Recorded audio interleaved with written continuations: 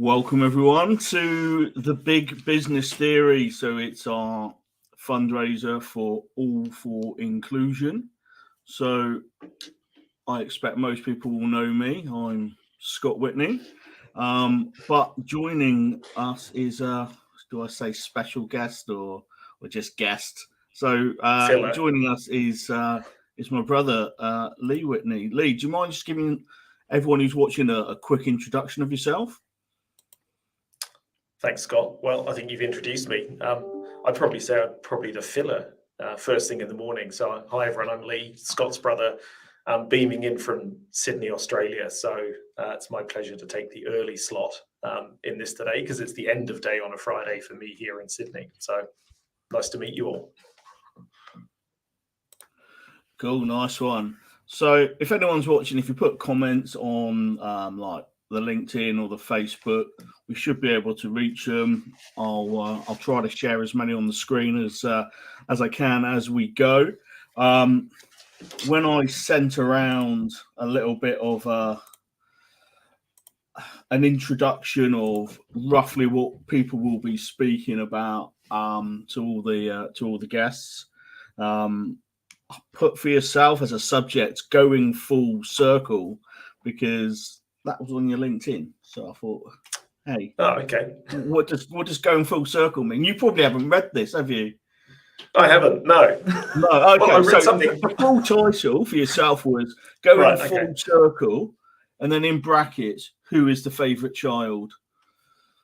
I remember I did see the who is the favourite child bit, and I wasn't sure if that was an explanation of what going full circle meant, or it was a second topic of conversation. It was just because I can remember kind of, I don't know, what would I have been, like 18 to 21, where mum had, like, I don't know, in her front room and kitchen, she had 3 photos of you and no photos of me. And the explanation was something along the lines of, but you haven't achieved anything yet, or you haven't done anything yet. So, or I might have been in one. It might have been me and you in one of when I was about 4 or 5, just to find something to put me up there. So I always to be fair, to be fair, you were 9 if I was 18. So I guess I'd lived twice as long as you to accumulate photos. I'm not sure what the photo count is now. It's been a while since I've been back. Maybe you've evened it out, or you're ahead now. I'm not sure. Oh no, I'm still not convinced. There was definitely the wedding photo, definitely the graduation photo. They were 2 that made the big wall in big print.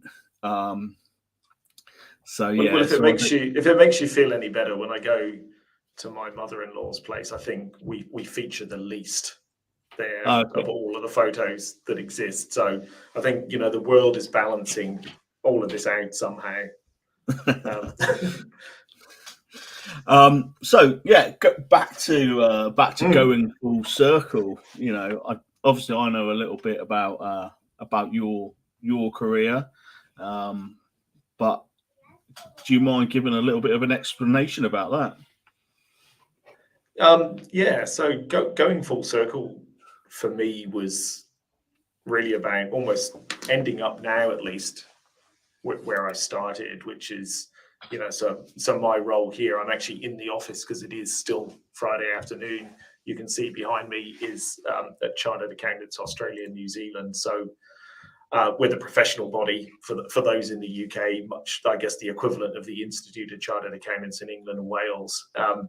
And I started my career as an accountant, and I was probably always one of those people that was a bit of a reluctant accountant, to be fair, but I always thought it was a great foundation for a career. And I don't know, I never really thought too much about whether I'd stay in it forever or do something different. And then I probably did it for about 10 years, and then opportunity knocked on the door in a number of different ways, and I ended up working in a whole range of different roles. in product management, in operations management, even in sales and relationship management, which I thought I'd never ever do, to be honest with you. Ended up changing companies a couple of times and ended up working here at Chartered Accountants again. And our CFO left a couple of years ago, and at quite short notice. And the CEO tapped me on the shoulder and said, "Would you mind doing that job that you used to do years ago again?" And it got a bit of a reputation here that I was the reluctant accountant, because I wasn't super keen to do it, if I'm honest, to start with. But ended up taking on the role and sort of been in and doing it now for a couple of years. So I ended up back where I started. But I think, for me, a lot of that was just about opportunities arising at different points in time and seizing them when they come up and making the right decision for what feels best for you at the time. Yeah, and kind of, I guess a lot of people stray away from kind of going back to where they started from, or in that sort of journey, I guess.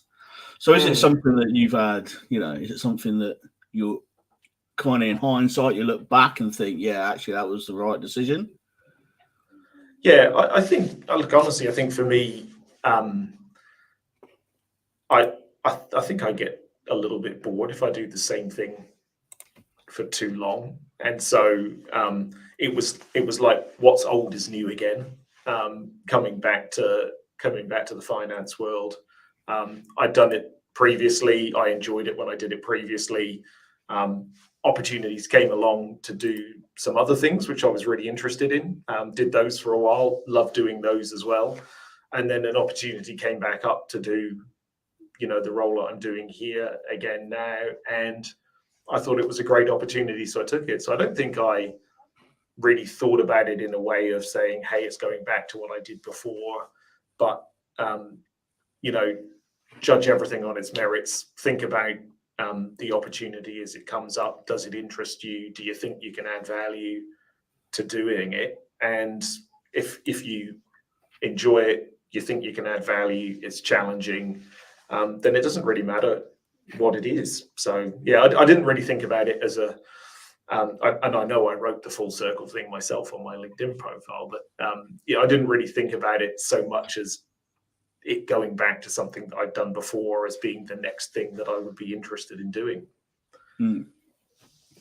And again, talking about going full circle, because it was the first thing you put on your LinkedIn, so it must be of major importance. Do you think you'll go full circle and regain your English accent at any point? Well, I think everyone here in Australia thinks I sound incredibly English. When I'm back in the UK, everyone thinks I sound Australian. So I'm not sure. I'm just a bit confused. I think it's definitely cosmopolitan. I think when I'm in Asia, I think if you take that as a neutral market and independent judge, most people say, "Oh, you're from Australia," but I think that's just because they know I've travelled from there. But I think a lot of people pick up bits of accents everywhere they go, and I've acquired a few over the years. Having said that, and I don't know if there's anyone listening, but Glaswegians never lose their accent. I've noticed. I've got some good friends here in Australia that are Glaswegian. They've been here for 20 odd years and they still sound exactly the same.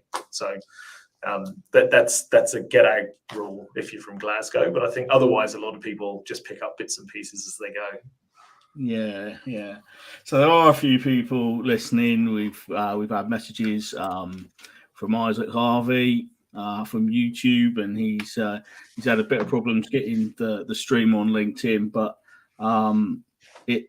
he's now put it is on LinkedIn. So there's Isaac there. It's showing it well there, and Jill's watching as well, saying let's get that sibling rivalry sorted out.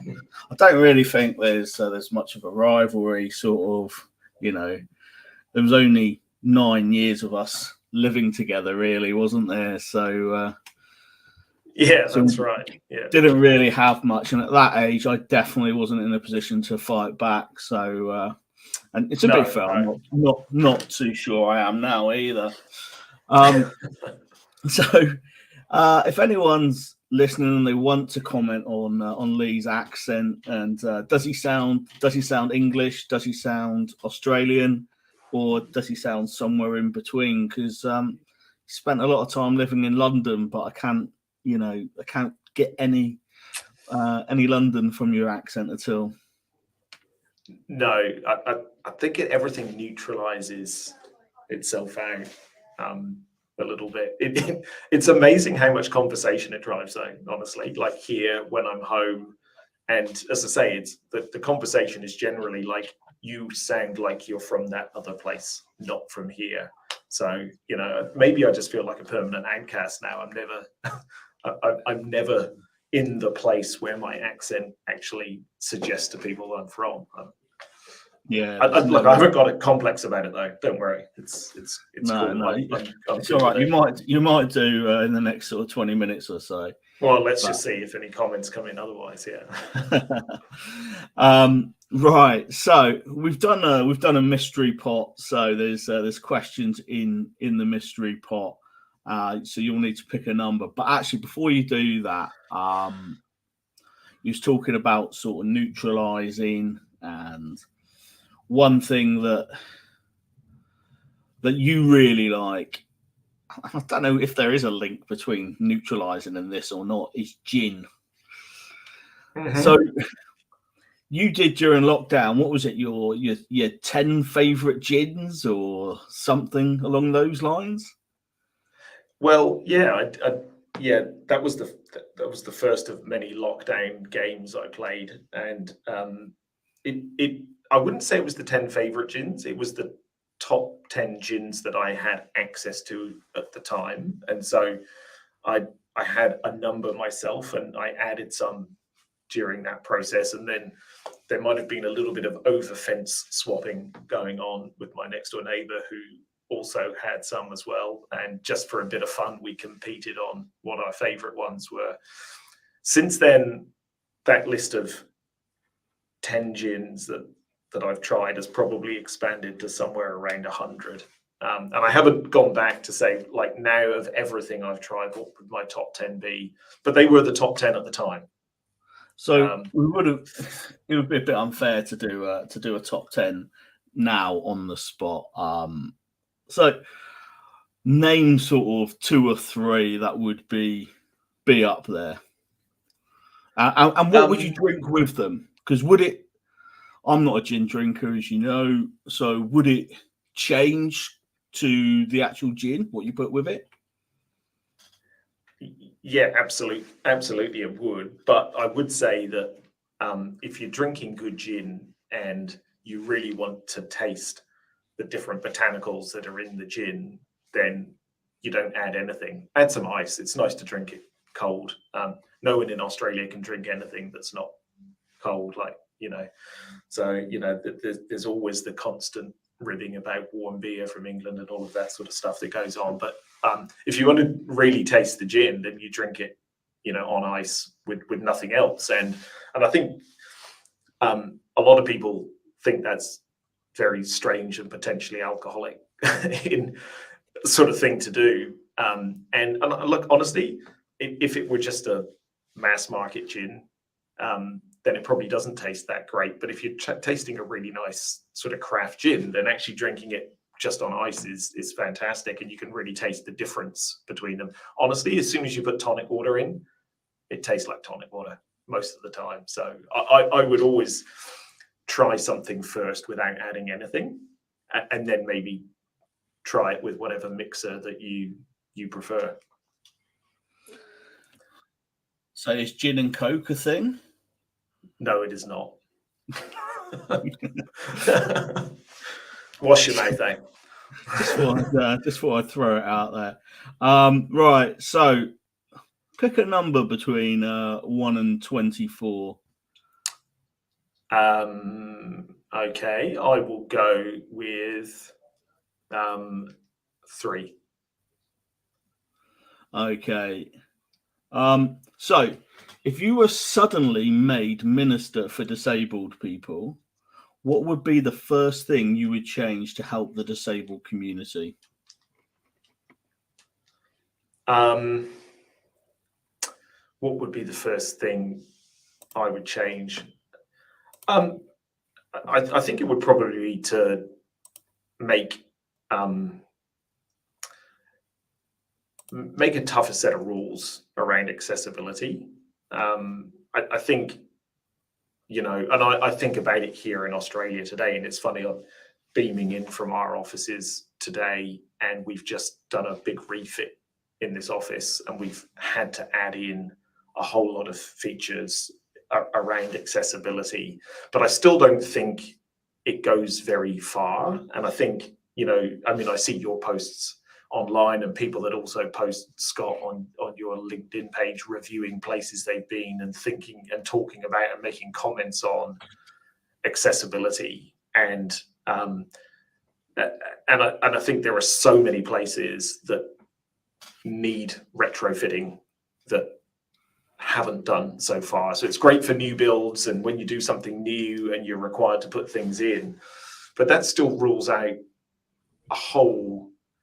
probably the vast majority of public spaces or different spaces from being easily accessible for people. So I think that would be one thing, thinking about, are there certain categories of location where you're just going to say, hey, I know this has been here forever, but you've just got to get this done.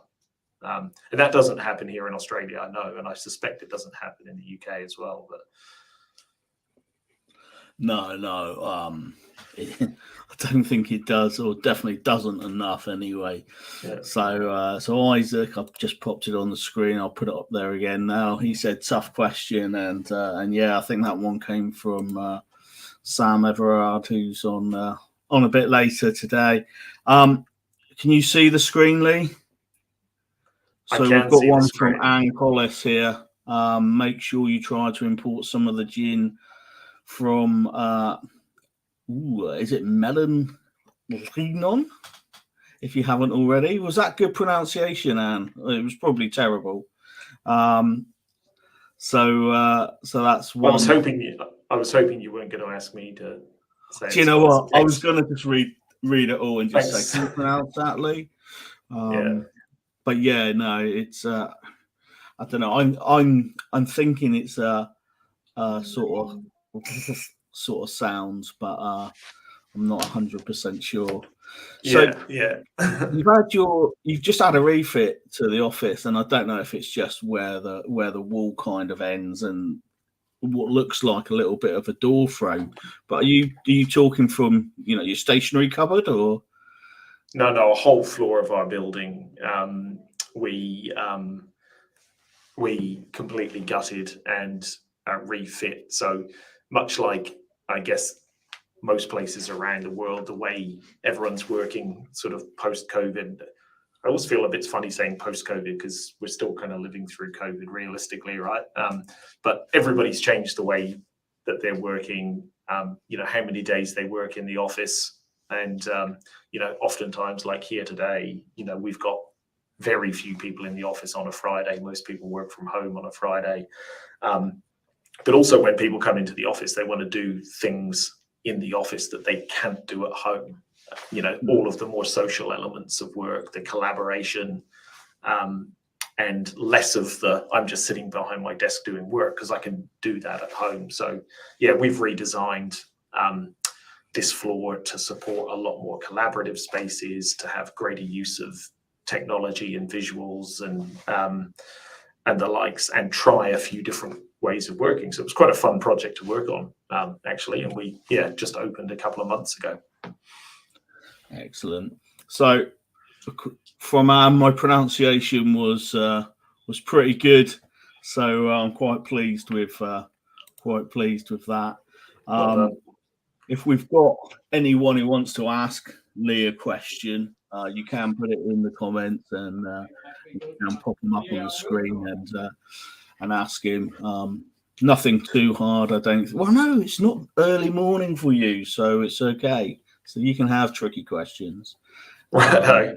like all the alternative point of view to that is that it's the end of a very long week. So, maybe take it easy. I don't know. So you said about working from home, which is something we're doing in the UK, but is working from home, are there businesses pushing back on it, trying to get people into offices? Are there businesses kind of fully embracing it? What's the kind of culture over there? I think there's all points on the spectrum, Scott, honestly. There are organizations that take a hard line and say, everyone needs to come back to the office. This thing is over, or at least all of the restrictions are over. So just everyone back in. There are others that are saying, actually, don't bother coming back in at all. Like, you're just as productive from home. We don't need you in. Actually, we don't need as much floor space. That's going to save us some money. We don't have to rent as much office space. So just keep going. And then there are organizations where we probably sit a little bit more, which is there are some things that you can do from home really effectively. So just keep doing them from home. But there are other things which aren't quite as effective from home. And look, I think, I've used a lot of the online collaboration tools through that period, and they were good alternatives, but they weren't quite as good. And so it's really valuable to come back in to do those things. And it's also really important to socialize, I think, with your team and your colleagues. And I think you are a little bit more effective. So we've kind of adopted the hybrid model a little bit more, where we're saying to people, look, we really want you in 2 days a week at least. If you want to come in more, that's fantastic, but 2 is fine. But then, I think in a tight employment market, which it is here at the moment as well, it's also a real selling point, like for organizations to potential employees. I think there's a greater demand for hybrid working. People don't want to come in every day anymore because they've proven through COVID that they can be really effective working from home. And so if you're an organization that says, actually, we don't need you or want you to come into the office every day of the week, then it actually makes you a little bit more attractive to potential employees. And at the moment, it's an employee's market, right? So you want to be able to attract them, and that might be one way of doing it. Yeah, definitely. And I'm sure there are some businesses that don't want people to be going home and want to keep them there. But yeah, the kind of like, do you think one reason why businesses don't adopt it is down to trust? I'm sure it is, and it really depends, I think, on whether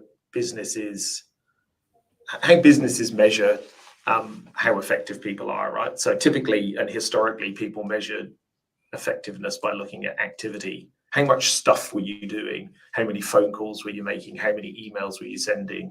How many of all those sorts of things? Whereas I think increasingly now the focus is more on output. And so by that outcome, sorry, I meant not output. Like, what are you achieving? And does it actually matter if you do things one way or another way, if you deliver the outcomes that the organization's looking for? So, and I think if you shift your mindset a little bit to focus on outcomes rather than activity, it takes away from the need to be in the office to seeing people doing things or just making sure that they can get the job done. Yeah. So we've got Mum. She is listening, but she had to work out how to add a comment. So after 20 minutes, we got there. Thank you for bringing me into your conversations, photos. The grandchildren are in pride of place now, and one each for you both. And that's Mum coming from LinkedIn, which she went on when she retired.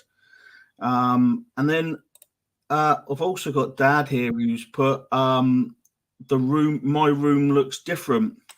Yeah, I don't have a piano. What I do have is a virtual background. So It's just probably it looks a little nicer than the room I've got with my spare wheelchair in the background and my hospital chair, kind of high back chair there. So whilst you're on, Lee, we can see Mel's popped in as well. I don't know, can you see Mel down the bottom? She's not on the screen yet. No, you can. Okay. What I'll do is I'll bring Mel in as well, so you can both be in for sort of 5 minutes. So you can meet Mel. Let's add her to the stream. So Mel is from, or not from, but lives in Bali. So we're going really with that sense of, let's not push people too hard early in the morning. Let's let people drift into it. So how you doing, Mel? You okay? Yeah, I'm very well, thank you. How are you? Yeah, not too bad, thanks. Not too bad. So have you kind of taken on where my brother sounds like he comes from with his accent? You might need to speak a little bit more, Lee. Does he sound English or Australian? Well, if I say good day, Mel, that probably leads everyone to think I sound more Australian just because that's what I say now. It's so funny. Everyone always thinks I'm Australian, but I'm from London, southeast, the Essex part of London. Right. Yeah. Well, Yeah. I think there are some similarities actually, weirdly, in the accent, and I guess if you're living up in Bali, there's so many people that go there from Australia that it might almost be a natural assumption that that's where you're from. It's like the back door of Australia in terms of holidays. So yeah, there is kind of like, I get why people think that I'm from Australia, because there is a bit of a twang to my accent for some reason. But then the Australians just come from the UK anyway. They're the prisoners of the UK, so makes sense. Yeah, a few centuries ago, but still, depending on what part of Australia you're from, you may sound more or less Australian, more or less English. Yeah. Hear me okay? Yeah, we got you fine. Yeah. Okay, perfect. Because like one of my earphones went out, but as long as you can hear me, that's fantastic. Yeah, that's good. So what made you decide on making home in Bali, Mel? On Soul's Calling, which has been a continual thing in my journey since I started my journey in 2017. It was actually, I'm very into like numerology and astrology. I'm very spiritual in that sense. And in 2020, it was my personal year 7 in numerology. And my numerologist said, this is a year for you to rest, reflect, go into nature, go within and do your spiritual work, attract everything, pursue nothing. And as soon as she said go into nature, my soul was like, go to Bali. And I'd never looked into Bali before. I knew people in my wider business community that were there, but I'd never really looked into it. And I was like, okay, I'll go to Bali. And I only planned to be here for 4 months. I got here 2 days before the borders shut, and the global shit show happened. And the longer I stayed here, the more I knew in my body and my soul that this was home and this was where I was going to have my family when my man ends up coming along and co-creating with me. And I've just been laying the foundation since. My mum packed up my flat in London in 2021 for me because I was unable to go back because I haven't got the jab, so I wouldn't have been able to come back to Indonesia. And I'm just like doing my thing. Like, we all don't really know what the fuck we're doing, but I'm just like building stuff out and following what makes me feel good and the happiness and the magic and the happiness and the magic. Well, Mel's camera's just frozen a little bit there. There you go. Your camera froze a little bit. You're back. Cool. So before we move on to me and Mel sort of talking, Lee, have you got a question for Mel just before you shoot? Oh gosh, I didn't realise that was part of the deal as well as putting one into the pot, Scott. But no, well, to be fair, I just made it up then. Oh, So okay, all right. Well, fair I didn't enough. realise it was part of the deal either. Yeah. Oh, well, look, I mean, I think, maybe let's to sort of follow on with the Bali piece. And, you mentioned you didn't think you'd be there for more than 4 months. The world kind of decided differently for you. And now you're kind of making it your home. Do you think it's home forever, or do you think there's another place that the world will take you? I definitely feel like this is where I do want to have my family. I love the Balinese people. They're very community centric. They're very connected to the land, and they're also very connected to spirit as well, which is a big thing that the Western society is missing. And this is what I want to bring my children up around, really understanding and knowing the land and connecting to their spirit. However, I do feel like I will go other places like Hawaii. There's a part of me that wishes to go and explore Hawaii, and places that are very sort of more native and connected to the land in that sense. But yeah, this will definitely be a home base. I see myself. I'm very much a future thinker as well, because I've got a lot of Capricorn in my chart. So I think like here, I'm gonna most likely spend about 6 to 8 months a year here, and then the rest of the time travel around, see my family, see his family wherever they live, and travel with the kids. Like that's the kind of life that I want to build, is like really giving my children like a world view education rather than your typical mainstream stuff, because I personally don't believe in that myself. But yeah, I see my home being here. Cool. Sounds good. Well, best of luck with all of that. And look, I think it's great. I mean, it's funny, even in like the Western cultures, like say here in Australia or in New Zealand, when you spend a bit of time and you get the opportunity to spend a bit of time with the Indigenous people, and you actually understand their connection to land, and it's really, really deep in New Zealand, and actually it is also the same here in Australia. It's just that those cultures have been drowned out so much over time that you actually appreciate that it's the Western culture that's come in that's changed these places, and it's not the natural way of being. So I think, your plan or your direction or you're following your spirit sounds awesome. So best of luck with that. And I will say goodbye, Scott. Best of luck for the rest of the day. I saw the lineup is an awesome lineup you've got today, so I'm sure this will be fantastic. I'll try and beam in a little bit later to view. I'm actually taking the boys off to water polo now, so I've got to race home and get in the car. But I might be able to take the laptop with me and turn on there, and they can watch it in between games. Excellent. Well, Mum said good night, Lee, but it's not quite good night, is it, for you? But right, I'll kick you out of your stationary cupboard, Lee, let you get back off. Thank you very much. Later. Cheers. Bye. Cheers. So right, so that was my brother. Oh, we've got Anne saying good. Thanks, Lee. Good to meet you. Enjoy the gins. Is gin one of your drinks, Mel? If I was to choose a spirit, it would be gin. I like pink gin. Yeah. I find with like when drinking spirits, the clear spirits give me a much better hangover than what the darker spirits do. And when I drink the clear spirits without mixer as well, I get a much better hangover. So I'm more of a like straight vodka, straight gin, straight tequila kind of person. When you say better hangover, do you mean like you want a real stonker of a hangover, or do you just mean it's a nice day?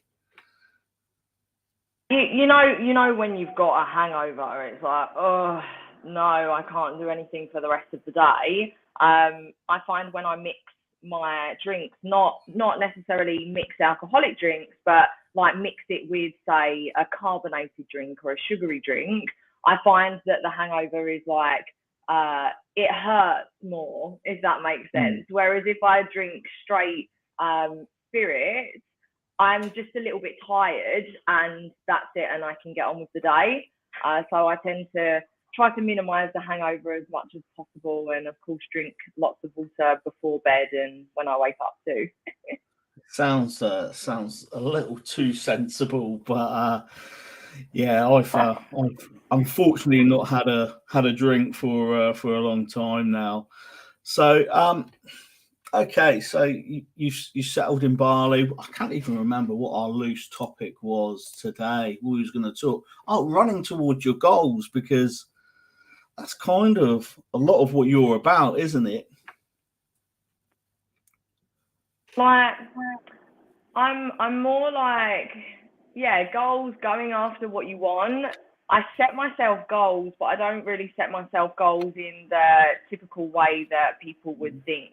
Like setting a goal and I want to hit the goal by this date and do this by this date. Like, I've got things that I wish to achieve for myself, but I don't put a time limit on there, because I'm in full trust that it will happen in divine timing as and when is right for me. So I'm just all about like really understanding what it is that you want out of life, like you, not what society tells you want, not what the schooling system says that you should be, not what, you know, your mum, dad, brother, sister says how you should live. Like, I'm all about understanding what you want, because you've come here, we have all come here to live our lives in our own unique expression, and to live our lives in its fullest expression. And unfortunately, the system really brings that down and like puts us in a box and tells us that we should live this certain way. And I'm not about that. Like, I'm all about liberation and living your life exactly how you want, true to you. So I've led the way myself and created that for myself, and like blossomed into who you see today. I used to be depressed and anxious and very unhealthy.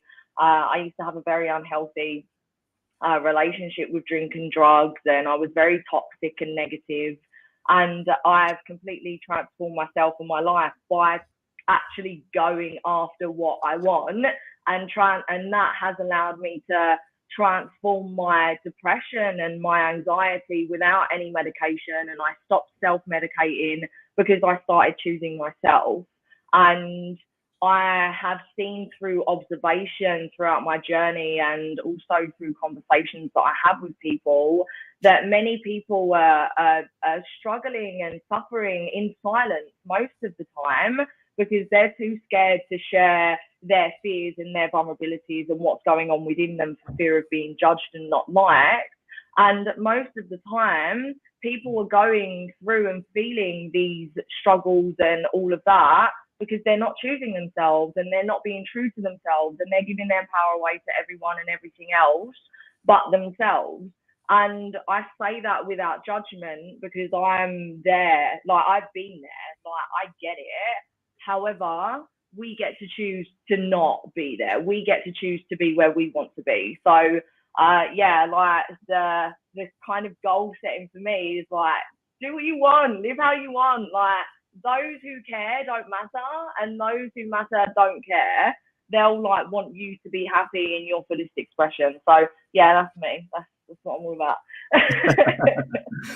Yeah, because like a lot of your posts will be about sort of like taking that first step, driving and going in the direction that I guess you want to go in, not what, you know, remove the shackles, remove what's sort of holding you back.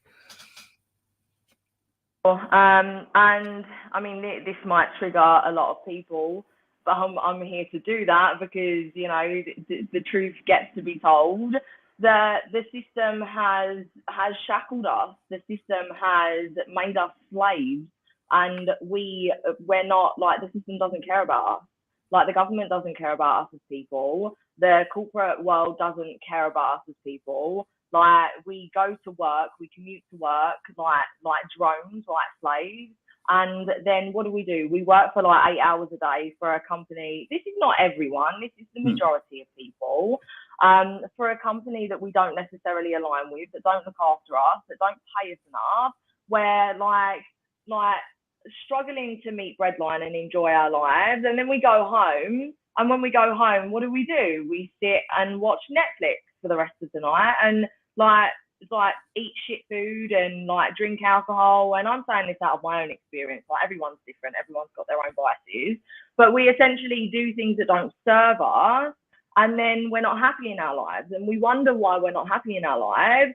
And it's because we're not doing anything to create the life it is that we want, and we're going along with this system, right? And like, I say all of this without judgment and with full love and with full compassion and with full understanding, because I've been there.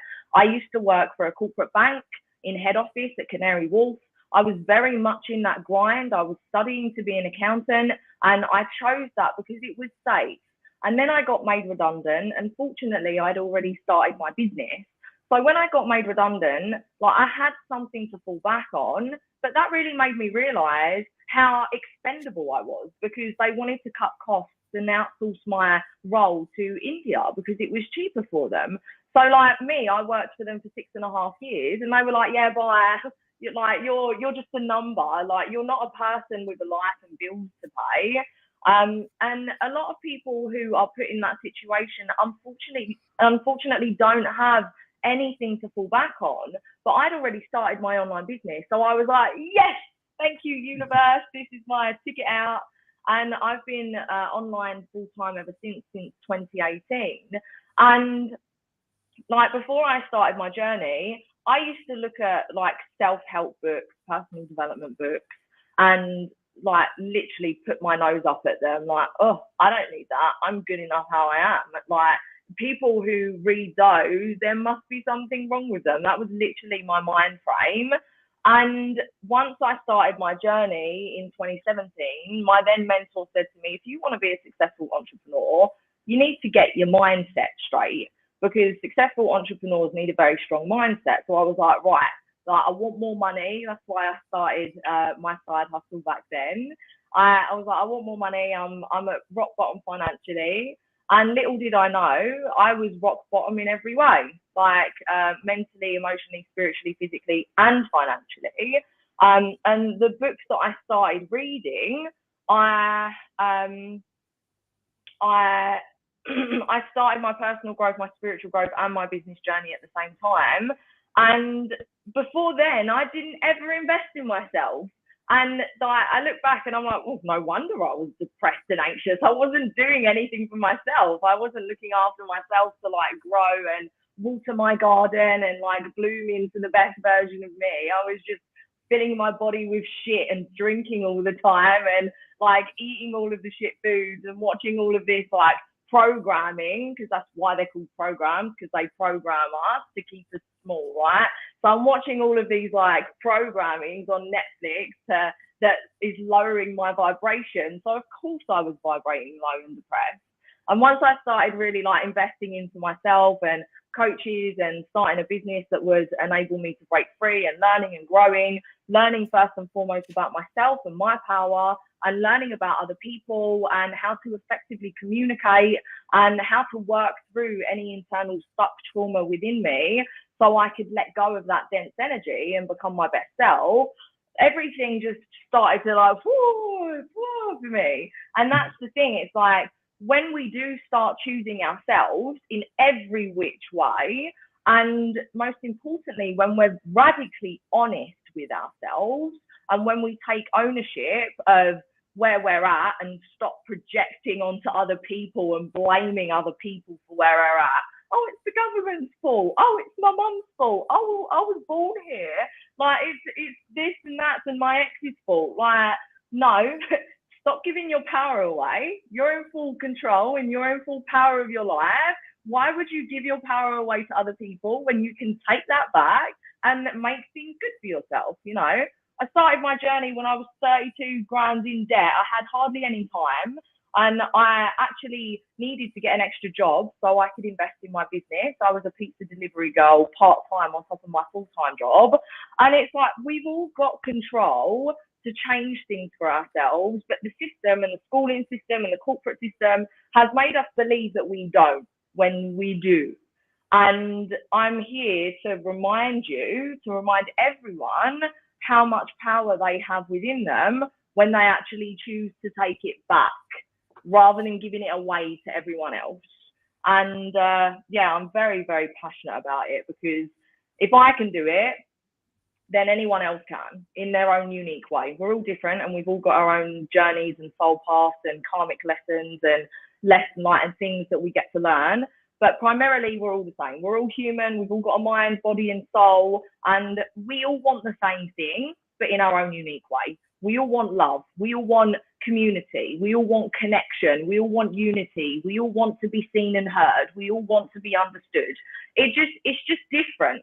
It's different for me, it's different for you, but what's important is to understand, what does that mean to me, so I can effectively make that happen in my life and in my relationships.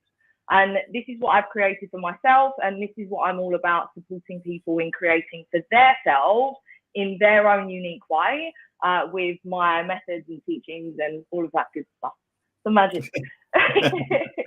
Excellent. So I'm just going to bring up a couple of the comments from people we've got here.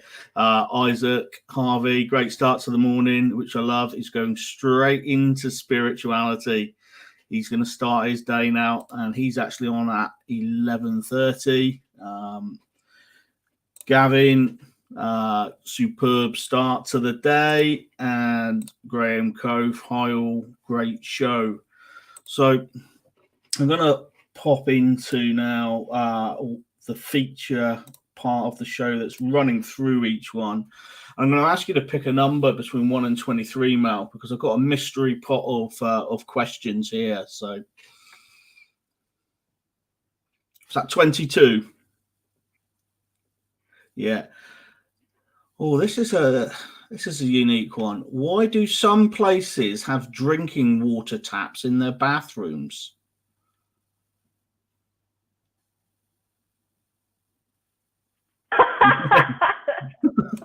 Why? Yeah, that's it. I have no idea.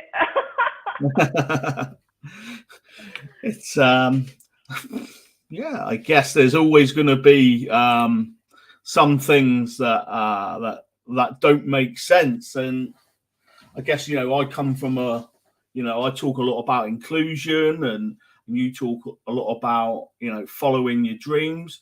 So I guess people who don't follow their dreams are doing things that don't make sense. And from my perspective, if you're not being inclusive and being accessible, you're cutting off 20% of your business opportunities. And to me, that doesn't make sense. So let's spin the question. What really doesn't make sense to you? Me.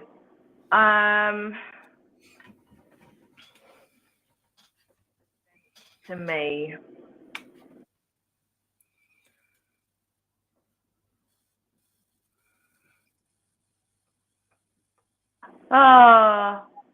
You've really put me on the spot here. What doesn't make sense? Oh, I'll tell you, we might have an answer to the actual question, actually. I'm not sure who this is. It's just come up as LinkedIn user. Apparently, if it comes from the mains directly or indirectly, it's drinking water. If it's not from the mains, it's not for drinking.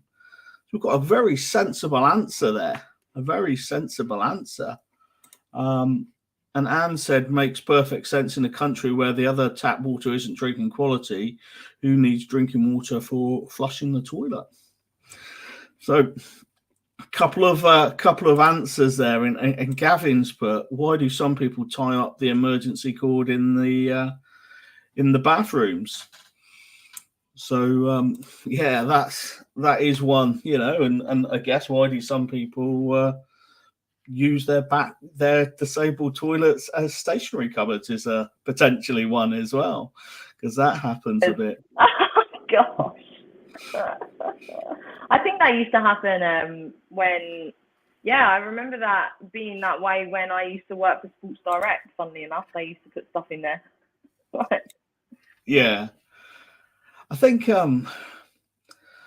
unless you've kind of lived a life and you've, in a sense, walked in someone's shoes or seen it from their perspective, you don't think about how things can impact people, but everything you do has an impact.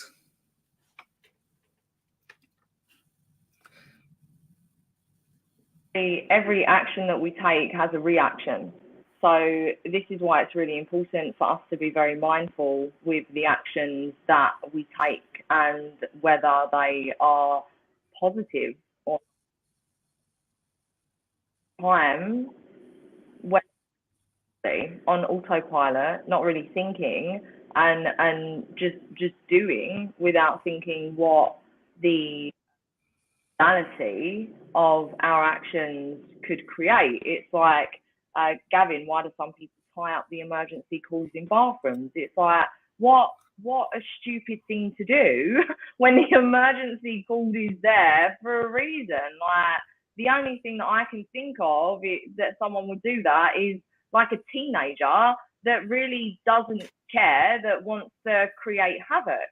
And then that comes down to like the parenting, like where is the mindfulness when it comes to the parenting in teaching our children like respect and understanding and love and compassion.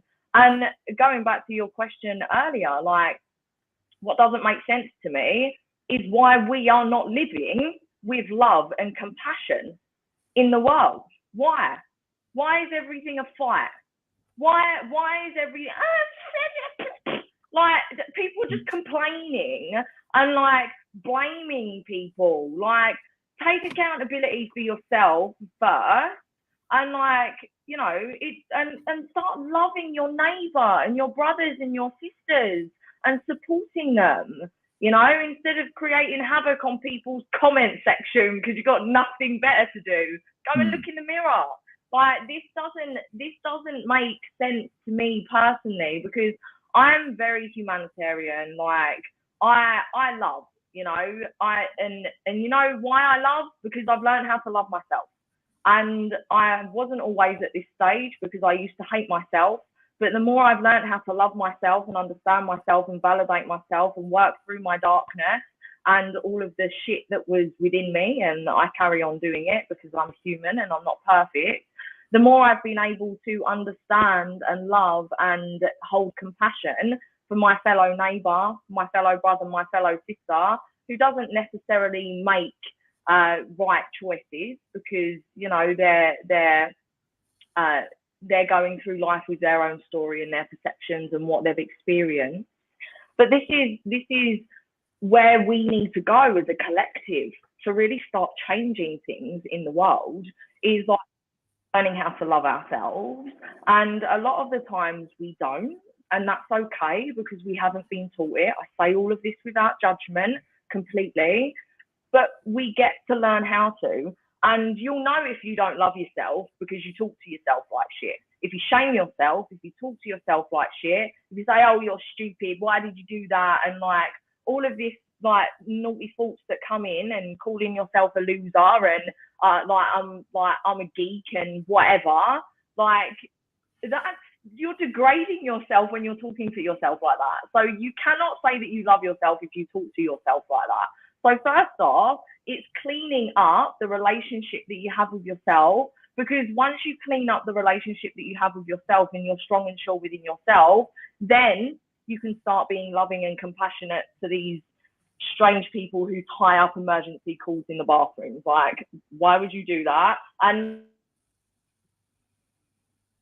called, instead of looking at it like, why would someone do that? Oh my God, and just leaving it there and not doing anything. It's like untying it. I'm sending them love, because we are energetic beings as well. So if we have intention to send people love and good energy too. So yeah, I go on a tangent. Once I start, I'm just like blah blah blah. But I guess that's the thing. It's like it's one thing to for someone to tie it up, but then it's another thing to leave it tied up, and you know, you walk away kind of going, who was that, you know, idiot that tied it up? And you know, the next question is, well, who was that idiot that chose to leave it tied up? So yeah, Like, or if you see someone throw trash on the floor, it's like, instead of like, why'd they do that for? Because that, you holding on to that negative energy within you is only going to negatively affect you.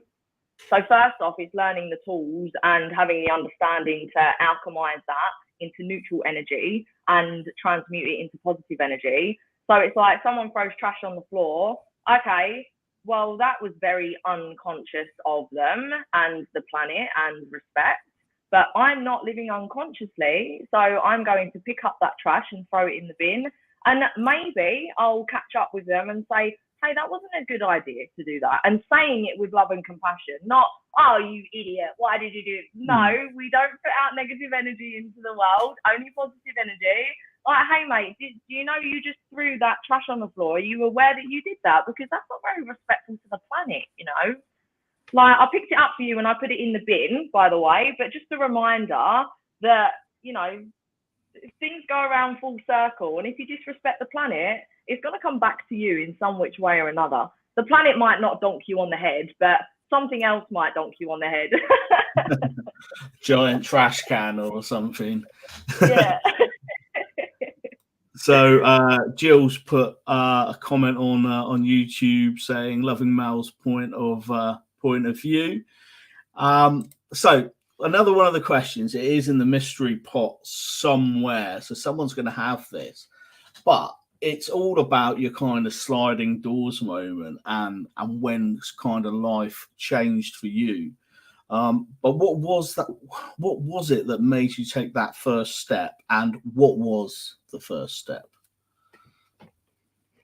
I truthfully, I wasn't looking for this. I wasn't looking to do this. Like I said, I was very much stuck in the matrix and the safe way of doing things. That's why I went for the bank, because apparently working for a bank is safe. No, it's not.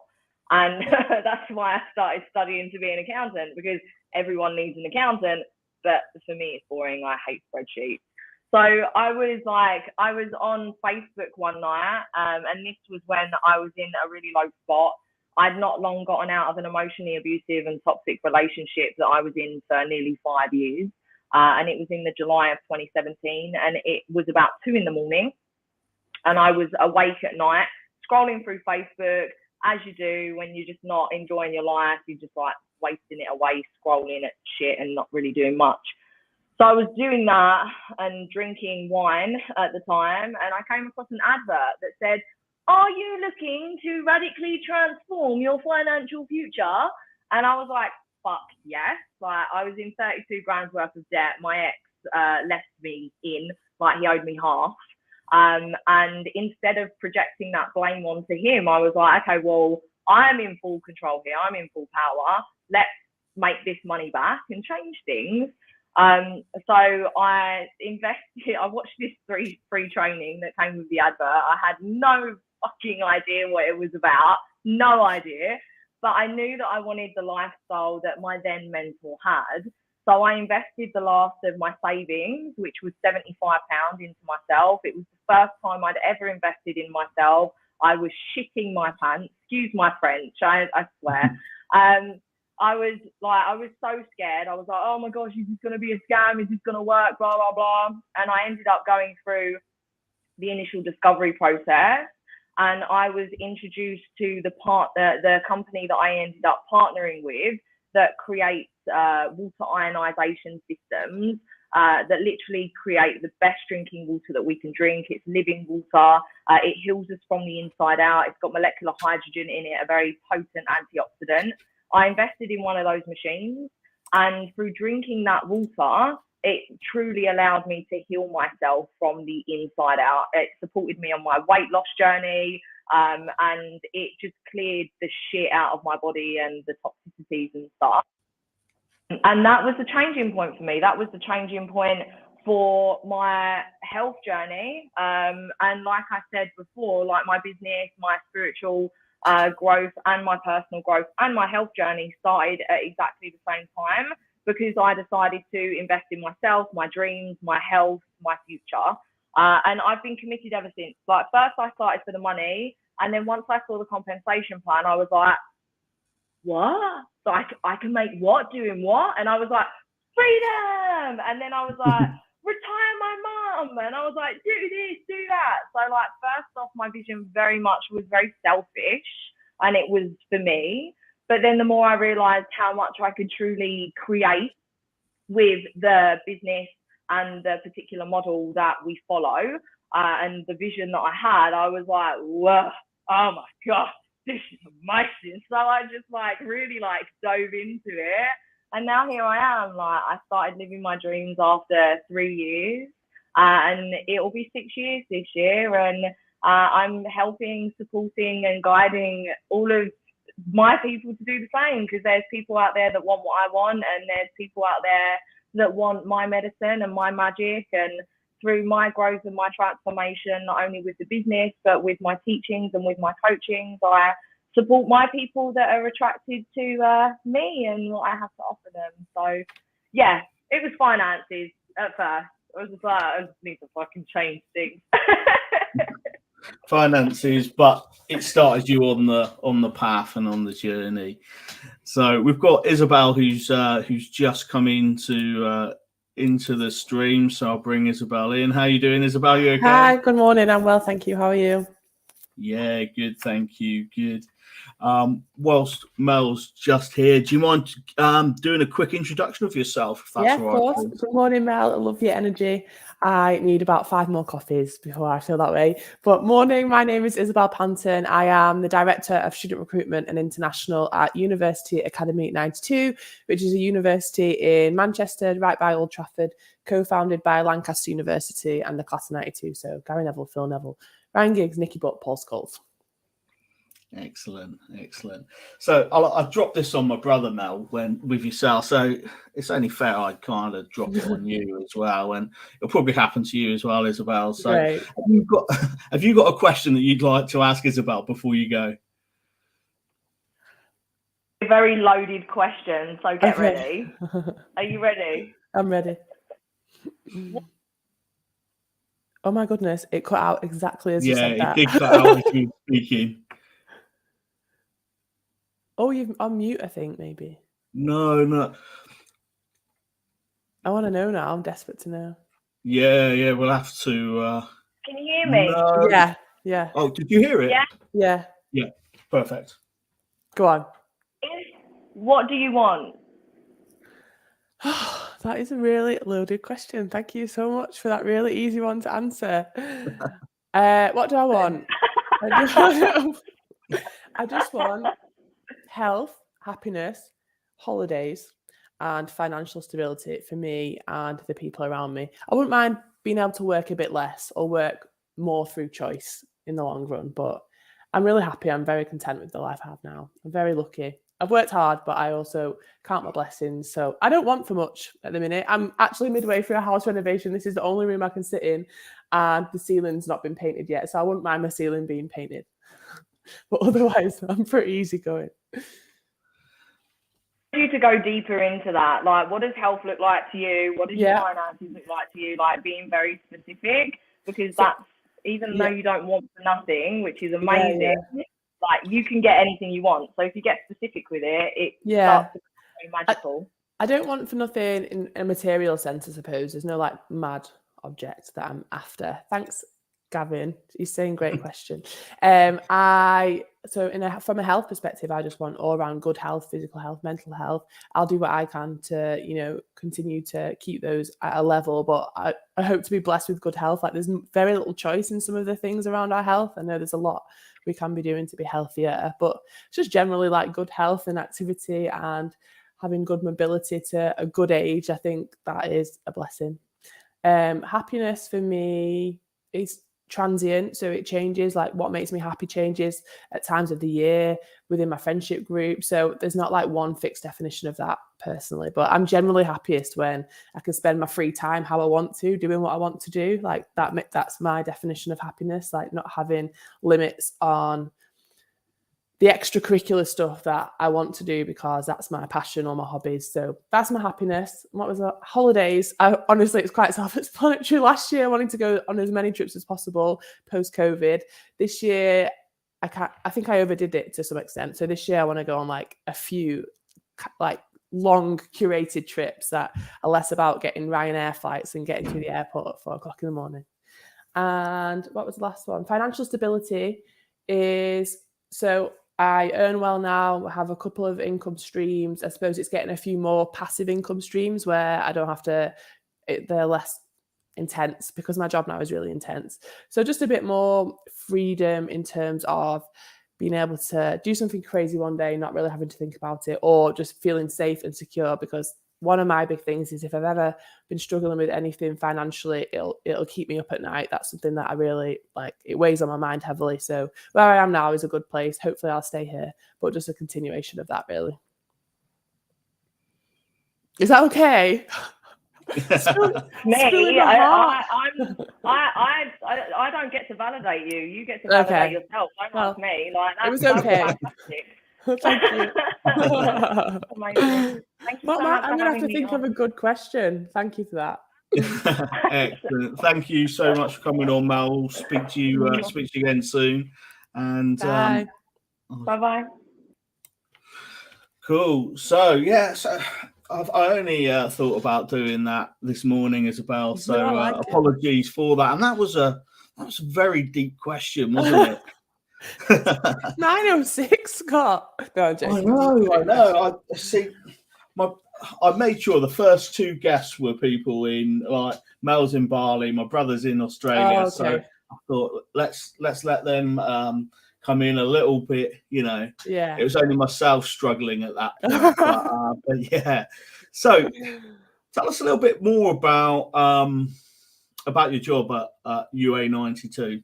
Yeah, happily. So as I said before, I'm Director of Student Recruitment. So essentially, I'm responsible for getting all of our potential students to join the institution, which might sound easy because it's quite a cool sounding brand and we've got cool co-founders, but it's actually really difficult because we're quite a small institution. And imagine the university sector is humongous. So we're always trying to build our brand and our reputation, but much more than that, our focus is on widening participation in higher education. So being an accessible University Academy 92. And that's one of the things that I suppose I'm most proud of and is most intrinsically rewarding in my role, where I'm responsible for recruitment onto our undergraduate courses, our boot camps, our apprenticeships in our traditional sector, so schools and colleges, but also in the community groups too. So youth zones, boxing clubs, barbershops, the mosque, the church, Green Roots Footy, wherever young people are going to be recreational or just have a good time. That's where we're existing because we're trying to actually be physically in the community and build trust. And then I also look after our international recruitment too. So we've got some big plans around our global strategy and how we're going to expand over the next sort of 5 years. So that's a big learning curve for me, but I really enjoy it, to be honest.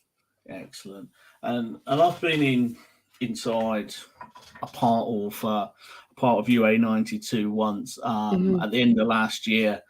And it really is, you kind of go in and it's a big wide space. The lifts, like, obviously I'm talking about from an accessibility perspective as a wheelchair user, but the lifts are big. And then you've got none of this pulling your shoulders in to kind of move around, and you've got, and I can't remember what they called them, but your kind of sensory rooms as well, your hubs. And we have, so our campus is a certified accessible campus, which is a qualification you can get depending on how accessible your building is. And we're proud that we really are. But a high proportion of our students also disclose a disability to us at the time of application and after enrollment. So we have to accommodate our students. It's a non-negotiable. There's no question of getting into a lift and being squeezed in there. That it just wouldn't be appropriate or fair. No. So let's have a look at a couple of the comments here. We've got Andy saying, loving all the positivity this morning, just what I need. And knowing Andy, he's probably on about his third or fourth cup of coffee as well. And Gavin just said, bravo, Mel, for earlier. So obviously diversity is a big part of your workplace. What is it like kind of outside of work in social circles? For me personally? Yeah. It's quite unusual, to be honest, because I suppose I have 3 very clear separate friendship groups. So I have my university friends who live in the northeast because I went to Northumbria University, and we catch up maybe once a quarter, and we're all at really different stages of our life, which I think is good. And then I have my home friends. So I live in Rosendale, which is about an hour out. And I'm just recognizing that I've gone purple on the screen. I haven't actually touched anything. No, I just thought if I try to put you on big, it might. Let me see if I remove you from the feed and put you back in. Okay. Let's see if that clears it. No, it didn't. Well, I'm purple today. Let me just stop my camera and then. No, bizarre. No. How bizarre. It's my favourite colour. It's not really doing me any favours right now, but we'll just roll with it. So, and then I have my home friends. I live in Rosendale, which is about an hour out of Manchester. And then I have like my Manchester sort of ex-colleagues, corporate scene friends. So socially for me, I have a very full social life. My friends call me like just busy Izzy because I'm always busy. And I'm actively trying to be less busy, to be quite honest with you, because I fill my time normally. I fill my week, I fill my bank holidays with plans. And I think there's a lot to be said for some rest and to recharge my social battery. I'm a very sociable person, but sometimes you just got to have some time to yourself, some solitude. Yeah, definitely. And I think, it's getting that balance, isn't it? Because, if you're sat at home all the time and you're not doing a lot, you can then become tired from doing nothing as well. Yeah. So getting out and doing things. And it's one of the things that probably I regret most in my life is actually not doing as much early and kind of saving it for retirement. And then obviously my life just switched around in 2020. So you spoke about holidays. What's your favorite place you've been, and what's on your bucket list where you really, really want to go? My favorite place was the Amalfi Coast, when we went all along the Amalfi Coast, because I've done a lot of Europe and it's so beautiful. It's like unmatched beautiful, the Amalfi Coast, I think. And then bucket list, I think I used to say the Maldives, but I just think that's because that's what everyone wanted to say. I think I really want to go to Hawaii. That's my bucket list. That'd be amazing, but I wouldn't want to rush it. So it'd have to be over like a month or 3 weeks at least, I think. I don't want to just do like long haul, jump on, jump off kind of thing. What about you? Where's yours? Oh, so I've been to the Amalfi Coast as well, and I think that's amazing. It's I spent just over a week in South Africa. Oh wow! Building houses. I was on over there with a charity, so we spent some time each day kind of building the houses. Some time with the community. Either going into schools or going into to a village and things. So that would definitely be my number one. And I've always wanted to go like to Iceland. And you can get these, I guess over here we have like cabins in the woods type of thing, but this would be somewhere with, I guess, like a glass roof. Oh, I've seen it. Yeah. Somewhere like that, just nice and quiet. Just stay there for, I don't know, a weekend. Not do a lot, but hopefully get some good sky. Yeah, Groupon do some good Reykjavik trips if you have on there. Yeah, definitely. So I'm going to ask you, like I'm asking everyone, to pick a number now. I've got a mystery pot of questions. So I've got numbers 1 to 22 because I'm deleting them as they get used. So that's why they get smaller as they go. So any number between 1 and 22. I will go for number 1. Number 1. Okay. Who is your biggest inspiration and why? Oh, this is going to sound so cheesy. Do you want a cheese answer or do you want some sort of corporate answer? No, I'll give you cheese. Nah, cheese, definitely cheese, no corporate. So it's cyclical. So my nana Beryl was the first in her family to come to the UK to be a nurse. She came from Jamaica. She came on her own. She was 18 years old. She came in the clothes on her back. She came with nothing. And I call her like the pioneer of the family, the first and only different, the first to break the barriers, to deal with absolutely abhorrent abuse in the UK when she got here, and really created a life for us all, created sort of a sense of family. So she's my inspiration, I suppose, in terms of who I'm trying to embody and become, and the impact I'm trying to make. And if I'm ever having a tough time, I think to myself, was this ever as tough as her experience? Probably not. But then I suppose the cyclical element is that my younger sisters, I have two sisters, Emily and Sophie. One's 2 years younger than me, one's 10 years younger than me.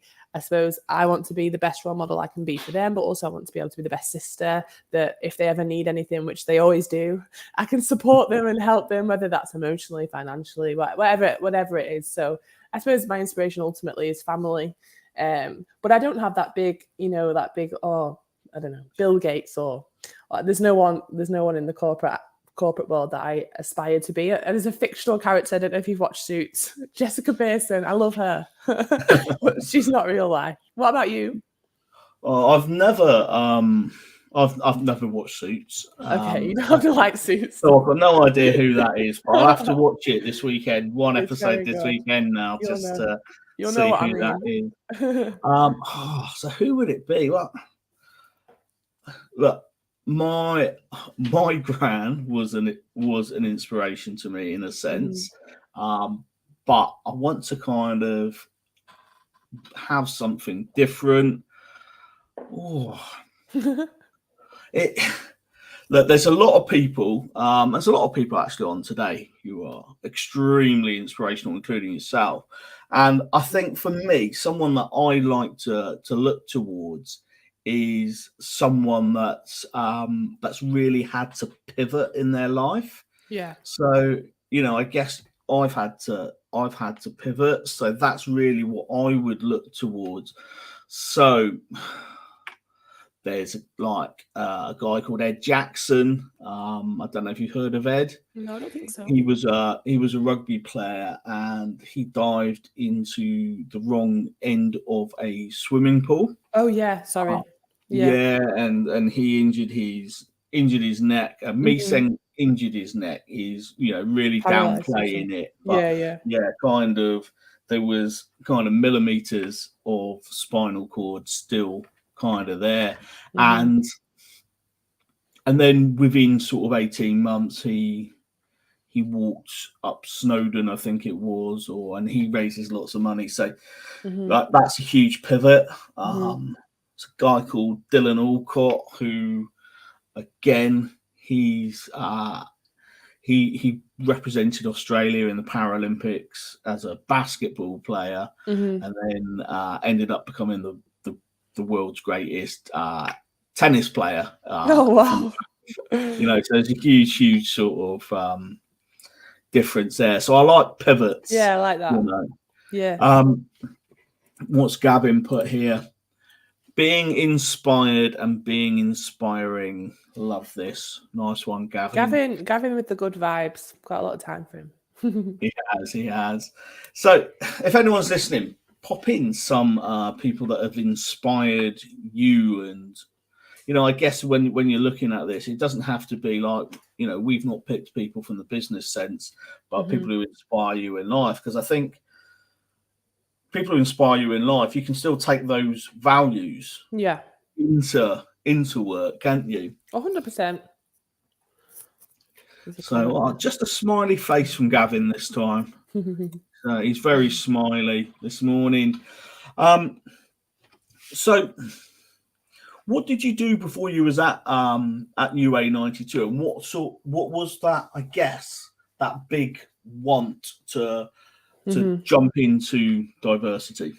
I suppose it is a pivot, like you say, not in a time of adversity per se, but just because I knew that I wanted take my commercial skill set and give it to something that was more rewarding from a community perspective and more intrinsically rewarding. So I'd worked in a big tech company in Manchester. I'd worked in the automotive industry, in the aesthetic device industry, in branding, but they were all commercial roles. So I just worked my way up in every role, from like an entry level commercial role to running that department or running the sales academy, or helping around sort of recruitment and recruitment strategy and retention. And basically, most people would not see that as pivoting into something in higher education, because it's notoriously difficult to get into. In terms of, most people in higher education in the sector will join in maybe an entry-level role and then work their way up over a period of time. So for me to go in as a head of at the time was sort of not unheard of, but probably almost unheard of. And the confidence I had to apply for that role was because I had heard of UA92 a few years prior. I knew it was coming to Manchester, and I'd sort of waited for the right opportunity to apply. And I have this thing called a unicorn list, which is companies that I would love to work for one day. Obviously, I'm really happy where I am now, so I'm not going to share the list, but the role became available a year prior. I'd sat next to the director of marketing at a wedding by chance, and I'd been speaking to her about it, and she told me all about it. And so I think I'm a big advocate for trusting the timing of things and trusting the process, but also for like making your life easier by networking actively all the time without any intention, because probably one day it's going to come back and help you make that pivot or that change or that career change. And then I applied, and I think most people probably would have looked at that job spec and thought, oh, I don't have the skill set for that, or I only have maybe 30% of what's required or desirable. But I just thought, do you know what, I've got nothing to lose. Let me write the best application I've ever done. Take my time with it. And I really did. And here I am, nearly 2.5 years on. Loving it. Excellent. And I think, when it comes to going in, there are a lot of people that go, right, I'm going to be put off by going in for this role because maybe they don't recognize those transferable skills. Yeah.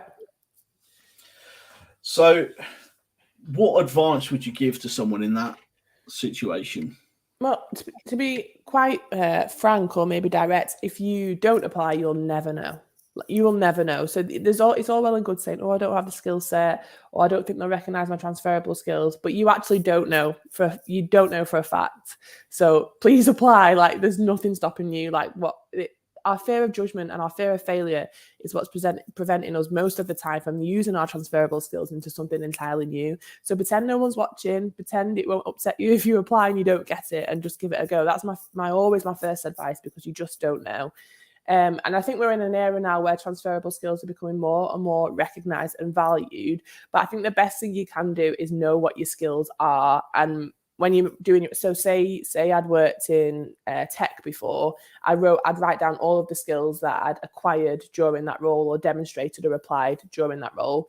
And then I'd think really hard about how that applied to education. So say I was a good strategist as a result of the technical elements of my role previously. I would think about how that strategy skill then applied to education, and have a really clear example written out for me personally, just to reaffirm that to myself, because much of it is just sort of our unconscious competence and our conscious competence, and just trying to evidence to ourselves that we are very capable, and these transferable skills will help us get roles. But in the era of equality, diversity, inclusion within recruitment and within recruitment strategies, I think hiring managers are recognising more than ever that if you want a truly diverse workforce, it doesn't just come with diversity of race, religion, gender, anything like that. It comes with diversity of thought and ideas, experience in industries. So there's a lot more emphasis, I think, in being recognised that this lady has never worked in this industry, but she has done this, and this will really help us solve this business problem.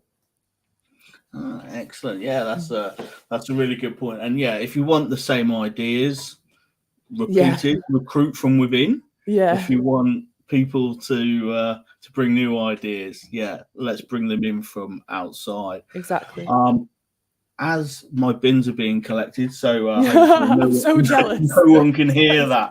I'm going to bring Rich in, because I like to bring people in a few minutes early so people can get to meet each other whilst they're on here and have a little bit of a chat. So, Richard, how are you doing? Good morning from a very busy Helston this morning, as we are broadcasting and have been broadcasting live since 6 o'clock this morning. Wow. I know what I was doing at 6 o'clock this morning, and it wasn't anything awake. Good morning, Richard. So- I would just like to apologise for my purple screen. We don't know what's happening, but I'm purple today. I thought it was a special effect, and I quite like it. I was thinking maybe I could, because rewind's a purple colour. So I was wondering how I get that on my filter. It's just happened. Do you mind doing a bit of an introduction of yourself, Richard, please? Yeah, so my name's Richard Woods. I am the managing director of a radio station. We employ around 23 staff. We started less than 2 years ago. It was just me going out, knocking on the door saying, hey, see this logo here? Would you like to buy from this logo? Because we want to sell you some advertising. Some businesses got on board. I partner with Jamie Reed, who is brilliant at programming. He is phenomenal at the creative stuff. Our station sounds great, it looks great, and my job is to make sure that we can keep it running from a business point of view, which includes the hiring and sometimes the firing. Yeah. And is there any question? I'm going to fire it. Oh, is that fair to fire it back from you to Isabel? I don't know. Well, no. I want. Excuse the noise in the background if you can hear it, because there's a big street procession going past me at the moment, which is a bit different to the sound of a bin wagon. Yeah. Well, it was the glass bin that I think was being tipped up, so it might not have been too different. So, have you got it? I know you've got a filter up at the minute, or a background up at the minute, Richard. Is it? Are you in a building at the minute, or are you outside? Let me see if I can quickly get you out there so you can have a quick look. Right, here we go.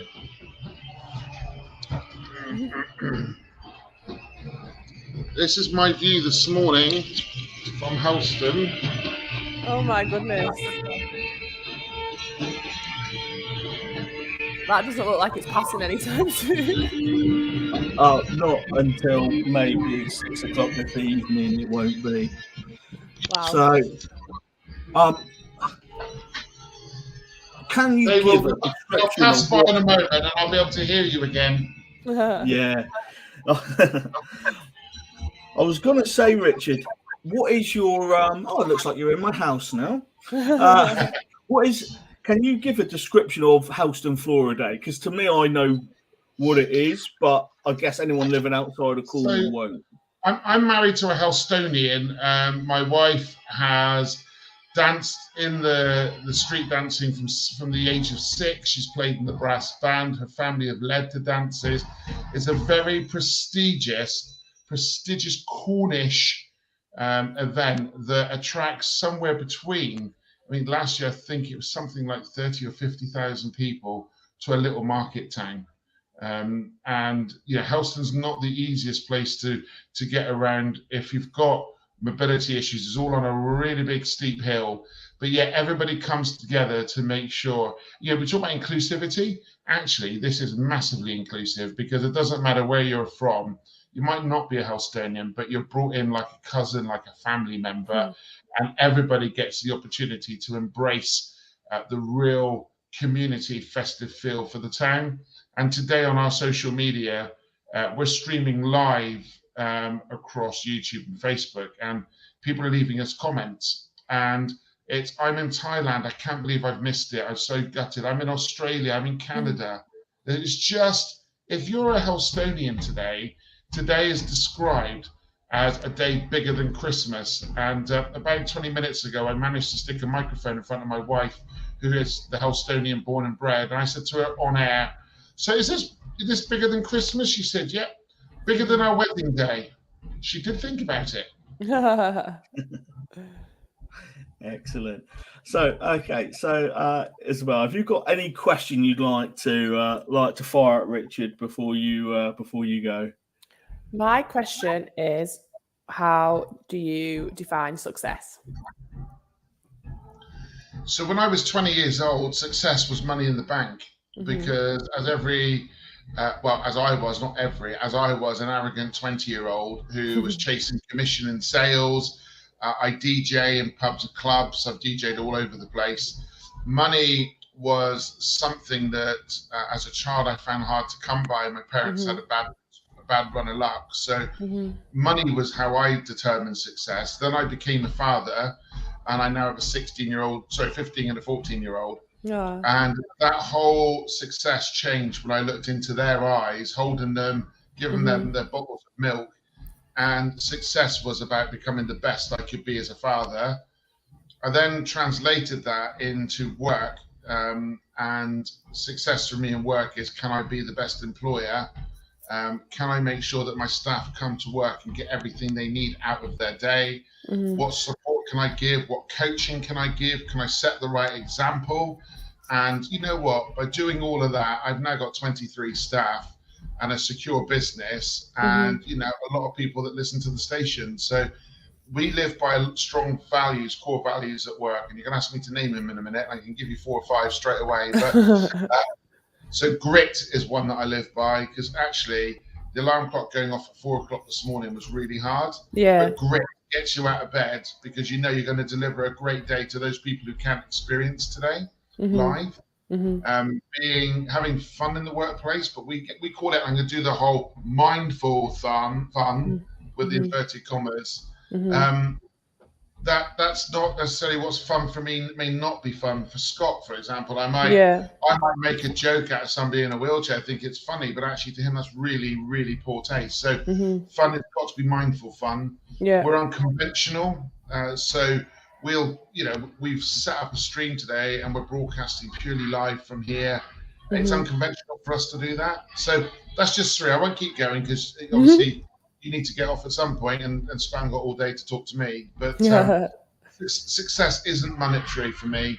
Success is, Scott he said, can you do this for me? And I said, of course I can. It's about giving back. Can I support him? He's on a massive, and respect to you, a massive drive at the moment, all about inclusion and inclusion in many different ways. I really loved your comment just now.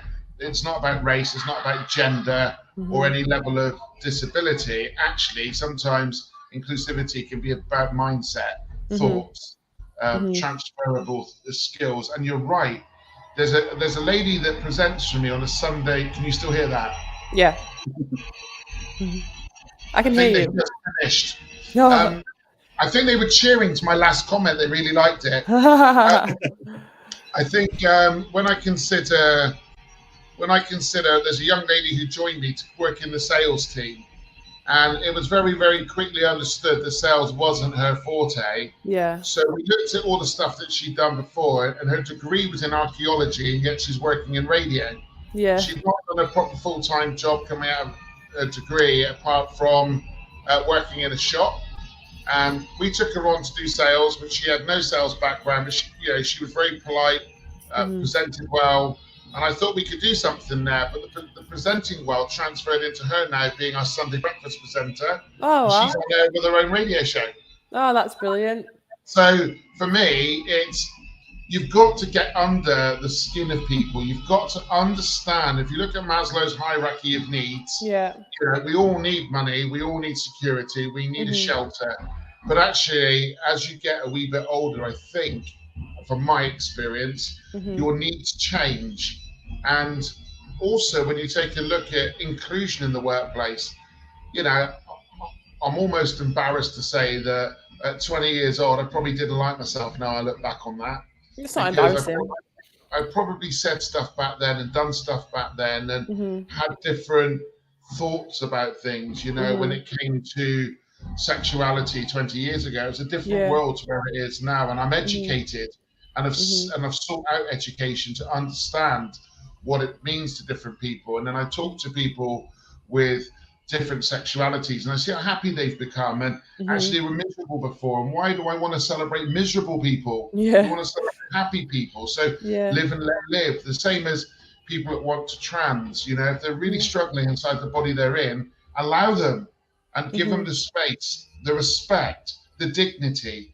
to go on their journey. And we don't have to join their journey, but what we can do is be the service station along the way, give them some reassurance, hand them a sandwich, give them a drink, give them shelter, give them some love, be kind, and actually just allow them to make their own way through their journey. But know that any one time they can pull over and get a bit of love, a bit of respect. I love that. Excellent. So yeah, we're all on different journeys in life, right? Yeah. My journey has been one through depression. It's been a tough journey. My childhood was challenging. It was brilliant until I got to about 10. Then my dad and mum's world turned upside down with bad run of luck. We lost everything. We had the big house, big everything. My dad, I couldn't fault him. He worked so hard, but luck went against him. The recession of the late 80s hit hard. Interest rates flew up, and you know what? He fought to the last breath to hold on to everything, but he had to let it go. And in doing so, we ended up living quite a basic life and what was quite a lavish life. Yeah. And it threw you back down on the ground to give you that reality of what life really is. Because if we carried on living that life, I wouldn't be who I am today. Yeah. And I wouldn't certainly be doing what I'm doing today, because I'd have probably lived off the tales of his success. And at some point, he'd have gone, "Here, son, here's my empire, have this." Yeah. And I probably would have blown it, because I wouldn't have understood it and respected it.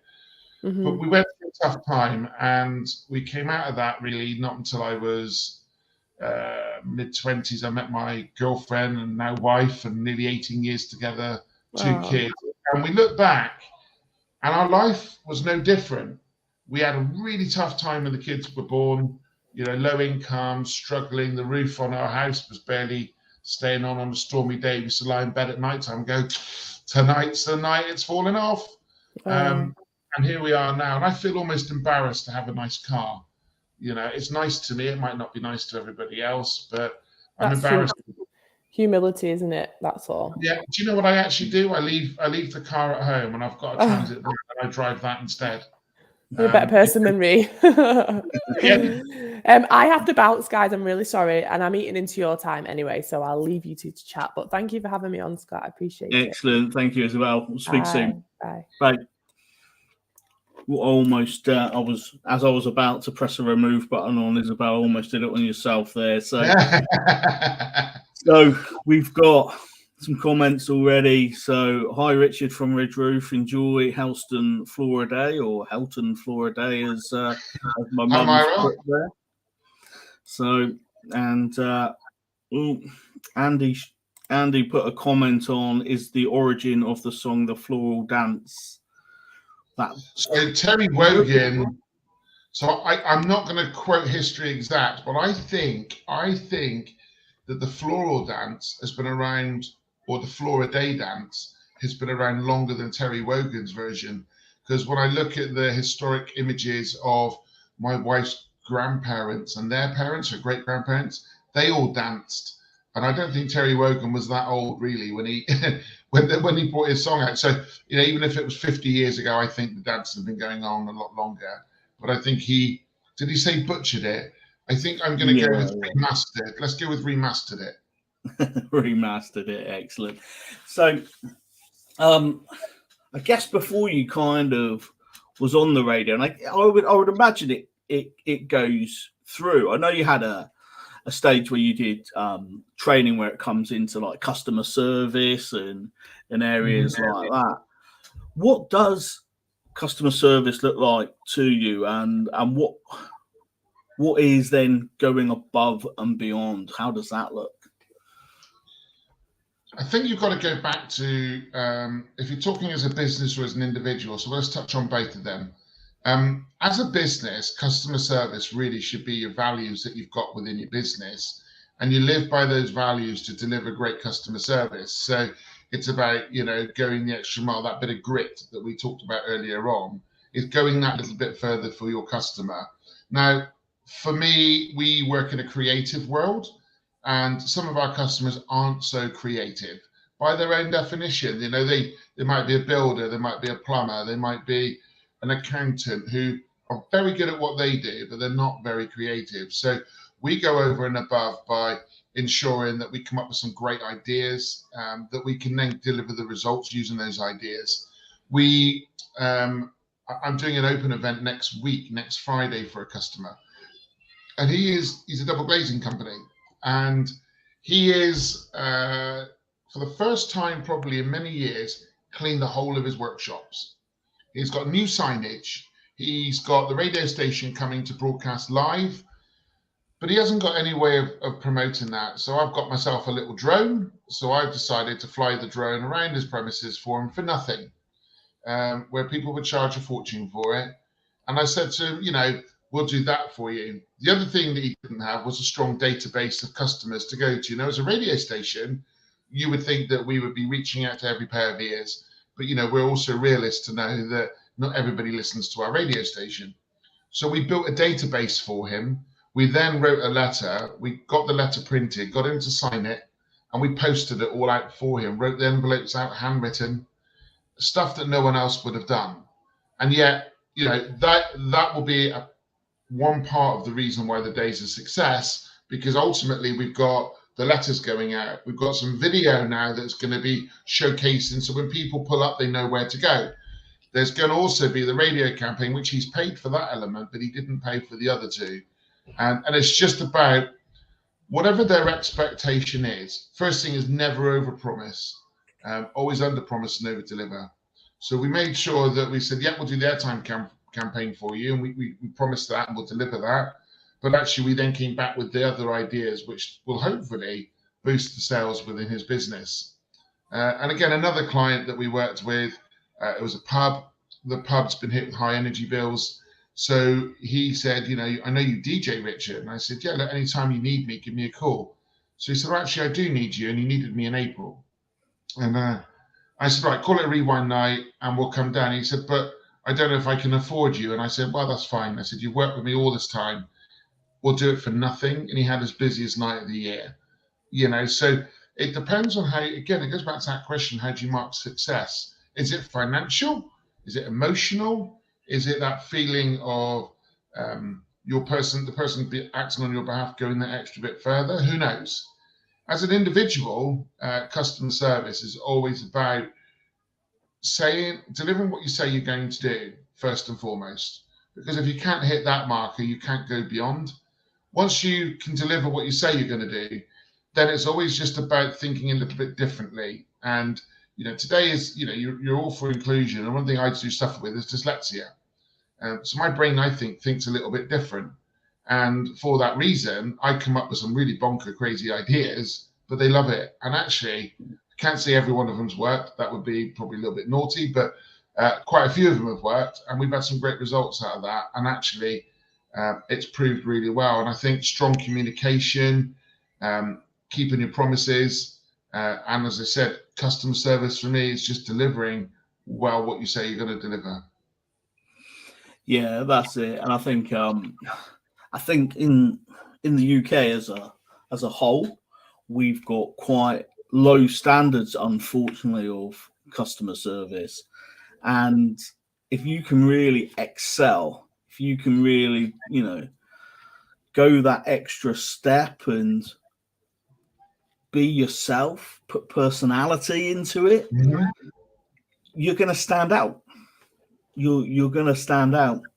So a couple of comments we've got here. We've got Anne. Love the flexibility in job sculpting for your salesperson. I think that's awesome as well. And then Andy, again, very innovative idea, Richard. Kudos to you for that. And yeah, definitely agree with Andy there. So going to my bank of questions, Richard, I've got 21 left. So if you can pick a number between 1 and 21. Well, I was born on the 1st of May, so let's go with the first question. First question. Okay. How close are you to achieving your dreams? Oh, wow. That's a brilliant question. And that's probably why it was the first one. Again, I'm going to go back to how do you define what your dream is. So if we're going to put it into monetary dreams, I just alluded that it was my birthday last week or this week. And I was the young age of 42. My dream is to be in a position by the time I'm 50, if I'm going down a monetary route, to have a motorhome or a home abroad, some more time with my wife, and by then my children will be of an age where they've gone through university.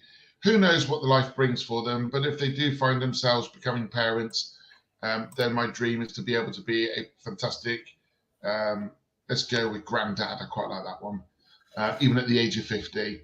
If we're going for emotional dreams, it's to ensure that my children have an awesome time for the next 10 years of their life, supporting them through further education, and then handing the business across to one or both of them where they can have some level of success, coach and support them, and then allow myself the time to go and help other businesses who are looking for, if I'm able to, some angel investment, or actually just a shoulder to go and lean on to get some help and support. Is one of the things I struggled with when launching a business a few years ago, was who does the top person in the business go to get help? And yeah, that's quite tough. So it can be quite lonely. So dreams for me would be either out of the business enough days a week that I can support somebody else, or become the role model for my kids to then become great parents themselves. Excellent. So talking about children now, I've seen some absolutely awesome videos that you post of your son. Is it Ryan? Yeah.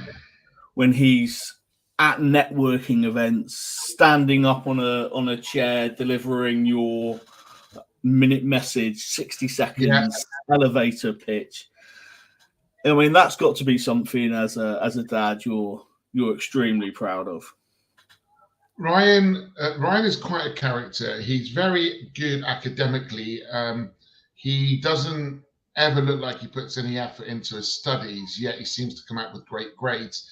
I just feel sorry for the person he sits next to, maybe. But in front of a camera or in front of people, on a radio show which he's done, he's so lucky to have the confidence. You know, he started to get picked on in school because his hair is ginger. It's the age-old adage of, you know, like Ginge, Copper Top, Carrot Top, all the names that were coming through. And he decided to go, do you know what? I'm not going to allow you to do this to me. So I'm going to call myself Fireball and Ginger Ninja. And he'd done that from a young age, and everyone stopped picking on him. And he got the confidence from that to then, at 9 years old, come to the first business networking event. He had a little blue blazer on. He had white shirt, jeans, and he stood on top of a chair because he wasn't tall enough to be seen. He stood on top of a chair and holding a mobile phone. He wrote his own pitch and he delivered it. And everyone was like, wow, that's brilliant. And, you know, they always say at networking, you need to be memorable. So he made me memorable because he then became the son of Richard, but Ryan. And it was like, ladies and gentlemen, our top youngest networker, Ryan. And people really embraced it. And then more so the ladies would want a picture taken with him. And his confidence flourished from there. But he's subsequently gone on to do some great things. So one of the things is he delivered a youth show between Christmas and New Year every day, talking about factors that matter. He's now 14 years old. His voice is a bit deeper. And he's talking to mental health experts about the impact of social media on young people. And he's really matured into that presenting role. He's also mentored by Mark Hill, aka the Artful Dodger, who presented once on, spare me 1 second. Mark presented on a radio station on Capital. He was also the guy that brought Rewind out as a song with Craig David. And Mark, he's now got Mark's controller, and Mark's able to mentor him to do Boardmasters this year. So he's actually going to be DJing at Wax at Boardmasters. So all of that came from being called the Ginger Ninja and built his confidence up from that. But I will point out, I've also got a daughter as well. She is the hidden one because, again, 3 years of bullying in school. Modern technology we didn't necessarily agree with in primary schools. So giving children mobile phones at the age of 10, 11, we didn't agree with. but it had an adverse effect on her because all the children started to pick on her. She struggled really socially, but she's gone on now to do some fantastic things, sitting at GCSEs this year, and she's going to be doing, what's she going to be doing? She's going to be coming into Rewind Radio, doing all of our social media. Just quickly, because I know this is going out, let me just quickly show you this. There's the band coming back. Oh, you've got your background on. I'll turn my background off a minute, 1 second. So for those that don't realise, I am at Florida today down at Helston broadcasting with the radio station. Just bear with me 1 second, because I know you'll enjoy this, Scott.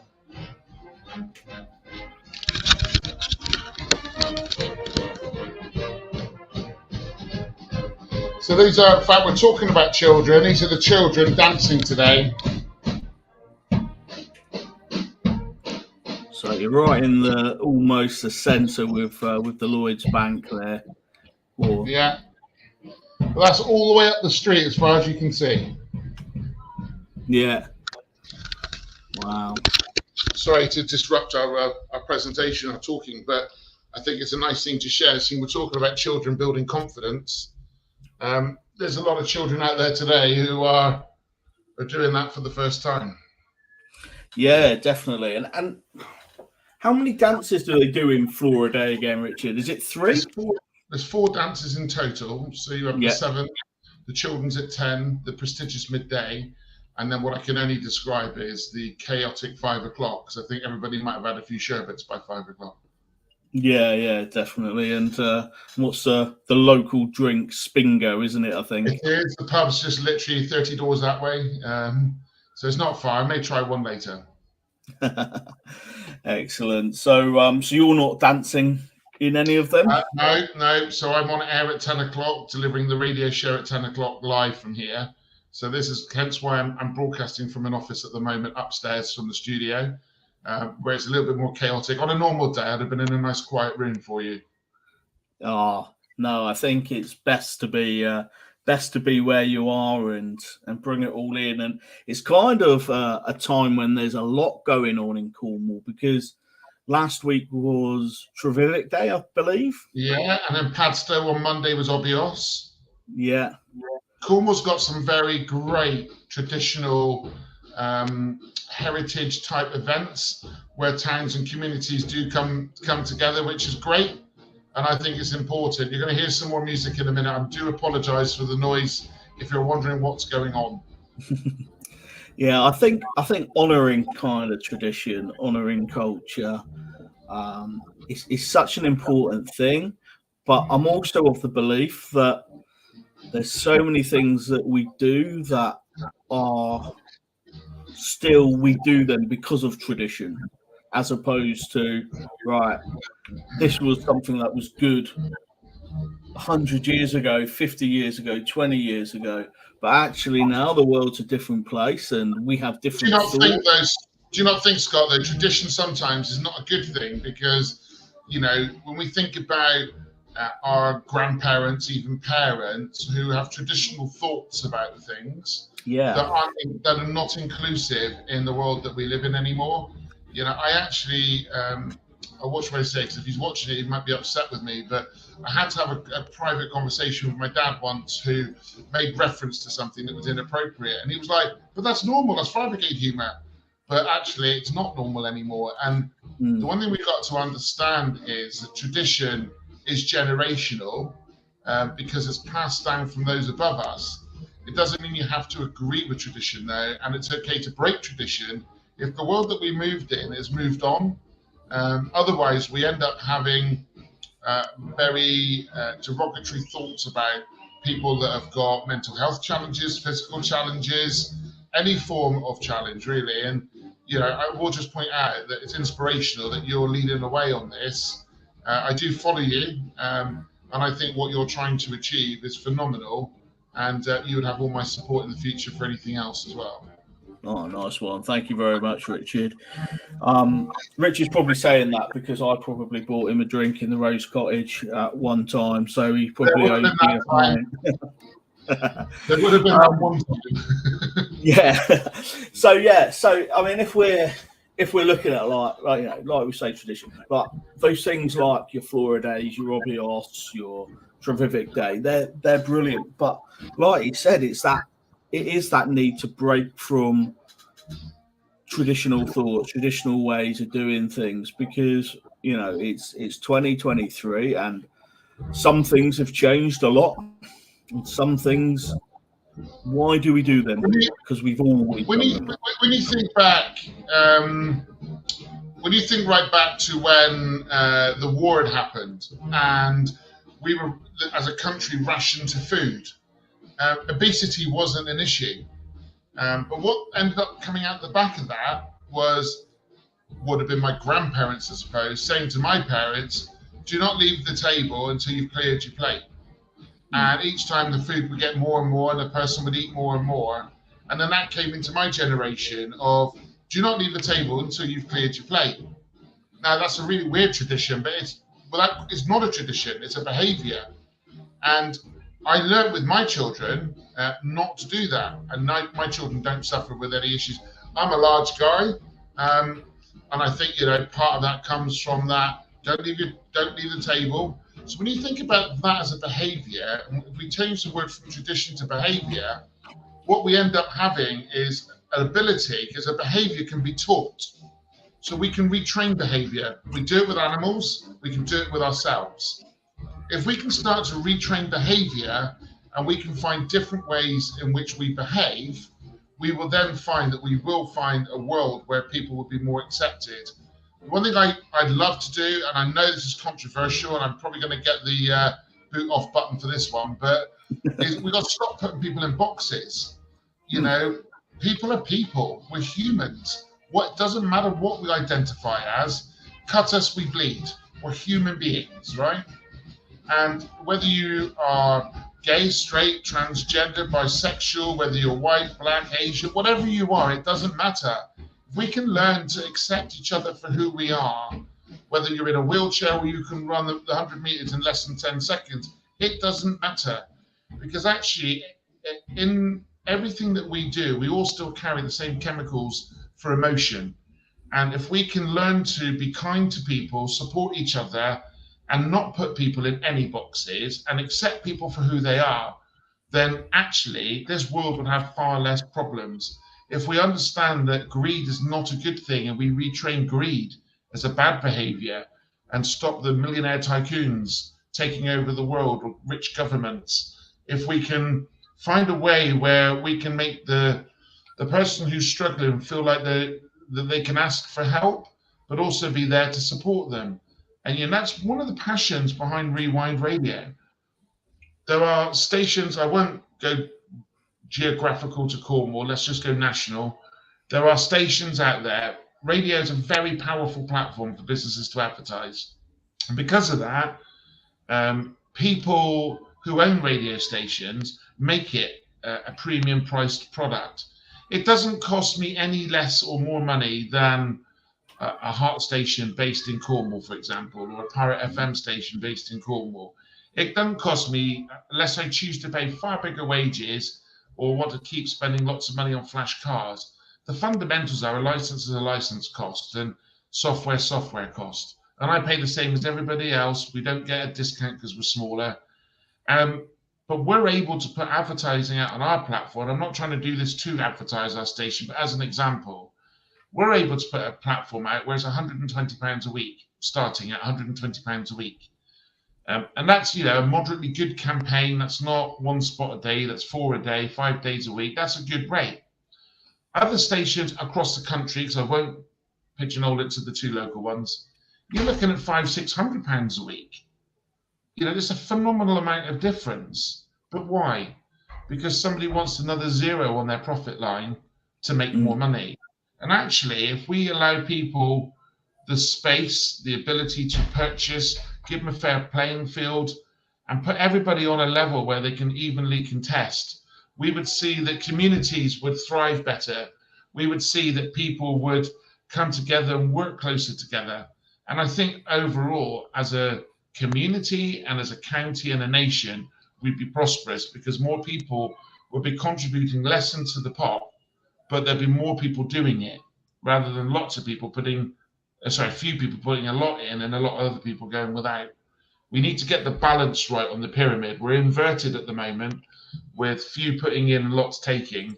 We need to turn the pyramid around and get everybody on a playing field where they can all contribute and have that ability to grow a business, grow their own little business community, and grow their network across whatever area they choose. Excellent. Yeah, that's a great way of looking at it, Richard. I know you've got to shoot now. I've just brought Dion in because you've got your you've got 4 a day and you've got your live broadcast to do. So thank you very much, Richard. Thank you very much for having me. Nice one. Thanks, mate. Hi, Dion. How you doing? Hello, I'm good, thank you. How are you?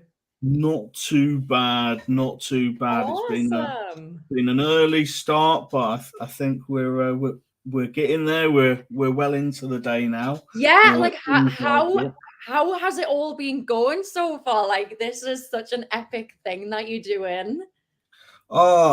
It probably, I would say it took a lot of planning, but it probably took a lot of last minute things. So I left so much to the end. And I think that's a little bit of who I am. I like that pressure on me. But yeah, it's getting there. It's going. That's the main thing. You know, Exactly.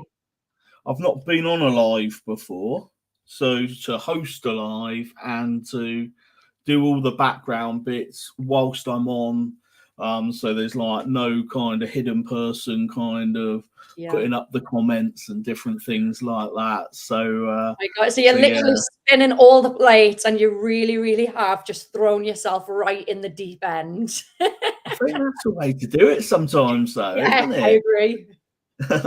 So do you mind giving people a bit of an introduction of yourself, if that's all right? Yeah, absolutely. So first of all, thank you so much for asking me to be a part of this. I just absolutely love what you're doing. I just think it's so cool. And my name is Dion. I am an empowerment coach and rapid transformational therapy practitioner. So it's kind of it's like hypnotherapy. The way I like to describe it is it's like hypnotherapy, but on steroids.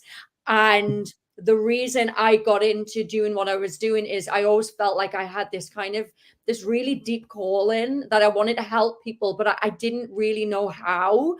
I had been through a lot of kind of dysfunction as a child, come from an alcoholic single parent family. There was a lot of kind of trauma that went on there. And as a result, it really shaped me into this very anxious person. I had zero emotional intelligence. I was very much a reaction to people. If you're happy, I'm happy. If you're depressed, I'm depressed. If you're angry, I'm either angry as well, or I'm absolutely terrified. So I was very much a reaction. And what came with that is because I really didn't know how to handle my emotions or a lot of the unresolved wounds that I had.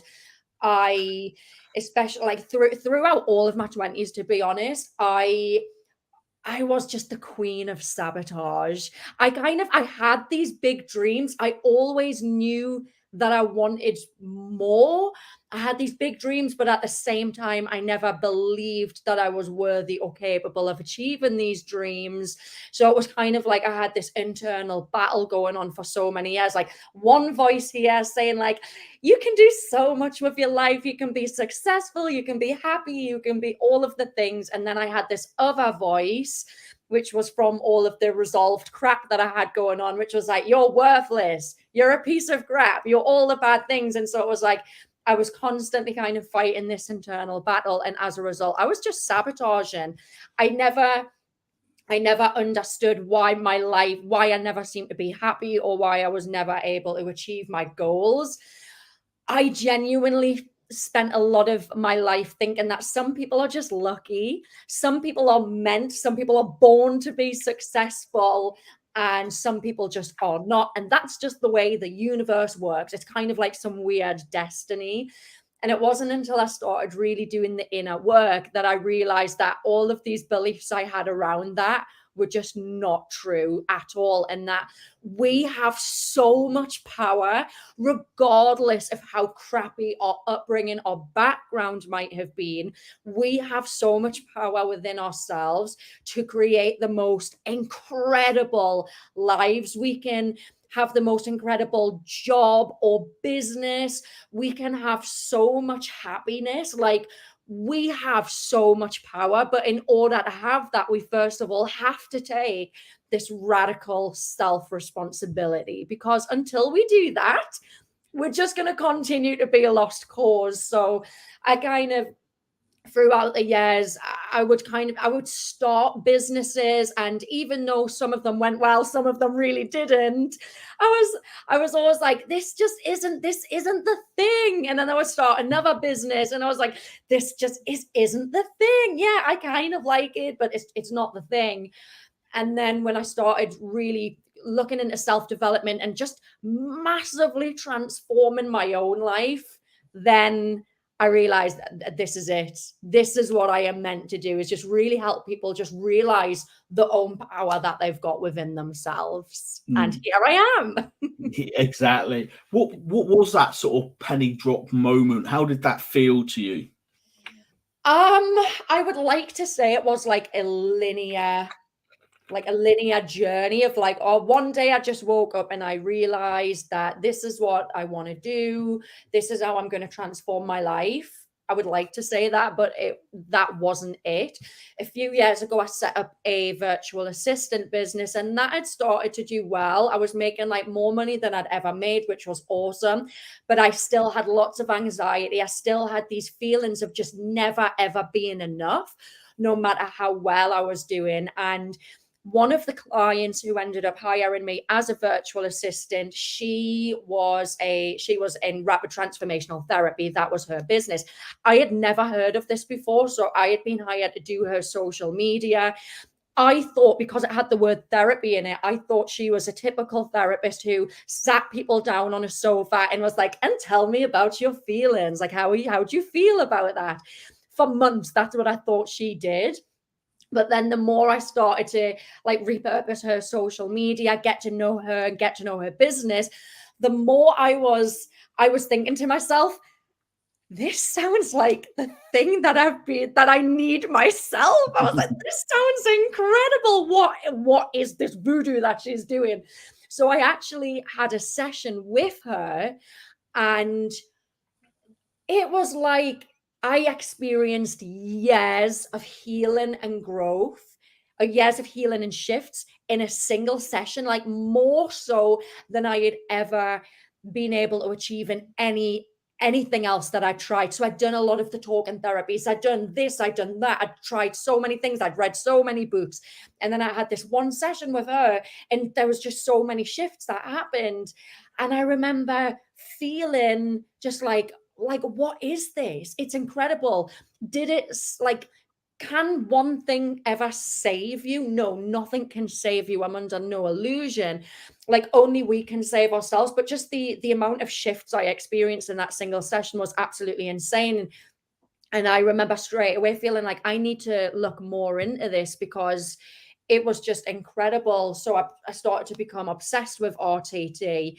And at the time, by then, I was actually coaching my clients to become virtual assistants themselves. And it was very much I was very much a skills coach. So I will teach you how to do X, Y, Z. I will teach you how to get clients. I will teach you this. I will teach you that. It was very skills based. But I realized that so many of us who were struggling in business or struggling in other areas of our lives, it's not because we didn't have enough knowledge. It's because we hadn't done either enough inner work or the right inner work for ourselves. So I became obsessed with RTT. It was just helping my life in so many ways. I became certified in it, and now I still do help my clients with a lot of like skills, but it's just so much deeper than that. And the transformations I've seen in my own clients as well have been absolutely incredible. So yeah. Oh, excellent. So To like a layman, then, what is RTT? What would a session look like? I guess it's hard to maybe just say what a session would look like, but over a period of sessions. Absolutely. So like I said earlier, it's very much like, so hypnotherapy is the kind of, it's the main foundations of it. So during a session, I mean, first of all, we would do like a pre-session questionnaire. We'd get really specific on what your issue is, the issue that you want to overcome, and what you want to achieve as a result of the session. So we get really specific on that, because the more specific we are, the more powerful the session is actually going to be. It's not generic stuff like each session is totally like custom to my clients and whatever they're dealing with. So I put you under hypnosis.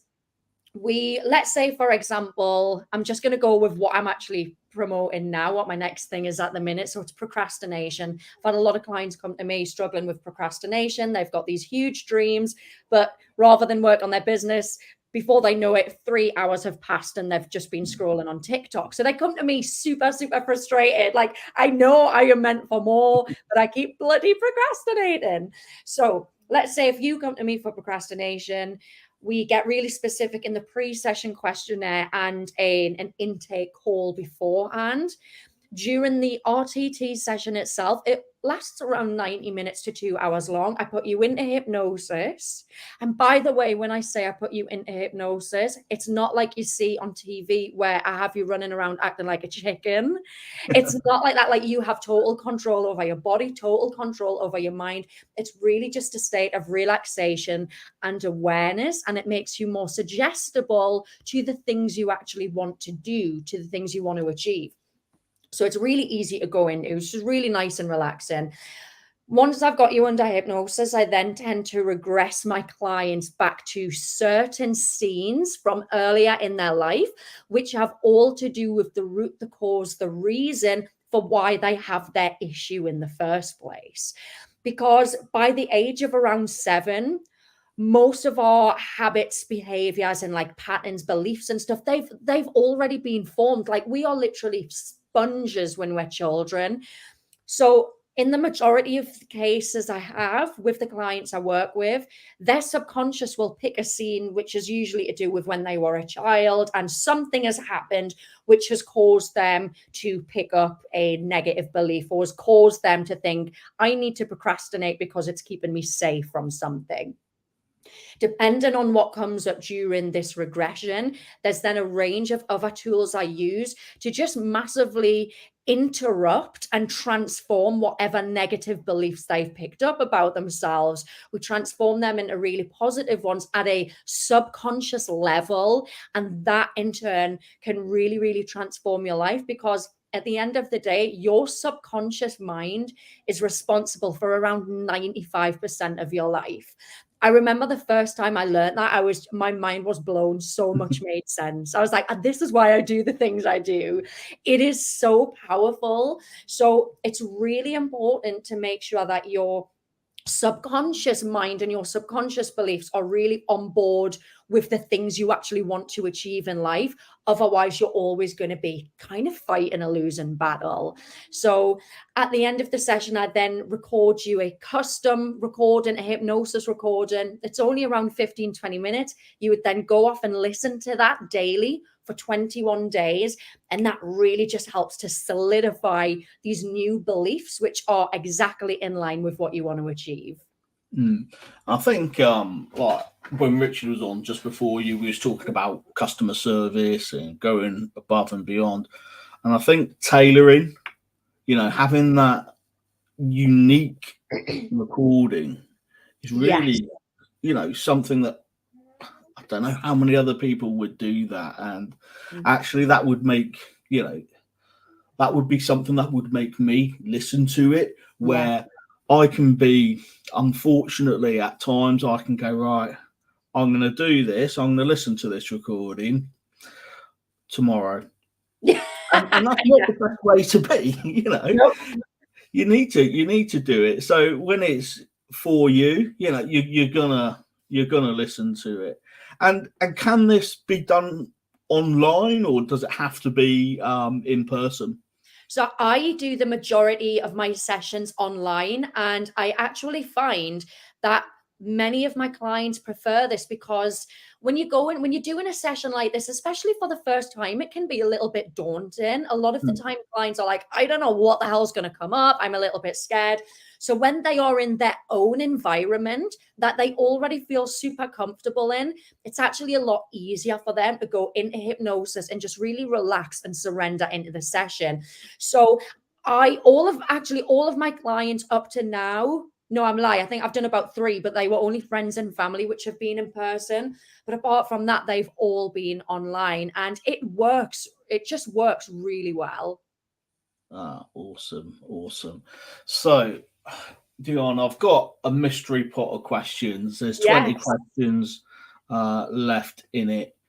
So you can pick a number between 1 and 20, and let's go for 17. I don't know why that's just popped up.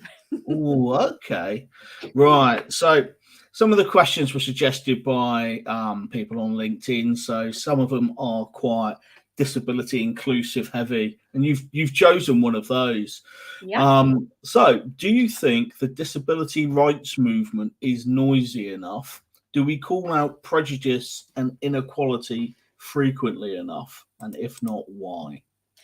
I feel like, and I'm thinking specifically about LinkedIn here, actually, I'm seeing it more and more. More people are talking about it. I'm seeing a lot of stuff about neurodivergence at the minute, and I think it's awesome. But there's still a lot of work to be done. There's still a lot of work to be done. There's still a lot of prejudice. I do feel like people's voices are getting louder about it. I'm seeing it mentioned more and more, even on Facebook, TikTok especially. But there's still work to be done. There's still, like so many things, there is still a lot of work to be done. There's still so much prejudice. And yeah, so I am seeing it much more. But yeah, we could still do a lot more about it. And I think how we do that is we keep talking about it. And I think I think it takes a certain level of bravery to speak about stuff like this, because there are still, like on places like LinkedIn, there's still a lot of dinosaurs. There's still a lot of people with very, I don't want to say wrong, but that's the word that comes to mind, with really crappy opinions, really dated, really just, like it's not cool.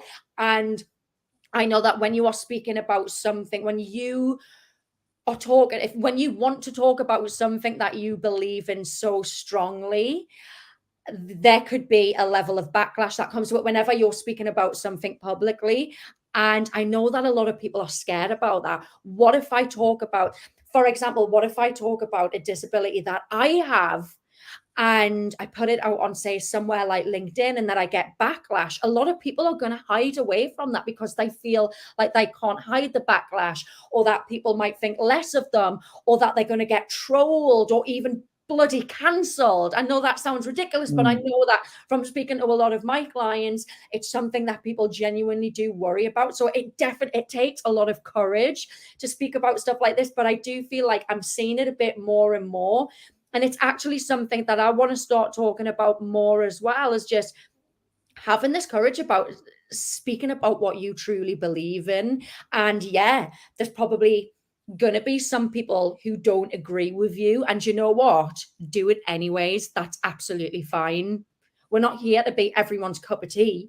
We're here to speak about what we believe in and what's right. Yeah, definitely. I think, sometimes there's a way to do it. You can do it with education. I think people don't like being told what to do, and I'm pretty sure that's right, because I don't like being told what to do.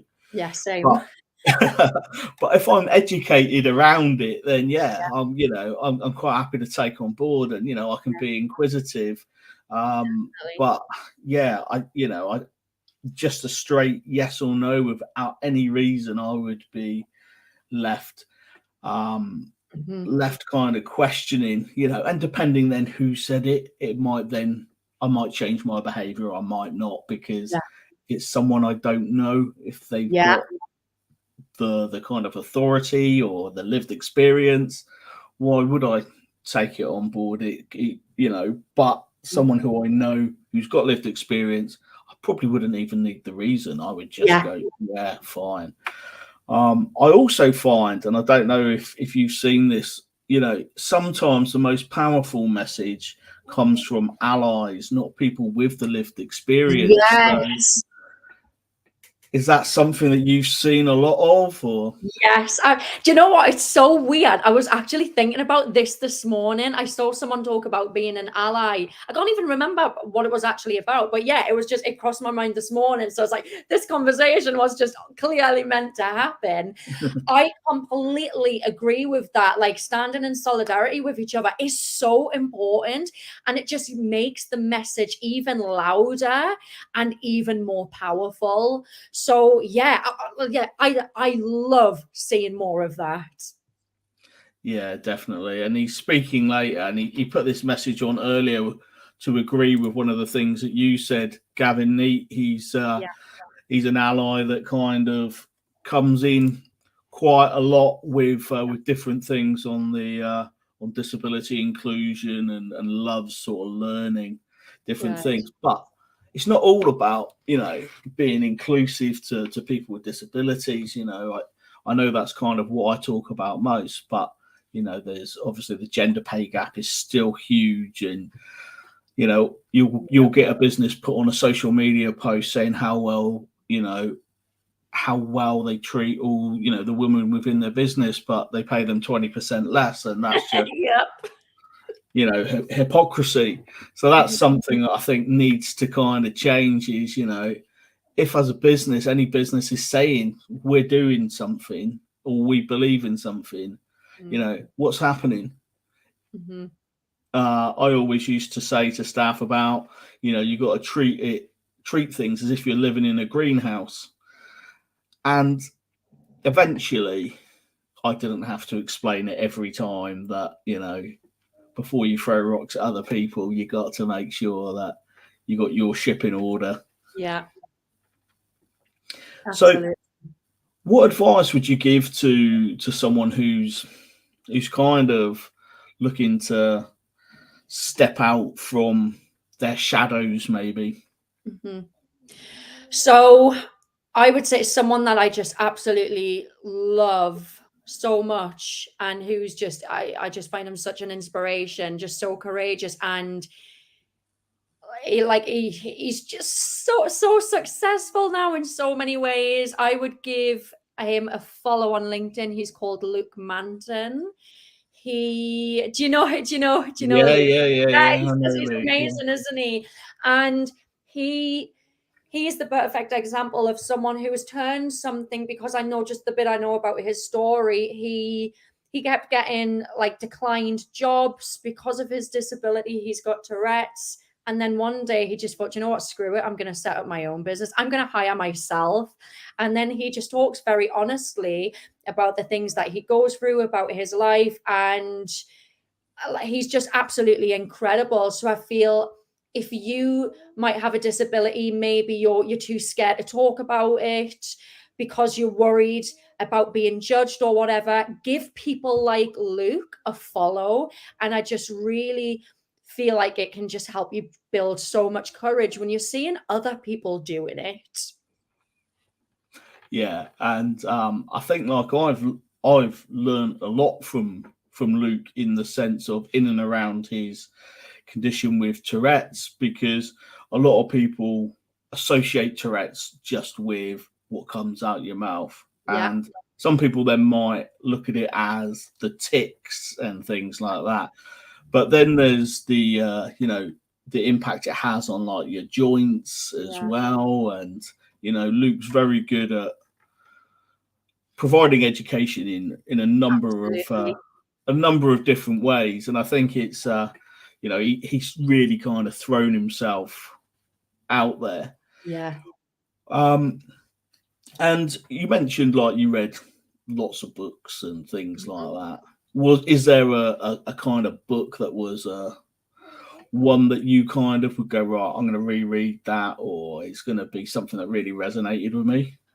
One of my favorite ones, which I've been thinking about going back to lately, is called Everything is Figure Outable by Maria. I want to say Forleo. I might be mispronouncing her surname, but it's just such an incredible book. And do you know what? Even when I'm going through a challenge, it's kind of a mantra that I say to myself now. And it's like, everything is figure outable. There is a way around this.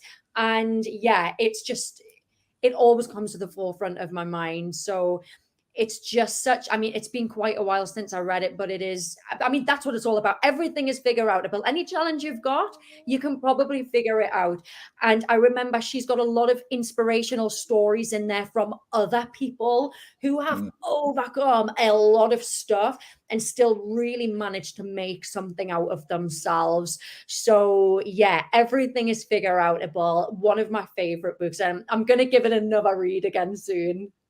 Yeah, and I think if you include stories in either communication or books, you know, people buy into a story. They don't necessarily buy into kind of normal text. So having those stories, parables, and things like that in there are really good. So what's your biggest figure outable challenge that you've overcome? So it was the power, like realizing the power of our own mind, realizing that being miserable or lacking success, whatever success might mean to you, I know it means different things for different people, but basically, if you are at a point in your life you are not happy, if like whether that's in your job, in your business, relationships, whatever it is, you have the power to change it. That's been the biggest lesson I think I've ever learned, to be honest with you. And as I continue to do the work on both myself and with my clients as well, I'm reminded more and more every day, really just how powerful our subconscious is. And also that we have the power, no matter how deeply embedded our subconscious beliefs are, we still have the power to take control over them and to change them. Excellent. Now you've got a little is it a pug dog? I do, yeah. Can you not hear her snoring? No, I was gonna say, where is she? Molly, come here. She's right next to me. She's just always sleeping. She's always snoring in the background. So any videos I do, she's she's like, you look very sleepy, Johnny. Like, why did you wake me up? Yeah, she's all of my clients, because we do a lot of Voxer and WhatsApp, and she's constantly snoring in the background of the voice notes that I send. So you're very much a part of this business, aren't you? This is Molly. Excellent. Get yourself back down there. Yeah, she must love being involved in everything. But yeah, again, you know, pets and things like that are things that I guess, you know, historically it was let's stay away from having children in or having pets in our videos, in our offices, or different things like that. But yeah, it's now it's just that thing that people should just be embracing, not hiding away from. Exactly. And when we're not robots, especially those of us who either work from home or have our own business, we're not robots. Like, this is like, Molly's a massive part of my life. And also, I mean, she features in a lot of the content I create as well. People have actually hired me around. They're like, Dion, I love your content, but I also see you've got a pug. I love pugs. I've got one too. I want to work with you. So it's like, people, we like to know people. We are not just our businesses. We are not just our jobs. Like, we've got our own lives, and it's nice to share that. It allows us to connect with people on a deeper level. So I'm all for it.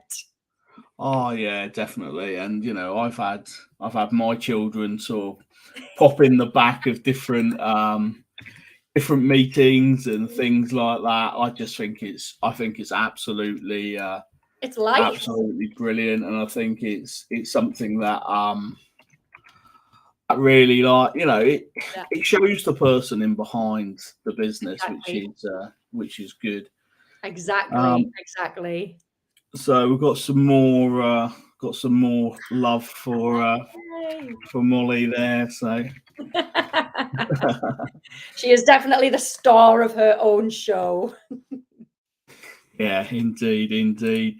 So we've just got Andrea come in. So I'll just introduce you to Andrea as we get there. Hi, Andrea. Hi. How Hello, you good doing? morning, everybody.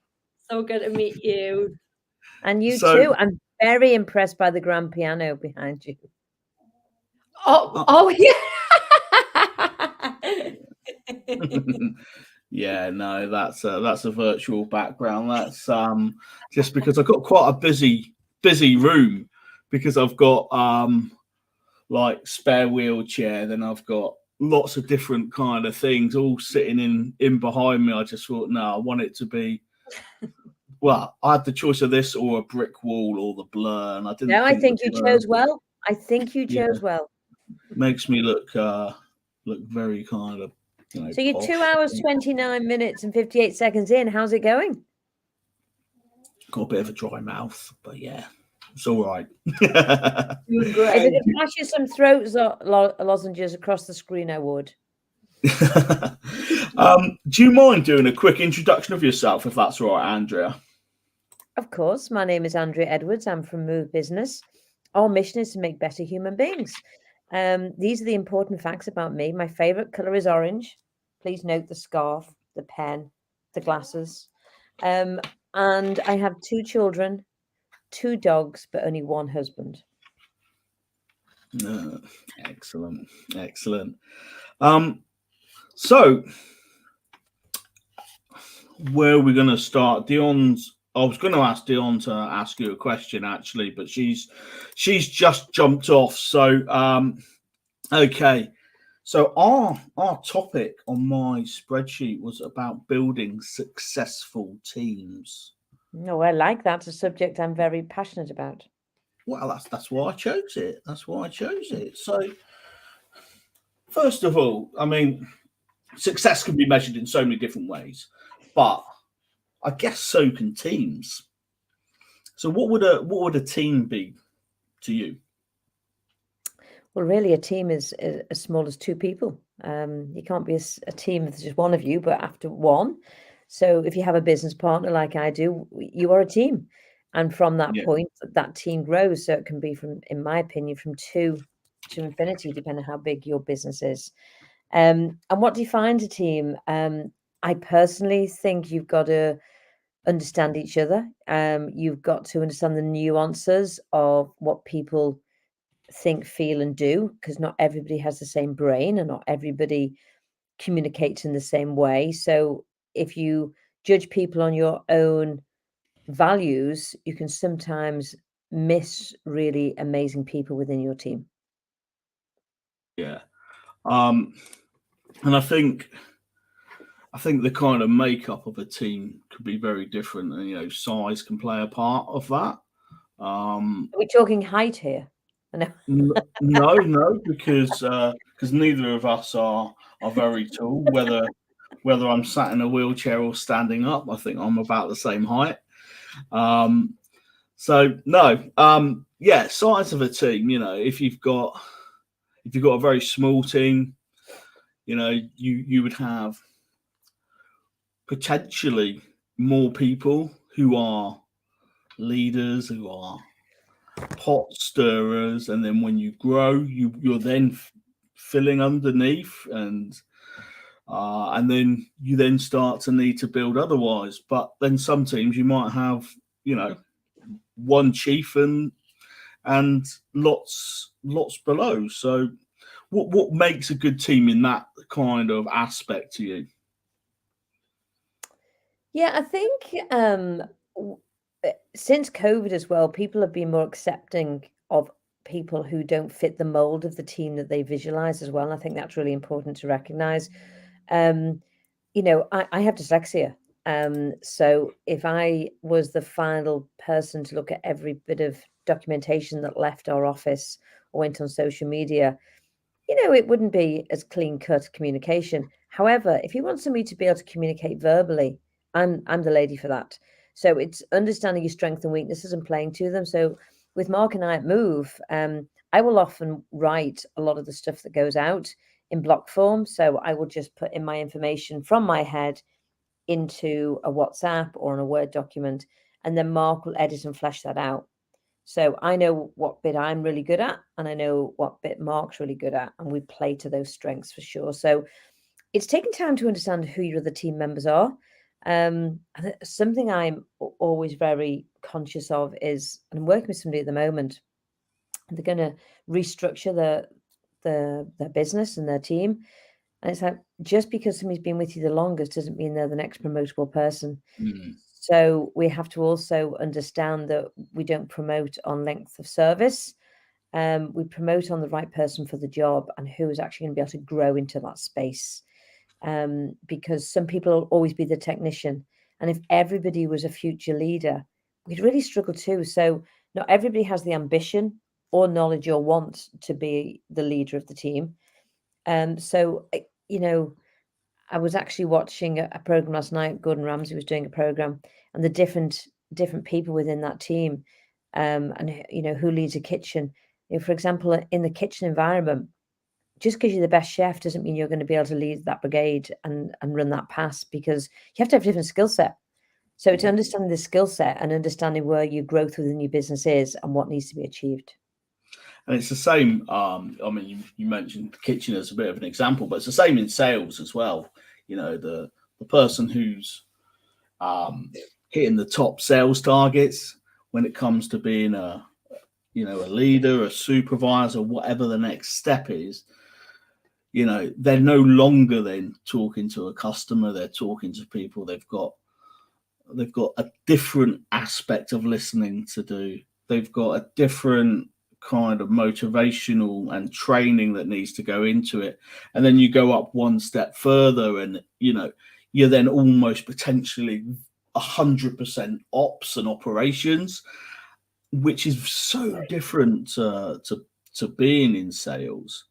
And that's, I look at school teachers who are very good at what they do, rise to the ranks, become a head teacher.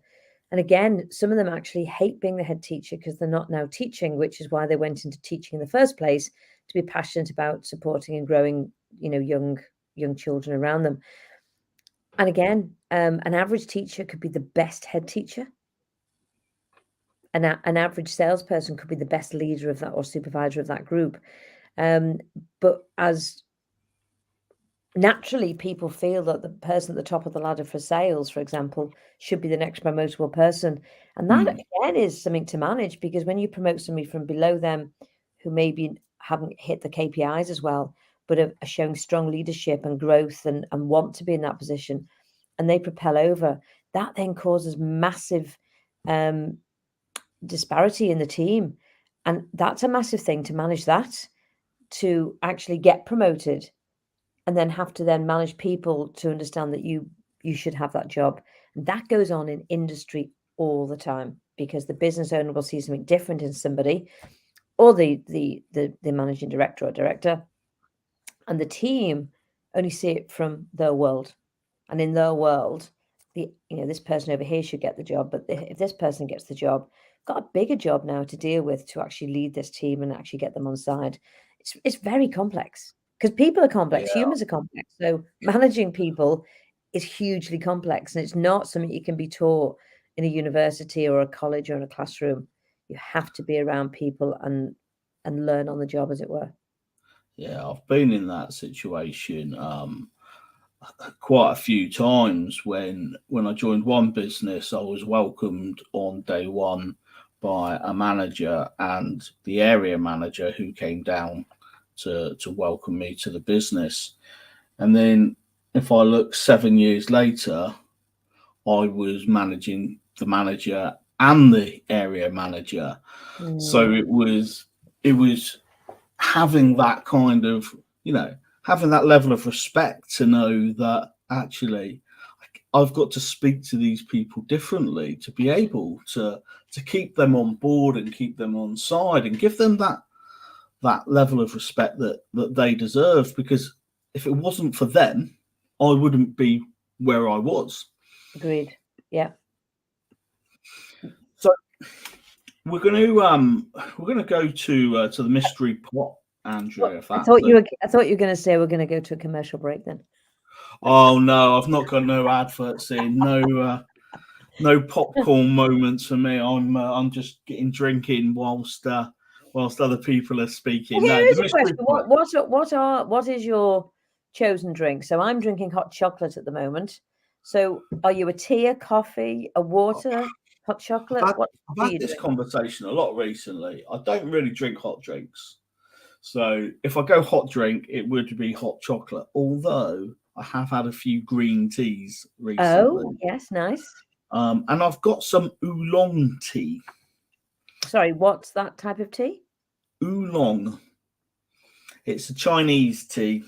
But yeah, if anyone's listening and has had oolong tea, let us know, because I've not actually tried it yet. It's just in the in And the does that pack. have some health properties in there that does some certain things? Yeah, both of them have. I googled tea that makes you lose weight. Because obviously I'm not as active as I used to be, and some of the medication that I take is weight bearing, so that puts weight on. But I still want to eat as much as I can, or as much as I'm used to eating. Yeah. So yeah, so oolong tea and green tea were the two that I went for. I don't think it was number one and number two. I think here we go. So Etty, who's on a bit later, I'm a massive oolong fan. There's a variety of it called milk oolong, which is extra delicious, and she's drinking it now. So that's crazy. There's somebody listening in live is actually drinking it. I've never even heard of it. And that's how we all differ as human beings. We've all got different interests, different knowledge pieces. That's good. I like that. Yeah. So we've got 19 questions left in the pot. So what number do you want to choose? 8, please. Number 8. 8. Well, okay. So tell me about a business fall or fail, and what did you do to overcome it? Gosh, I think in business you can have so many of these poignant times in your life. Well, I suppose there was a potential that when we grew our hospitality businesses from one and we got in with JD Sports, we were up against Costa Coffee to get within the building, and that was the big boys looking after the big boys. And I don't have a problem with that, because we all need everybody in this world. But we needed to show some tenacity, and I didn't believe that we were going to win a tender over Costa Coffee. So I had to shift my mindset straight away. So the first thing we had to do was mindset shift was, we've got this, and why shouldn't we have this? And then it was very much about what can we bring to the table that they can't bring to the table, because they could bring customers, they can bring brand, but we could bring freshness of food. We can bring integration into the bigger picture in the outside world, which was JD Sports was who our partner was, but they had Ultimate Outdoors, Go Outdoors, Blacks and Millets, and we wanted to work inside that. So to actually get a conversation with such a large brand was huge in itself. And every time we were going to do something, the fear nearly crippled us of, well, what's the point because of JD, because of Costa? Are they just doing this to tick a box? But actually, we won that tender.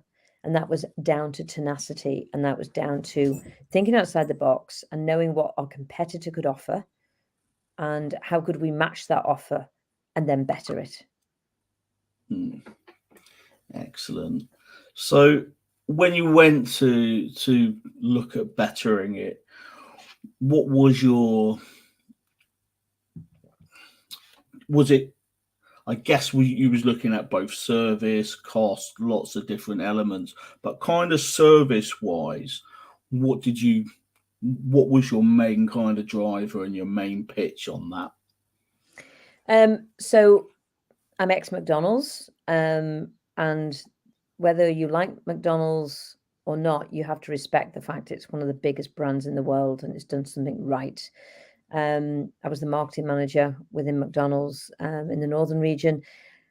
And when you look at how they achieved what they achieved, and then I'll turn that into what we achieved was about being human, making sure we connected with the customer and listen to so I'm a big believer in the internal customer, which is your staff members, and the external customer, which is obviously the paying customer. So we always start with the internal customer. So get the internal customer right, get them on board, listen to them, involve them. Yes, we would have brand standards, and yes, we would tell them what we need to be able to achieve, but then ask for their opinion. What do they want to do? What do they feel comfortable with? What's going to make that customer come back because Jane served them in Nottingham? And I truly say, 8 years ago when we started this journey, it's actually 10 years ago when we started this journey, nobody was really doing that personal touch. Now, since then, I don't know if it's Starbucks or I think it's Starbucks and now write the name on the cups. Nobody was doing a personal service, walk into one of our sites and, if you walked in and you always had Americano with warm milk and you were a regular, they would go, Americano with warm milk. And that just gave you an internal smile. Now that happened because they were happy with what they did, because we listened to them as as an internal customer. We did appraisals, we did training, we did all those lovely things, which is now quite commonplace. Have a day off on your birthday, allow people to have flexibility with their schedule, understanding that people had needs outside of the business. The world has caught up now, but I can honestly say that we were quite pioneering in our time when we did it 10 years ago. And little things which is now really common. We've always let dogs in our sites. 10 years ago, we had dogs, and we used to get complaints to the environmental health saying they're a cafe and they're letting dogs in. Now, dogs are quite a common place in a cafe now, but when we were doing it 10 years ago, we weren't. So I'd like to say we were quite pioneering in how we dealt with customer service. And yet, like you said, dogs are quite commonplace, but there's still premises that won't allow in support dogs. So I thought that was illegal. So they allow in guide dogs, but they don't allow in support dogs. So for people who have maybe anxiety. Yeah. So the dog is there as a support as opposed to a guide dog, because I think that's where the kind of line is drawn on what is legal and what's not.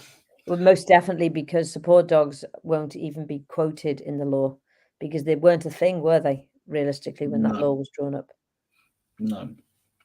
So a couple of more messages. So we've got Alexa who's saying Bordar, which means good morning in Welsh.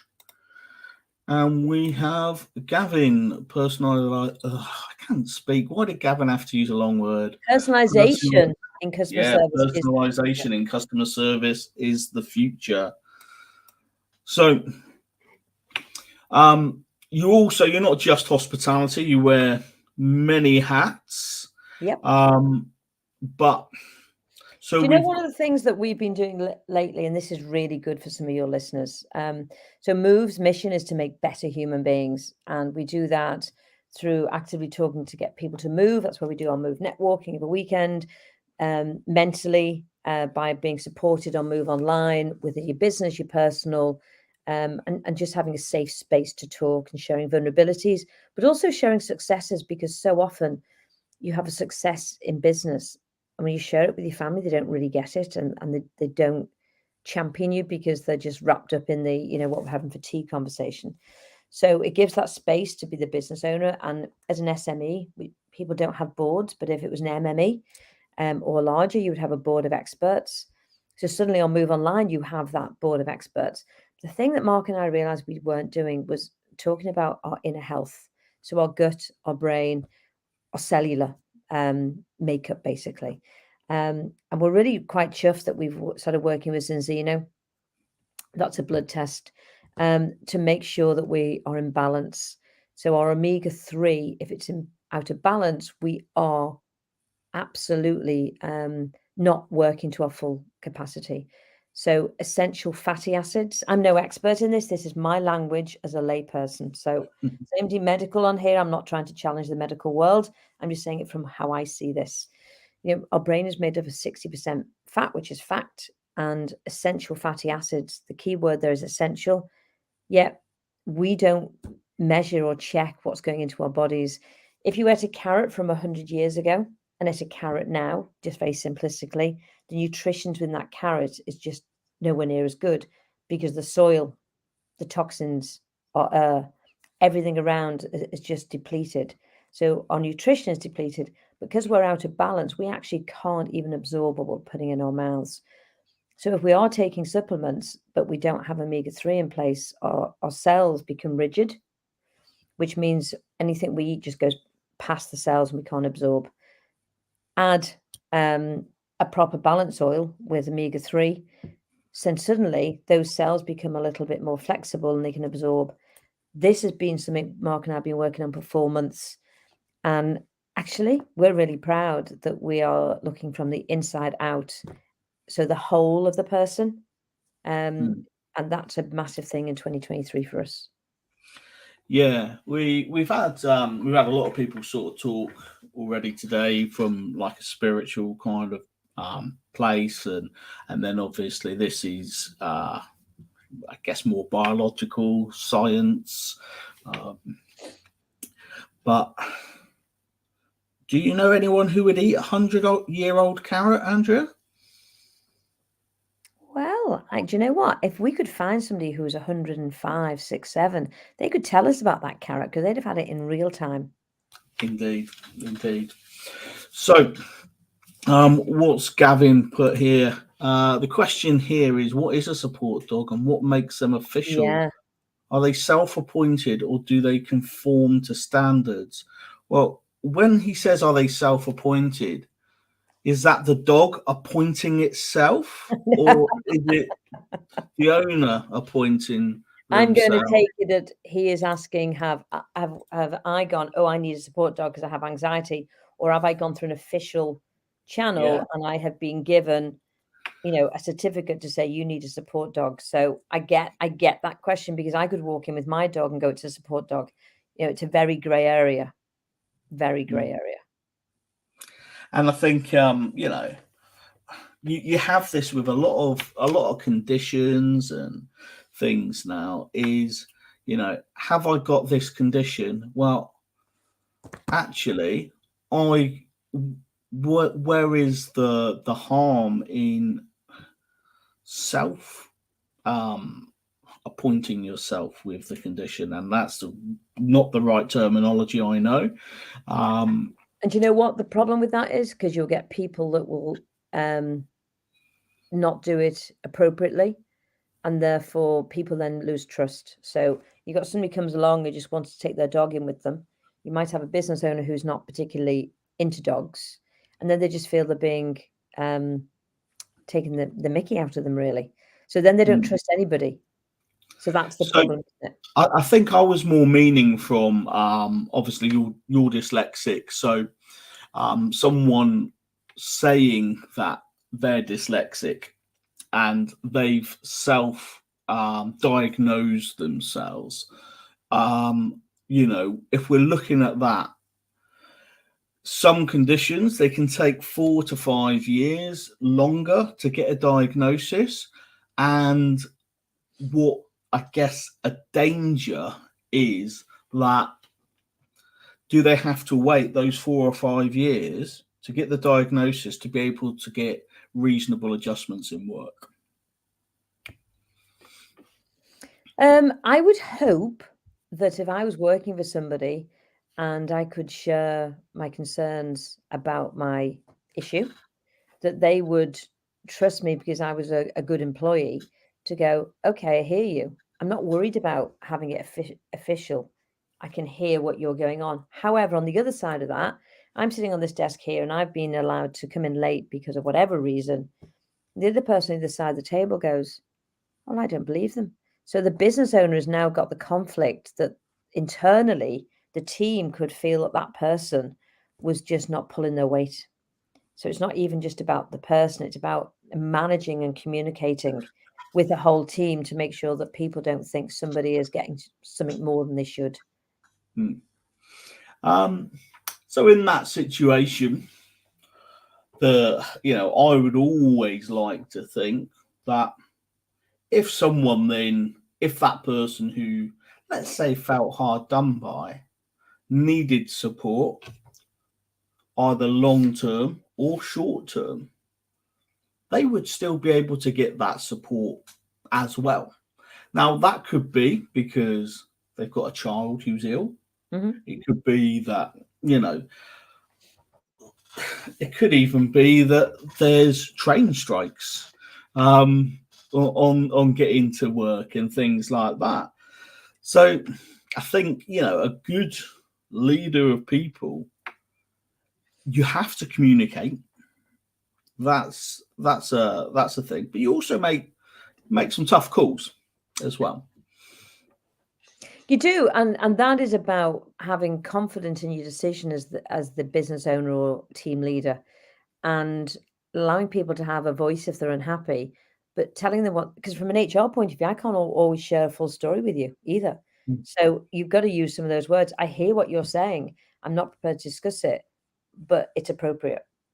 So sometimes we can't tell the full story to another employee because it's not for them to know. No, but I can, but like you said, it's that way you communicate it. It's not still just brushing it under the carpet and just hoping it disappears or Do you know, it's interesting. It's how you immerse yourself in a world of somebody else's world.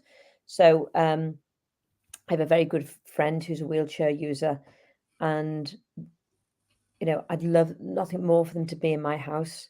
But whenever we meet, we either go to their house or go to somewhere where they can get in the wheelchair. In the summer, we've got more access here, just that my house isn't flat to get in. So we brought ramps, get in through the patio window, but it's not a graceful entrance. The furniture in the house has to be moved. I don't have a problem with that, but they do, because so in the summer it's much easier. And that has really made me aware. Two things have made me aware: having that person in my life, realizing I can't just say, do you want to come around for dinner? We've got to plan it. Can they get around the house? Where are we going to? All that type of stuff. The second one, and it's amazing when you talk to people and what you hear. I don't know if you remember this story. You, very early on when I first met you, you weren't in an electric wheelchair, so you were in your manual wheelchair, and you said, all I want to do is be able to take my daughter to school, and if it's on bin day, it's a struggle. And that has never left me. I've always listened. Whenever I see a bin now, I think, well, Scott couldn't go along here. So I've been more aware of people parking on pavements, all that type of stuff, from a tiny soundbite that you shared with me maybe 18 months ago.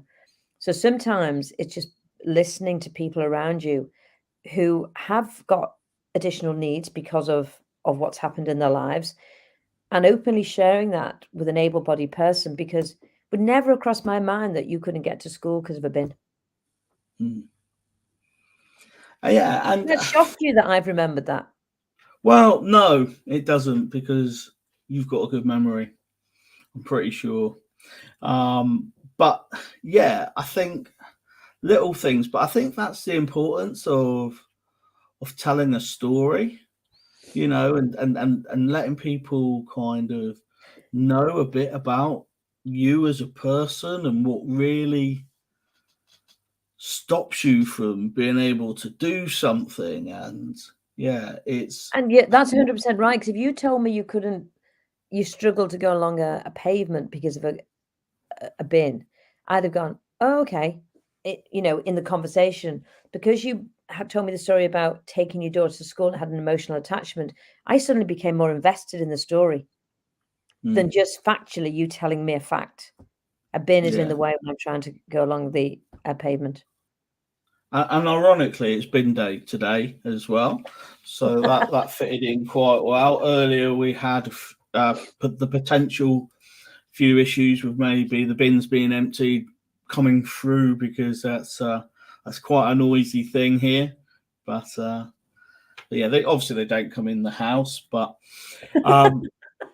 so again, you mentioned like your friends coming over and your house, and that's something that's really, I think at the moment, quite important is to realize how many houses aren't accessible. It gets more complicated, Scott, because once I get them in the house, that's fine, and they can go between my lounge to my kitchen to my hall. But just the way the house is built, the door to the toilet is a couple of inches smaller. It's not a standard door, which meant the wheelchair couldn't get into the toilet. So we were like, this is how invested we were. I was like, you're coming into my house. It's like, we'll take the door off. And he goes, well, what do we do when you've taken the door off?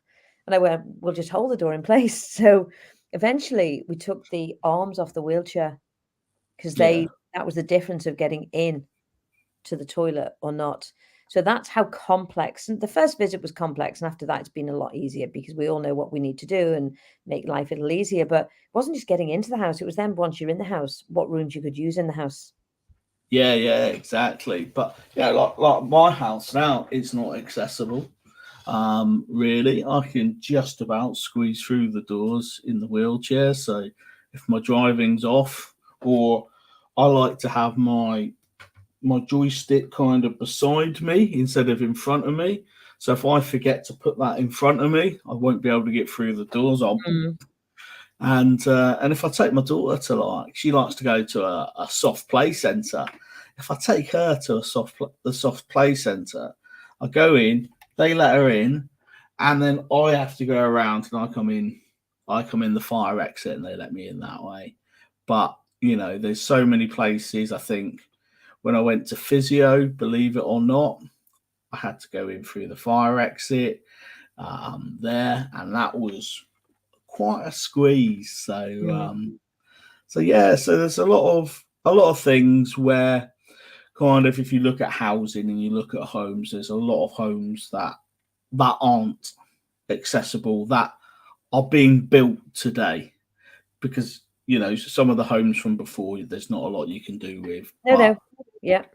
But the homes that are being built today, there is a lot more that you can do. But from a commercial point of view, I have a business that is totally accessible. We've got a ramp in, disabled, accessible toilet in. I have also an existing business that has got a step in between, and the toilet's up a step, and then the door isn't a standard size. One, it would cost, I'd have to close to do it, and it could cost around, I don't know, £20,000 to realign that toilet into a different space. I do think the government should be supporting businesses to invest in that change, because I'm a small business. I just don't have that spare cash to go and do that. But the bigger businesses do have spare cash to do that, and they have bigger spaces. But when you're looking at a small independent cafe, there is little you can do to move that space around. And that frustrates me, because I do want to care. So you said, I do want to care. Well, you do care. But you've got, because we spoke about this before. So obviously, I think mindset and how you think makes such a huge difference to whether somewhere's being inclusive and accessible or not. And am I right in thinking that this is the premises where you've got an agreement with a local premises, so your customers can use their disabled toilet? So if you look at that, that's you kind of finding a way around. Now, what's frustrating, I guess, would be if I worked for you, we might be able to get the government to pay for it, because we might be able to go through access to work. Or if they don't pay for it, they might pay a large proportion of it. But without that, like you said, it's still your clients, it's your customers that you want to be doing that for. And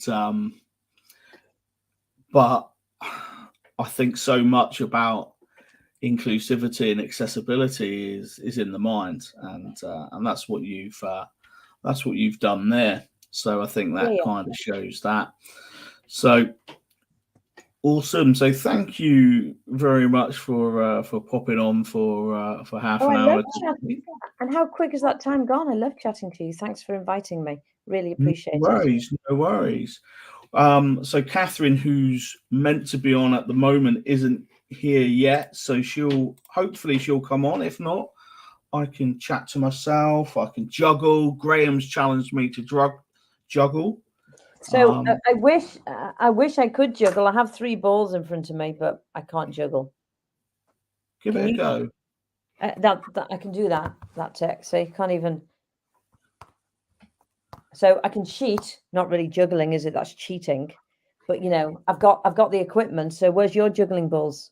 I don't have any. So are you just juggling with anything? I need to use pens.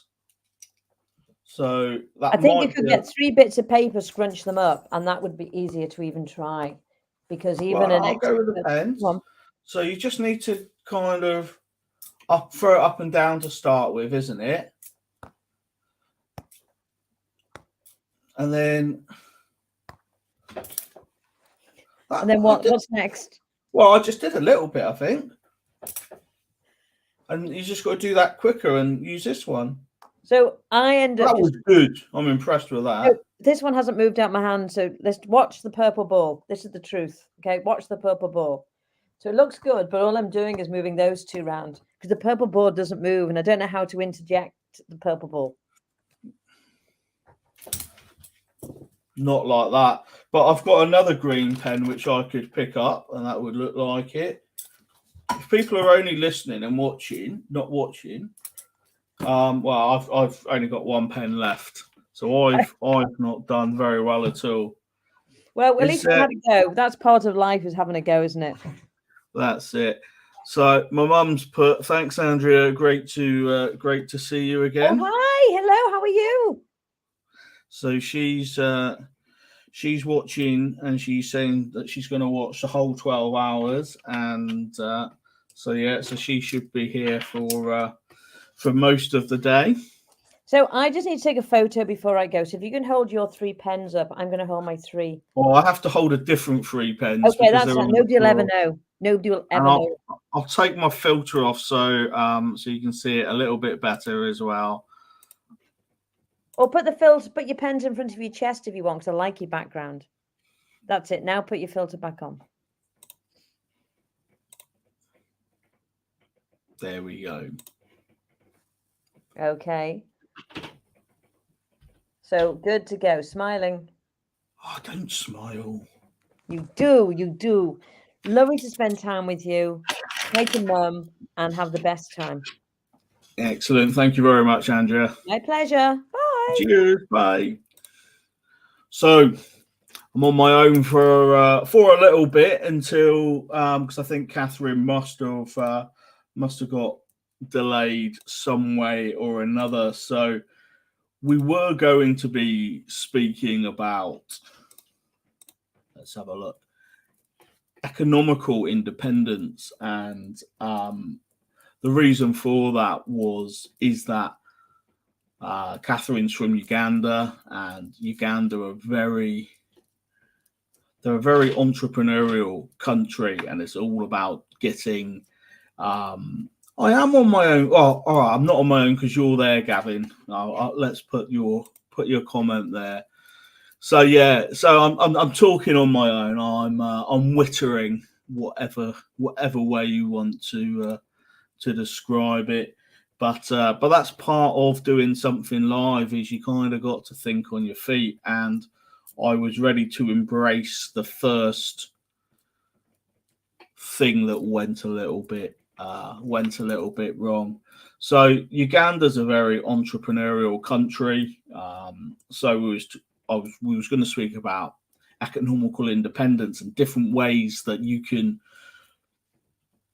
start to grow a business on your own? And are you looking at that business? Are you going to be looking at it from making things and selling? Are you providing a service? And how is it that you get that out to people? How can you make a difference there? So I think, you know, when I spoke to someone earlier,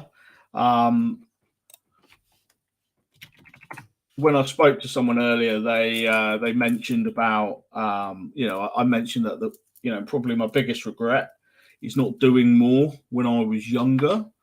And I think this is the kind of thing there, you know, I could have gone self-employed when I had the luxury of living at home with my mum. She might say that wouldn't have been great for her, but that would have been the time to, I think, really for me to kind of do it where you've not got those bills and different parts then. So I think that would have been a good opportunity to do it. But you know, people are now looking. We went into COVID. We're looking at kind of side hustles and different things like that. How can you have more than one income stream going? We might have Isaac joining us a little bit early. He has just messaged me to say he has come back, so he'll come on. I know Gavin has said I'm not on my own, but I am on my own currently. So looking at kind of side hustles, and I'm looking at things like training and things like that, which I can which we can do to have more sort of income streams. But I've turned the camera on for Isaac just as he was having a drink. So that was the perfect timing, wasn't it? So Isaac, welcome. Do you mind giving a bit of an introduction to yourself, if that's all right? Yeah, I was gonna say you looked alone, so I'd come early. Do when you're all alone here speaking.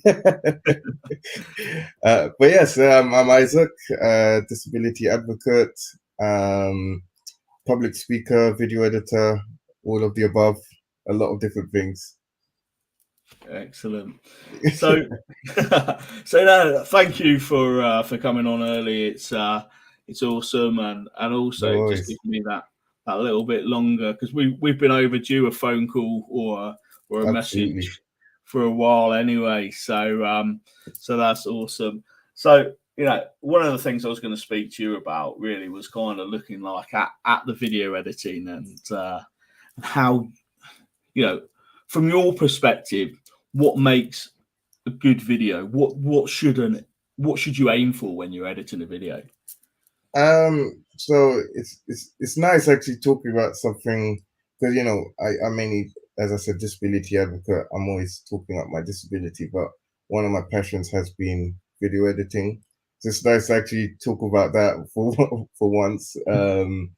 But yeah, what makes a good video. It's a lot of different aspects, really. But as long as there's a beginning, middle, and end, and it's engaging throughout, I think that's what makes a good video. You don't want it too. Sometimes less is more, as they say. So you don't have to put too much in, but sometimes it's needed. So it's just kind of having that balance. But I think as long as it's got beginning, middle, and end, and you can understand where it's going, that's the most important things when it comes to video. And like with your videos, you do a lot of like speak over. Is that something that do you do that so you can concentrate whilst it's you know, you're not on the spot is basically what I mean, trying to speak live. Oh, do you mean when I do voiceovers on the videos? Yeah, that's it. Yeah. So I used to just create videos, and when I did the vlogging, I kind of just I knew what was going on in the video, and I just edited it like it was. Just expected everyone to understand it. And then when I was given the opportunity to start doing voiceovers for my work, and realizing that people may need a bit more context when it comes to things, that voiceovers are needed. So I kind of integrated voiceovers for that reason, so people could have a better context of what was happening, but also learning about accessibility. You know, not everyone is able to see the screen, so being able to voice it as well, then people can hear what's happening on screen. So I decided for both those reasons, really. So I know, like I said, that you've done a couple of, or a few videos with voiceover. Gavin Neat, who's listening, I'd expect at the moment, has done a voiceover, and I've done one with not with a voiceover. And actually, maybe I should have done it with a voiceover. I did it as I was speaking live, and I don't think I'm going to get any voiceover work coming my way. I'm not sure the Cornish accent is built for voiceover work. So you have a great voice. Yeah. So okay. So what have you been up to recently, Isaac? 'Cause I know you've been up to a lot. Yeah. So I think the most recent trip that I've done was I went to Colorado and did skiing, which was really cool. Very cool because it was a foot controlled ski that I could use independently going down at 12,000 feet. Because I've done a lot of cool things in my life, but that has to be one of the coolest out there. Being able to independently ski. But that was a lot of fun and a lot of work leading up to the Disability Expo in July. So a lot of work in that regard as well. But yeah, just a lot of doing a lot of different things really. And keeps me on my toes and out of trouble, as they say. So how was the trips over, both over to Colorado and then back over to the UK? So it was so I went with a group of people with spinal injuries. So there was about 5-6 wheelchairs, a group of us. And to be honest, we went with British Airways and they did a pretty good job. Obviously because there was a lot of wheelchairs, there was a bit of a waiting time, but it's not like they forgot about us. But America seemed to really get on with it, and they were quite fast in the assistance. The only thing which was the most challenging is I get leg pain from sitting for too long. Yeah. And it was a 9-hour flight. I thought it was 7, but it was 9 hours. I had to sit up, and my leg was in excruciating pain. It was like unbelievable pain. And I'm one who doesn't really like taking medication, but I had to take a lot of medication and watching a lot of movies to distract myself from the pain. But I got through it, and then once we landed, it was then another 2 hours to get to the resort. So it's like more sitting. Still sitting. And typically the bus decided to break down, so we had to wait for another one to come and pick us up. So fun. Yeah.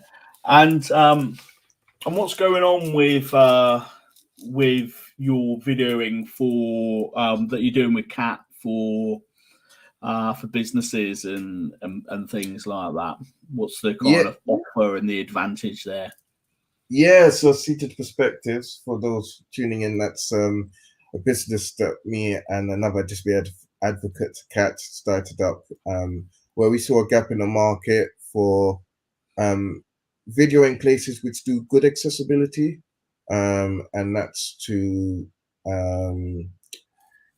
not only inspire other businesses to see why it's important on getting accessibility right, but also allowing people with disabilities to know what is available for them. And yeah, we've done a couple of videos, and we've done one at a hotel, which doing amazing work when it comes to accessibility, but they don't really shout about it, and it's like, why wouldn't you want to do that? So we've gone in there, done the filming, and they've really liked what we've done, and it'll be released soon. that they've now decided to do a committee with people with disabilities so they can hear the lived experiences, and basically get the hotel better. Because it's not perfect, it's good, but not perfect, but they're willing to go that extra step so they can make it more accessible for a lot more people, which is amazing. Yeah, excellent. And that's, I guess, the real kind of thing is, if people see how it is to get into a building or be able to get around, it's going to bring you more clients. It's going to bring you more Absolutely. customers. And I guess kind of you see it from a disabled perspective, but it could also be parents with children who kind of will know, right, this is how I can get the buggy around, or they might just want to be able to see the premises before they come. Yeah, absolutely. I mean, video is so powerful over pictures. I mean, pictures are good, but when you can really walk through and see it through a video, it's a lot better. And you can really angle a picture, can't you? And do things to a picture, manipulate a picture. And I guess you could to a video, but it's a lot harder. And I think video content is going to be a lot stronger than in general than picture content. Yes, that's it. Absolutely. Yeah. So what's one of the kind of worst places that you've seen? Worst places. I've been to some. Well, the one thing that I struggle with the most is when you have to go around the back to get into a building, and you have to go past bins and rubbish, which could be quite. I don't know. It doesn't feel right, really. It doesn't make me feel included. Like the building might be amazing inside, but when everyone's going through the front and I have to go through the back, it's really like disheartening, and it's like I don't feel I belong. It's a bit degrading, isn't it? Yes, yeah, it is. And I've been to like really inclusive events. I'm not going to be here to call people out, but there was this event I went to end of last year, and they had an opportunity to get the right venue for me, and they didn't get me in the end to do that. And then it ended up being in this really fabulous place, but I had to go through the bins and through this back entrance, and everyone had this glamorous front entrance, and I thought, yeah, this is not right. But you had an opportunity to make it good as well. It's quite annoying. Yeah, it's almost like the anti-red carpet, isn't it? Like the polar opposite to what a red carpet makes you feel. Yeah, exactly. Yeah, it's the no carpet feel. Yeah. So there's no point talking about the worst if we're not gonna then talk about the best, because like people do things really, really well as well. So what's one of the kind of best experiences you've had?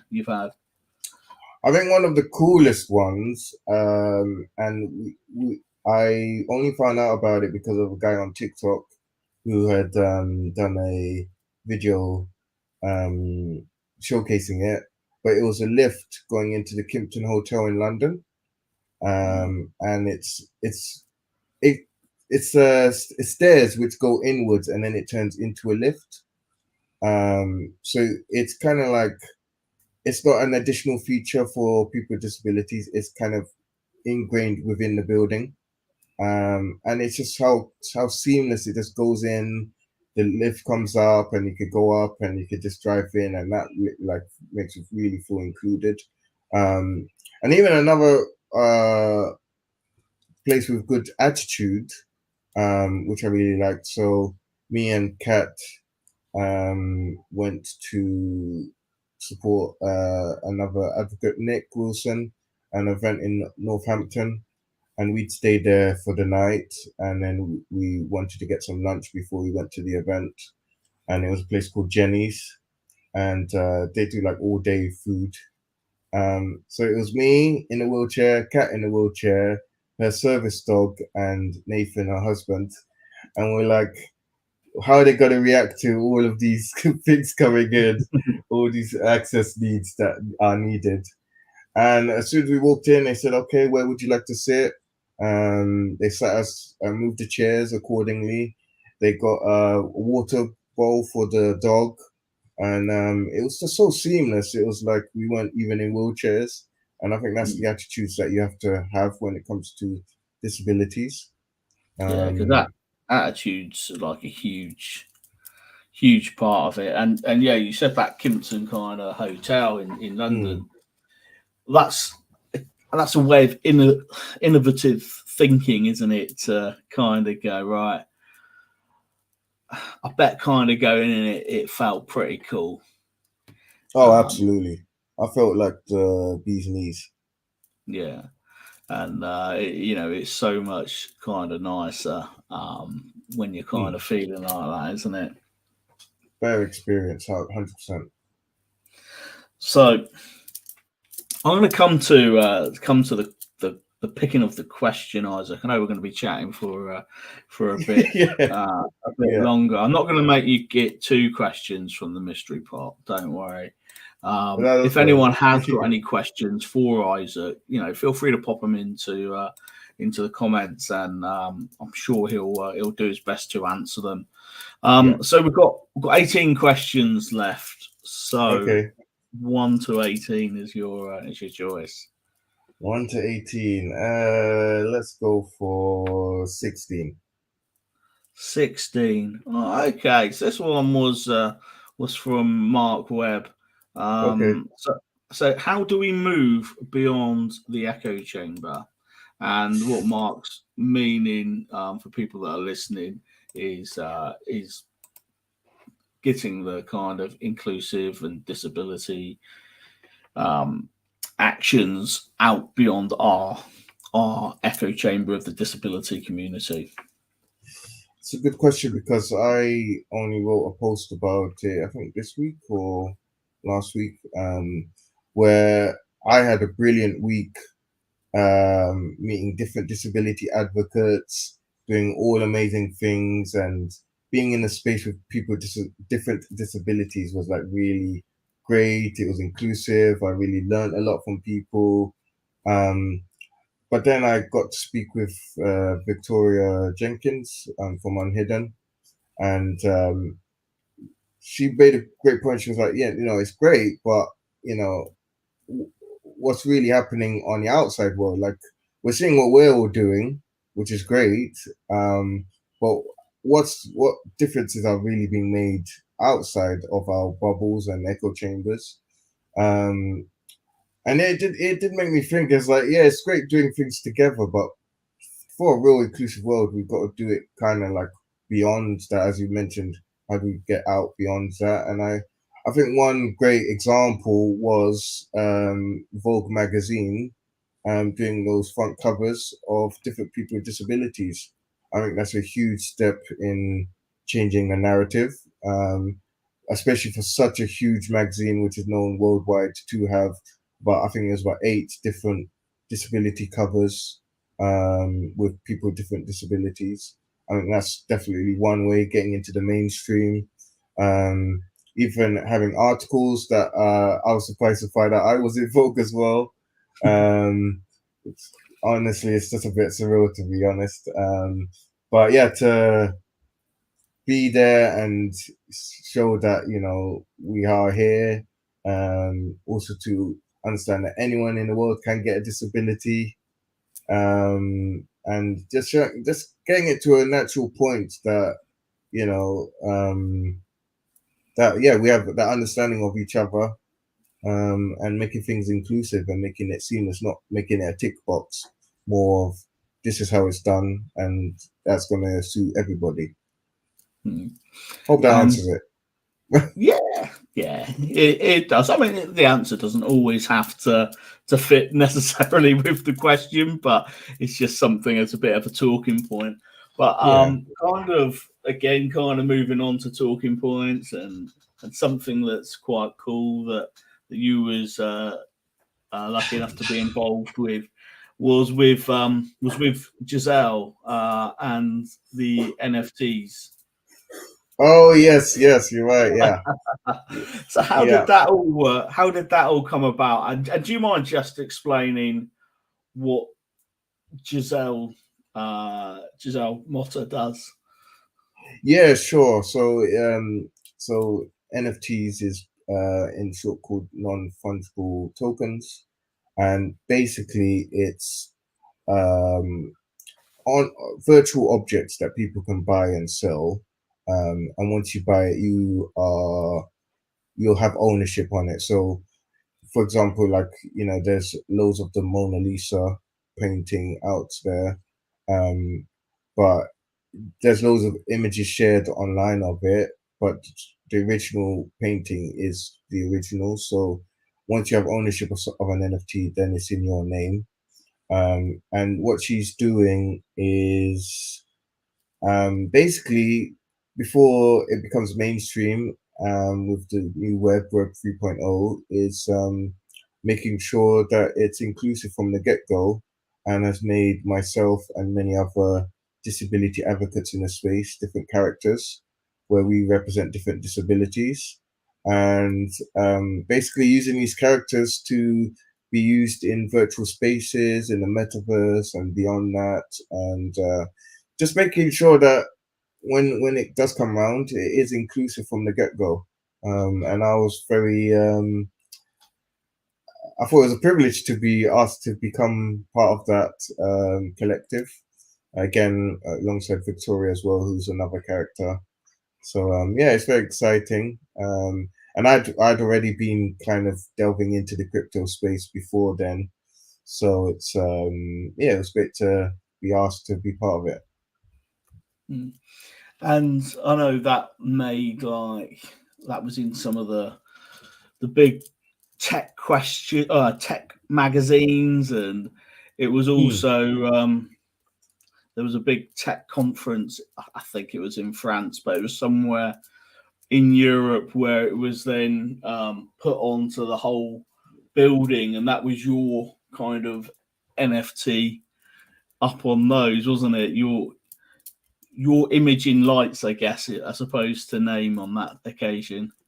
Yeah, it's Tech Inside, I think, was the magazine. Yeah, it was showcasing this big conference. I think it was Texas, or there might have been one in France as well. But yeah, she's doing great work, and there's a lot of plans for different designs of the characters, clothings that we could put on them, and eventually being able to buy and sell them to people as well, that we can then use the money to, be able to do other great things for the space. And be able to make, the metaverse have Absolutely. a good representation of all different types of people. So and then there's this year you added a few letters to the end of your name. Yeah. Yeah. So I was on the New Year's King's Honors list, that I was given an MBE, which is the last thing I ever thought I would ever get in this lifetime. But yeah, it was. I found out in November, end of November, and I couldn't say anything to anybody for a whole month. Ended up telling my mom, and yeah, it's bit surreal when it was publicly announced, and I got 3 letters after I did for the stuff I do with disability. So Yeah. So how did you find out? Did you get a phone call from the King himself, or was it a letter? Yeah, he has me on speed dial, so we had a long chat, and no, it was I got it from an email, which, to be honest, I read it and I thought, is this a scam? Because it's not every day you get an email like that, but it was from an official government email, and I was like, okay, now I can let it sink in. Yeah. My mum's just put congratulations on there Thank you. for you. Thank you. So we've also then you've got, and I'm not sure where it's to, but you're allowed to take some cows through a village or something, aren't you? As well. What's all that about? So before then, so 2021, I was given the honorary Freeman Award for being recognized by my local council of the different things I do for the community and beyond that. And I didn't really know what an honorary Freeman was until I got it, and I discovered, yeah, I could take over my sheep over London Bridge and not get arrested for it. Do you have many sheep to take over London Bridge? I do not, but I'm going to do it one day. I will do it. I actually will. Let me know. Yeah. I'll follow, but I'll have to make sure that I'm not attached, because I could still get arrested even though you won't. Yeah, exactly. Yeah. Wonder who my one call would be to get myself out. Yeah, our jail card. Yeah. Exactly. But also speaking of benefits, also as an MBE, I can get married in St. Paul's Cathedral. Oh, excellent. Yeah. And any family member as well. So yeah. Perfect. So we'll have to get that one on TV, or get Hello Magazine or something in. Absolutely. Yeah. So what adventures have you got? I know you got the expo, which you're heavily involved in. What post expo second half of the year have you got? Is that a bit of chill out time? I know you don't like to chill out that much. But... hopefully going to Berlin again to do the full marathon, skate marathon, which I'm looking forward to doing again, hopefully. So that'll be in September. Also, we'll be going to my first wrestling match at the end of August. My friend, he's a friend I never thought he would love wrestling, and I used to be a huge fan, and then life came and I got really busy.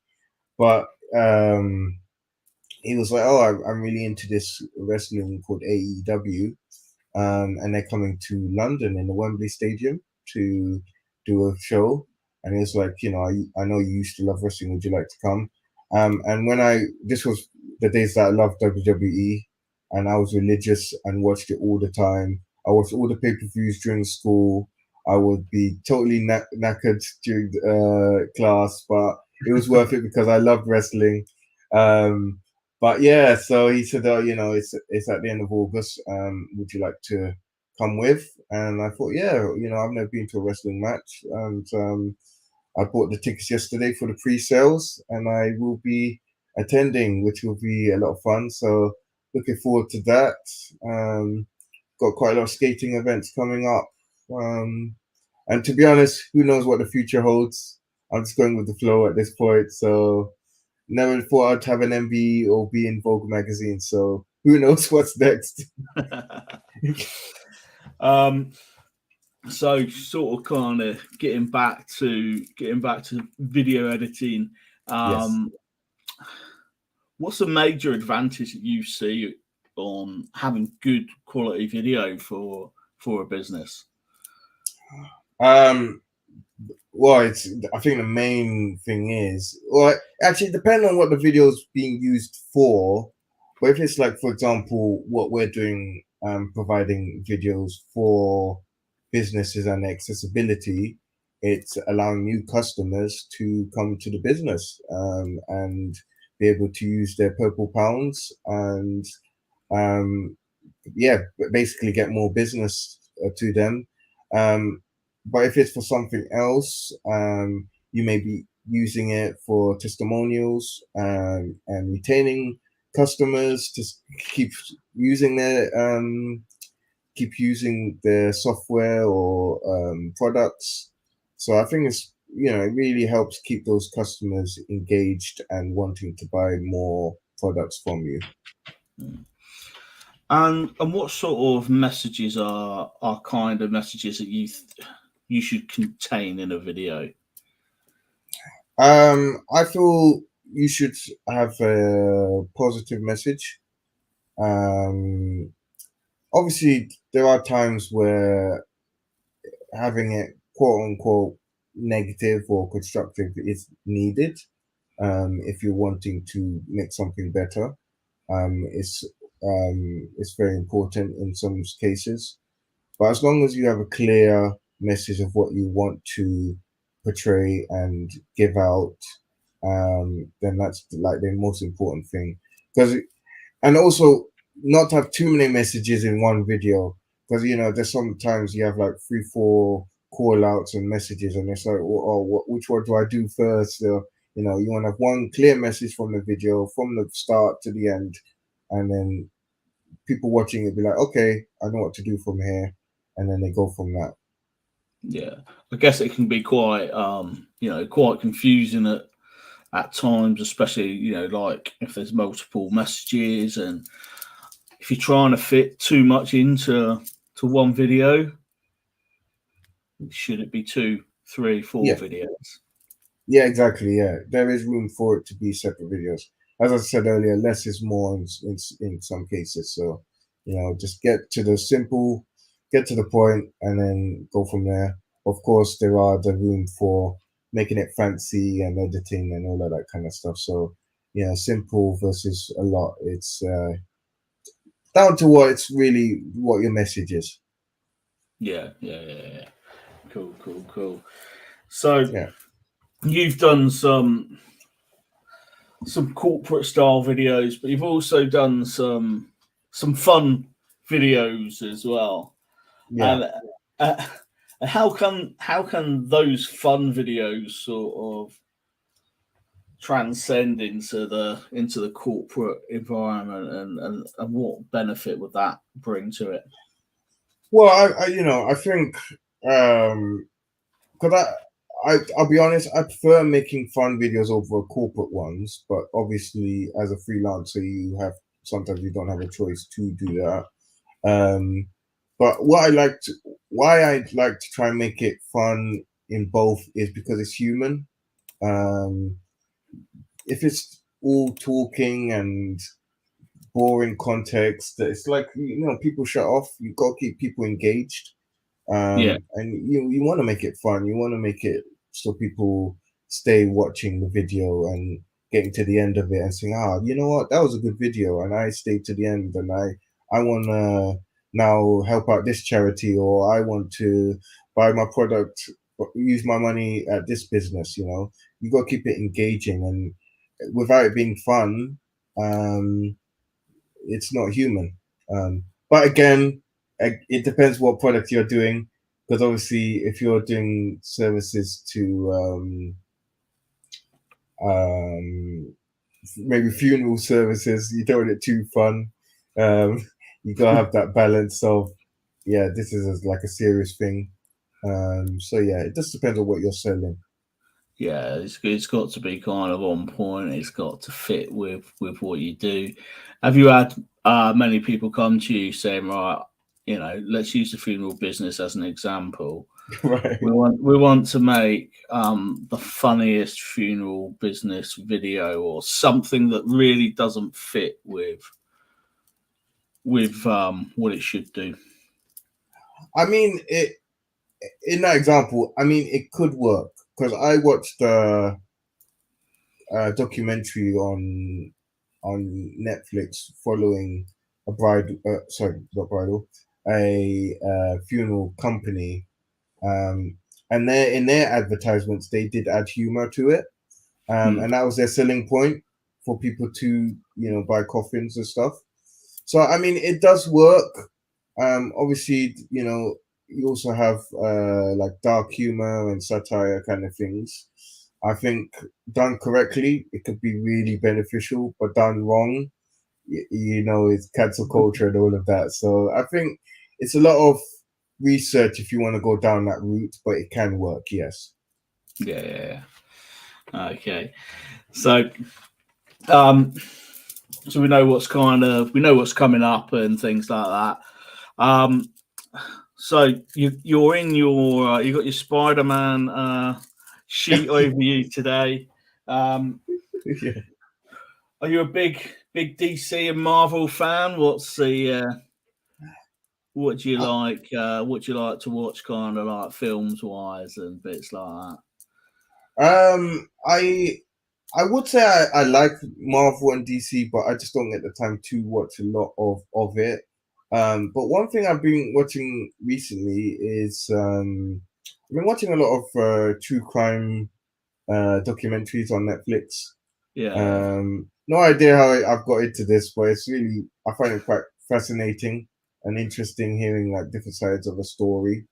And I watched a really good documentary last night for on YouTube called The Disability Paradox by Chris Lynch. So he's yeah, it's a really good film looking at what true happiness is and disability and the barriers that faces and what people look at people with disabilities and think, oh, you must be having a miserable life, but in reality, we're really grateful for it. It was a really interesting documentary, and I suggest everyone to go and watch it. It's free on YouTube, The Disability Paradox.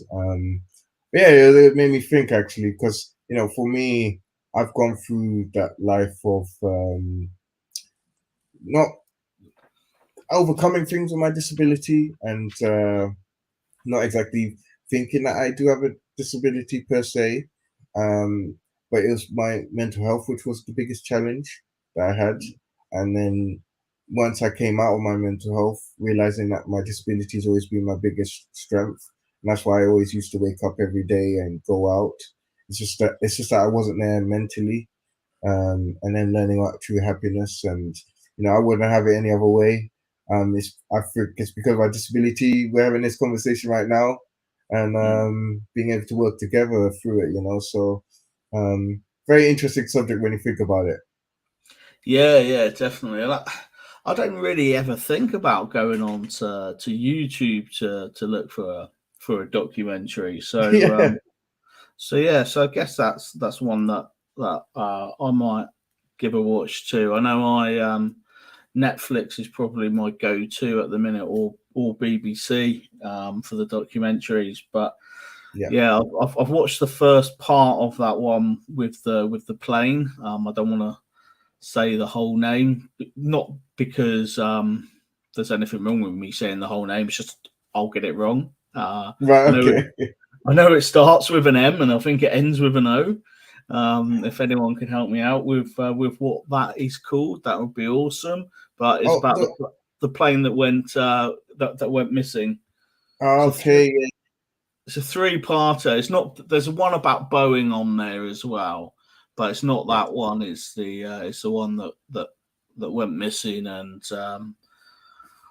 the different kind of theories in behind it. And I think that's what you get with documentaries. You can get some really interesting theories sitting in behind things, and I think that looks pretty cool. Is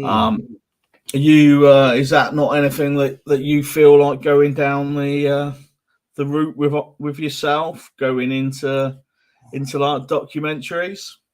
You know what? I'm gonna be honest, right? And I would love to do documentaries on firstly a real look at my life, because I've had documentaries done on me before where it showed me overcoming obstacles and all the great things I'm doing, but I want to showcase what really goes into day to day.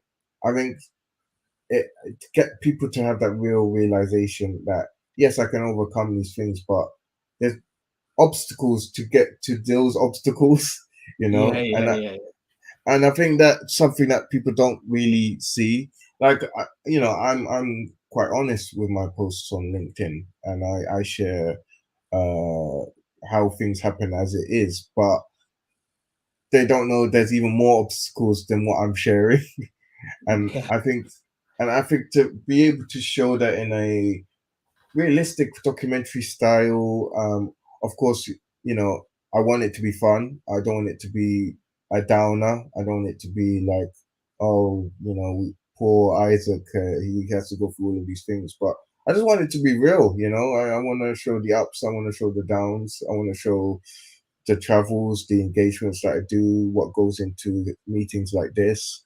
You know, I want to show real representation of that. May that be a long-term weekly thing I put out on LinkedIn, or it's an end piece that is like an hour and a half long, or I don't know, but I would love to do something along those lines. But I also would love to do a documentary series of the behind the scenes of what goes into events in the disability space. I think it's very interesting how much there is a lot of community based, how we do things together, but there's also the infighting of people with disabilities and how some people with disabilities don't understand other people. So I think showcasing that and showcasing that people with disabilities are just people in that regard. You know, we're not all on the same page when I think we should be when it comes to some things, but I would just love to showcase that side of things as well. Again, not to like call people out, but I just want to show people a reality of it. Like, it's not all sunshine and roses, and yes, we're all in it together, but actually there's a lot of things which go behind the scenes. Yeah, and I mean, I've been quite lucky, and I don't know if it's yeah, it is luck because it will happen at some point. But I know some people get some really nasty posts and things like that, which, you know, fortunately enough, I've not experienced yet. And like you said, the infighting as well, which again I've not experienced, but I know other people who've had it kind of really tough. And I guess I get it more the other way round with, you know, people like Jamie, like Jodie, who go the opposite and go, right, actually, just to give you a few tips and things like that. And I try to do the same. It's educating people as opposed to any sort of even fighting there. So Gavin is watching, and he's put superb. Folks like Isaac aren't just doing stuff; they're providing positive coping mechanisms that others can use to empower their own lives. Who has Isaac been inspired by? Oh, of course, it's got to be Gavin and all his work. No, well, but to be serious, I mean, you know, I think firstly, you know, my mom's been someone who I've really looked up to, and how she keeps going, and always has a positive sense about things. But she's very real, very old school, and that's something I've really appreciated. You know, tough love, as they say, but it's something I've really am grateful for. But, you know, in recent years, I think it is the disability community, its allies like Gavin, who are just going out their way to make things inclusive and changing the narrative. I think that's really empowering, and it's really showing that, you know, we're all in this together. We're all doing our part. We're all here to learn from each other, educate each other. And, you know, I believe, you know, before I've been active in the community and joining LinkedIn, I was living under a rock. I didn't really know anything about disability. And I know that sounds crazy coming from someone born with a disability, but it's true. I've learned so much from the community and what people are doing, that I'm truly grateful for every person into my life. And that's what really inspires me to carry on doing what I'm doing. Yeah, that's a great question, Gavin. When's the last time you spoke to Gavin, Isaac? Only last week. We got to hang out at the Blue Badge Awards. And yeah, it was nice to just bump into each other. I didn't know he was going to be there, and I didn't know there was going to be other cool people there too. So yeah, it was nice. Yeah, so that was last Tuesday. Time's flown by. Yeah. So I saw Gavin on a call yesterday, and I was really impressed with his new flowing locks. Don't think he's had his haircut this year yet. So I saw that in person. yeah. It's impressive, isn't it? Oh, it was. It almost blew me out of my chair. I can imagine him driving in his van with his head out the window, just yeah. In slow motion. yeah, exactly. We'll slow that bit down. So yeah, I mean, look, you've mentioned like the disability community, and you've mentioned that you know that you felt like, you know, in a sense you was like hiding in under a rock for like a little bit, but oh, here we go. Gavin's not enjoying this bit now. So okay, so yeah, I think when it comes to it, you know, in a way, you kind of become an expert in disability or anything in a few different ways. So the first way is through lived experience, and you know, if you're looking at becoming a so-called expert on disability through lived experience, you're an expert on your experience, because your experience is different to mine, which is different to so many different people. And one thing that really kind of that I remembered when we met up and we was down Media City, we went across one bridge, went across the side, and then we came back across the bridge before we had a drink. And there was obviously yourself, Ross, and myself. And you was going across because your wheelchairs electric. Mine at the time was manual, and that bridge was steep. I was thinking, Isaac, just keep talking. I've got a sweat on here. I'm not going to be able to answer you back, answer any questions. But yeah, that was you know, that was kind of like, you know, where you kind of see two people both in wheelchairs but different experiences, and then you then learn through speaking to other people or watching and getting involved and really kind of engaging.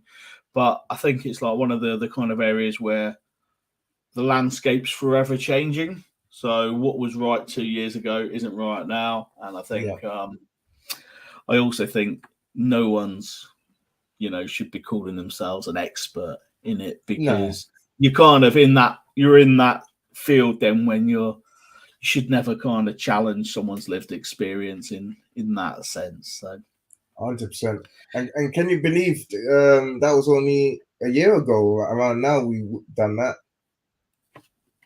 Yeah, it was very it wasn't that long ago. No. It does seem like it was longer. It does.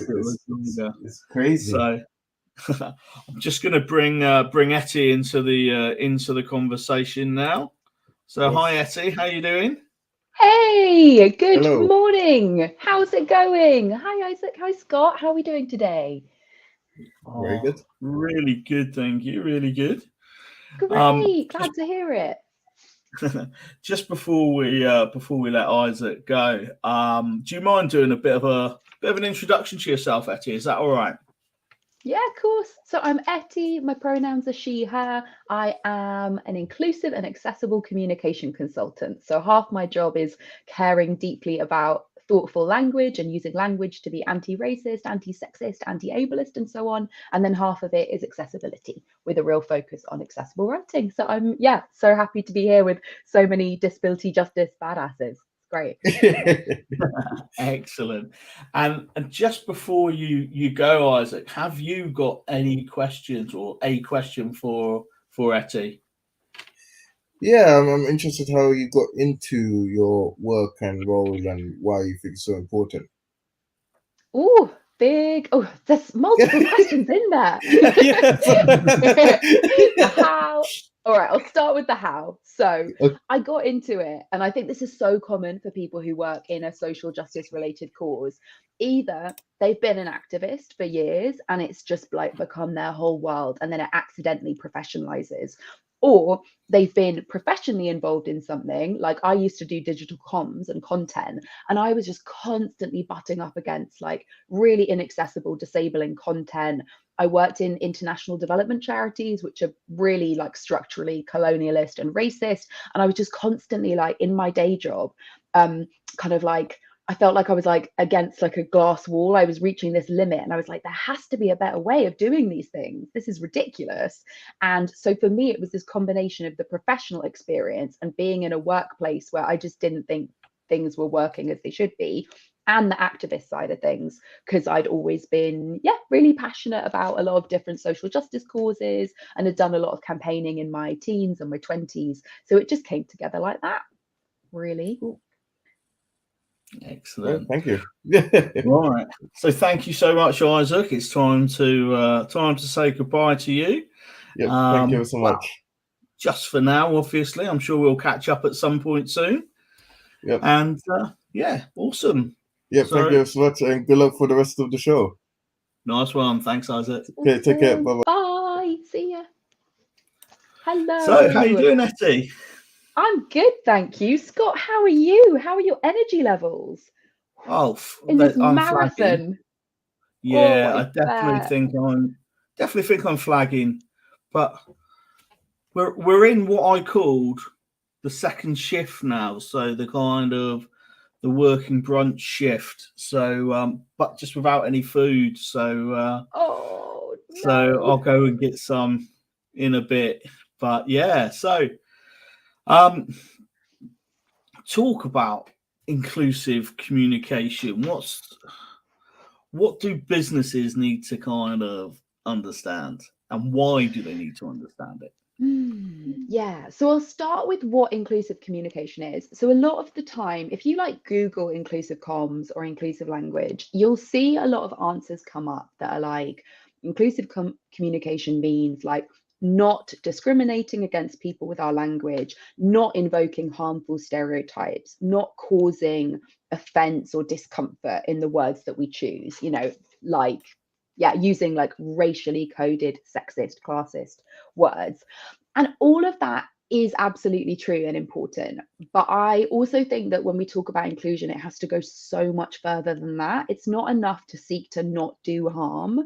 I think we need to be very actively resisting all of those isms as they come up in our communication. So often what I talk about is actually anti-oppressive communication, where you go a step further than like not using sexist phrases, and you use language that really actively interrogates injustice. So how do we make sure we're talking about where inequity comes from? How do we make sure that instead of saying something really ableist, like describing somebody as confined to a wheelchair, which just usually isn't true at all, how do we make sure we're being accurate, which might say is liberated by a wheelchair, or factual and neutral, uses a wheelchair? Or can we get people really understanding the social model of disability? And can we say the wheelchair is not the problem, it's the stairs, it's the design of the building that is the problem? So this kind of active approach to language is like showing where things come from so that we don't just invisibilize and normalize all the isms. And I think what I would like businesses to understand is, I know there's a lot of understanding of this so-called business case for inclusion. And you hear people talking about it in terms of racial diversity, in terms of disability inclusion in the workplace. And of course, it is true that like teams that are more diverse and inclusive will also be like richer in terms of the ideas and perspectives that come in. They'll typically be more profitable. We see that in the business research and data. But For me personally, I hate the idea that we're instrumentalizing inclusion. I don't want to work for a business that only wants me there because they think it's going to improve their bottom line. I think we should be working from a justice perspective. So I would love if businesses could go further than thinking, oh yeah, we should like do a bit of ED&I work because it's going to boost income, and instead think, let's do this because it's right and because we believe in like challenging inequity and because we want to be a just place to work, or because we just want to be like a modern place to work, and this is the modern world. Yeah, definitely. And speaking to someone earlier, we were saying like about traditions and things like that, and even speaking to Isaac just before you, and how the landscape always moves. So that's the same with language. That's the same with comms, and it's, I guess, it's recognizing that change is needed and change is required, and actually it's a good thing. Yeah, I find it almost funny. People sometimes say like, oh, I would love to do something around inclusive language in my business, but I'm so scared that I'll offend people or I'll get the words wrong. And I have so much compassion for that perspective. Like, how scary is that? People do feel really valid, justified fear of like causing harm, causing offense when they didn't mean to, getting told off. And I really, really get it. But it's also kind of laughable when you think about how we're all successfully using the English language right now. Like, you and me are talking, and we are speaking a language that is evolving all the time. And it's evolved in the years that we've been speaking it. And we're going to use slang in this conversation that we wouldn't have used 10 years ago, and that people wouldn't have used in a professional setting like 30 years ago. And vocabulary and sentence structure, like, it all evolves all the time. So people do have the ability to update their vocab. Even in a workplace, think of how like cloud computing is a thing that we all talk about now, and that wasn't a thing before. So I think we often overthink the risks of, it's like there's this perception that because it's moving quickly, we can't keep up and we can't like get on the inclusive comms train. But we absolutely have the skills for it. Everybody does. And I think the second piece there, the fear of being told off or getting into trouble, again, is really valid, but that we have to put aside that fear or that kind of wish to be comfortable all the time, because wanting to be comfortable all the time, it's like, whose comfort is that? It usually means comfort for people who are white and wealthy and not yet disabled, and it means discomfort for other people. So if we're worried about kind of messing up a bit, I think we just have to lean into it. Yeah, and people make mistakes, so you can put your hand up. Yeah. If you're learning something, you're bound to get something wrong. Of course. So you need to be brave enough just to go, hang on, this I've made a mistake here. I now understand, and this is how I'm going to shape my language in the future. But what's the best way then to kind of get to grips with different languages and different ways of writing and being more inclusive and accessible?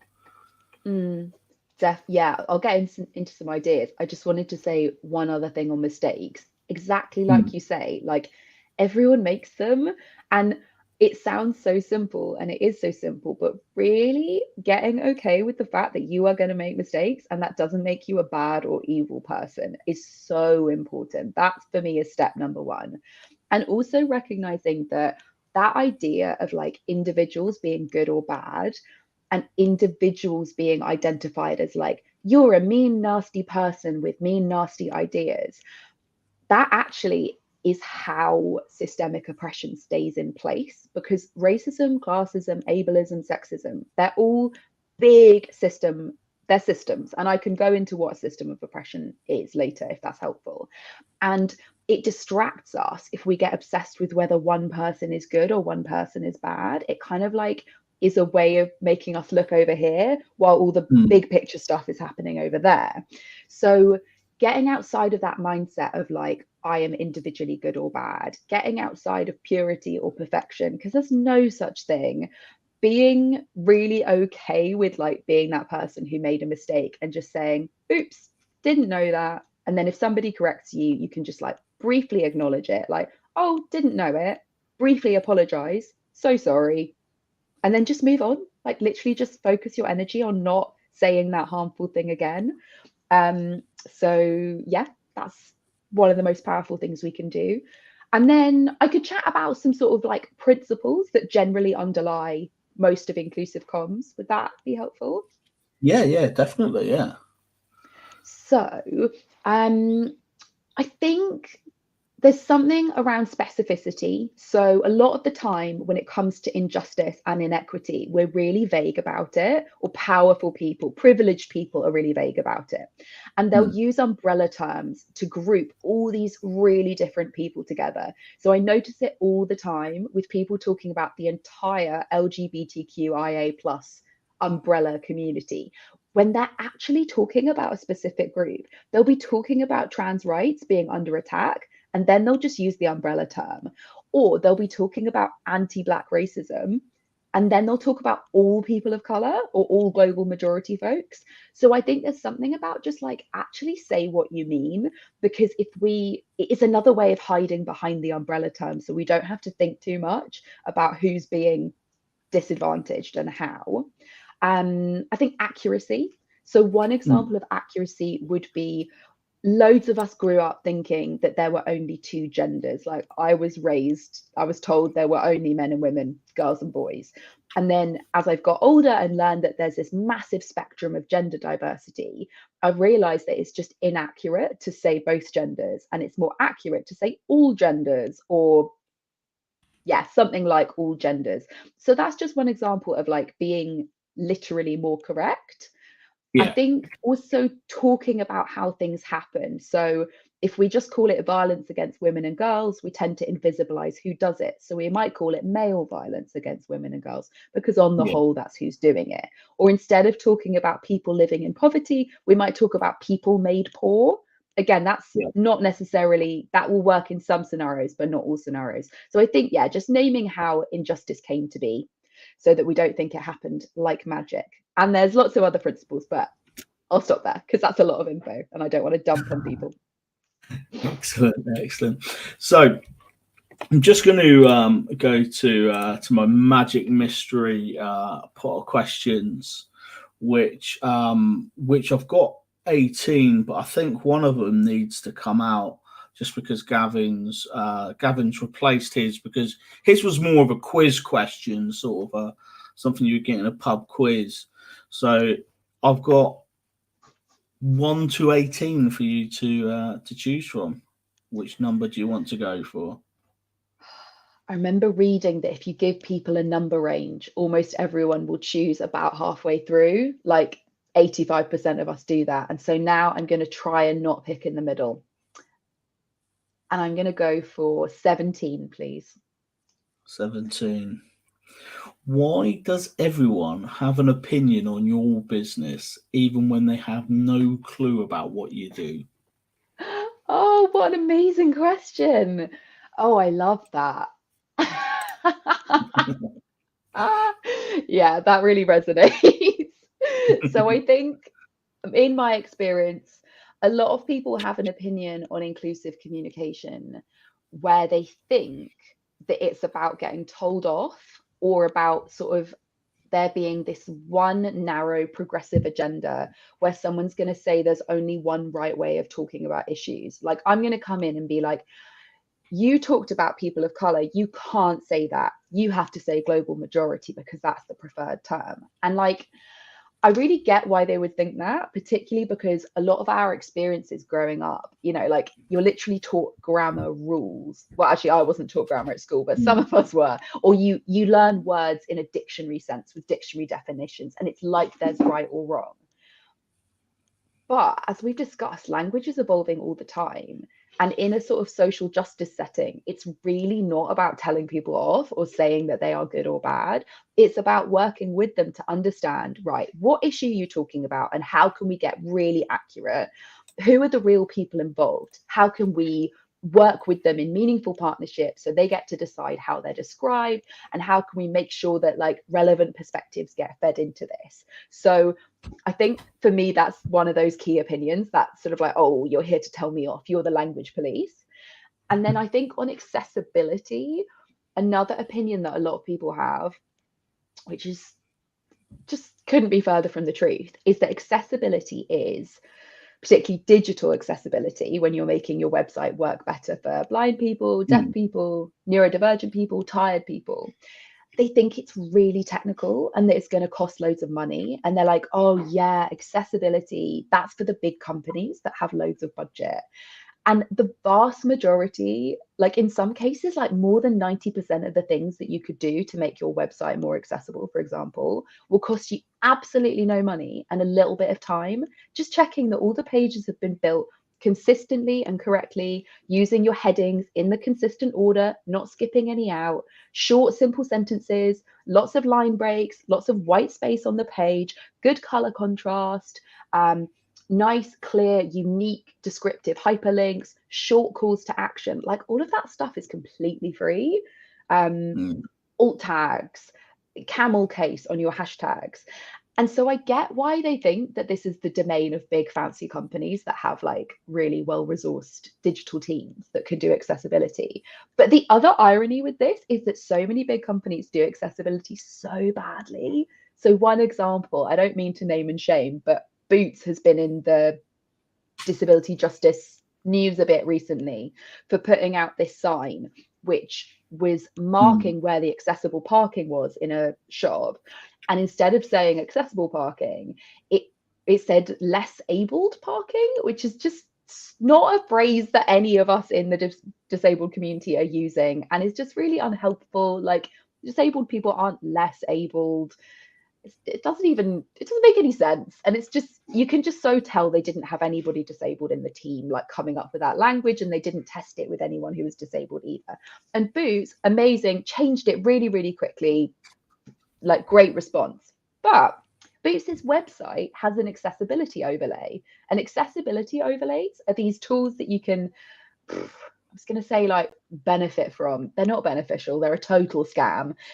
They are these sort of products that sit on top of the site, and they claim to make it accessible, and they allow you to click some buttons and like quickly resize the text, maybe change the color contrast, do some other things. But the sad reality is they just make almost every website, at least that I've seen and tested with real people, less accessible. They just get in the way. They often don't work with people's assistive technology. So anyone here who's watching who has an accessibility overlay, please get rid of it. They're not doing the job that you think it's doing. So all of that to say that a perception that people have about accessibility is that it's expensive and difficult, and it's just really not. So don't worry about it. Yeah. And I saw a post that someone put on, and it was about maybe a feature, maybe about I don't know, maybe a product or whatever.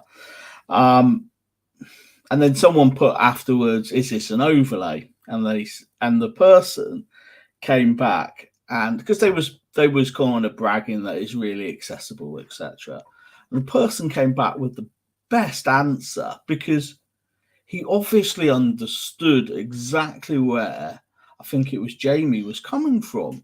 And he was saying, like, you know, an accessibility overlay basically is a way of cracking the code. So by cracking the code, you're weakening your website. There's so many kind of, and he knew all the kind of negative points to it from a business perspective and from an accessibility perspective. So actually the website's been weakened in two ways, not improved in any. So I was really, really, I wish I knew the whole post and the whole comment there, but he kind of really had it spot on. Yeah, I just wish that they would fall out of favor. I find it really shocking that companies are allowed to market them, and that so many, I get why smaller organizations that don't have a big team would sort of not know better, but like big multinationals who have the budget and the time to investigate this stuff should not be falling for it. So it's really upsetting.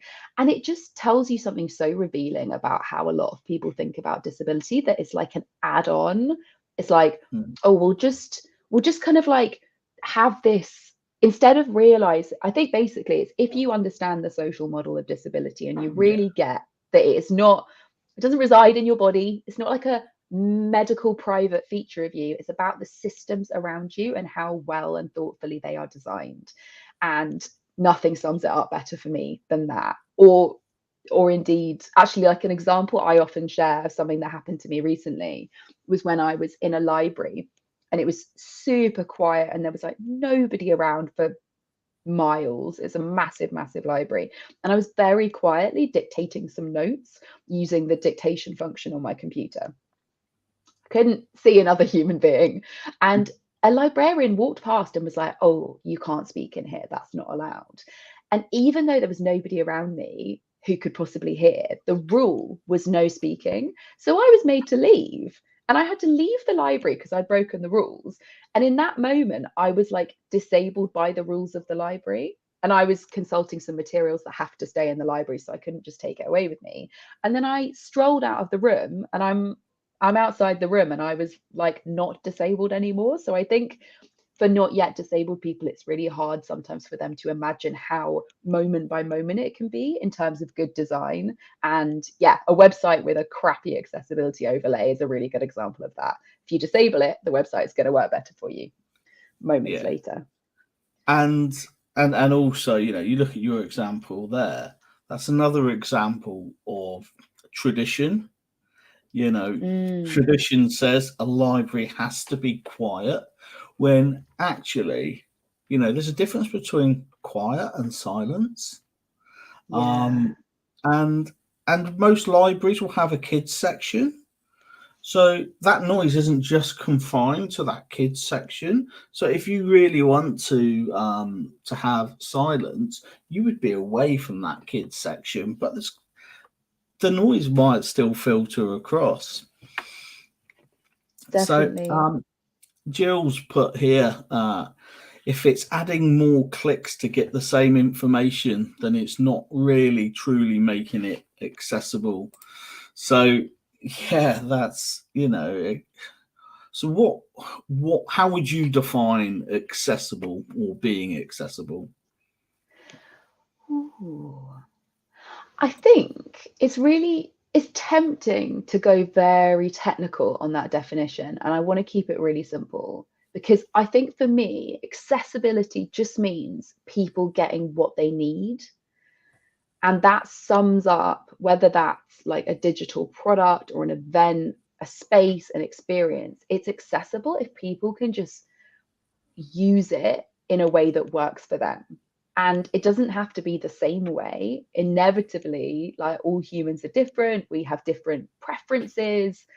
We have different ways of thinking. We know that brains are wired differently. And that's like the wonderful thing about neurodiversity. We know that even if we don't have like sensory or cognitive differences, we just have like personality differences. Like I know loads of people who just love watching videos with captions on. It's not because they're deaf. It's not even necessarily because they're neurodivergent. They just like having the captions. So I think it's something about like making sure people can get what they need and being quite unfussy about providing those options. We can make almost anything flexible. I don't think it's very, very rare that you ever have to have something that is totally visual. And you like, if I held up some visual resource right now, I've got a Moomin on my desk, so I'm going to hold up my Moomin. Like it's a little white plastic figurine of a Moomin, which are these adorable little creatures from I think they're Finnish kids storybook. And there's just no reason that I can't also describe that out loud. So why can we not do that with events and working practices? Why can we not also provide multiple ways to do things? Yeah. And Moomins are cool, right? Objectively. Yeah. So it's thrown me a little bit because I'm trying to think of these. So I'm hoping someone will put it in the comments of these little creatures that were on the moon that would go Oh, clangers. clangers. Yeah, that's it. And that's probably the best impression that I can do of anything. So Let's have it again. I don't think you can tease people like that with a really great, like, let's hear it.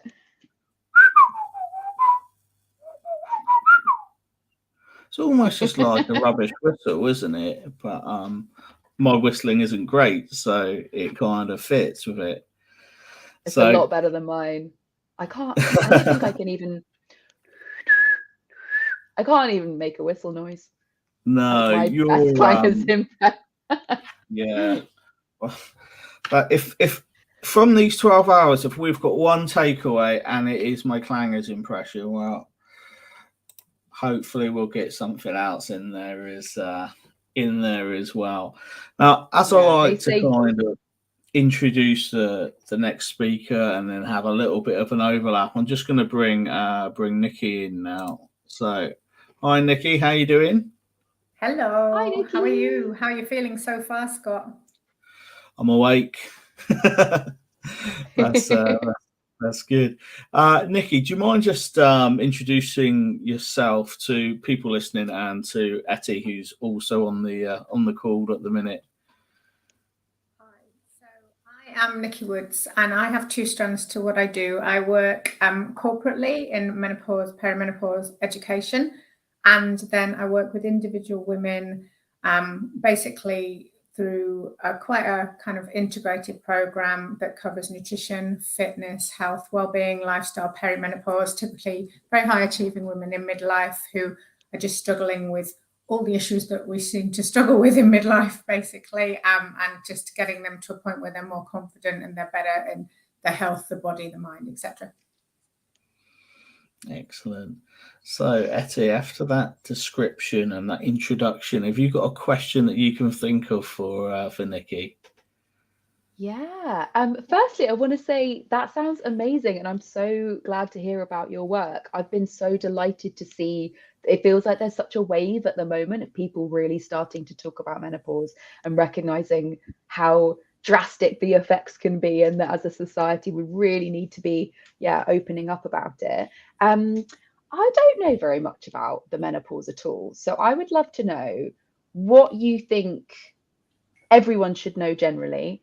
And if I can be cheeky and ask a second one, because I'm someone who will eventually go through the menopause, I'm not sure when, could be very soon, could be much later. What would you recommend that someone like me should be thinking about if they're pre-menopause? Okay, so Sorry, it's too I'm big. going to flip it around. I'm going to answer your second question first. Okay. So my recommendations for you and for anyone at any age really are there's so many things we can do lifestyle wise to optimize our health. So nutrition, sleep, exercise, resistance training, stress management, all of these things, they can have so many amazing health impacts, but they can actually massively impact how the perimenopause and menopause affects us. That's not to say we might not need some support as well. However, it's going to quite often mean that there's fewer symptoms and that the whole transition is easier. I would also say, and I had a conversation with a client about this morning, if I knew then what I knew now, I would have had baseline bloods done on loads of things and I'd be doing them all the time. And if I had daughters, I'd have been doing that as well. Because once we get to a point where we're like, is everything in flux or not?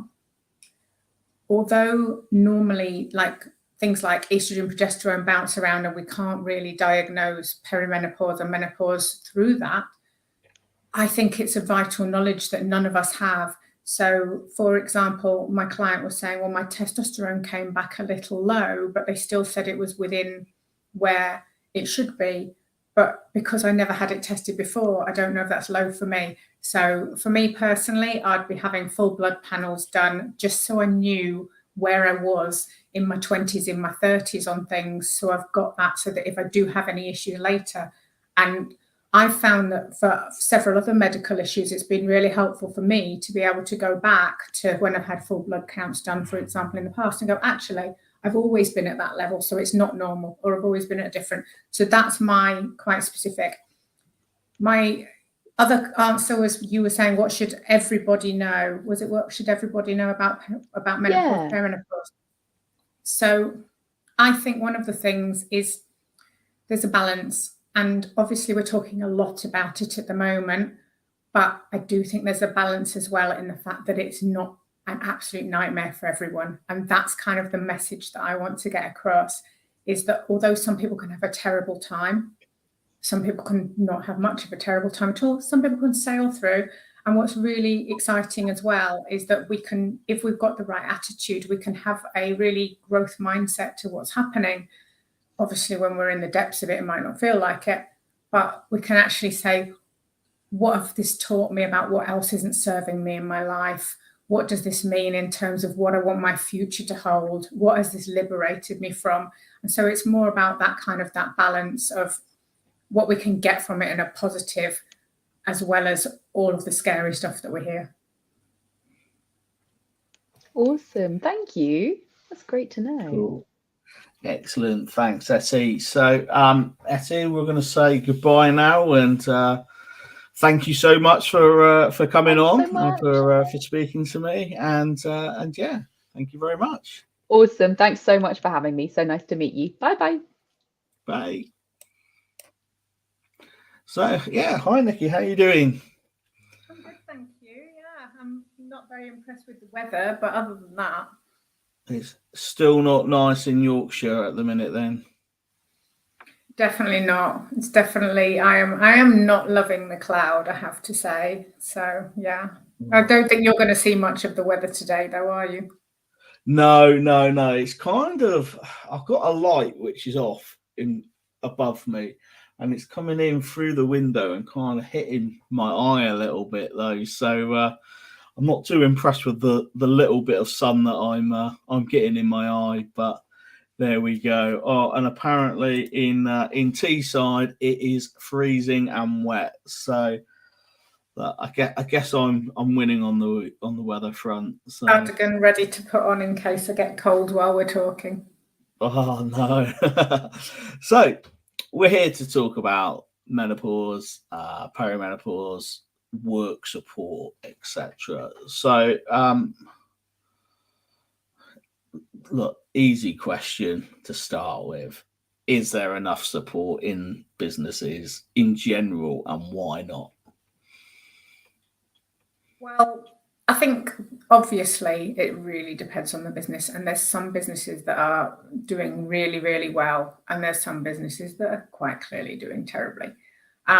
There has been a 44% rise in the number of ET applications for cases that have referred to menopause.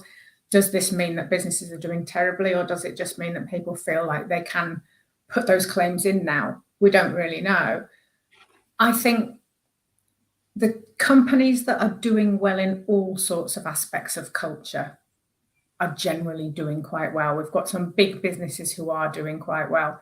However, there's all the nuance in between of whether that's getting down to a local level. And something I think's quite difficult is bringing men into the conversation, making men feel like either it's relevant to them to be part of the conversation, whether they should attend the awareness, etc., etc. And I think that's something that we generally are not doing as well on, even for the businesses that are generally doing quite well, if that makes sense. Yeah, it definitely does. And I feel quite comfortable having this conversation with you. But probably 12 months ago, I might have struggled a bit more, because I guess I didn't know enough to feel confident in the language and different things, different ways to ask questions, and what I can ask, what I can't ask, and things like that. But obviously now I've forced myself into the conversation. It's not scary at all. I think that's one of the things I very much notice people are really scared of saying the wrong thing. And that even comes down to terminology, where if someone's having a conversation with me, they apologize if they say menopause in case they should have said perimenopause or something like that. And I'm like, God, please don't apologize, you know, because we're all learning. And the concept that women have got a clue what's going on, and how there's this, you know, bajillions of women who don't have the faintest idea either. And I feel really strongly that having open conversations that don't have any kind of aggression and just, you know, open learning is the way for everyone to feel part of the conversation, for people to be better supported. Yeah, I don't feel like it's a conversation that we've got everyone involved in terms of all genders, really. So the more people try and learn and have that attitude, the better. And yeah, throw themselves into the conversation, because there are more conversations now. There's more people like yourself who are able to go into a business and be able to give that support. And when you're in those kind of training zones or learning environments, there's no better place to make a mistake or say something wrong. But you know, I don't think, like you said about the example of perimenopause and menopause, I don't think anyone would get upset about that mistake. I like to think not, and likewise, I think that generally with this conversation and thinking about the workplace or thinking about personal interactions in general, the normal advice always applies. So the normal advice about how you would approach a conversation if you're a manager, for example, how you would approach a conversation with your employer if you're an employee who's struggling. You know, all those things, that they're still relevant and they still apply. You know, it's like, how many employment tribunals have happened because someone's thought it's a good idea to have banter, for example. So the same examples of the do's and don'ts really apply with reference to this as apply to so many other issues in the workplace. All of the good management techniques, tips, etc., they apply as well. So I think that's something that, because people are scared, because it's something they don't really know about, and they're scared of saying the wrong thing, and they're scared of being accused of being discriminatory or something, that sometimes means they don't say anything. And that takes away from open conversation, and some quite positive support can be missed. Yeah, and when it takes away from that open conversation, that's quite often worse than saying the wrong thing.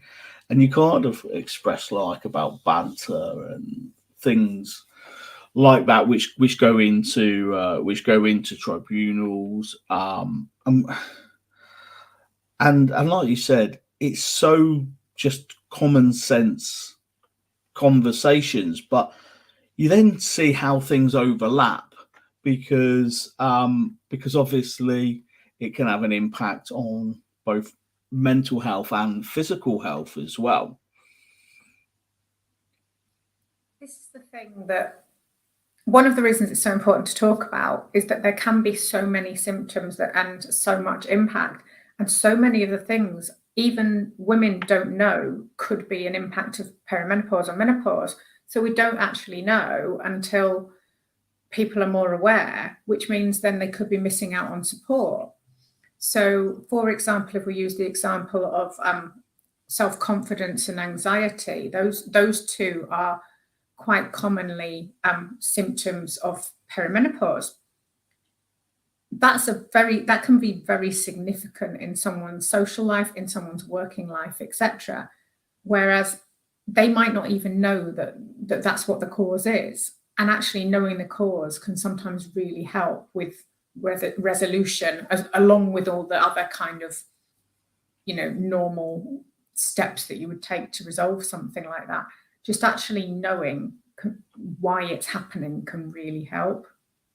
And then if we're looking at symptoms, like you said, there's so many different symptoms. It's very individual. So You know, 5 people could have 5 almost completely different sets of symptoms, and they can also have 5 different sets of advice from the GP. So where would you kind of say, right, actually, you know, we need to push back on the GP? What sort of things have you heard where GPs should have maybe given different advice because it was perimenopause when they've looked at a different diagnosis?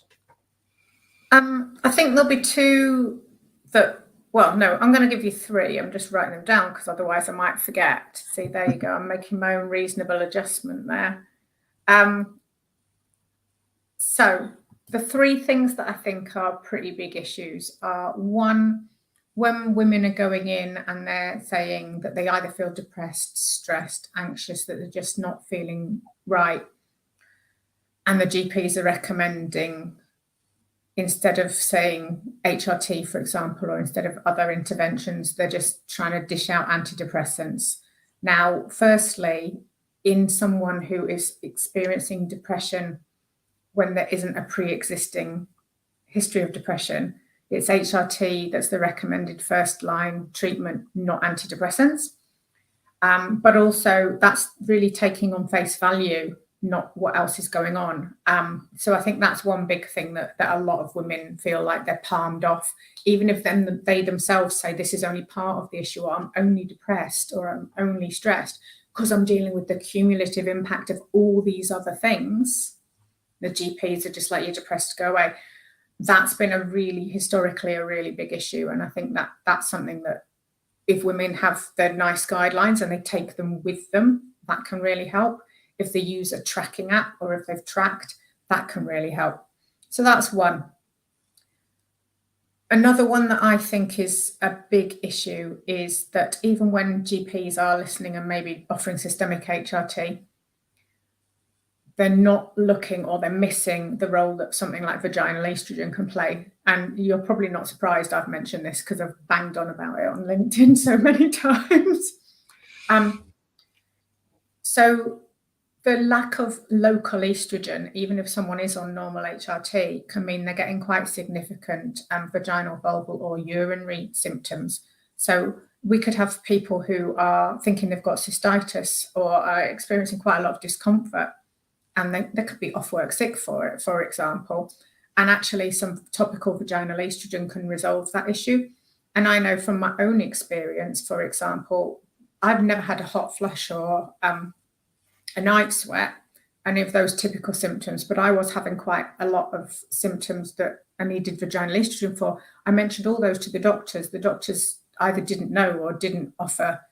And so I then had to learn myself and go back to the doctors and say, can I have this prescription to resolve my own problem? And then the other thing that I think is, this is more controversial, is I think there's a lot of women who are struggling that when we look at their testosterone levels, they're a bit low, and that there is, testosterone's only meant to be given for, prescribed for libido, but most private practitioners know from their own experience that it can make a massive difference to things like cognition, brain fog, energy levels, strength levels, etc. That was my own personal experience as well. And that can be at the point where I was on extremely, like I had no testosterone left in me. If I'd been an employee, I would have been sacked because I could not perform. I was asleep all the time. My brain fog was horrific. My cognitive ability was non-existent. I sometimes couldn't count to 10. So that's something that I think that doctors, GPs need to get better at, but their hands are a bit tied by the CCGs on that as well, because they're not allowed to initiate prescribing. So that's why, again, we'll see this huge backlog of the menopause clinics where people are waiting months and months and months for a referral, which isn't really helping either. No, especially, you know, when it has a large impact on your life for, I guess, a period of time, but it's not a set period of time that you know that it's going to be for that long. So I'm just going to pick a question from the mystery pot, if that's okay, Nikki. So can you pick a number between 1 and 17? 16. Was that 6? 16. 16, okay. What is your best example of inclusivity? That's a really hard question. I should be able to answer that very quickly, and I can't think of a single example now. My mind's gone blank, and I blame perimenopause. It's not an example of inclusivity, but it is in another way, is truly understanding the difference between equity and equality and when we're approaching things. I think businesses and people who do that really well they're not paying lip service. They're actually giving really practical, tangible help. I'm trying to think of a business I know that does that really well, and I can't actually think of a business that does that really well. So if you can think of one, then name one now and we'll think of one. I think that's a crucial difference that people often kind of miss out. And yeah, I've not given a great answer, but I do think that's something that's really important. That's cool. That's cool. Right, I'm actually going to bring in someone who I wasn't expecting to bring in at this time. I'm just going to bring in Catherine. So, is she there? Hi, Catherine. How are you? I'm all right. My background is very noisy. I don't know if you can hear me. Yeah. I've got you fine. I think the internet's just catching up a little bit where you are. So I think I've had an issue with the time zones. So I was thinking I was going to speak to you a little bit earlier, but I know our clocks have changed from when we spoke initially. So Nikki, do you want to just quickly introduce what you do, and then Catherine can introduce what she does as well, because there is some overlaps here, so that's cool. Hi, Catherine. So I'm Nikki Woods, and I work with businesses to educate on perimenopause and menopause, and then I work with individual women on their fitness, their nutrition, their mindset, their habits, and also on the perimenopause transition. What about yourself? Have we lost her again? Oh, it will come back. Here we go. Right, are you there, Catherine? Yes, I'm here. My network is very bad, and I think I'm going to keep disturbing you with the network because of where I am now. I don't know. Okay, it's working. It's working now. So should we have a go? Yes, now. Yeah. So are you okay just to do a brief introduction of yourself, if that's all right, Catherine? Yeah. Thank you, Scott, for having me. My name is Catherine Nakayemba. I'm an entrepreneur, a social entrepreneur in Uganda. I work with an NGO that supports women and girls through skills development, menstruation and menstrual hygiene, educational support, and practicing of agriculture. I'm passionate about women empowerment, and I love to see women thrive, and that is why I do what I do. Yeah. Excellent. So, Catherine and I spoke initially. It would have been maybe just less than a year ago, maybe eight or nine months ago, because the work that happens, or that you and your teams do in Uganda with education in and around menstruation is really really good and powerful, because there's a lot of miseducation there and a lot of shame as well. Is that right? Yeah, that's true. That's right. So, Nikki, have you got a question that you can think of that you would like to ask Catherine?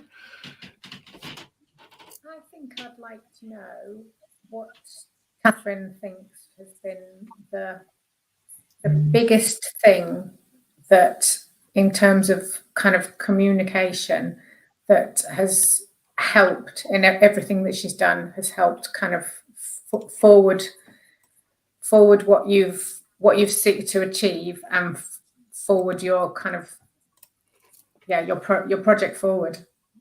Too many forwards in that sentence, sorry. Could you please repeat the question?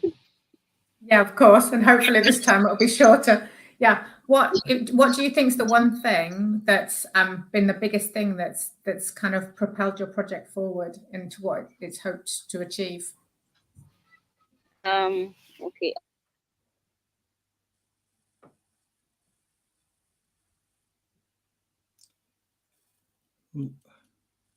I think the internet's letting Catherine down again there. So we'll come back just to ourselves. Then Nikki, I'll send Catherine a message. So okay, so you put up a really interesting post about, let's say, your experience with Prosecco, but kind of how alcohol impacts people, kind of menopause, post-menopause, etc. I found that really interesting. I think that's something that can really, really help people. It didn't help me. Well, not at the time. Yeah, so basically, it seems to be a thing that as we get older, generally, men and women, we get a bit drier and we don't deal so well with alcohol. I don't know about yourself, but you know, the days of a one-day hangover or a non-hangover are long since gone. Yeah. But just for anyone who didn't see the post, basically I had a stinking hangover, absolutely dreadful, looked and felt horrific on Tuesday morning because I had one glass of Prosecco on Monday. And so then I explained why that was in terms of us as women aging. And because a lot of women don't understand, and it's a bit of a balance, because lots of women are like grabbing the wine for kind of stress relief during perimenopause, but also feeling absolutely terrible. And basically I was explaining that our ability to break down the molecules in alcohol lessens as we age generally, and then it lessens even more in perimenopause. And also we're less hydrated, our skin is less hydrated, all our body tissues are less hydrated, so we can balance out the alcohol less as well. And so basically one of the potential kind of effects of our female aging process is all of a sudden things that we used to be able to do, we just can't do in terms of alcohol. And in my case then, just that one glass was, I was not a happy bunny on Tuesday. You also put up a post as well, saying that I think it was on Tuesday, saying that it would have been saying that that you was on 2 podcasts this week, and I was thinking, I didn't click one of them was this, so that was quite interesting. Catherine, I think you're back now, and it looks like the signal's a little bit clearer as well. I hope so. I'm deciding to join with both my phone,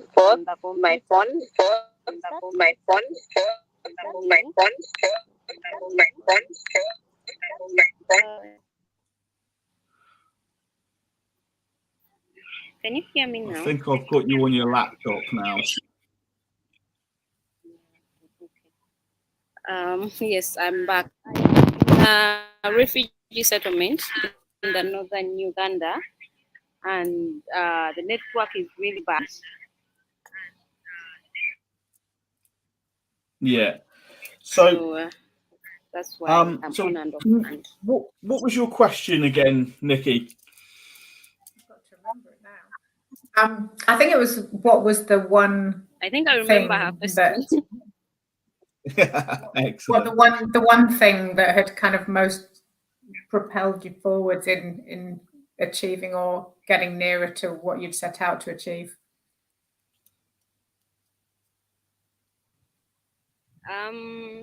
For me, I think the one thing that has really worked for us to achieve what we've managed to achieve to date is the teamwork.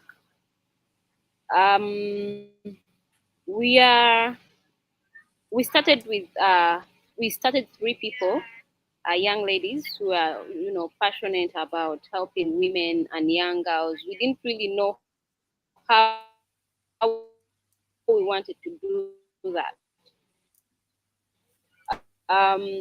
But we've kept on structuring the business and adding in a few things that we think will be more to us, mostly in the rural areas and disadvantaged communities in Uganda. So the teamwork for me, and to date we are now 22 people, being able to work together has really helped us to grow. Being able to complement each other. Now that we are away from our workplace, we've been here for now a week, but work is still moving on. So it is that teamwork that has really helped us to keep moving and to grow. Yes. And in Uganda, is there a need for solid support and advice when it comes to perimenopause and menopause as well, Catherine?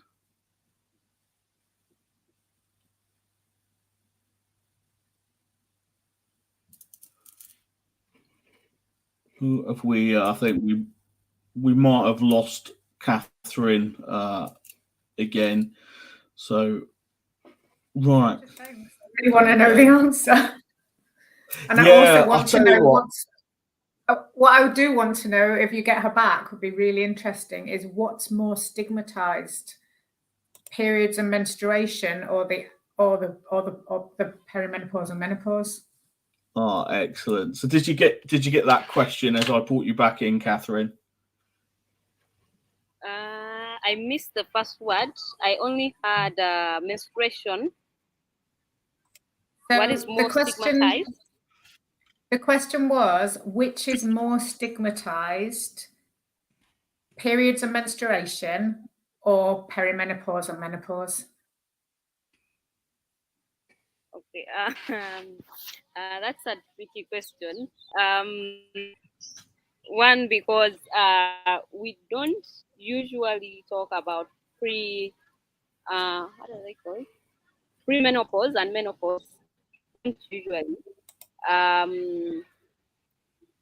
that is something that we don't really focus on, because our target customers or our target beneficiaries are girls and women between 11 to 45. So I don't really know much about premenopause or menopause. But I can tell you about menstruation. And maybe you can also,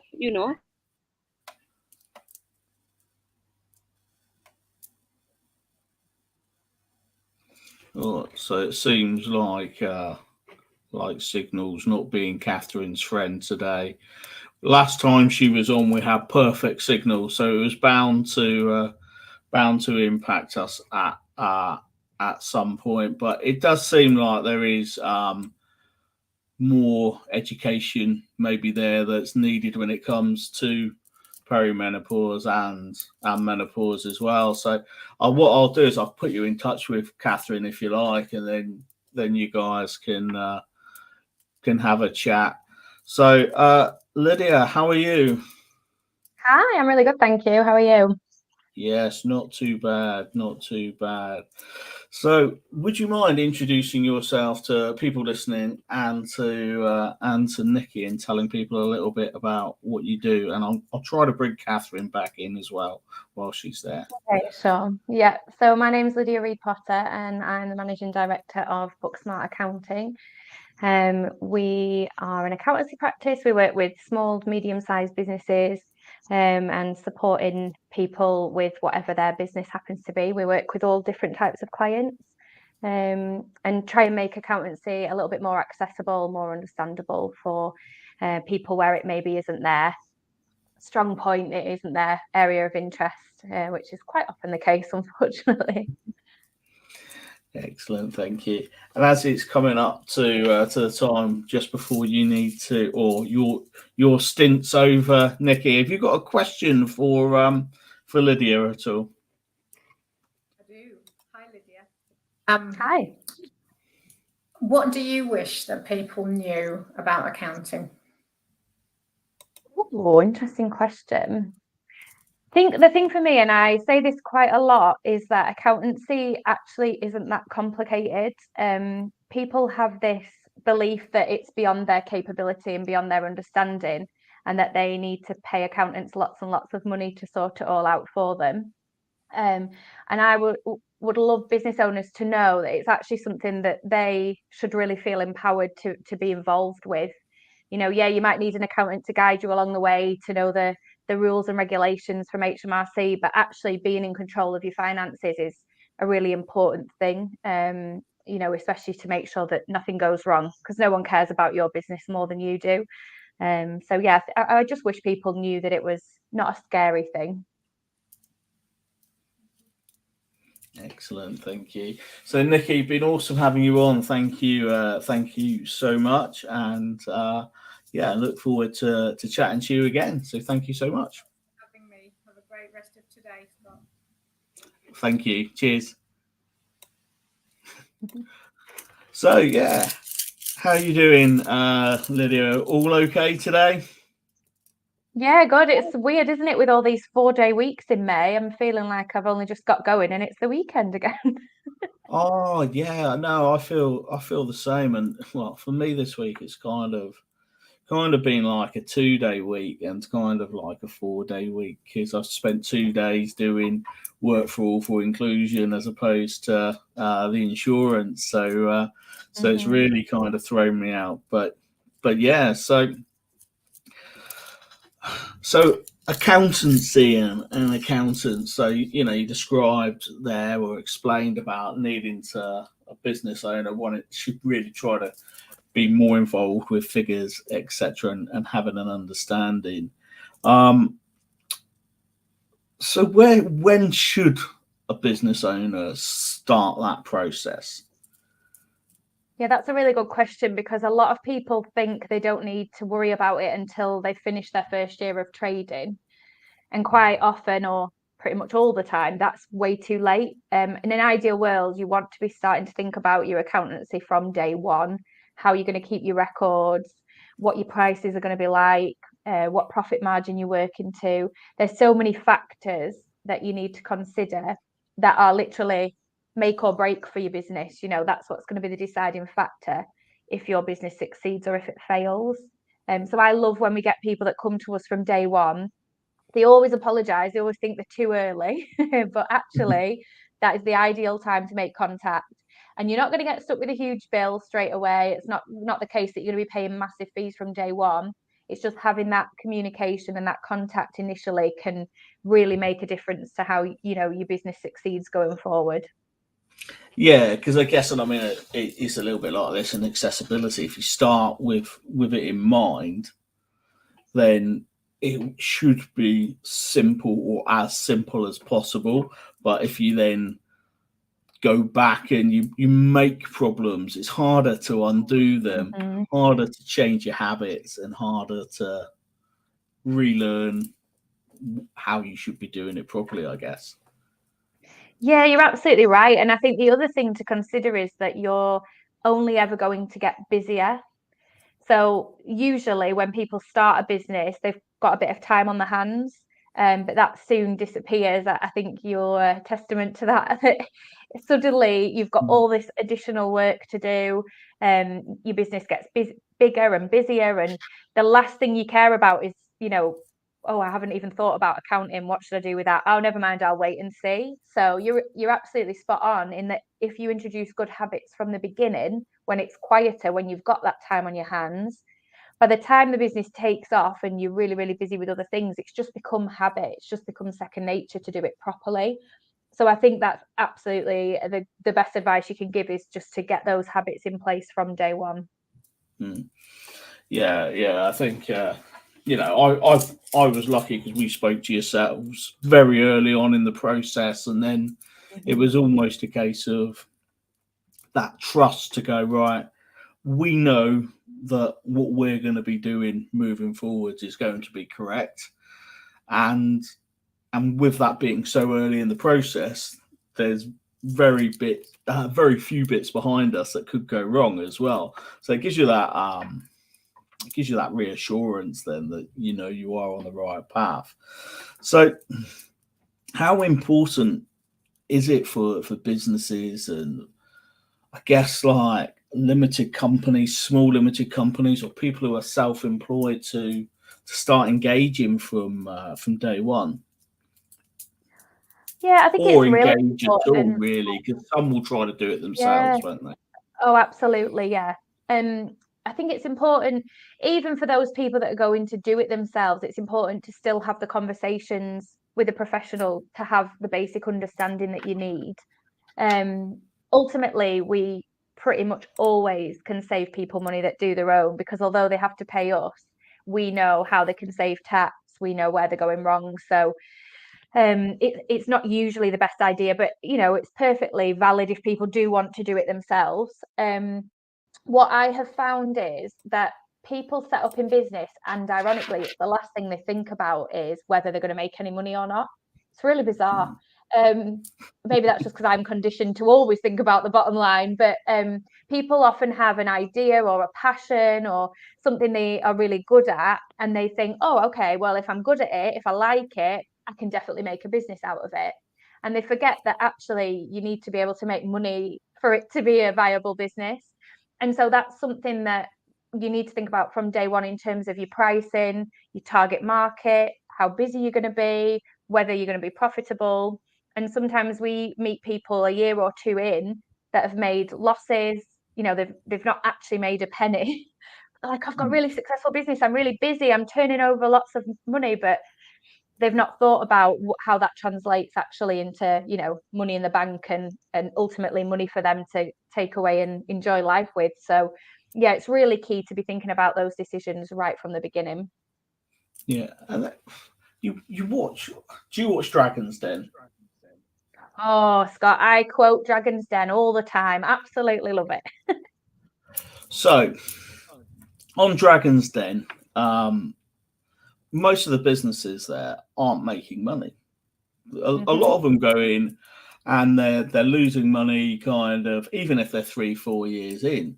So kind of then, that's an impression that a lot of people get. You don't expect to make a profit until year 5, 6 or whatever. So when should businesses be kind of, giving a decent sort of profit? Yeah, it's a really interesting question.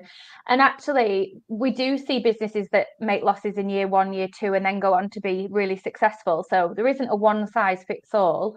But for me, the main deciding factor in that is the situation of the business owners. So you will see some of the people that go on Dragon's Den they're literally there to raise investment. They've borrowed money before. Often they've remortgaged their own home. And they'll stand in the Dragon's Den and say, we're £500,000 in debt. So business owners need to think about, are they in a position where that's a possibility? Me, for example, when I set my business up, I've got 4 children, we've got an expensive lifestyle with, all the different things we have to pay for them.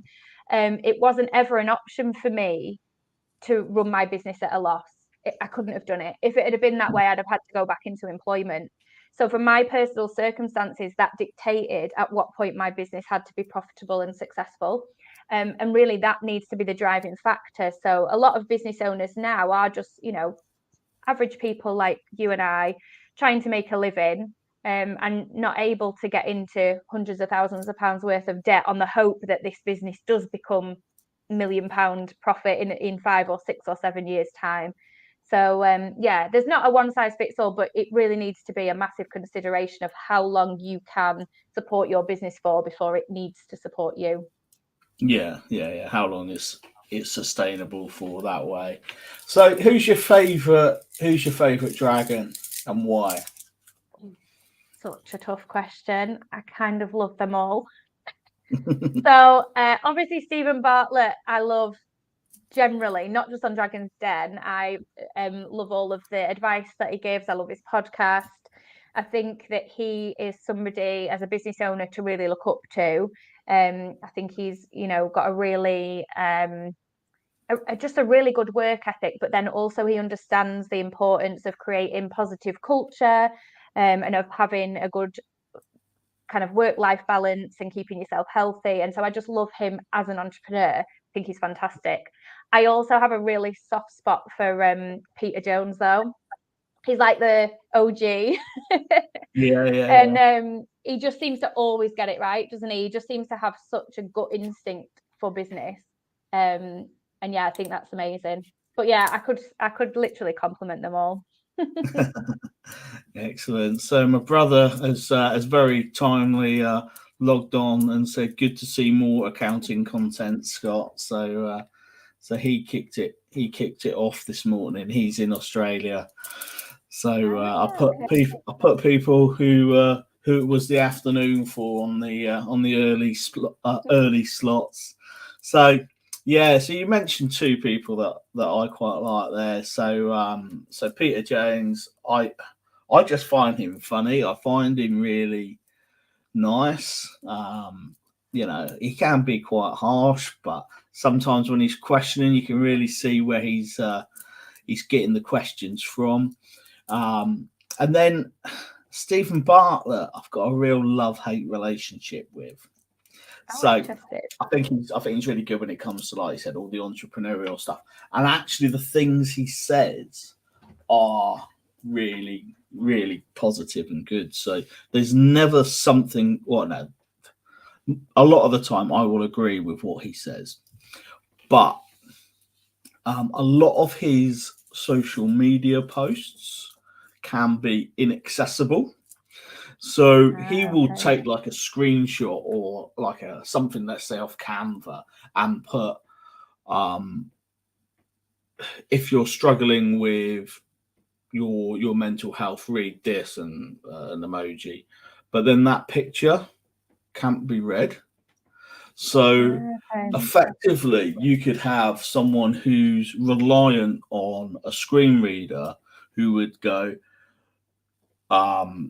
you know, they'll read it and they'll say this if you're mental health, if you're struggling with your mental health, read this, and then it will just say image not accessible or image not available, and with that, I see it kind of like hypocritical, and but is it because he doesn't know? But you know, has he not got someone within his business world that should be telling him to say, actually, look, this is what you need to do, because it isn't accessible, and it's a simple free 2-minute job fix. And then I look at kind of like LinkedIn, Facebook, whatever, and I see so many posts that people do that are inaccessible for so many different reasons. But if Stephen Bartlett did it right, how many people will copy because of who he is? And I think he would be an awesome person to really kind of change people's habits. But for one reason or not, he doesn't choose to do so. So that's my love-hate relationship with Stephen Bartlett. I want someone inspirational and influential to really kind of take that step forward and kind of lead it, because I think that's what needs to happen. Yeah, I was just going to ask you that actually. Is there anybody kind of famous, well-known out there that's doing that? Oh, I don't really know, because it depends where you kind of look and what you're looking for. But because I don't use a screen reader myself, I don't necessarily see everything that someone who uses a screen reader day in, day out does. So I do have screen reader software, and I do put it on occasionally because I do want to see it from how a person who's reliant on it would see it.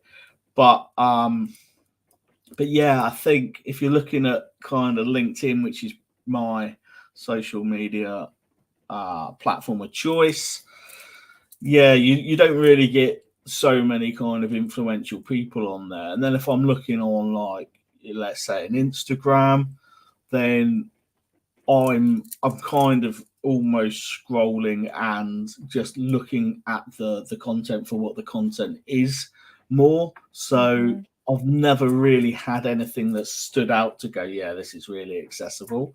Got you. But that's not saying no one influential isn't doing it. I've just not looked. So it might be something for me to have a look at, actually, and see if there is anyone on Instagram that is doing it really well, that's got a profile. So yeah, I'd be interested to know if there's any sort of courses out there, or because I must admit I've never actually thought about the accessibility of my business's social media pages, but I wouldn't know where to start really. So it'd be interesting if there's some sort of course that you can access that teaches you how to make your posts more accessible. Well, funnily enough, we've just done one. So we've got a free tick sheet which we're going to be putting up onto the website, which can be downloaded, and that will then have, kind of 16 to 20 points, I can't remember, on how to make your post accessible. But like 16 to 20 points goes, that's a lot. Well, actually it's not, because if you don't use a picture, you don't need to worry about putting an alt text in caption or kind of image description.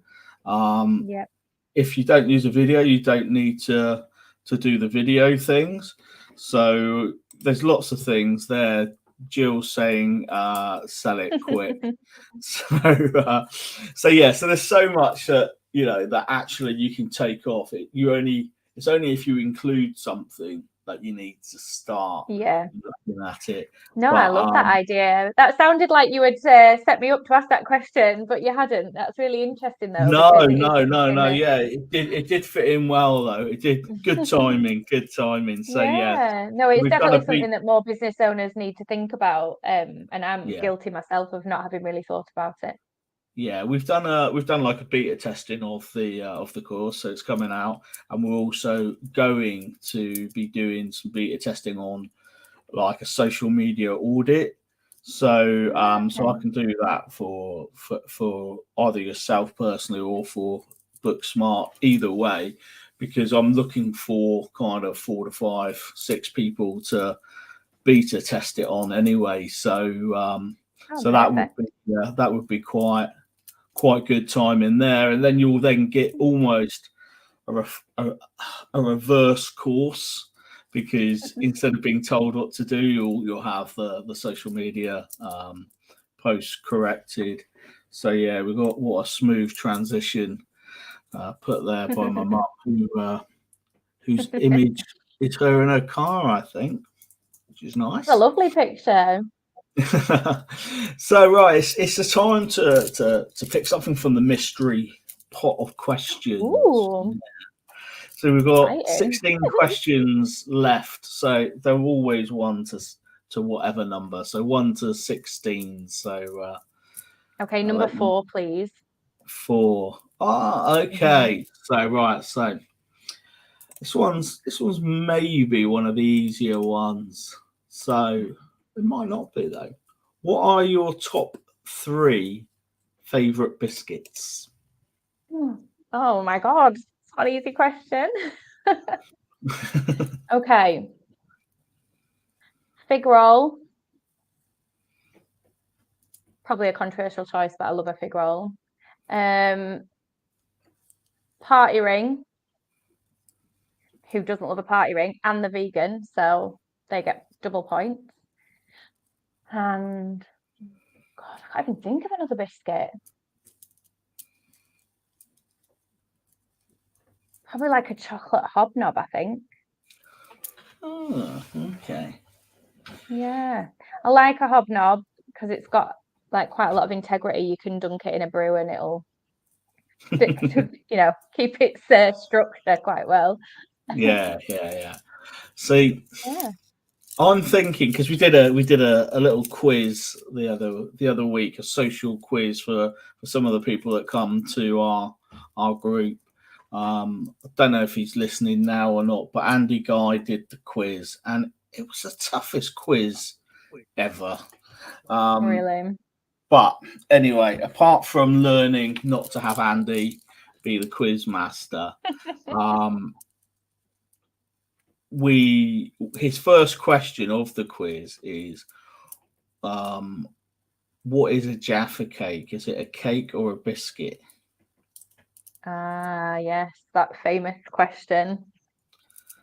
So that was all over that, that was all of that argument. Yeah, exactly. So I'm thinking, is a fig roll a cake? Ooh, interesting.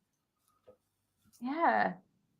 I think, I don't know, it still feels biscuity to me, but maybe that's because I've just always known it as a biscuit. I do see what you're saying. It's got a different consistency. Yeah. It's a tricky one. Oh. Can't even remember which way round Jaffa cake was decided in the end. I should know that information. Yeah, it decided it was a cake. Yeah. Right, there you go. Okay, so we've got fig roll is not a cake, so it's definitely not a cake. That's you told. That's Andy's quiz was harder than the Trivial Pursuit board game.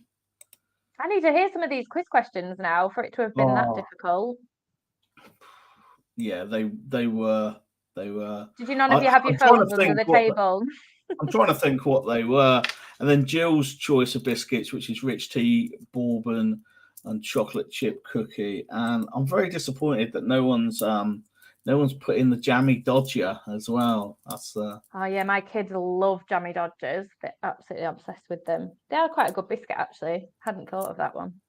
Yeah, and it's also like two biscuits because you got the jam holding two biscuits together, so two for the price of one. Yeah. So this is just what the people want: biscuit content. That's it. Well, biscuit related news is definitely the way. So important. Definitely the way to go. So I'm doing the kind of behind the scenes bits as well. So the part of this of this is to do the actual live and be front, but also to do behind the scenes. But the mistake I made was I put an initial invite to everyone on via Outlook, which went through Teams, and it's created a Teams meeting for people. So I've had a second person now come via Teams. So multitasking, so bringing people in this way. But how are you feeling at this point? Because you've been talking for a lot of hours already, haven't you? So how are you feeling now? I've got a dry mouth. That's point number one. And it's bound to be hungry, or have you been snacking? Yeah, I haven't. Well, I have eaten. I had a decent breakfast.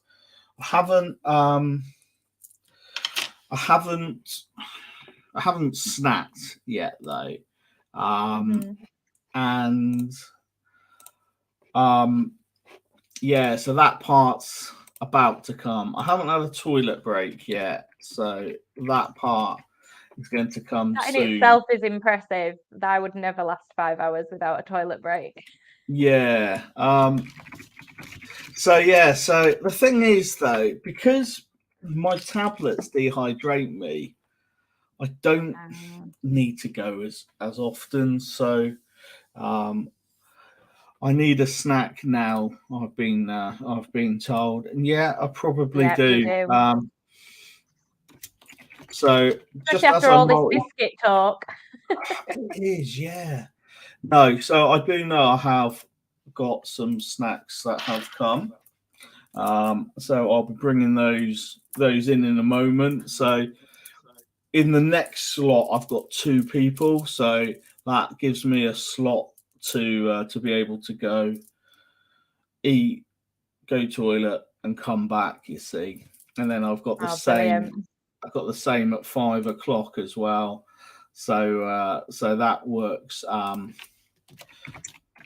That works really well. So yeah, so that's feel like I'm having to go by, I don't know, what's it, like a timetable. I'm timetabled when I can eat and when I can go to toilet. But yeah, it will be cool. It will work, I'm sure. If not, I did Awesome. say to people earlier this week that I'll just have to use an empty bottle, but I'm not sure that's good either. So what other kind of accountancy tips have you got for businesses? What do they really need to know? I think my biggest piece of advice is always to make sure that you just follow your own journey and don't compare yourself to others. So I do quite a lot of training of new and small businesses locally through a CIC here. And I'll quite often get people coming to me that have, illnesses or mental health issues or things that prevent them from working all of the time. It might be that they get fatigued after a few hours of work, or it might be they have days where they just aren't capable of working. And having their own business should give them the freedom to have the work-life balance that they need to be healthy. But with that, they need to make sure that they are charging the right amount and making the right amount of profit in those hours that they work. But that's fine, and that's fine for them to have those limiting factors and to work within their capability. And then what they tend to do is compare themselves to somebody else who's running a similar type of business, but that's able to work 60 hours a week, and it makes them feel like they're not good enough or they're not achieving enough. And so I'm always saying to people, no, just do your own journey. You don't know anybody else's story. You have just got to do whatever it is that works for you, your health, your family, your circumstances. So yeah, that's the biggest piece of advice I could give, is to just keep your blinkers on, focusing on your own business and not be worried about what everyone else is up to. Yeah, and that sounds good. One thing, like when it comes to pricing, just before I bring Sammy in, this was a Stephen Bartlett thing, was a kind of work out what your kind of hourly rate is, and then that will allow you to determine whether you want to do something yourself or whether you want to contract it out. So if your time is worth £100 an hour and you can bring someone in to do it for £50 an hour, that's what you do.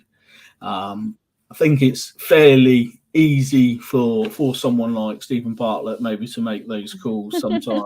But yeah, it's good to. I thought it was a good bit of advice.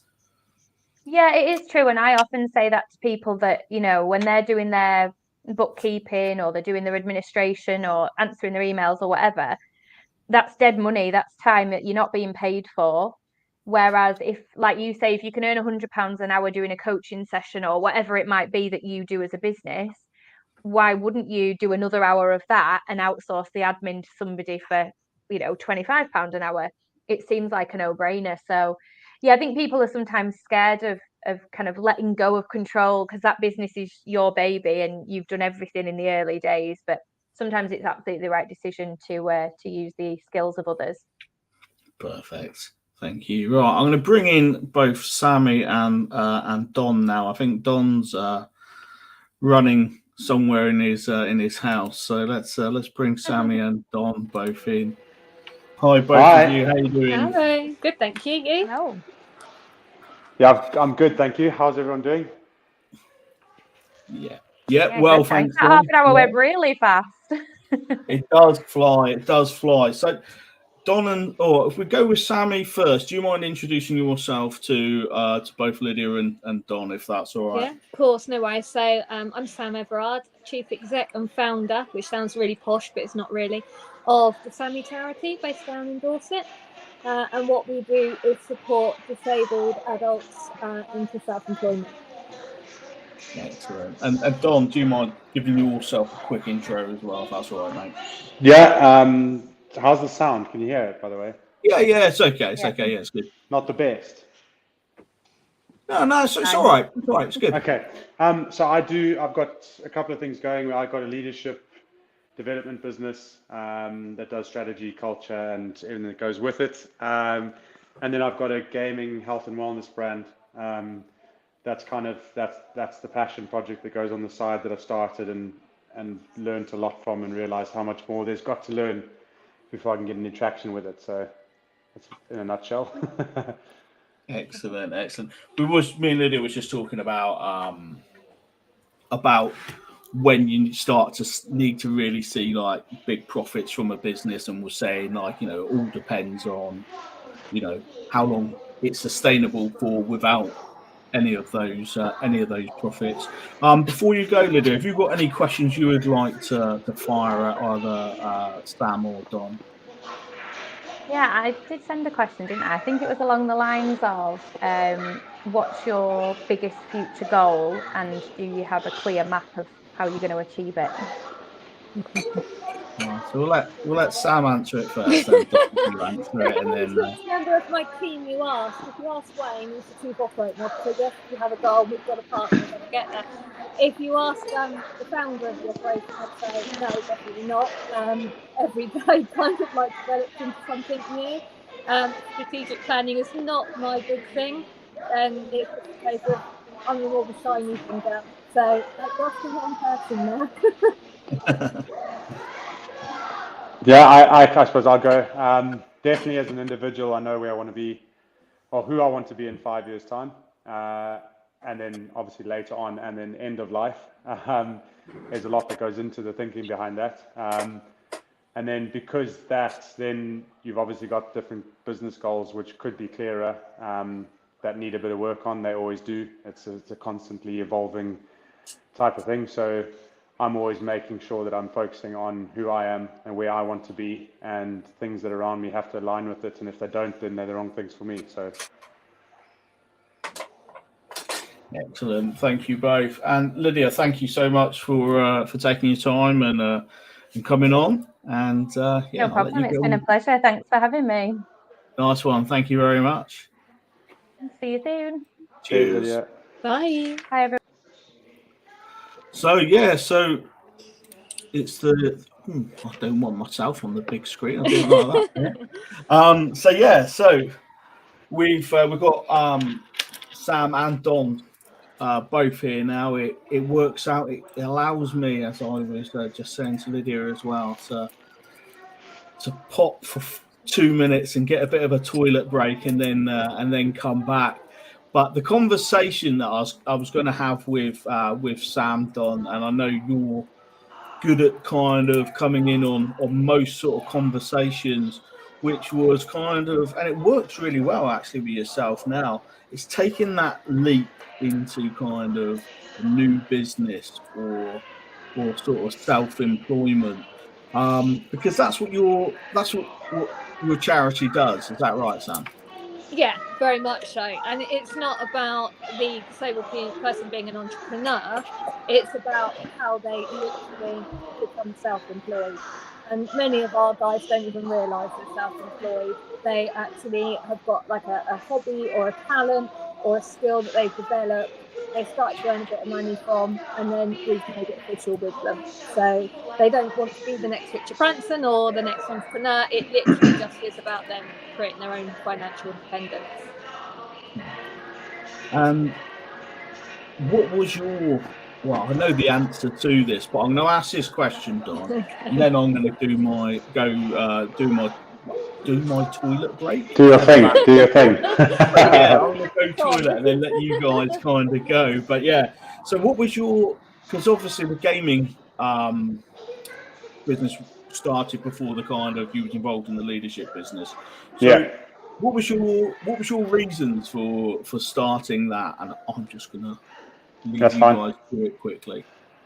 Yeah, no worries. Yeah, so Sam, I suppose just so you have a bit of background, is about I retired from professional rugby about almost a year ago now. And before I retired, I founded up the health and wellness in gaming business, which has the end goal of, just an ambassador brand, a role model brand more than anything. Because personally, I'm very health conscious, and there were a few stories that came out of lockdown about, some horrible stories about what kids had ended up taking their own lives and everything just because on the back end of gaming being an escape, something that everyone could go to that kept them connected, but there's ins and outs of it. But in order for me to be able to have any effect, I said I need to try and create a brand it's almost like a role model brand that can kind of be health based, where it's not really about making money. We need it to be values based and purpose driven. And obviously coming out of rugby, you always start to think, what else is there? It's the same as any job transition, really. And so I started the Gaming Athlete off the back of that, because obviously when you're in sports and you high performance kind of environments, downtime where you still want to be connected with your teammates, and gaming was the easy one. So there's a lot of relatedness there. And then a lot of guys have grown up, gaming. And so there's that connection point. And then obviously you see coming into the news, all the ins and outs of gaming booming, but there's also mental health issues and all the side effects that come with doing anything for too long a time. And because of a sporting background, I'm very aware of how different things affect what you do. So originally I started out as a compression socks. It was compression socks because obviously in lockdown, there were people sitting for 16 hours plus gaming, not getting good sleep and all that kind of stuff. And then the effects only started happening towards the end of that. And that's obviously an extreme case, but it was enough for me to try and start off the back of that. And then as it started to develop, it became more than just compression socks, because the compression socks it's kind of a hard sell when you don't know about them to put them on, but it's still part of it. So, that brand for me was all about creating a good community, good values, good buy-in to it. And then off the back of that, you can start to make a difference, whether it's just through education and physical health and mental health aspects. But not by doing that like parent trying to tell someone kind of narrative, where it's more you get the individuals to realize, what is good for them, what isn't good for them, and act accordingly. Whether you choose to get 2 hours sleep or 8 hours sleep, it's not up to us to say. But as long as you know the differences and the ins and outs of it, then you can kind of empower yourself. So it was about trying to get a good marker brand out there that competes with whatever else you see going on at the moment, where it's trying to sell, make as much profit as you can at the expense of anything, using all the techniques available. And then just, it's one of those, come to our brand and you kind of see what the influence is like, what the community is like, what the people are like, and then learn through actions rather than words, and try not just make it all profit only kind of environment. So yeah. Gaming is quite an interesting one, because obviously I do career guidance as well with some of the young SEND community, and it's been interesting to see how they're actually making money out of gaming, and it's almost encouraging them to do it more. Yeah. So obviously when they're doing things and they can get donations for different bits, and it's just that encouragement, isn't it, for them to actually carry on doing it. Yeah, you see, it's interesting where you do different courses, business accelerator courses, and you interact with different founders. And there's so many different narratives to pay attention to, specifically when it comes to gaming, because obviously we're going to digital age. As the kids grow up, they're watching their role models become YouTube stars, and they see the best of their role models become the high performing gamers and they see the best of. But then there's always the story that you don't see, and that's where I want us to be able to have enough of a foothold in the gaming space that goes, if this is what you want to do, this is what you have to be aware of, this is how you have to do it. So you'll see there was a guy that has been creating games since the 80s, and he came and did a talk in that business accelerator program that we did, and he said it's really funny because gaming is very similar to kind of football, where for every Arsenal that's making millions of pounds profit, there's 1,000 other football clubs running at a loss. And gaming is very similar. So everyone sees the top end and wants to achieve that, but they don't realize how many years it takes, how much money it actually takes in order to make it a profitable business. And it goes the same with when you see kids wanting to make YouTube videos and everything. Like, there's a lot of people that are shouting out about how they can make and how easy it is, but it's actually not easy if you realize the amount of hard work that they put into it, the consistency they put in. It takes a lot of time, commitment, and dedication, unless you strike lucky and have a really good video that shoots you up in terms of the spotlight and putting you in front of audiences and getting the view count up. But even there's a lot of mental health issues that come with people when they try and get the appreciation of society. You're never going to get everyone to like you, and you have to be prepared to deal with that. But that comes with a strong personal identity, and it comes with a strong strength of character to know that there's going to be trolls trying to break you down, even if you're doing something good. And it's a lonely game when you're trying to achieve something like that, because it's the same as any business. If you start it up, you often either start up with a friend or you're on your own. And luckily you get to learn from your mistakes through the things that you do, and it's not 100 or 1,000 or 100,000 other people telling you where you're going wrong and you don't know what's right or what's wrong. So that's where that other concern comes in, is you see everyone else going, I'm making money off streaming, and then they are actually spending 6 days a week streaming for 8 hours, and for 6 months they made no money. But then all of a sudden they start to pick up traction in a community, and then they make money. And I've seen a lot of people try and start streaming up, but actually probably makes them feel worse about themselves because they don't get that feedback, they don't get the crowd, the buy-in, the engagement, because they don't realize the perspective of time that it takes to build that kind of social backing up.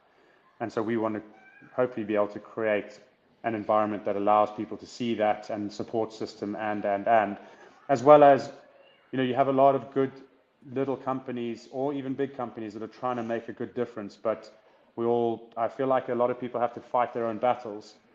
And it might be not quite nice to create a platform that's big enough that can incorporate the specialist brands that know what they're doing, and help almost create a platform for them, because they're aligned with the right kind of brands, they're aligned with the right kind of companies, so that eventually you've got all the issues that people have, they can come to one place, and it almost becomes like a travel agent type of structure, where for gaming, if you've got mental health issues, you don't have to search mental health issues for gamers on Google and try and fight through the thousands of different things that come up. You can go to one website, or you can see one person that's aligned with another brand and realize that that's along the lines that you want to go. So yeah, there's lots, like we were chatting to even just locally, YMCA in Exeter, and they see the value of having an outside brand that's able to help the guys that like gaming, or the more digital orientated like young men that they're helping out, or young people that they're helping out.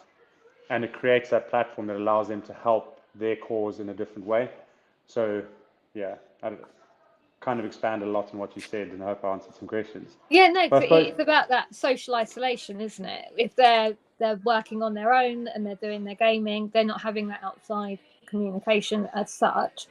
And I suppose it's very easy for them to almost hide and develop their gaming skills that way. So yeah. Well, exactly. And then there's a positive and a negative way to see it. So we're just trying to hopefully highlight the positive.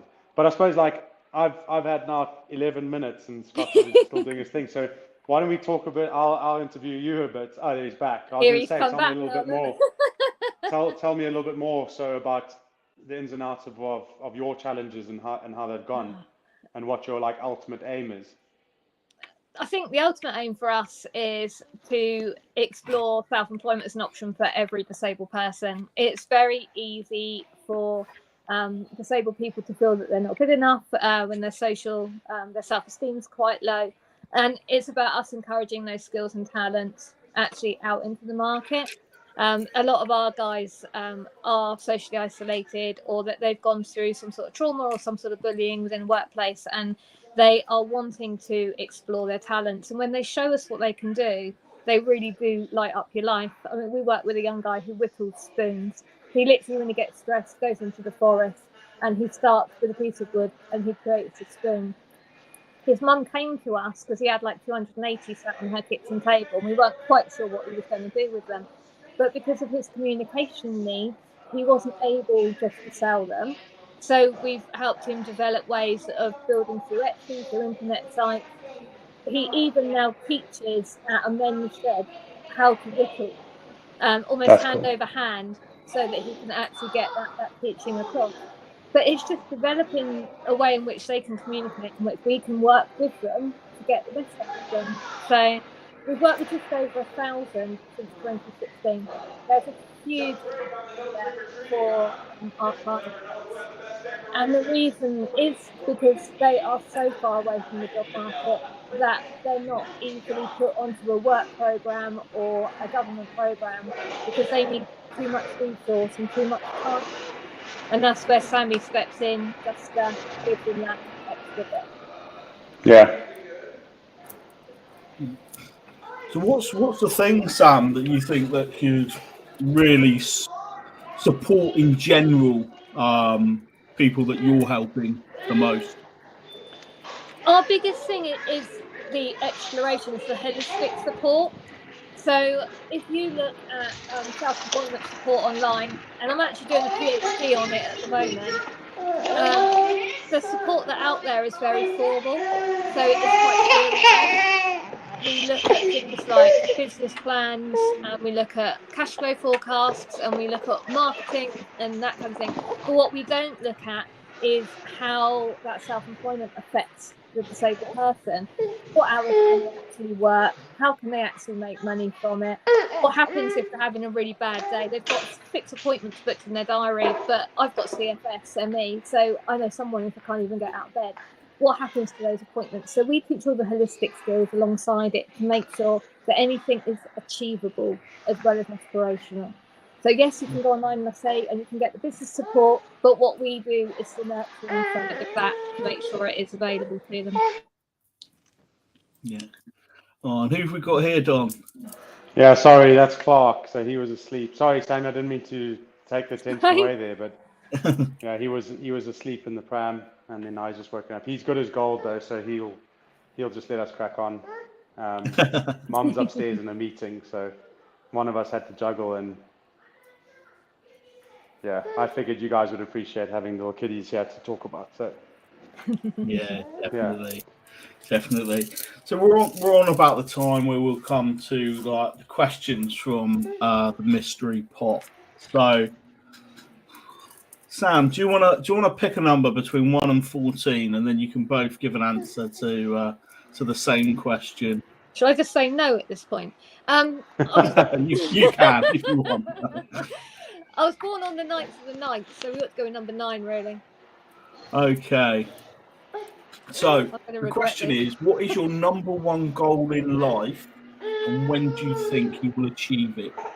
Oh, that's easy. I've got a major review on the 25th of May for my PhD, and if I fail it, I'm off the course. So there you go. So you've got one really kind of really imminent, yeah. Important goal. I just want to be a doctor, so I'm more qualified than the rest of the team, to be fair. Excellent. And what about yourself, Dom?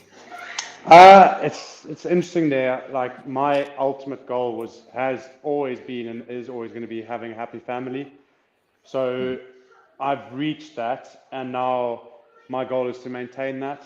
And I think that serves as a really good framework for whatever else I do. So even in business, as you can see, it's trying not to compromise on whatever I want to achieve has got to be not at the sacrifice of happy family. And so my goals are always adjusted according to my family, which means that sometimes you won't succeed in areas that you could, but actually it's always allowing me to determine what I actually see success as.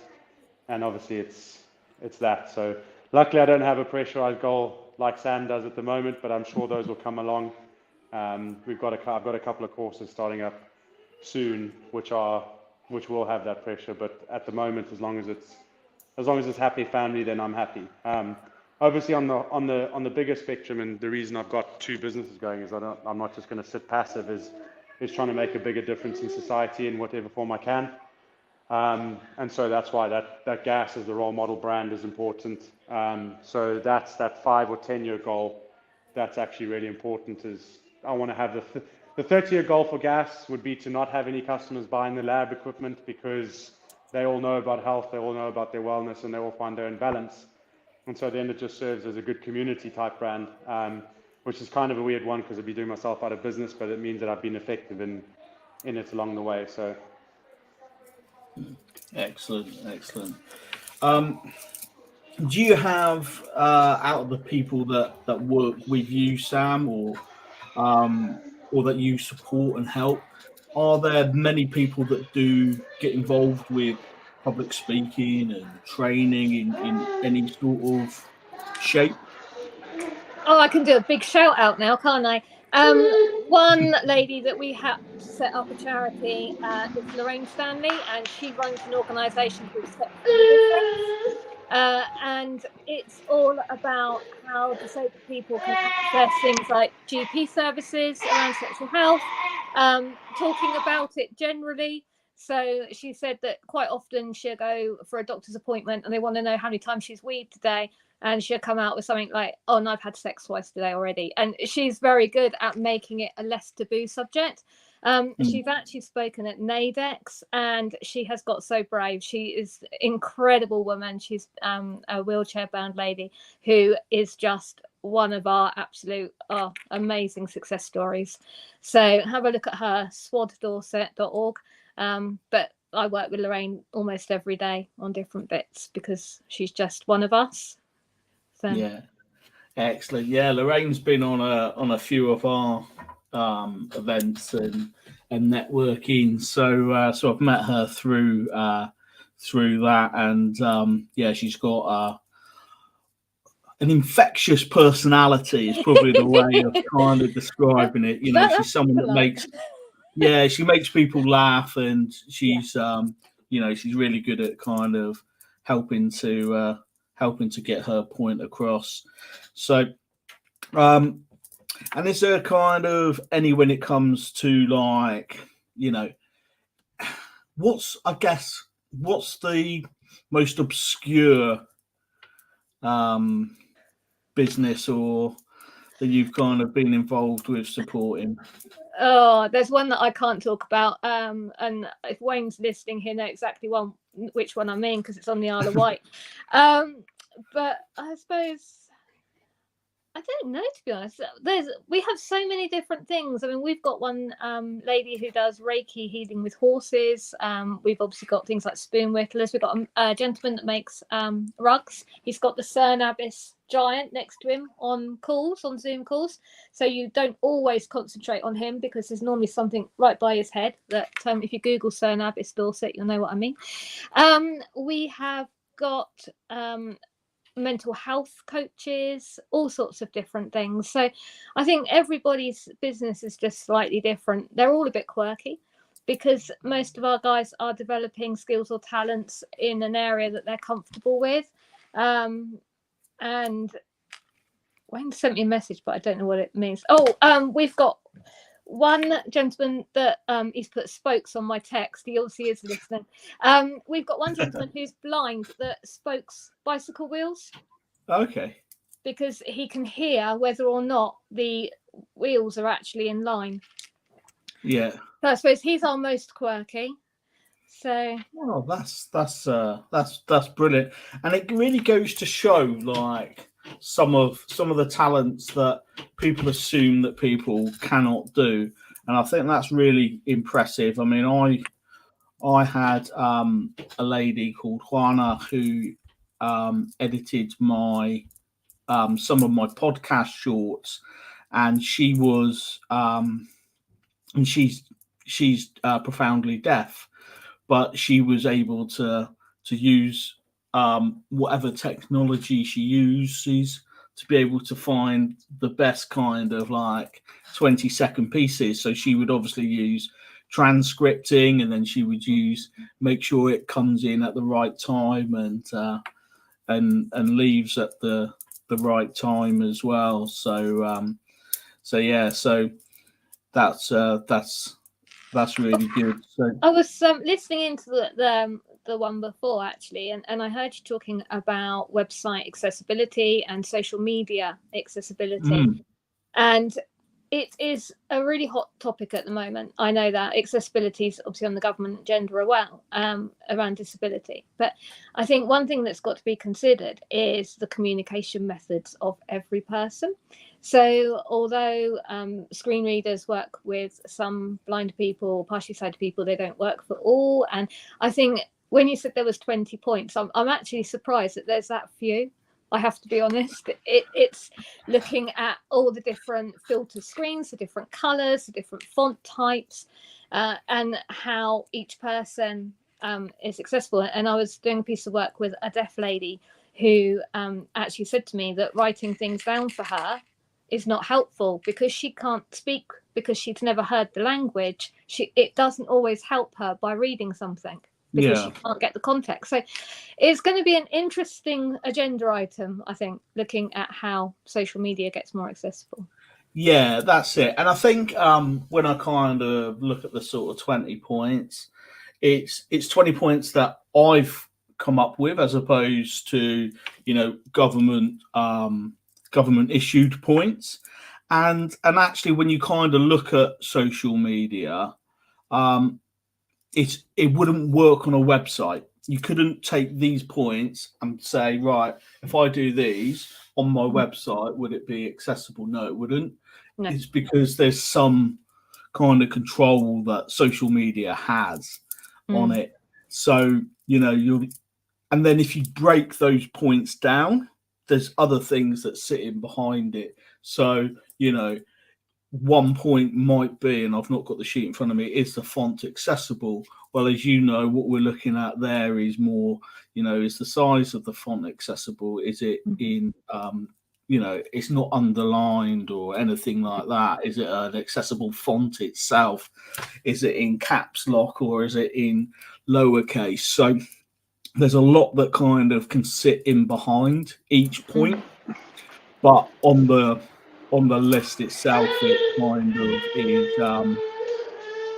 of is a bit sort of it's giving you those guidance, those tick point guidance, really.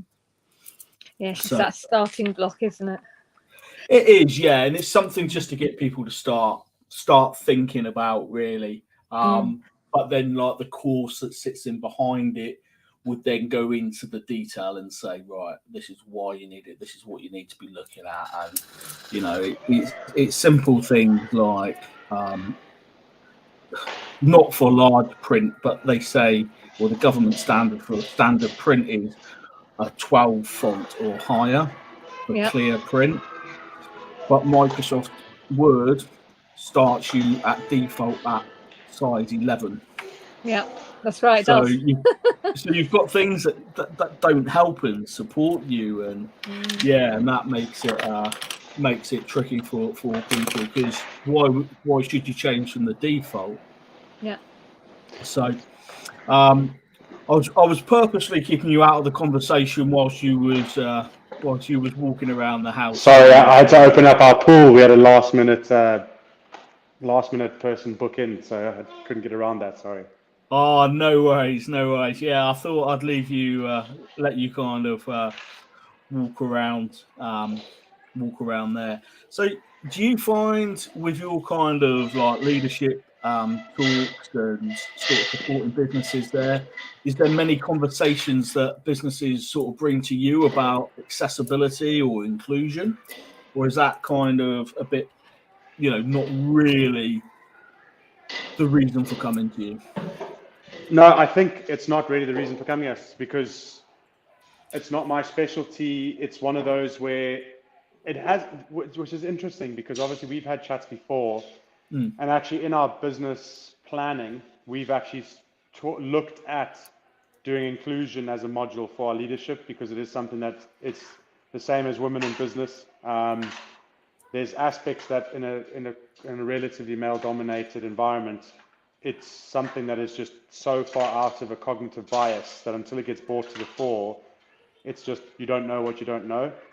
And it's the same with you know, like the inclusivity aspect is like, and I think we said this last time, is not every, like, I know that there's some very passionate people when it comes to inclusivity, but on the other side of it, and I gave our pool as an example with putting a ramp in, is I don't know what I don't know. I don't have troubles that everyone else has, so I can only solve issues and create the customer journey according to what I do know.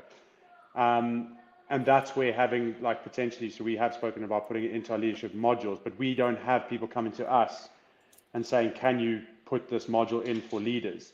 Which is interesting, because I think maybe it's still seen as quite a specialist niche, which I can understand, because there's, like, I could never imagine going into an organization and doing a day's delivery on disability and inclusivity and thinking that I've got that right, if that makes sense.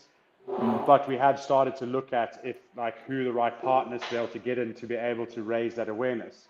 And obviously you doing a great job of bringing a bit of that platform, that onto the platforms that everyone else uses, is the importance. And I think we said this is like, sometimes it will be a slow journey, and any change doesn't happen overnight. Like, you look at cultural change in a business, you want to give yourself 2 years before that change has actually taken place. And with something that is in terms of inclusivity, that's going to be on a much bigger time scale. And do all the parties involved understand that or not? And so who's leading that? That's where my thinking goes with all of this, because when you guys are talking there and you're talking about fonts and different systems and training modules, you know, it's like, what size business are you aiming that at? Because it definitely relies on inclusivity. You have to have some extra funding to be able to put that in. Otherwise, you're only doing your business according to what you can afford and what is your desperate needs. And like I said, with our pool, we're probably never going to have the funding to put, unless there's a massive need for it. And it's something that is, like, there's a lot of infrastructure that has to go in to enable wheelchair users to be able to use our pool, if that makes sense. Sorry. And then you scale that up into even normal businesses and systems and training. Like, I'm very aware that sometimes even leadership training isn't seen as a core essential, where it actually is, in order for you to have a business that runs successfully. And it'll be the same with inclusivity, is they won't know what they don't know. And that's the battle that kind of you've got to champion with what you're trying to achieve here, is bringing to light the things that people don't know and then helping them make those changes alongside it. And I think that's where the challenge lies. Yeah, definitely. And as I bring Michelle in, like, one of the things that one of our ambassadors says is it's all about kind of balance. So if you're a business and you're spending £50,000, £25,000 on a Christmas party, but you're saying no to £1,500 on inclusion training, the balance isn't right. But you know, there are businesses, if they don't know something's available, they can't make that choice. So but they've also got a bit of they've got a responsibility to go and try to seek it out as well. So I don't think Michelle, it costs, oh, sorry, Scott, but I don't think it does cost that much. But if it's about changing a font or a colour paper or the size of something or producing a resource with a picture on, it doesn't have to cost anything. It's just about asking that disabled person what support they need in order to access your business. It could be that simple.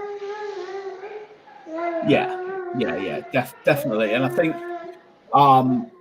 you know, like on the example we used, it is a case of clicking the font size from 11 to 12.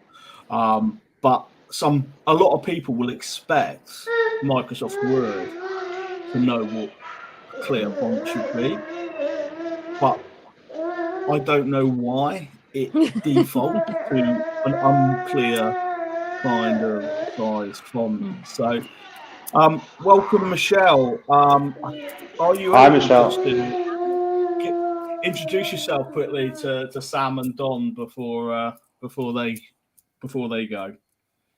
Hi guys, I'm Michelle Jones and I'm the founder of Kind Currency. So we are unfudging the world with kind action, and that comes in the context of protecting people and the environment.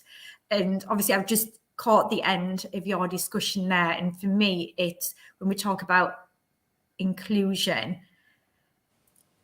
you were right in terms of saying we need to ask people. That's the key.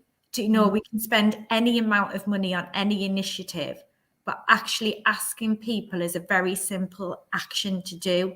And then acting on that information is crucial to it. And that's where obviously the context of being understanding of other people's needs is really, really important. And actually delivering kindness from human to human is just that action of helping other humans access the same world you're accessing as well. Thank you. Excellent. Right, so Sam and Don, both thank you very much. Or Sam, Don, and Clark, thank you very much for joining us today. Thanks for having us. Thanks for having us. Nice one, thank you, and I'll speak to you both soon. Bye. Right. Cheers, guys. Bye. So, Michelle, how are you doing? I'm good. How is it going? Well, we're about we're at the halfway point. So, I'm still awake. That's good. You're still able to talk? Yeah, still able to talk. My mouth's been a bit dry, but I've had a very quick sandwich. I've been drinking throughout, so yeah. Good. Going okay. So, can you tell everyone a little bit about the Kind Currency? Yes, so Kind Currency is all about leveling up and balancing the world out. So it actually came from a place of frustration and anger, and obviously I took those emotions and trying to turn it into something positive. So I've been heavily invested within the charity and voluntary sector for a long time. And on the other hand, I also had a lot of experience within the care sector, having chronic conditions and invisible disabilities. And what I constantly experienced was lovely, kind people, who were really supporting society and really making a difference. And we really depended on them. And I think the pandemic highlighted that quite significantly, that we need our volunteers, we need the charity sector, we need our care workers and carers and frontline essential workers. Without them, we fall apart. But on the other hand, what I seen was these individuals were struggling themselves. And the more I witnessed that, the more frustrated I got, because I was like, how is that fair? How is that fair in society that the people that we really need and depend upon are struggling themselves? So you had obviously nurses, which has been obviously well documented in the press recently, who can't afford to meet their basic needs. And obviously food bank workers were going home with a food bank parcel at the end of the day. And the context of people struggling when they were giving their heart and soul to make the world a better place just didn't sit well with me. And then on the other hand, I had a business that was placed within a very privileged part of society. So I seen the other end of the scale. And what I seen there was a privilege abusing privilege rather than using it to make a difference. It was using it to feed that privilege and grow that privilege. And it was actually really detrimental to the sort of the people further down the chain. So for instance, you would have a high wealth individual who wanted to exploit their privilege and pay a small business through exposure. And obviously we all know exposure doesn't put food on the table. And why, if that individual has got a need just because of their status and their privilege, should they then expect to access opportunities and not pay for them when they're well able to pay for them? So that really, really, really got me quite angry. And I was seeing both constantly. You know, the more disadvantaged I was seeing, which was growing, and how a lot of those people were delivering so much kindness into the world, and the more I was seeing the privilege actually making the disadvantage worse rather than using their privilege to make it better. So that really frustrated me when I started to explore how I could try and level up and resolve these issues and enable people to use their privilege to make a difference and to try and close the disadvantage gap. I realised that as well, there was a crossover between the things we do to people and the things we do to the environment. And I started to explore, obviously, how as human beings we behave in the world, and understood that actually, if we just took a little tiny opportunity to think and then use whatever privilege we've got to make a little bit of difference, it really supported people and the environment at the same time. And what I was learning was, yeah, you've got this great gulf between the really privileged and the disadvantaged. But there's a whole group of people in the middle that are saying, yeah, we don't like the way society is. We don't like how unkind it is. But we want to do something, or we're doing something and we want to do more, or we're not sure what to do. I thought, right, there's a whole group of people here that we could really support to help them maybe more conscious with their consumerism, you know, reduce their consumption, make kinder consumer choices, help them be more conscious about their day-to-day lifestyle decisions that they're making, and help them really embed kind action into their everyday activity, but without it presenting the barriers that individuals felt it was going to place them under, which obviously finance, time, poor, effort and energy, and all these things that people were saying, I can't too. So with kind currency, we say we're unfudging the world with kind action. We're enabling people to do a little bit to make a big difference that's going to ultimately protect people and the environment. Excellent. And I think, like, you know, if we look at this from, if there's a business owner kind of taking on board what you say, I mean, the first thing is about, you know, not taking advantage of people. Yeah. But the second bit, and I think, you know, that bit is kind of obvious without having to go into it. But I think the second bit is really about your values. Mm-hmm. And there's no reason why those values can't be transferred into any business.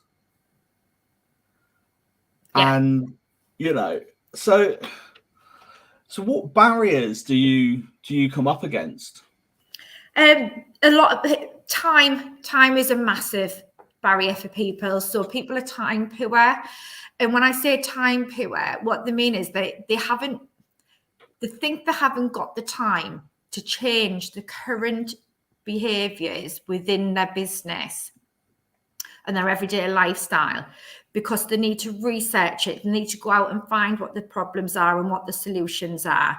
They don't understand that it's actually a really simple action, you know, and it's a really simple thought process of, if I act this way, if I deliver my business this way, what is the impact that it's having? Is that positive or is it negative?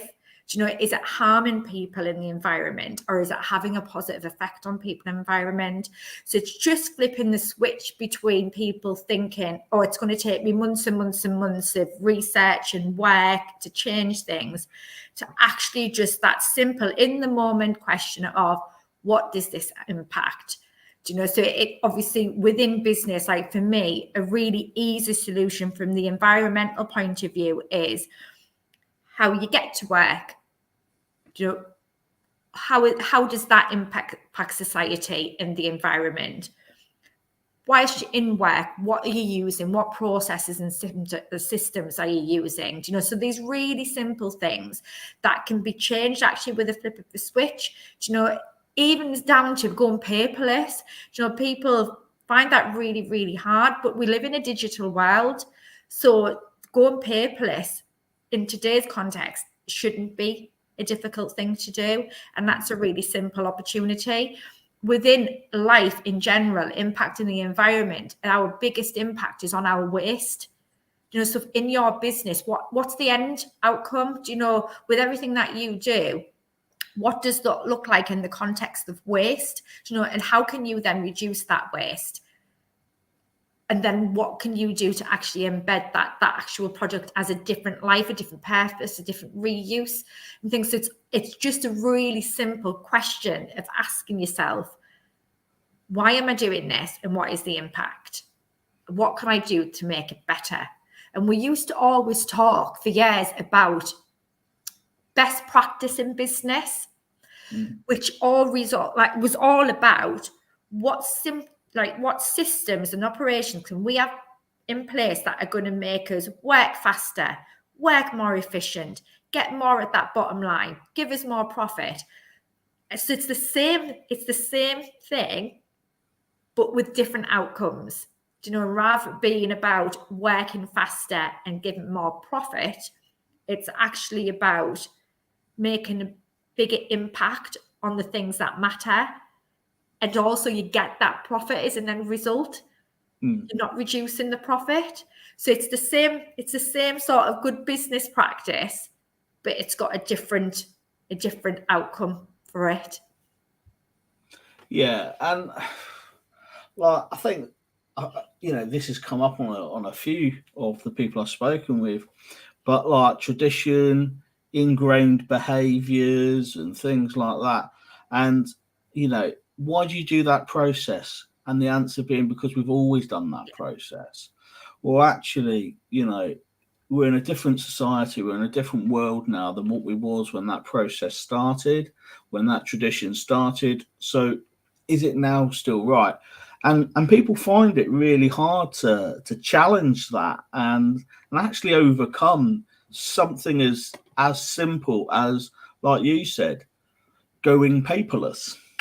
Yeah. And yeah, we, you know, it is something that kind of needs to be looked at. So, Michelle, I've got my mystery pot of questions. So we've got 13 left. So would you like to pick a number between 1 and 13? I'll go with 13, please. Oh, okay. So this one is from Gavin Neat. I don't know who all the questions are from, but I remember this one. So if you struggle with it, you know who to blame. Right. So which disability-related stats do you think everyone needs to know? Do you know what? I'm going to go against the grain probably of Gavin's question and say it's not about stats that people need to know. Do you know, stats have no impact on individuals, you know, unless they're absolutely, like, obviously, if you say something like 30% of children are living in deprivation, people don't like that. Do you know, but from a point of view of getting people to listen to a community and a community's needs, I think removing stats is probably a better angle, you know, to go with if you're trying to speak to a business, for instance, that isn't inclusive, you know, and hasn't given any thought to inclusion in the disabled community. Then actually bombarding them with stats is probably just going to result in them not doing anything and taking no action.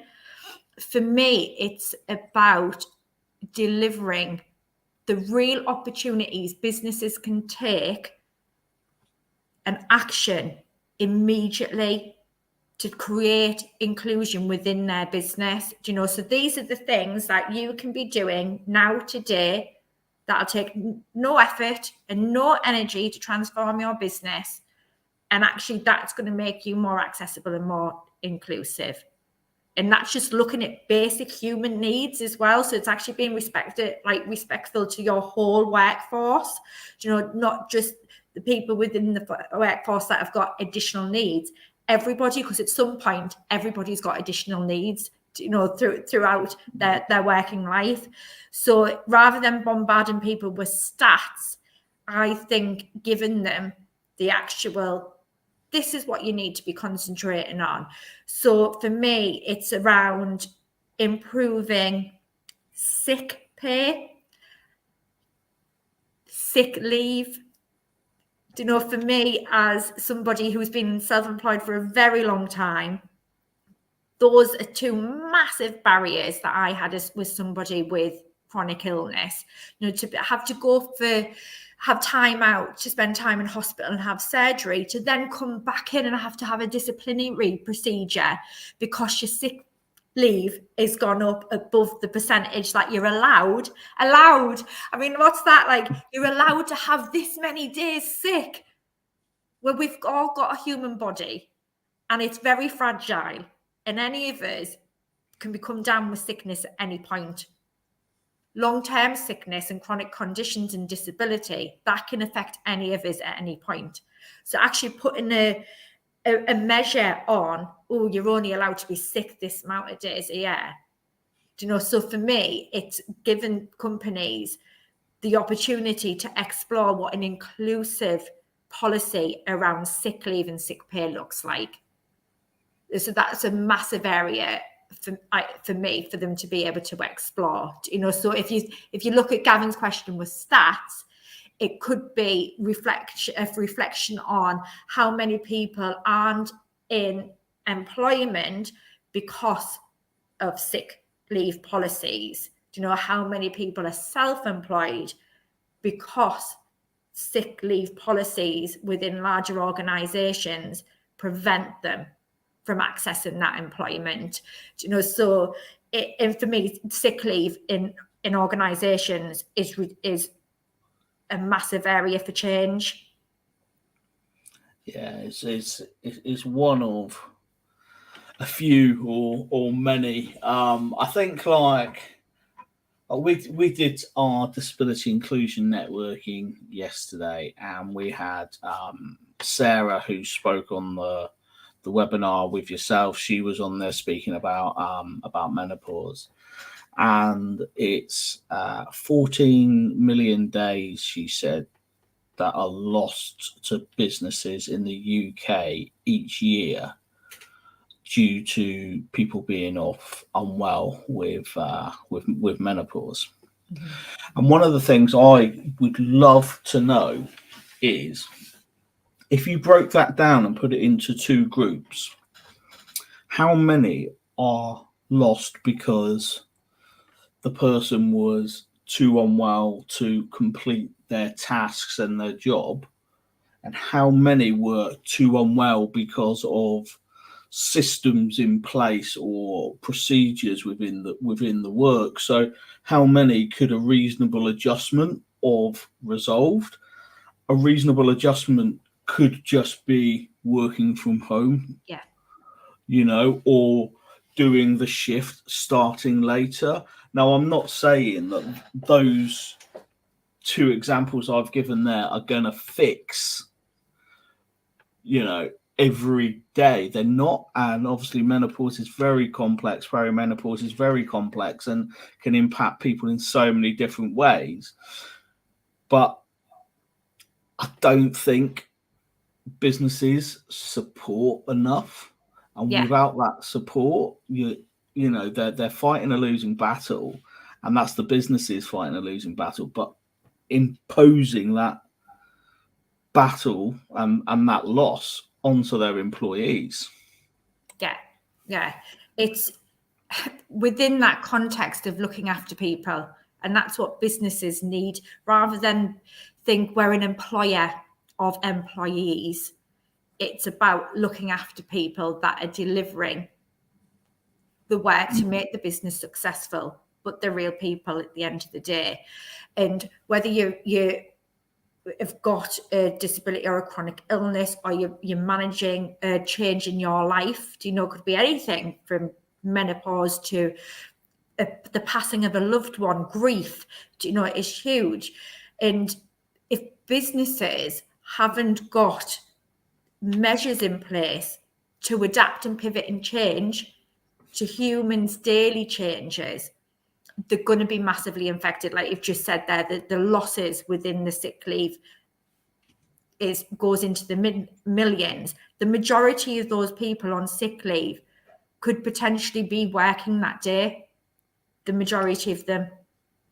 We know as individuals that when we're not feeling well, we can still work within a limit.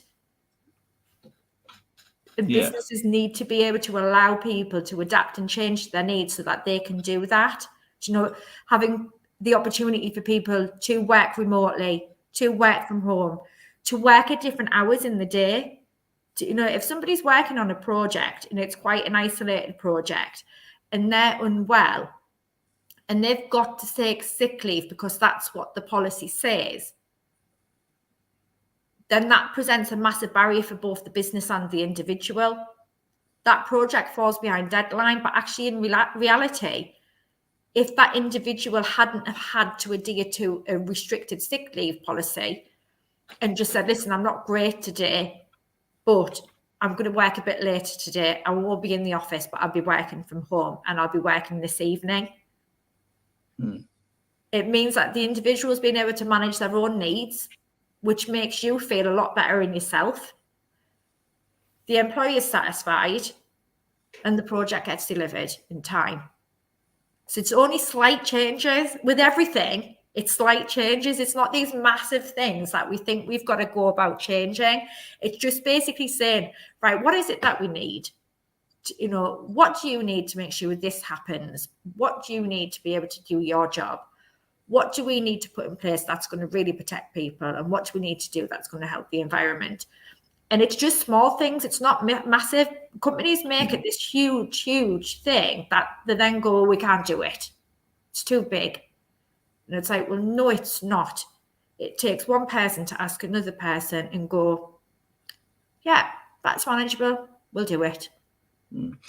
And in theory, there's so many jobs, not every job, but there's so many jobs that actually the only thing that is potentially important is the deadline, and you've got that deadline through a customer, that could potentially even be pushed back, but let's not kind of go there. That's a different kind of story.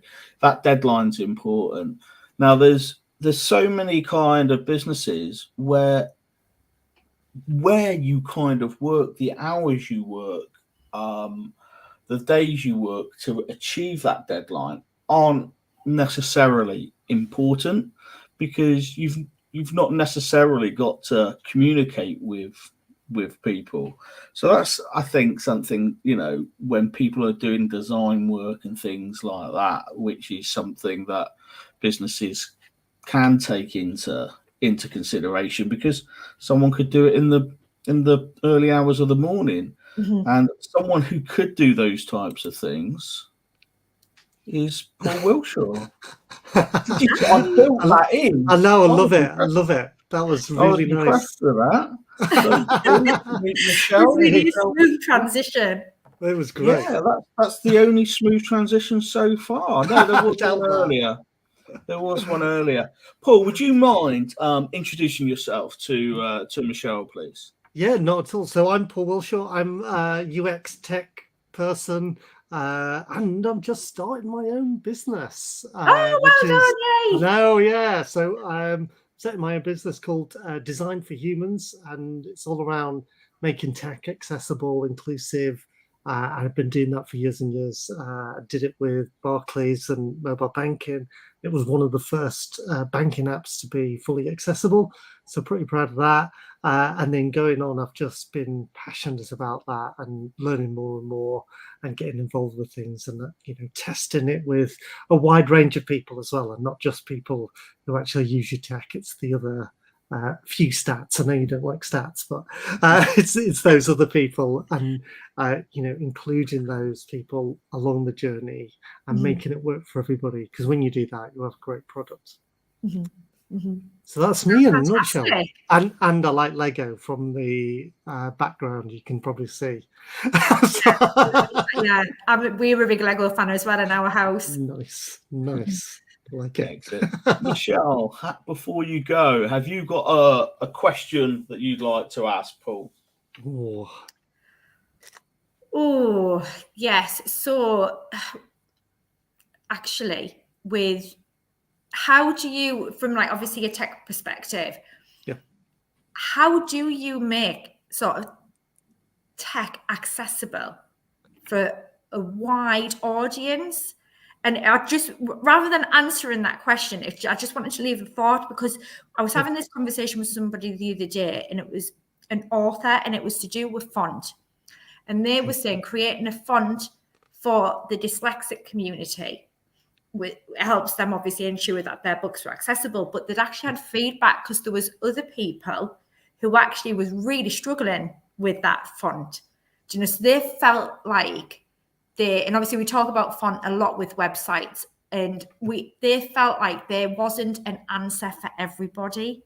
So somebody who was going into that world of accessible tech, you know, and it's just that it left me thinking when I had this conversation, how do we actually make things accessible for everybody? Do you know, if this individual had tried their best, but was still getting obviously feedback that was actually, no, well, this doesn't work for me, then what is the answer? It's a good question. This is one of my ethos in whenever you do design and fonts and things like that, is let people choose. Don't lock things down. I know when I read digital books, you can choose the font you want to choose. So you can choose like a scriptive font, or you can choose the classic Times Roman font, or you can choose more of a slab font that makes it easier to read. So let the user choose is always my personal preference. And I think I've been having this debate about dark mode and light mode and things like that. And like, it's a diversive world, and kind of like some people absolutely hate dark mode and loads of people love it. But if you give people the choice, they can choose whatever mode they want. And I think sometimes, you know, in tech, we are our own worst enemies, and we build in these things and we want it to look a certain way, and then that makes it inaccessible. So if you have that flexibility and you add that choice in, then that's when you become, you know, actually somebody may not care about the font. Somebody may want like a tiny font because they want to see everything on the screen. And other people just want to see one or two things. So let them choose and just give them a choice of kind of like 10 fonts and then get some feedback. And if they don't like those 10 fonts, what fonts do they like? And yeah, we were actually doing something around ADHD the other day, and we were looking at some of the speed reading for ADHD. You can kind of add in bold text at the beginning of sentences and lines. So if you suffer from kind of like short attention spans, it's a quick way of scanning the text and getting through it. But then you give that to somebody who's, you know, doesn't like that, and then they go, oh no, there's too much bold text, you're shouting at me, stop it. So it's about that choice, and, you know, allowing people to then flip a few switches. And I think, you know, one of my great examples on this, I think the game industry is going in fully the right way, and they're one of the leaders.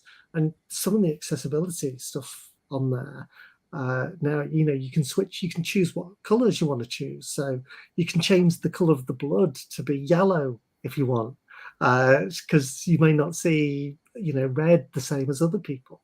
And those are just little tweaks and things like that. And once you've done it once, you know, some of the hard work's getting there. Once you've done it once, it's super easy to do again. And you just build on it and build on it and keep adding more stuff in. But it's that flexibility and allowing people to choose and make it work for them, because we're all different. Yeah. So that's diverse choices. Diverse choices. I think that's a really good statement for like everything. Yeah, totally. And, you know, it's like some people hate tech. You know, some people, you know, that's me. When you go to them, you give them a blank spreadsheet, they go, shit, sorry, as well. They go, oh no, what do I do now? And you know, it's those things, and kind of giving people the choice. And yeah, it's and then just some little things. I was actually on a call just before this. Sorry, I'm going off on one. I'll be talking for hours. I'll be here till 8 o'clock till you are, Scott. But we're talking like if you use Teams and Teams chats, use emojis for a little visual description, at the start of your chat or your group, and it gives a little indication of kind of what that's about without somebody having to read the whole length or going into all those chats and things about it. Use a few emojis and iron it out there. And when I do design systems, I add emojis into every single page, so kind of people know quickly, oh, that's a ghost, that's kind of this, that's a form, and they have that visual representation, because remembering visual things for humans is a lot easier than it is remembering a hell of a lot of words, which we aren't good at. So that's it. Yeah, flexibility, it's always good. Excellent, nice one. Thank you very much, Michelle. I've been listening in, some great points. I love it. Oh, thank you. I could have talked all afternoon. Excellent. We'll speak soon. Thank you very much for coming on. See you later. Enjoy the rest of your day. Cool. Bye. Bye, Michelle. How you doing, Scott? Oh, yeah, I'm okay, mate. I'm okay. Good. How are you? Good. Really good. Really good. Braving the weird weather and that is Manchester. But apart from that, good. Yeah, it's definitely been. I mean, I've got the blinds closed. Well, I'm saying the blinds closed. I'm pointing here, but this is a virtual background. I do have blinds closed, but there was definitely sun at some point. There was definitely some heavy rain. Yeah, and now it looks pretty just grey and dull, which is the famous Manchester weather, isn't it? Definitely is. Yeah, it's good. Yeah, but I've been listening when I can throughout the day. There's been some amazing stuff going on and some great insights and great chats. So it's good. Yeah, and LinkedIn, although I couldn't see that they advertise this, I think has a 4-hour time limit on the live. So it's only on Facebook and YouTube now. So that's another failure for LinkedIn. So not the most all part of the learnings. Yeah, it's not the most accessible of things. So you were saying like to Michelle about giving people choice of like fonts and stuff. Yeah. As you know, I'm not much of a tech person. I kind of know what I want it to look like. I know what I want it to do, and I would know I want it to be accessible. So when it comes to fonts and giving people choice, is that kind of built into it? Because there's like overlays and things like that, which I've been told we want to avoid. So how do you build the kind of choose the font in without an overlay? I mean, a lot of browsers actually have this in. So Safari, Chrome, you can actually go in and change the font on those settings. But where that fails is if you built the website and you specify the font, it's got to be this font and no other font, then that's where you get some of the problems, and you kind of go like, oh, actually, I can't use that. There's no fallback font. So when you're designing websites, you kind of give some fallback fonts. But generally, the browsers are super accessible. But in tech, we go against this and build these rigid rules in that say actually can't use any other font because this is our brand font. We're very precious about our brand, and we want people to read it a certain way. But actually, that's counterintuitive. If somebody's changed the font on Chrome, let them keep that font. That is just that simple, really. And also, don't be afraid of using bigger size fonts as well, and don't be afraid of. I know there's this notion kind of like people have like the fold and they want to cram everything in, and you see kind of like reams and reams of text above, kind of like, so it just fits on your laptop screen, which is nice, but then that's not readable. And we were designed to scroll websites or swipe websites and have that big font. And if you think it's too big, I kind of have this kind of like Lego Duplo thing going on. If it's a little bit too Duplo, it's not a bad thing. actually, because like you can see those bricks before you tread on them. If you've got a tiny Lego brick, you're probably going to tread on them and hurt your foot. So so it's probably better and easier to read for everybody if you make that font size slightly bigger anyway. So Yeah. just taking that into account. And I mean, like saying earlier, that clear font, I don't know if you was listening to that bit, clear font is 12, and and Microsoft defaults to 11. I know. Why did they do that? Why do they do that? But then you look at large fonts being 16. Yeah. So if you produce everything in 16, you then don't need to do kind of a follow-up large font document. But I kind of now try to default to kind of 18 or 20, just because, you know, a government guideline doesn't necessarily mean that that's right for everyone. Yeah. So if we go a little bit above that, you know, there's no, you know, there's very few people, if I showed them a bit of paper and said, is this size 16 or size 18? They're not going to know which one, you know. Actually, Scott, probably 18 is a little bit better, because if you have a lower color contrast ratio, I think it's below 3.5 to 4.5 contrast ratio, then that font size needs to be 18 and above. So then you can get away with using more colors. So you can get away with kind of like different backgrounds, different colors on that. So it's a smart choice. I like it. Yeah, well, obviously I knew that. Paul, you know?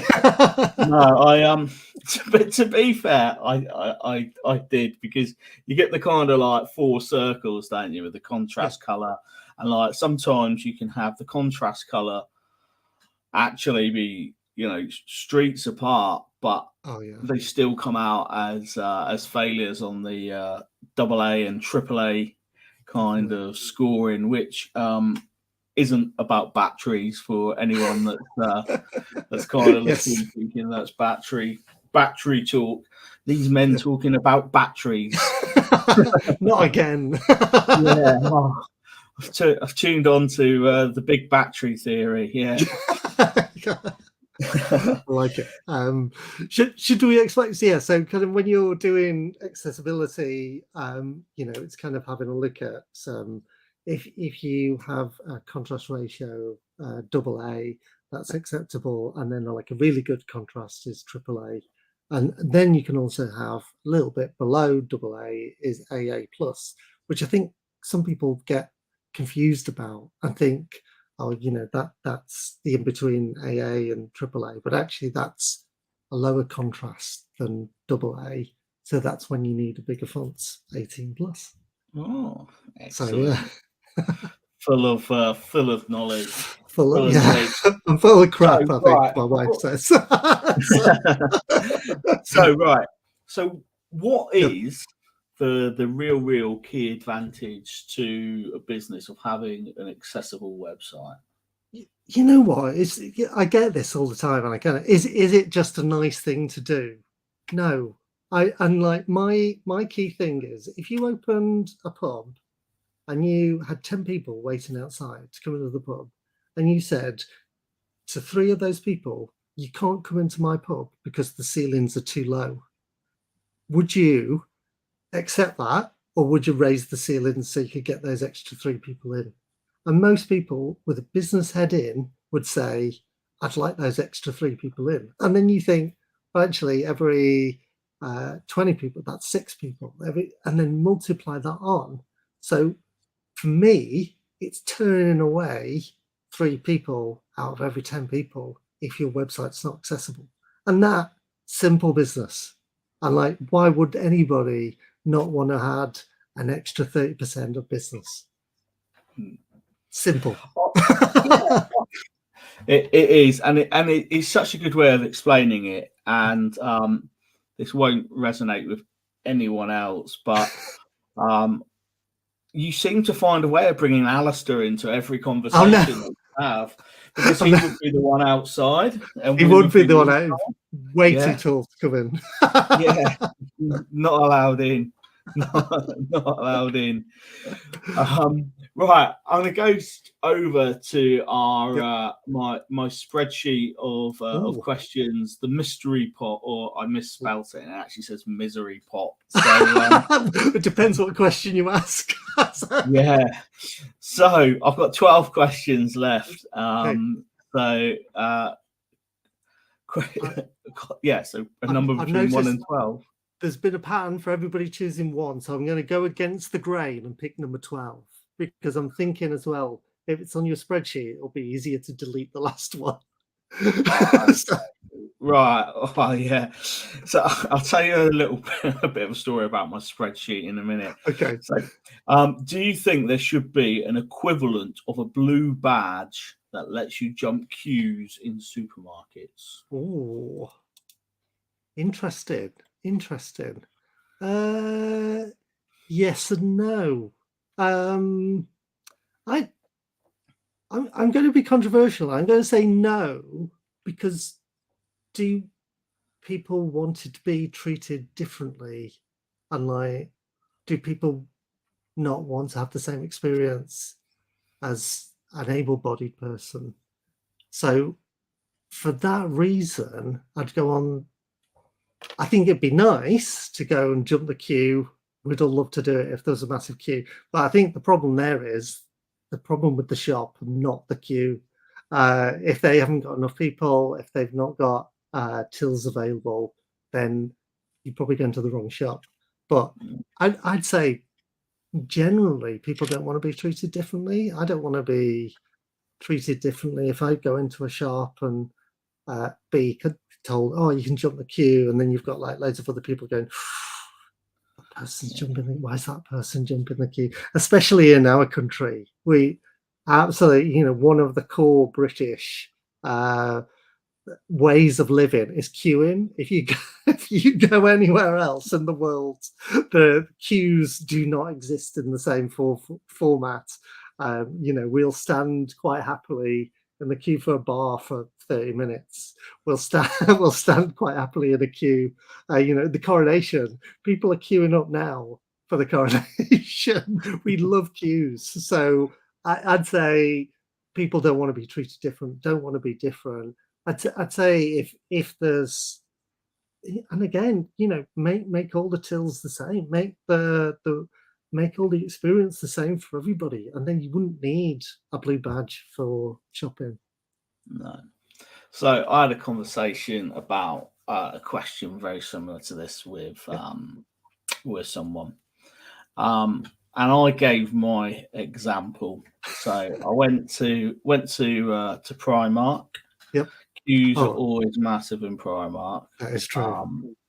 So my daughter wanted to go in and she wanted to buy a couple of bits. So I was queuing up for absolutely ages, like, the kind of zigzag thing twice type of length, right? But they get through it quite quick there. It's kind of like Aldi, where their mission is to put your tinted tomatoes on your actual tomatoes. But we went through quite quick, and we got to the last bit of the zigzag, and someone came, pulled the thing up. Me and my daughter went through. We went to a small till and a lower till, and their policy is if they see anyone in a wheelchair, that they think actually that person needs to go to a till quicker. So I felt a little bit embarrassed. I felt like actually I don't need to go, and I felt like I wasn't able to say no, we'll wait. However, that particular day, I wish I did get seen earlier and go, because we missed the bus home. Oh, no. So we were struggling a little bit there. But there is then I spoke to a lady who again is a wheelchair user, but she has less ability to sit in a wheelchair than what I have. Okay. So if she goes to the shop, she then would really, really struggle kind of sitting in that queue, and has at times just had to abandon and go.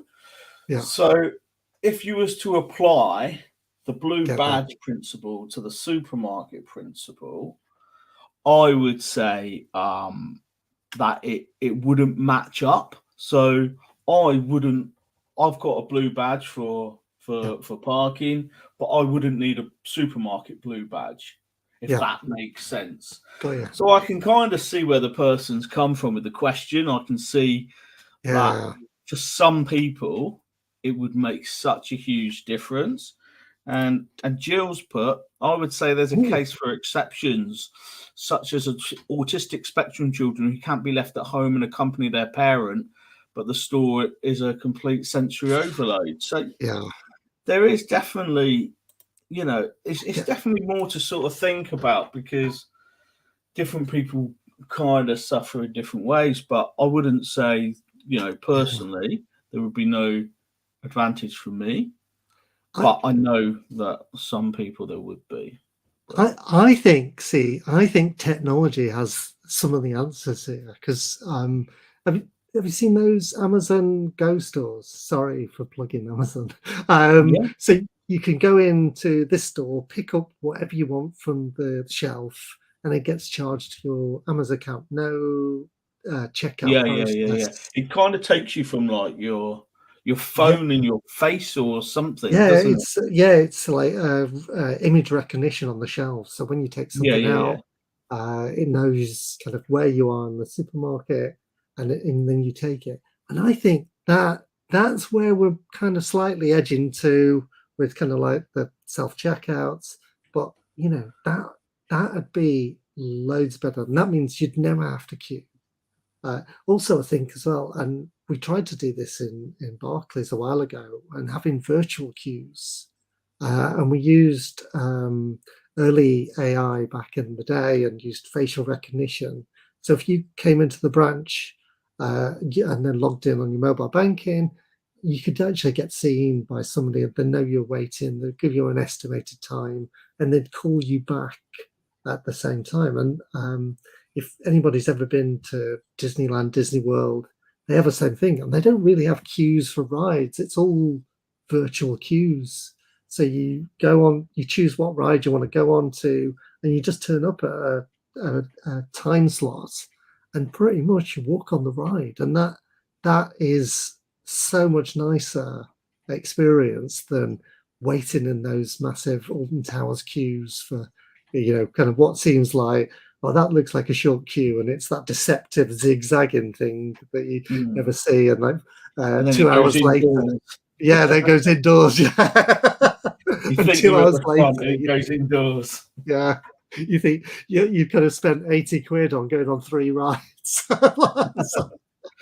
That's it. But yeah, I think, yeah, and I get it, and it's kind of some of those experiences and those massive tills. Yeah, I wouldn't like. I don't like being in them, let alone anybody else. So kind of, yeah, I think there needs to be a bit of a tech solution for the stores to allow everybody to experience it better. Going back to my misery pot or mystery pot spreadsheet that I've got. So I knew there was going to be so many questions on it. So I was thinking, right, so the first person, they'll pick, let's say, number 3. And it took me way too long to realise that I don't say to the next person, right, you've got numbers 1 to 2 and then 4 to 24. And then they go 7. Then I go, right, you've got number 1 to 2, 4, 5, 6, 8 to 24. Yeah. Where I could just delete it, and the range just gets smaller. And actually that's almost like, you know, an accessibility kind of thing. You know, I was almost creating a problem which didn't need to be there. Yeah, definitely. And I think that's a lot of the thing with accessibility is we create the problems ourselves.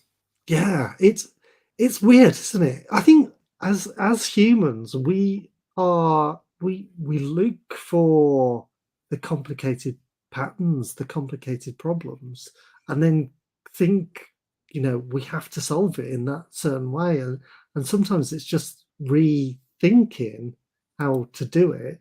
And the simplest way is often the hardest to think about, because you kind of have to go through that process of kind of going like, oh, if I remove this, if I choose this option, if I choose that, and actually you have a little brain fart moment and go, oh, you know what, I could just delete it, and then that make it easier.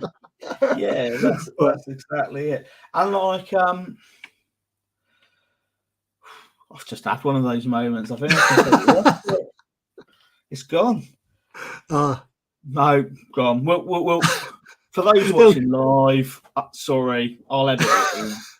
And Paul can just nod and smile, and we'll put it there. Great No, point, I remember Scott. what it is. So I was told, and I don't know how long ago this was. It must have been 15 years ago, and I've always remembered it. If you want to find the simplest way and the simplest process for an internal job, ask your laziest employee. Yeah, good point. Because that's where they inherently look. They will inherently look for the shortcut and the quick way. Yeah, perhaps I'm lazy then. I might. I don't know.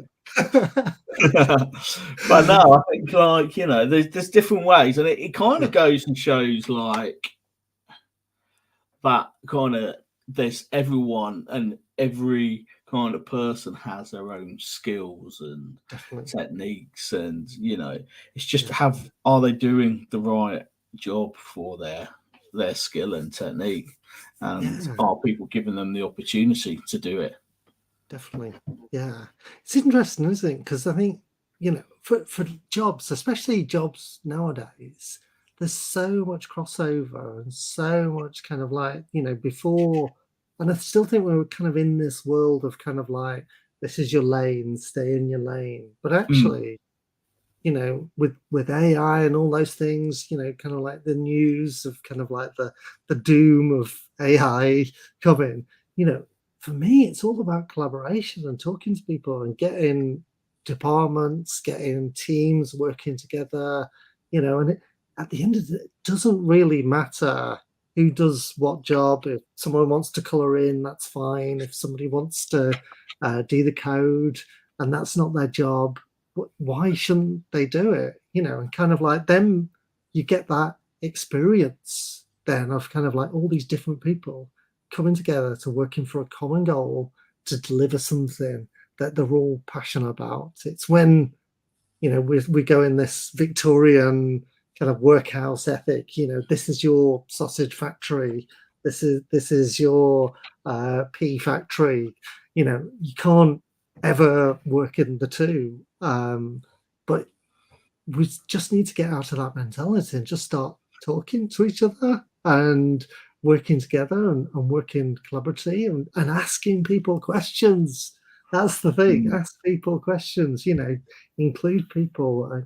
I've been doing some designs recently, and I've been asking like a neurodiverse group and kind of how they think of it, what do they think, what icons work for them, how the colors work, dark light mode, that debate again.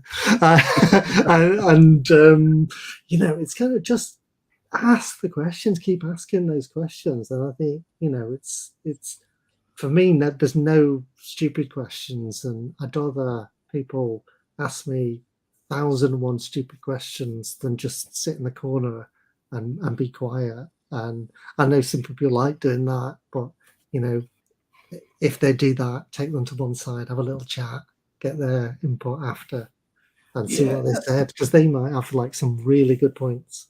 And actually, if you can bring that quiet person into the conversation, you're going to get an extra viewpoint. So you were saying about the person who always works in the sausage factory and not allowed to work anywhere else. Yeah. And my brain instantly jumped somewhere where it probably Well, it was nothing to do with the conversation. It's just all about sausages. No, instantly jumped to the film The Bee Movie. Oh, okay, yes. Yeah, because Nice. bees have only got one job and one job for life. So there was a link. It wasn't it wasn't just going there. But you do find that some businesses do want people just to work in kind of silos. Yeah. And I was speaking to Isabel earlier this morning, and she was kind of saying about transferable skills. Yeah. So that's but how many businesses need to kind of be more open-minded with kind of transferable skills? But then there's so many that really, really, really embrace it as well. Yeah. So definitely, it's again one of those situations where you've got people you've got Alistair standing outside the pub. Yeah, definitely. He's never getting a drink. Yeah. It's in it because when I'm recruiting people or going on that process, a lot of AI. If you go into that AI job thing, they look at kind of like your education, your history. My education is not in what I do now. It was in media and communication, and now kind of more design and tech. And if you look at my CV, it's a bit of a shit show where my education was, where I am now. And that's becoming the norm. Jobs are changing. When I was university, I didn't really know about any of the stuff I do now. There was no jobs in, AI was a thing of mystery and never only existed in sci-fi films. It doesn't and Countdown. And Countdown. Yeah. But those jobs are changing, and I think people's CVs aren't always a true reflection of their skills. So, it's that cross-pollination. It's that giving people a chance to actually, they may be in HR, but they've got some really good skills, and at home they love painting and doing art stuff. They may actually have a really good skill for doing UX, and then bring some of those cool HR things into it. Who knows? But if you say, all right, that's your sausage factory, don't ever leave it, you're never going to know. No, exactly. I haven't got the skills to do another seamless introduction. Oh, okay. I've done one seamless intro for today. So, Lewis, how you doing? Hello, mate. How are you? Hey, Lewis. Not too bad. Not too bad. Are you okay to give Paul and anyone listening an introduction of yourself, please, mate? Yeah. So my name's Lewis Kemp. I'm the CEO of Lightbulb Media. We are a creative performance agency based in Manchester, and we basically help epic brands scale up online through paid advertising, social media, and content marketing. Nice. Tell you what, it came off slick, that, didn't it? Okay, it was good. Good elevator pitch. All morning. It was definitely better than my seamless link, where I just was going to try to work one because I did one a minute ago and went, no, that was not going to work. So, Paul, you've heard Lewis's intro. Have you got a question for Lewis before you shoot? Oh gosh, yeah.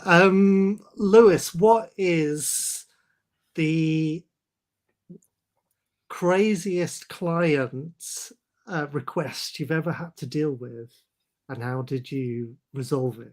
Oh God, crazy client requests. Christ, over the years, trying to roll it back to the scary ones. Crazy clients. We've had crazy clients. I think it's usually the people that want to do everything themselves.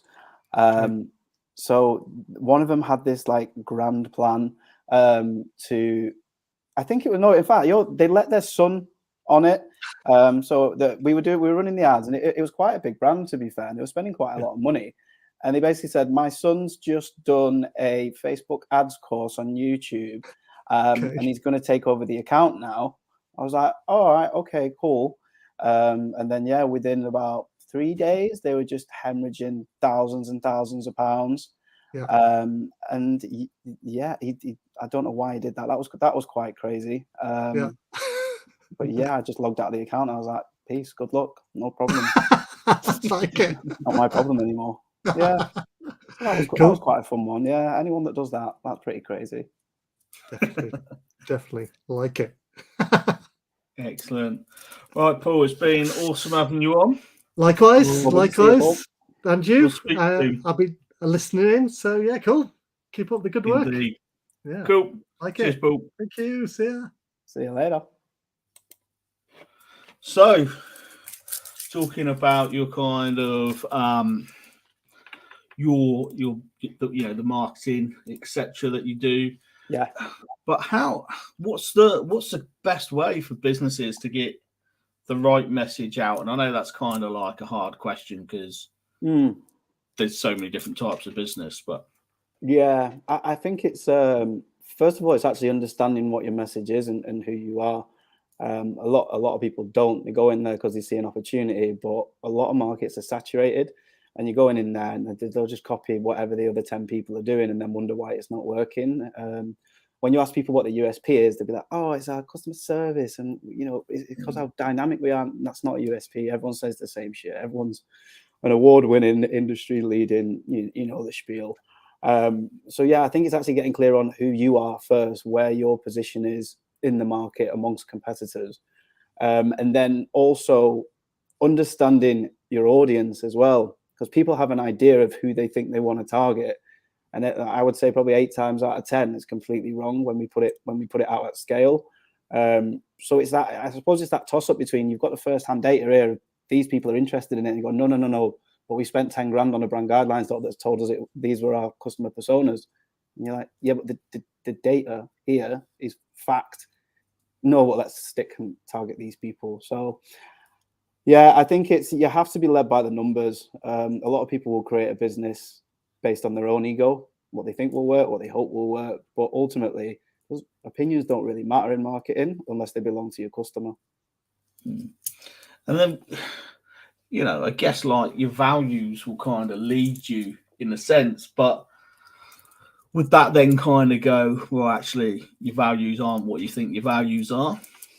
Yeah.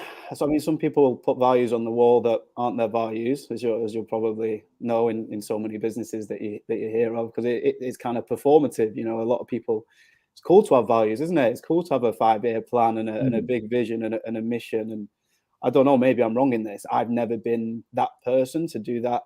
I just think it's all a little bit fluffy. And also having a 5-year plan in marketing, good luck, because it changes every 3 months. So that anything you possibly could have planned, it isn't real anymore. So I much prefer kind of like micro goals, micro sprints, and then kind of like micro values in between, short and sweet.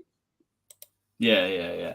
And I think like, kind of sometimes having a business can be almost like you're on a boat on the sea, drowning in the sea, not even on the boat, drowning. Oh yeah. You got no idea what the water's going to be like, and you can be proactive and you can be as proactive as you like, but there are times every business has got to be reactive, and I guess that's kind of where the numbers kind of back it up, because when you're in choppy waters or kind of crazy whatever periods, you kind of just need to go back to your default, and your default is based on numbers.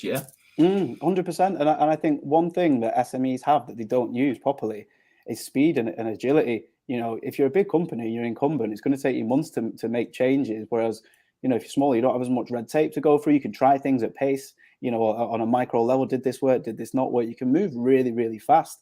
But people are just so scared of, stepping out and dialing up the creativity a little bit for fear of, upsetting the status quo. And actually, that's one of your biggest advantages as an SME.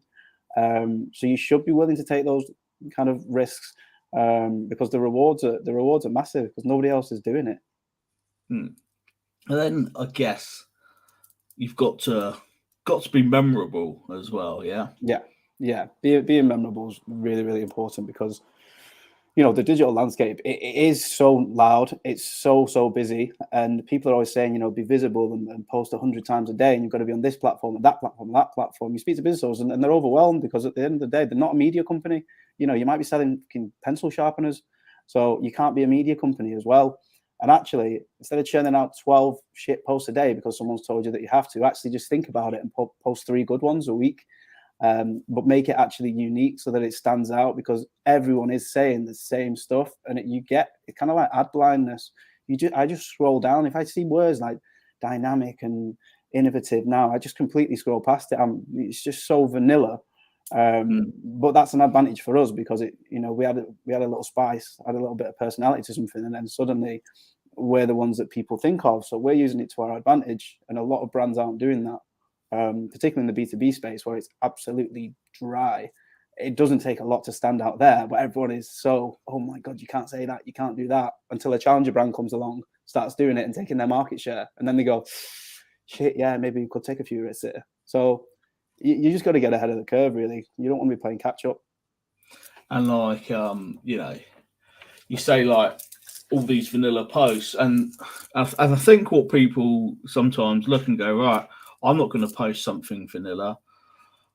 I'm gonna really stretch so people think I'm doing better, and then they post the same post that other people have posted. Like in 3 months, I started turning over X, and it might not be the vanilla boring post, but it's still the same post that's been done loads of times, and more often than not, people are just going, no, you didn't. Yeah. And I don't think people realize that, there's a lot of fake it till you make it. And it's a weird switch because there are people that are just masters of getting attention and getting that top level views and likes. And then once you fall into that kind of dopamine trap, it's very, very hard to get out of if you actually want to start doing it properly, because you have to sacrifice all the vanity stuff at the top. And that's a real dent to the ego of people. So they go, yeah, I could be consistent and actually just start delivering really important stuff, incredible stuff. But I don't want to give up feeling amazing, even though that I'm getting 7,000 likes from Tunisia, even though I sell printers in Telford. It's just not relevant. It doesn't serve anything but your ego. And if you're in business, major point is you got to make money at some point. So what matters more, your business or your ego? That's what you've got to make a decision on. Yeah, definitely. And I've always said, like, I would rather have one, my post be viewed by one person and it meant the world to them, and they was able to make a change that was positive, than X amount of likes, X amount of comments, because at the end of the day, those people are just liking the photo of my salad or whatever I've posted. Yeah. I think it's weird because a lot of the real community building and conversations and impactful stuff happens in the DMs. When you post stuff, you've probably had it as well, when people send you messages, that really impacted me, that really helped. Whereas if you actually look surface level on people's posts, it's literally just a bit of a jerk circle of everyone shouting about fake success at each other, knowing full well that they're really, really struggling, and they just do that until someone dies or goes bankrupt. It's all very kind of vacuous, performative stuff, and nobody actually likes each other. Well, they pretend they do because they need to get eyeballs on each other's audiences. But me, I'm a cynic, mate. I long in the tooth enough now to have been able to see through the bullshit. But reality comes for everyone in the end. So whether you choose to accept it now or in 5 years, I'm just trying to tell you the truth now and save people time. Yeah, exactly. Right. So I've got my mystery pot, which is my questions. So I've got 11 left. So you can choose a number between 1 and 11. I think yours is still in here as well. Is it? I'll go for lucky 7. It's a fairly easy one. What did you want to be when you were growing up? Rich. Yeah, I grew up quite poor, to be honest with you. The only people we ever saw with money were like drug dealers where we lived in a council estate in Bolton. So I was like, don't really fancy selling crack, but there must be another way. And then I was dead fortunate enough to get like a scholarship to a private school. And that was just a massive eye opener. Because I was always like good at getting grades and stuff like that. And then I thought, when you get into the big bad world, you thought, oh yeah, I'll smash it because I'm like super book smart. In reality, it doesn't mean shit because someone could make a call. Someone's dad knows somebody else and put you in that room with the CEO. So, yeah, that's an eye opener. It's just that there's more than one way to skin a cat, and academic book smarts will only get you so far. Yeah, definitely. I think that comes into kind of like my world as well, because you kind of quite often get you get people who've kind of gone, right, I know about this condition, or I know about this condition because they've read it in a textbook. Mm. And I'm not just talking about like Joe Blogs. I'm talking about your GP or your doctor in A&E. And I went to A&E once last year, and they said, why don't you speak to your specialist FND nurse, community nurse? And I was like going, there's no FND specialist in all of Manchester. But there is now, or in certain areas. But yeah, there wasn't at the time. I was just like going, do you know what it is? No. That's it. That's what people want to do. They just want to signpost it, slope your shoulders, and then send you off somewhere else, so you're someone else's problem. I see it a lot. I speak to a lot of girls I know a lot of girls that have endometriosis, and when they go in saying this is excruciating pain, I can't walk, you sat there with a 40-year-old bloke going, take a few paracetamol, you'd be all right. I think you're just being a bit dramatic. And you're like, how can you say that without actually having the lived experience of this condition? You can't. So the first thing you could do is actually just fucking listen properly. Even if you're not going to give me any good advice or medication or whatever it's going to be, just at least listen or pretend you're listening. Yeah, I had a few times, not long after I had a catheter put in for a short period of time, where I went back to A&E and I was sent home, and then the next kind of day I was in an ambulance, not me making my own way there, with sepsis. So that could have all been fixed by people sort of taking things on board. So we've got Jill, who's put here, realist and cynic at last, the real voice of social media posts. Yeah, isn't I always get called a cynic by people, and they're it's just I try and call out just bullshit that I know to be bullshit, and they're you're so cynical, you're so, people will say negative, and then in 6 months' time, that person who was falling for it all, they'll go, actually, yeah, you were bang on there. So it's like, I love being called a cynic, because I think being a cynic and being a realist, it's so important in this new era of just fandangled, filtered, rose-tinted bollocks that we see from everyone. It's all nonsense. Do you know what I mean? Everyone says, be your authentic self and bring value and all that. Nobody online is 100% authentic. Nobody. I'm telling you. Especially the people that tell you that they are. Especially them. Yeah. So yeah, I mean, I get that, because some people say, like, about shit. I was speaking to Isaac, who was on with you last time we did something. Yeah, it's and we were saying about how we share stuff online, but we don't necessarily share everything. So, like, as an example, I didn't. This bottle of water I didn't give. Well, I've got a background on, haven't I? So you can't see it. But the bottle of water there, I didn't get it from the door and into here. It had to come in. Yeah, I can drink it myself. And yeah, to be fair, I can get something from the door. But you don't see those other things that people kind of do for you and support you. So what's Jill put here? It's not being negative. She's a cynic too. Oh, no, I know. I love it, Jill. I love it. I like that. Team cynic all the way. I love people like us. My favorite people. So I guess, like a lot of people, kind of, when they see your writing, your kind of, no, that's the wrong word. I was going to say your style of writing, but what they see is they see what you want them to see, I guess. Yeah. So if you see your social media posts, if they then see your newsletter, that's just one style that you can do. So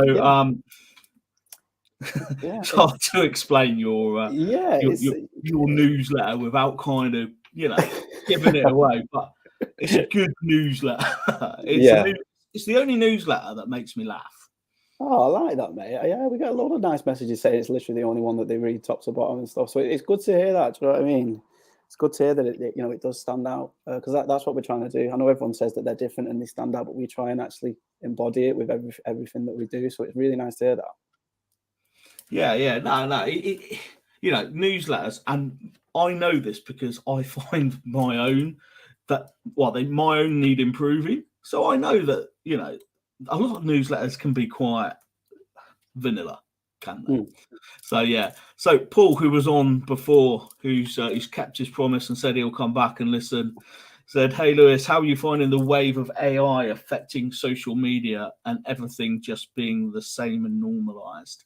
Do you know what it is? Like, you shouldn't be scared of AI taking your job. AI only take your job if you're shit. It will wipe out generalists, because the stuff it churns out on the copy side of things is, your GCSE history in addition, and therefore, and furthermore, and this came out, if you're actually using it as a copy tool, then you're probably not going to be around for too long, because it is ultimately mediocre, without personality, and just the kind of stuff that gets scrolled past. But if you leverage it correctly and use it as a research tool to really shortcut kind of research time, go and find information for you, use it as an inspo thing, I think it's really good. And on the kind of design side as well, with like your Mid-Journey, that's a really good tool for, brand concepts and things like that you can do pretty quickly. So it's all about how you use it. These things are just tools. That's it. It's all about the person using the tool. The tool is only as good as the person using it. So it's what you feed into it. And if you know how to feed into it, then you'll do well. But you shouldn't be scared of AI taking your job, to be honest with you. It's a long way off.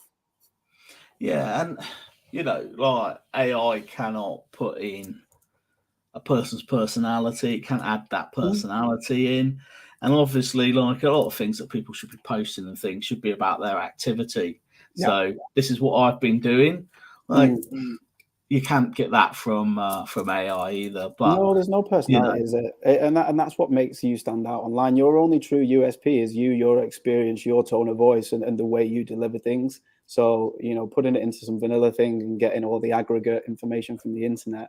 I think one thing that people are really not thinking about as well is they're getting it all from ChatGPT, and they're posting all this content that's, long-winded, duplicate, generic shite. But Google are releasing their own that's going to compete with it. And also with SEO, you get punished if you've got duplicate content. They find duplicate content on different pages. So obviously Google could turn around and go, boom, that's ChatGPT content, and absolutely just wipe your site rankings off. But everyone's just so happily, we don't need a copywriter anymore. We don't need a designer anymore. Let's churn out all this stuff, bang it on the site. That's us done now. That's our marketing team. And you're like, all right, cool, good luck. And then in 9 months, when your website disappears off the rankings, they're like, shit, maybe we shouldn't have done that. But shiny object syndrome. Let people have their fun with it. I always said you can only advise so far. People have to feel the pain, physical, financial, emotional. They have to feel that pain themselves before they'll actually learn a proper lesson.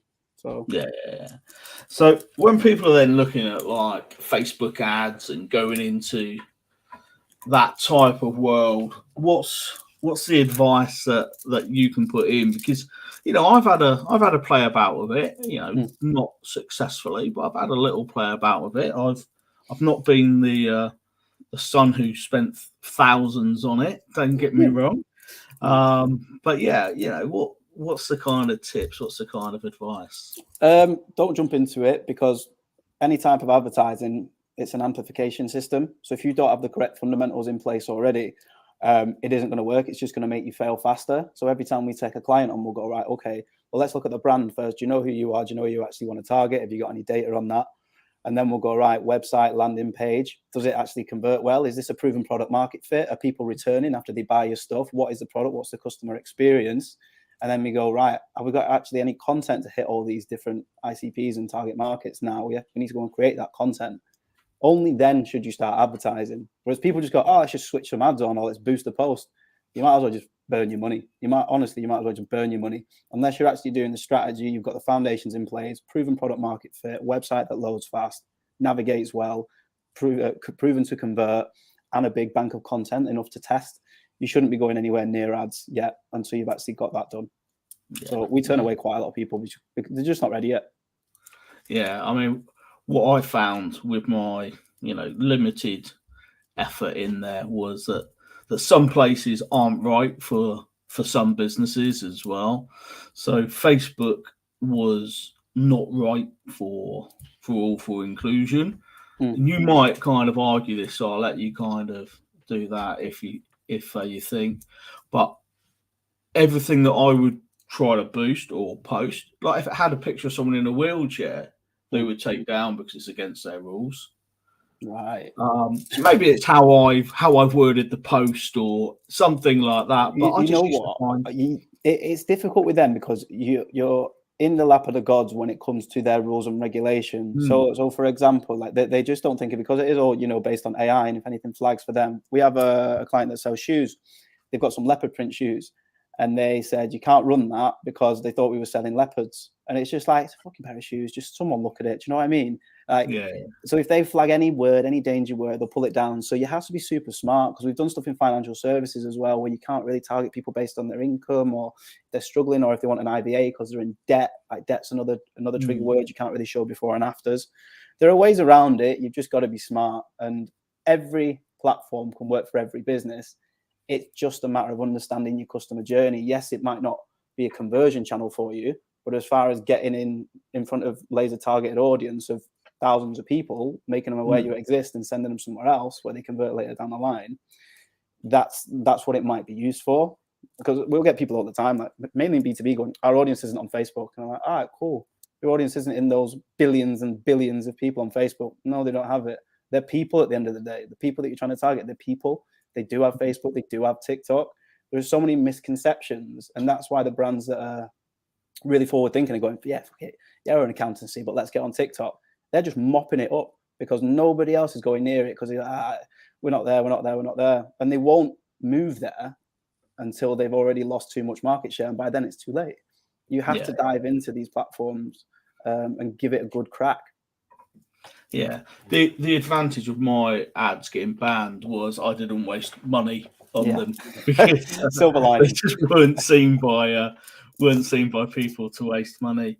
But yeah, so what is, you know, a general kind of rule of thumb, best platform to, if you had to only be on one platform, where should businesses be spending? Depends on from business to business, because it's never good to have all your eggs in one basket. When someone comes to us, the first place we'll check is obviously Google and Microsoft Ads, because that's high intent. We actually look how many people are actually searching for this stuff. Do they know it exists? Do they know they have a problem? Are they actively looking for solutions? If there's not enough search volume on there, then it means you're going to have to come higher up the funnel a little bit. Use paid social, get in front of people when they're not actively searching for it. Let them know the problem that they have. Educate them, so that when they do come and search, they're not searching for a solution. They're typing your brand name in Google and choosing you. So it's completely dependent on the industry, on what it is that you're trying to sell, how many competitors are in the space, how much budget you've got. Because the budgets can vary massively. You know, if you've ever tried LinkedIn ads, Christ almighty, the cost per clicks on there can be anything from like £4 to £30, depending on who you're targeting. So it's like, well, let's not use that to build awareness, because you're just going to burn money. Actually, we could build awareness on Facebook, Instagram, TikTok, get all those touch points, and then just retarget people who've watched a certain video or been to a certain page with LinkedIn ads when they're like really close to purchase. So it's just structuring it, zooming out and going, right, how do people find my stuff and how do they buy it? How long does it take? And then how can I get in front of them across the various platforms? So yeah, it's not an easy job, but that's why we always say, like, don't just jump into it. Make sure you've got at least 3 months worth of runway, because your first month is data collection. What works, what doesn't work, who does it work with, what's the best copy, what's the best creative. Once you've got the data, then you can start pushing people down and going, right, okay, you've been to this page, so you get retargeted with this testimonial for this product because I know that you're interested in it. And it's that kind of journey. It's never going to be overnight millionaire, turned on an ad, bang, 20x. It just doesn't work like that. Otherwise, I'd be retired. Yeah. So do you get lots of people that come to you just going, right, I want this result by this date, and that's all I'm interested in? Yeah. That's it. Oh, we quite like 10x. Why? You know, people talk about 10x. Yeah, but why? Like, do you know your own unit economics? Do you know what your break-even acquisition costs are? Do you know what your gross profit margins are? No, we just like 10x. Okay, you're probably not the client for us. But I don't blame them too much, because there are people just shelling out all these guru ads and stuff like that everywhere you see, promising 10x without even looking at your business or not even knowing what you do. So I do understand why people get suckered in, but as you'll know, mate, we're just dead honest with people before any money's changed hands. Like, I'll set your expectations right before you paid us. I'm not going to take your money and then raise the issues 6 months down the line when it doesn't work. I'll say, actually, you're not ready yet. This is how you need to think. This is what you need to approach. Go and fix A, B, and C. Once you've done that, then we'll chat. But yeah, there's a lot of sharks out there that will just take your money, keep you for 3 months, churn onto the next tool. Yeah. And like, I think, I was speaking with it about it to someone earlier. Like, people see programs like Dragon's Den and kind of like business programs and kind of go, well, actually, this is what I want out of it. I want to get an investment or whatever they're deciding to get. But yeah, I've looked at like a lot of those people that are going for it, and they've they go, right, what's your last 3 years accounts? And they're all kind of negative. And actually, people shouldn't really be going on to Dragon's Den for investment as such. They're more going on to go, right, who is going to turn my business around, because I can't do it. Raising's cool. Raising's a cool thing now. People raise for the sake of raising. They want to be seen to raise, and there are people that never really get out of that because, oh, we need to raise again and we need to raise again. Actually, it's just a really kind of middle class way of procrastinating. Actually do the fucking work, bootstrap, make sure it actually works, then go and raise some money once you've actually proven a product market fit. Let's not just hang around, stick suits on, go to London, eat some brioche and speak to VCs. When are you actually going to fucking sell something? Is this a viable business or not? Because if not, you're wasting your time. You just want the appearance of being an entrepreneur or a founder or a CEO, whatever it is. At some point, you're going to actually have to do the work of one if you want a business. So a lot of them are just like glorified BDMs. Yeah. And like, right, I'm going to raise because I can't sell and I can't cut costs because I've not got the ability to go through my business and go, right, this could be a saving, this could be a saving, this could be a saving. I'd rather burn your money. I don't believe enough in my own ideas to put my own money in. I would rather burn yours because I can spend it much faster without guilt. Don't worry about that. Excellent. So have you got any kind of projects or anything coming up this year? Anything big you're working on?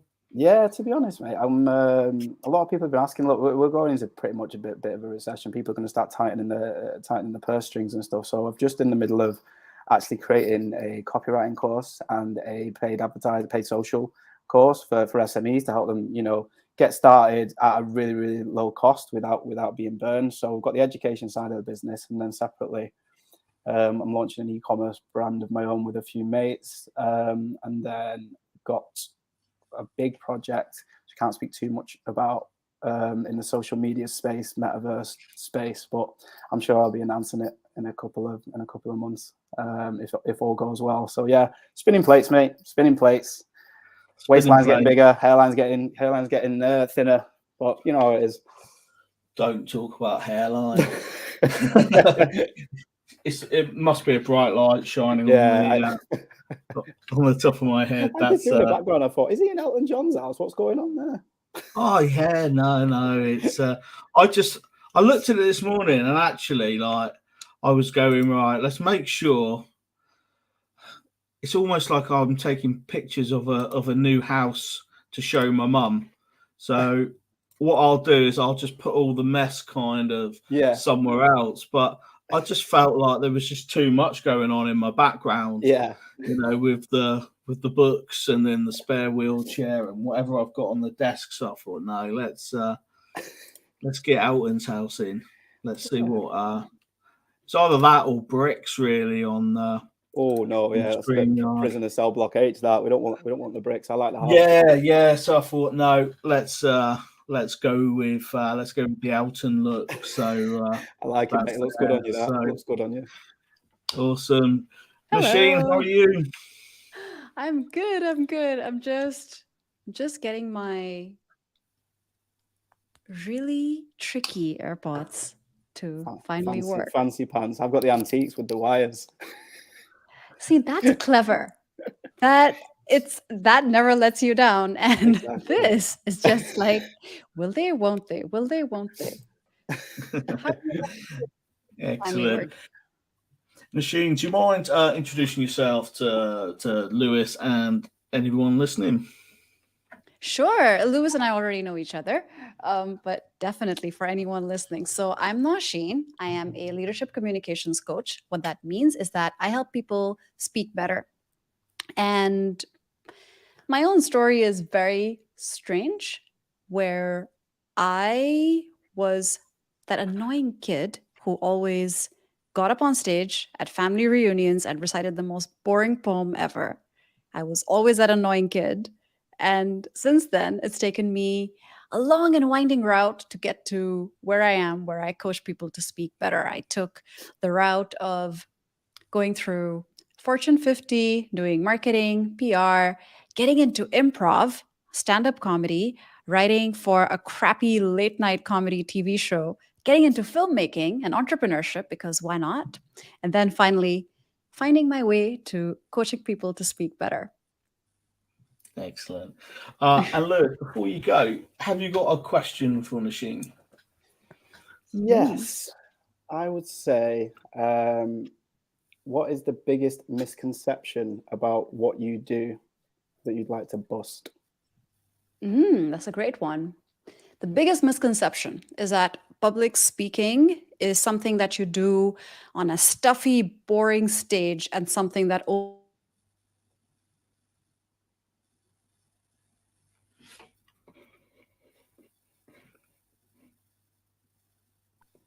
Oh, I think I'm back. Yeah, you did go. I wasn't sure if it was mine because Lewis was quite still as well, so I was shaking my head to see. I'm just lazy, mate. Yeah, I don't move a lot. I'm like a sloth. Did you guys get the misconception? Because I think I didn't get to the busting bit. No, we didn't. Oh, okay. So the biggest misconception that people have is that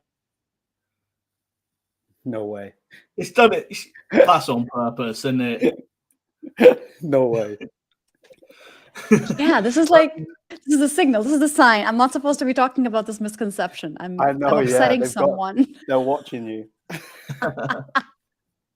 Okay, try 3. Last try. Yeah. So the biggest misconception is that public speaking is reserved for people.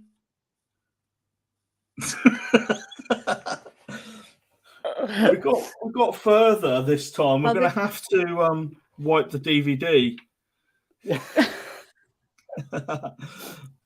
I'm back now.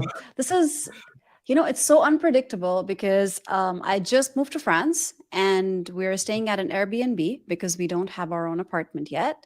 And the internet here is basically okay most of the day, except when I need to go live. So it's always at that point. So we've got, haha, am I doing this? No. This is the beauty of going live. I've got another call coming in, mate, so I'm going to have to jump off. But it's lovely to see you all, Nosheen. It was great seeing you, Lewis. Thank you. See you guys. Last one. Cheers, Lewis. Bye. I'm gonna switch to. So far, it seems fine, right? But I've been disconnected like 3 times. I'm so sorry about that. No problems at all. So yeah, people think it was me doing it, but no, it wasn't. So but that's the beauty of doing things live, isn't it? You expect something to go wrong at some point. Yes. Yeah. True. This is Sorry about that, but this is so exciting.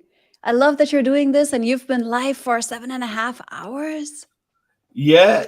I'm starting maybe to get a little bit tired. So, but yeah, not too long to go. Well, no, not too long.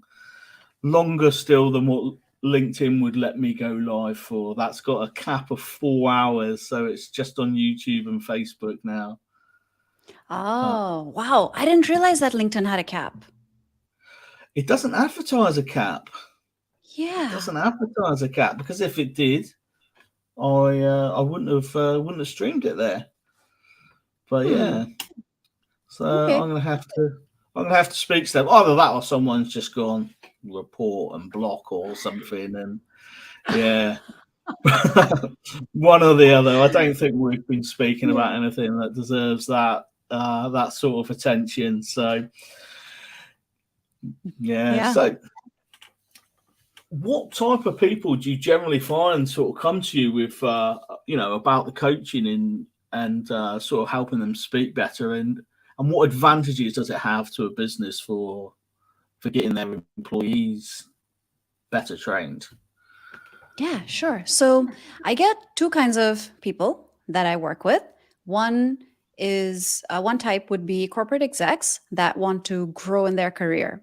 These are typically people that want to get promoted. They want more visibility in the company. They want to make sure that they're able to articulate their thoughts, ideas, and accomplishments in front of the right people the right way and feel very comfortable and at ease doing that.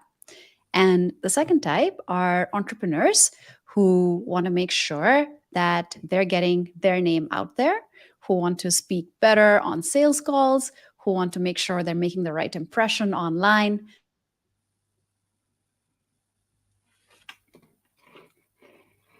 Again, that was quite seamless, talking about impression online and the signal paused. So Yeah, what I'm going to do, I'm just going to I'm going to switch to my hotspot and see if that's more stable. So just a second.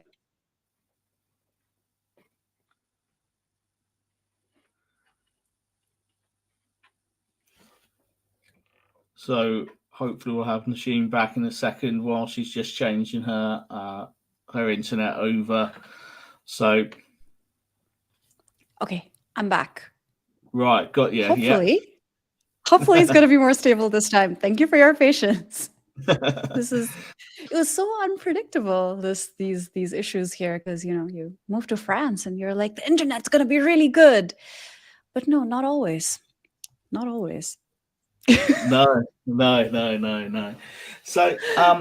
So you're talking about the entrepreneurs, and what about kind of like, from a business, what's that kind of way of saying, right, or for an entrepreneur, what's the advantage to them of being better when they come to public speaking?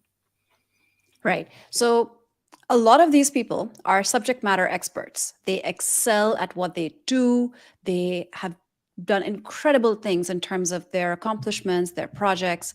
But if you're not able to talk about them in an impressive way, then you're not getting the word out there, which means that you're not convincing clients you're the right person to hire. You're not convincing management that you're the right person to get promoted. You're not convincing new people that you meet that you're a trusted, credible contact for them to know. So it's really all about making sure that your speaking skills do justice to your accomplishments. Yeah, and you can be the best at whatever you want in the world, but if people don't know about you, you're not going to get the best results. Yeah. Excellent. Yeah, absolutely. So we've had some compliments for keeping going with the internet issues while it's live. So thank you, guys. That's nice to see. So I've got a mystery question pot. It's got 10 questions left in it. So can you choose a number between 1 and 10, and I'll fire that whatever the relevant question is over to you.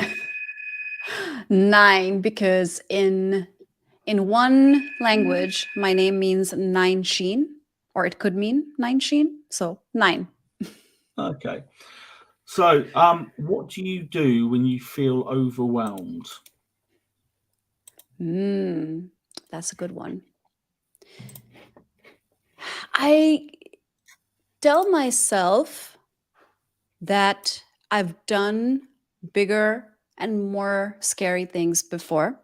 I'm 39. I'm going to turn 40 this year. So I've had some experiences in life already that I don't always give myself credit for.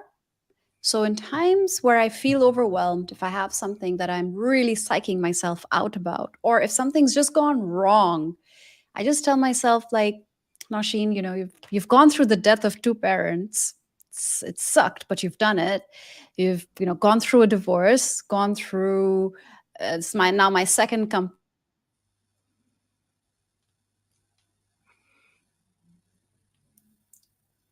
So the internet signal. Oh, are you back again?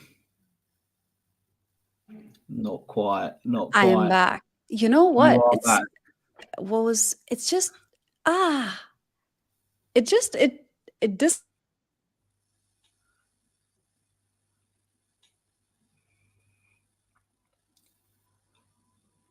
I did a live podcast with someone, or not a live podcast, but a recorded podcast with someone a while ago, and I didn't realize I had my camera covered up.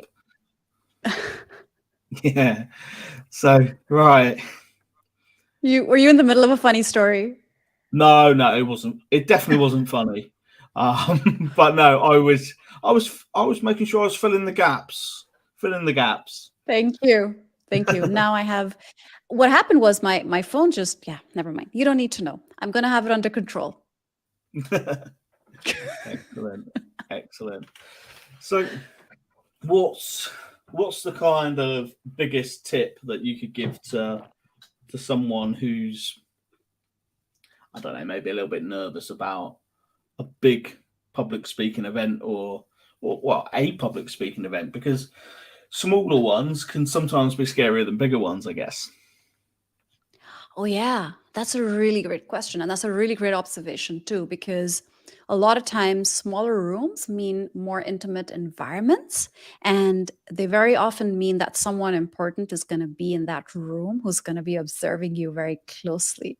So you're really right. In bigger rooms and when to bigger audiences, sometimes it's easier because you see a sea of anonymous faces, people that you might not know, strangers that are probably wishing you well and not scrutinizing you.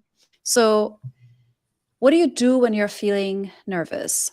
There's inner work that you can do, and then there are things that you can do to appear confident outwardly. And I always suggest that you do a mix of the two. Don't just rely on the outward stuff.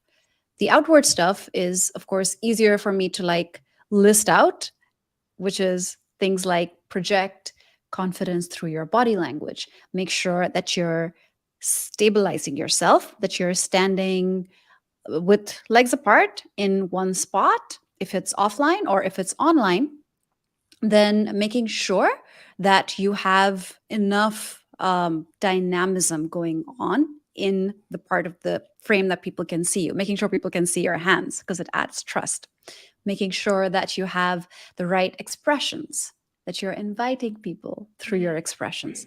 Sounds really obvious, but very, very often people forget to smile. They're just so stressed that they're just absolutely serious. And later, I asked them, was it because you were in a bad mood or what? No, what was I?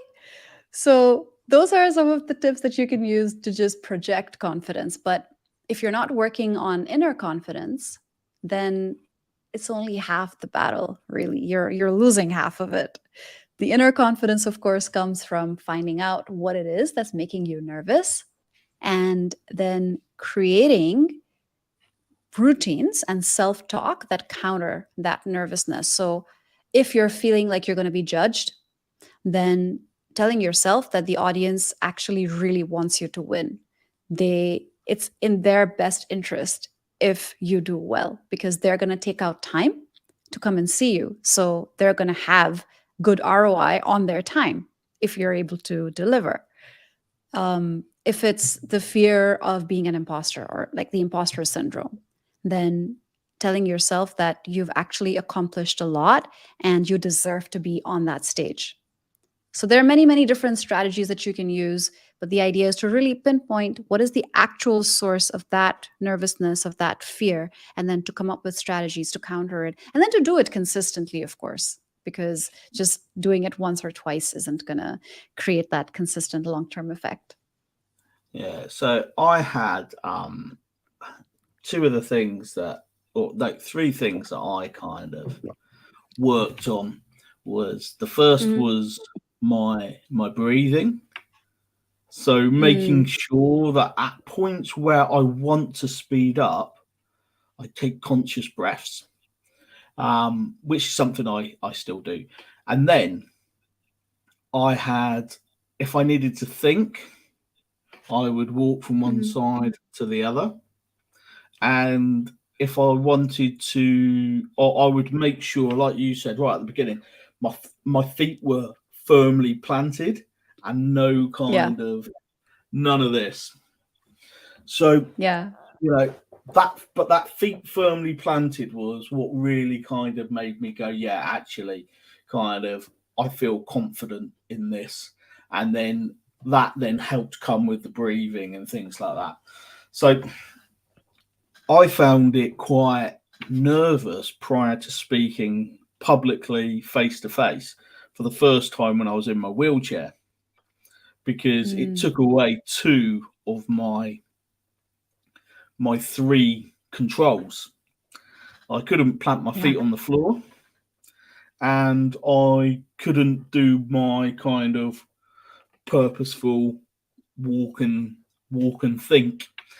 So I you know, that was one of the nervy things I had last year, but it was one of the ones where it was actually probably one of my most interesting talks, not because of maybe the content or anything like that, but interesting from a me perspective, because it was, how am I going to cope? What am I going to replace you know, those with? And just naturally, actually, it just came. You know, there wasn't any kind of, you know, I think because I learned the importance before, it kind of just came naturally that something else would sit in with it.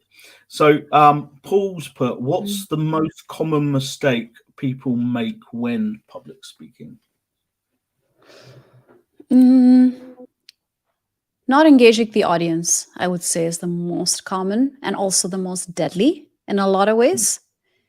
You often see people that are just there to deliver their message. They don't make an effort to engage the audience. They don't make an effort to send positive signals to the audience in the form of your expressions and inviting body language that you're actually there for them. And they just see, for example, giving a presentation as just a chore or just something that they have to do. They don't really make it about the people that are receiving the information. They just make it about the information. And in that case, it could have been an email. Why not just send an email if it's just about the information? So if people fail to engage, that's really wasting that opportunity. Yeah, and you say like, why didn't you send an email? I get so many people who I seen present when they put up a presentation behind them, a PowerPoint behind them, and they just read it word for word. And that again is, I just think, right, well, that's something that I could have read in half the time. So it's taken me a lot longer. So quite often now, if I do anything publicly, I don't use any kind of PowerPoint. I think it's more powerful to do without any background, because people then look at you. They don't look at the PowerPoint. They've got to look at you, or if you're not doing a good job, out the window maybe. But yeah, they definitely it definitely kind of brings more people in. And have you seen many people who try to engage with the audience, and they'll put in a very purposeful joke that just sinks? And have you done that? And if you have you recovered? How have you recovered from it?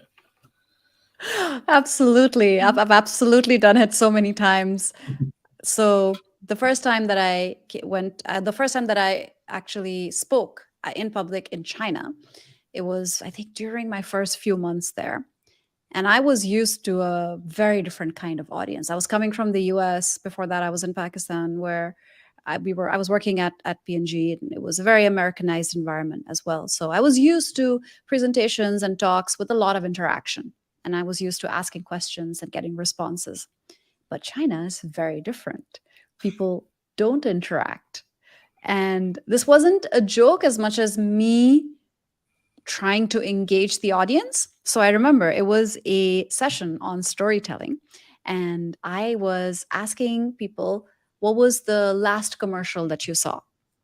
Simple enough question, right? Which you would imagine like people would have an answer to. Or I think I was like, raise your hands if you've seen a good commercial lately, or if you've seen an interesting commercial. No one raised their hands. No one said anything. And I'm staring at the room and I'm like, so no one has seen an interesting commercial lately? What about ever? Has anyone ever seen an interesting commercial? No hands, no interaction, silence.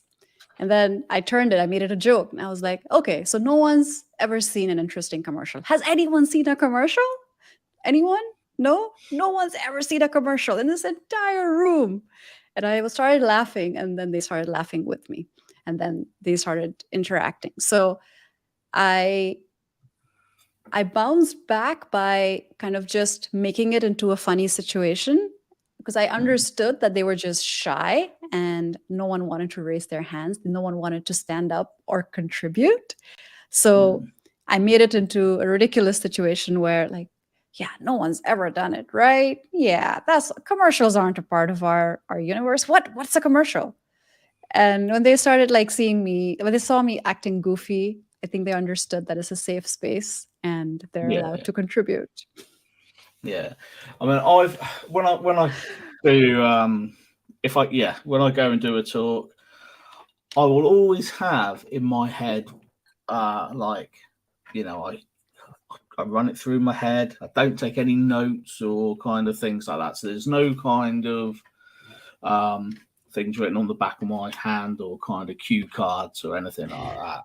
Which, I know a lot of people do it that way, but I always think, right, what I'm going to do is as I'm walking up or as I'm in my wheelchair going up, I'll, just before I turn around, I'll look around at the audience and I'll kind of say a very quick one-liner joke.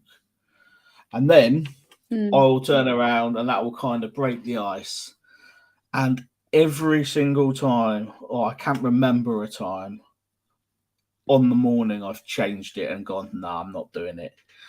What if that goes completely the wrong way and I get absolutely no laughter at all? I just think, will I recover from it? So I've never done it yet. So I've always bottled it, always bottled that. Gavin's put, I love public speaking, but would hate doing a TED talk as they want you to follow a script. Is it useful to learn a talk as a script? You've done a couple of TED talks, have you? I've done 3.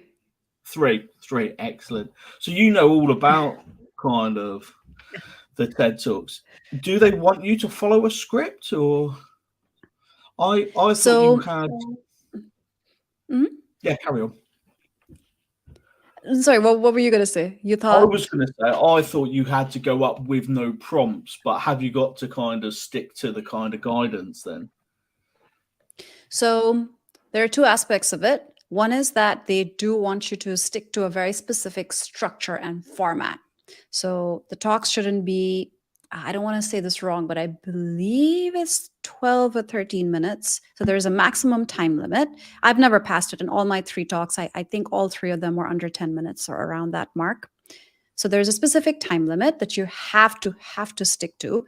There is a specific spot on the stage, which is the red dot, that you have to be around. You don't have to always be on the red dot, but that's one of the points of focus on the stage. And you have to make sure that your idea is TED-worthy, that it's a new or relatively surprising or unexpected idea that is worth sharing, that is relevant to a broad audience. So they have all this criteria.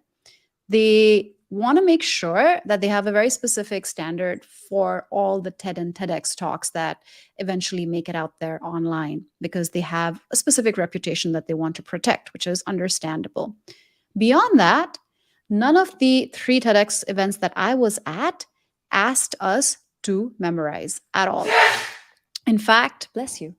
In fact, I had people at the talk who were completely improvising. They had their presentations and they were just speaking off the cuff. They had some points that they had in their minds, of course, but they had not memorized their talks at all. I chose to memorize all 3 of the talks because, like you, I did not have any slides. So 0 visual aids all 3 times. And I didn't take anything with me either, no cue cards or anything. So it had to be in my head. And for me, it was also a very interesting exercise because for most of my life, I had never memorized a talk. I like improvising. I can improvise. So I wanted to do it as an experiment that first time. And then the second and third time, it just happened to work the first time. So I just stuck with it. Maybe if I do a fourth, I might try something differently. Yeah, excellent. So let's make Gavin's day. TEDx, here I come. So he's very happy with that. I think, yeah, I kind of go, right, I've got 5 or 4 real key points. So I know what my beginning is, I know what my end is, and I know it's got to go via these 2 or 3 places. So delivering that talk could be completely different each time I do it, because as long as I get there, that's the main thing. And the last one I did was I completely forgot my diagnosis. I didn't tell people what condition I had, so I did forget one of the major points. So then people came up to me afterwards and was when they were speaking to me were, "Oh, do you mind if we ask what your diagnosis is? Because you didn't mention it." I was like, "Yeah, it's FND." And I was thinking, well, actually, that's one of the kind of big points of the of the talk. But actually, even by missing it out, it didn't detract from what they saw, because they got no idea what they're expecting to see. And as long as, I guess then if you've got a PowerPoint and you miss something, it's easier for people to go, "Oh, not mentioned anything here," or something like that. So I think I will keep going with my little method of doing it. I think so. That's my way forward. No, your method's awesome, especially if something works for you. That's really the magic of speaking as an art and a skill. Understand what tools are out there and then figure out what works for you and then keep building upon that, because there is no one right way of doing it. There's no golden handbook to speaking. It's just a whole bunch of tools and strategies, and you can pick and choose. Yeah. Excellent. So we was talking about storytelling in talking, and I'm going to introduce, which is again good timing. It's happened twice today now. Tim to the audience and yourself. Tim, would you mind giving or introducing yourself to Nosheen, please? Hello, hi Tim. Not sure if his sound. Oh, maybe he doesn't know. I don't know if he knows that he's live. Yeah, I think it might be. I'll just put it off there a minute, and I'll just see if Tim can hear.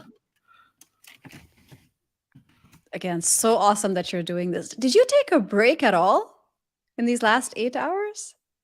So there's two bits that are doubled up.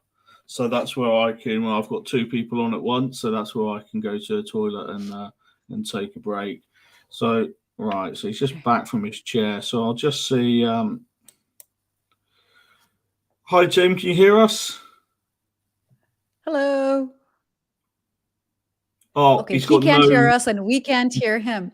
Check your audio settings. Right. So I'll just take him out of the broadcast for the minute.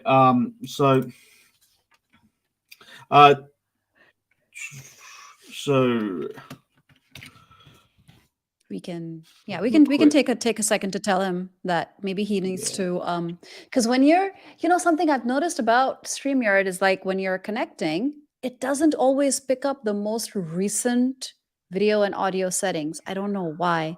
Like for example, I use OBS sometimes and it keeps picking up, and my I have not used OBS now for like, let's say a week or 2 weeks, and it still wanted to pick it up from my OBS. And I was like, what kind of weird cookie do you have saved? So it gets, and the same for audio. It almost never picks up this mic by default. No. Do you find quite a few try to use the same audio and mic? I know Zoom tends to do it for me. They try to use my mic as the speakers as well. Yes, yeah, that too, of course. You're like, why? Don't you know this by now? So many points where I always feel like technology needs to be more advanced. We're in 2023, but yeah, you still have bad internet that disconnects. So yeah, definitely. So he's back now. I'm just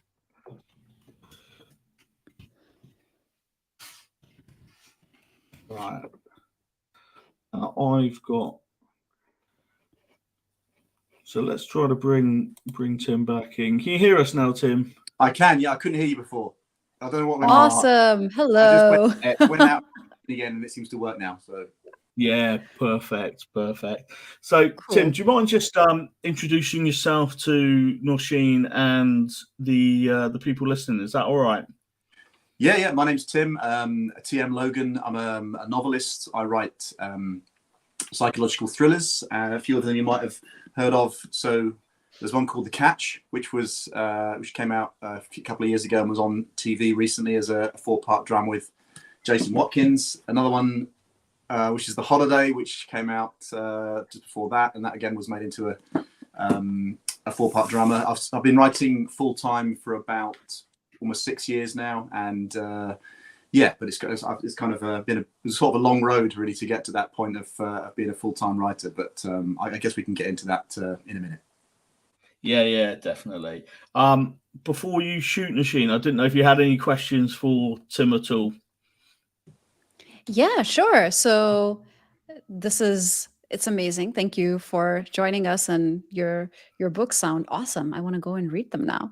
What advice would you have for someone who wants to publish a book? And I know that this is probably a question you get asked all the time, but I also know the answer keeps changing. So like in 2023, what is the best way to get your book published? And I'm not talking about self-publishing. So, getting the attention of a publisher.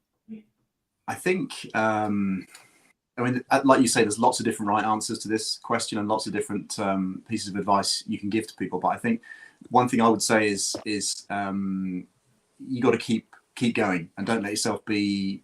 You're going to get knockbacks and you're going to be turned down. And my first book, which was the one that kind of broke through for me, was turned down by 6 out of the 8 publishers that it was sent to, and it went on to sell 500,000 copies. So I think you just got to be able to acknowledge that it's probably going to take some time to get where you want to be, but I think you've just got to stick at it and try and learn as much as you can along the way. Awesome. Thank you. Cool. So Nosheen, thank you very much for joining me today. And thank you so much for having me. This was so much fun, and it's again incredible that you're doing this. I love the initiative, and if you ever do it again, also count me in. Hopefully with better internet. Definitely with better internet. So thank you for being patient. And it was lovely being here. Thank you for having me. Cool. Thank you for good luck for the rest. Good luck. Yeah, 4 hours to go. So starting to feel it now. So you need some coffee. So, some caffeine. Pardon? Caffeine. Yeah. Oh, yeah. Well, I don't drink tea or coffee, so that's probably why I'm feeling it a little bit. So,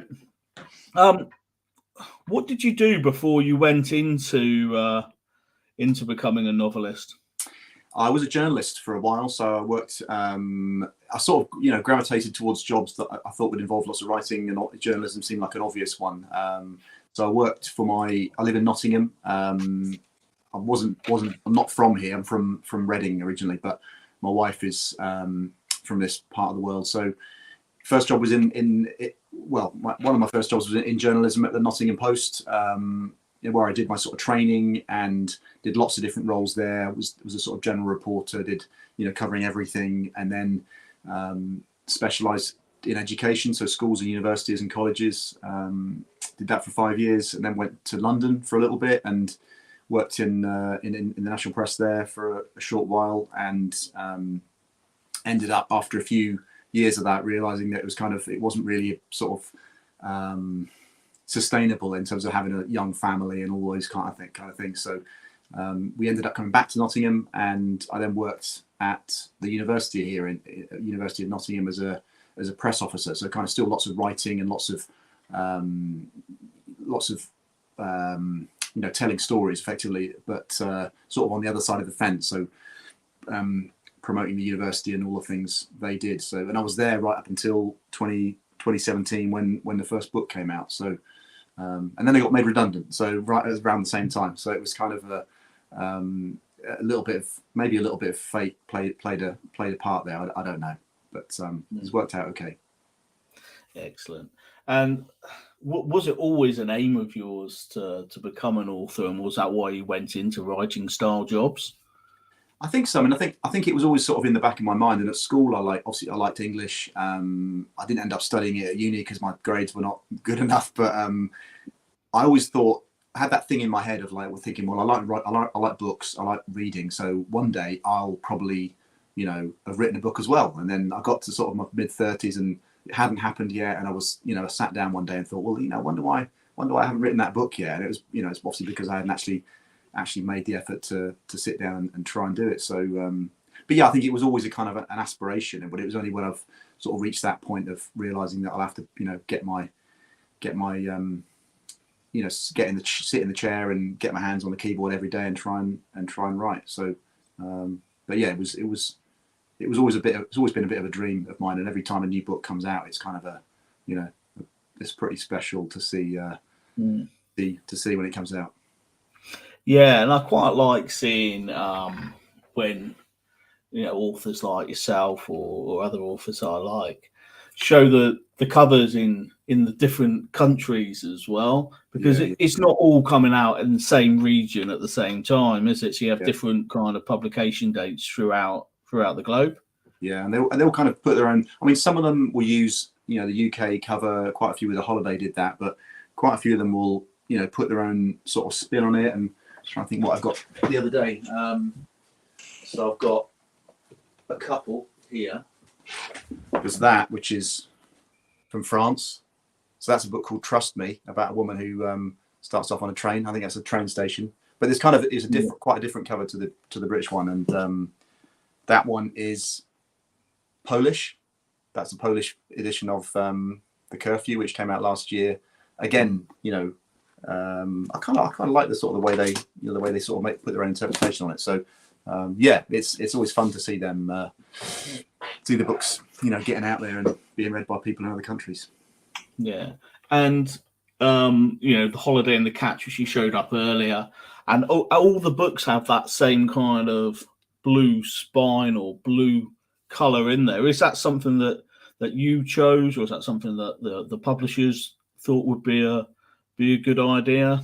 I think because the first two, the first two books were quite a bit darker, and that the covers were darker and sort of had more contrast in. And then because The Holiday was had that sort of summer feel to it, they went with the blue, and then they just sort of stuck with it, I think, and they stuck with it for the next one, and then they wanted to sort of create a little bit of a feel for the book, so that when you see, because what they really want is when you walk into a shop and you see a cover, before you even kind of register who it's by, that you can already tell that it's someone you perhaps have read before, and so they're trying to create that sort of feel, which I think is quite hard to do, but everybody knows when you've seen it done really, really effectively, and it obviously can help with your visibility on a bookshelf, because it's such a crowded marketplace. You just want to try and stand out if you possibly can.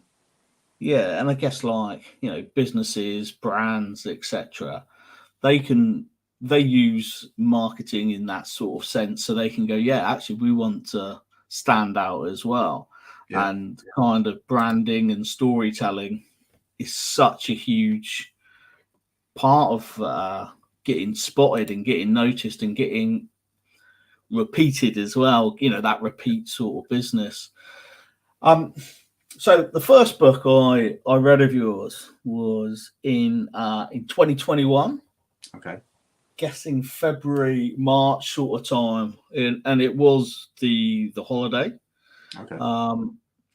And I can remember buying it because for two reasons. The first one, it was at the time it was on sale on Amazon. And the second reason was because I thought it was going to be a little bit different than what I normally read. And actually, that didn't really turn out to be the case. You know, I read a lot of kind of thrillers and I guess a lot of sort of crime books, but yours I wouldn't put in the crime bracket where there's no kind of there's no kind of detective being the lead, if that makes sense. Yeah. And I bought that, and yeah, like I said, I thought it was different to how I thought it was going to be, which in a real positive way. And then by the end of 2021, I had read all of your books. So within kind of quarter, okay. So within a quarter of the way through it, I then went and I think I might have got the catch in 29 seconds, almost straight away. Then afterwards, and then obviously Lies was quite quick following that. Yeah. And then Trust Me came out, Curfew, The Mother, etc. So have you made a kind of conscious effort to kind of go away from like a series of books? I mean, I suppose because the first book was a standalone, I guess I've got fairly comfortable with standalone books that can be read in any order and are not kind of part of a series. But I do get asked, when I write a series, and I would like to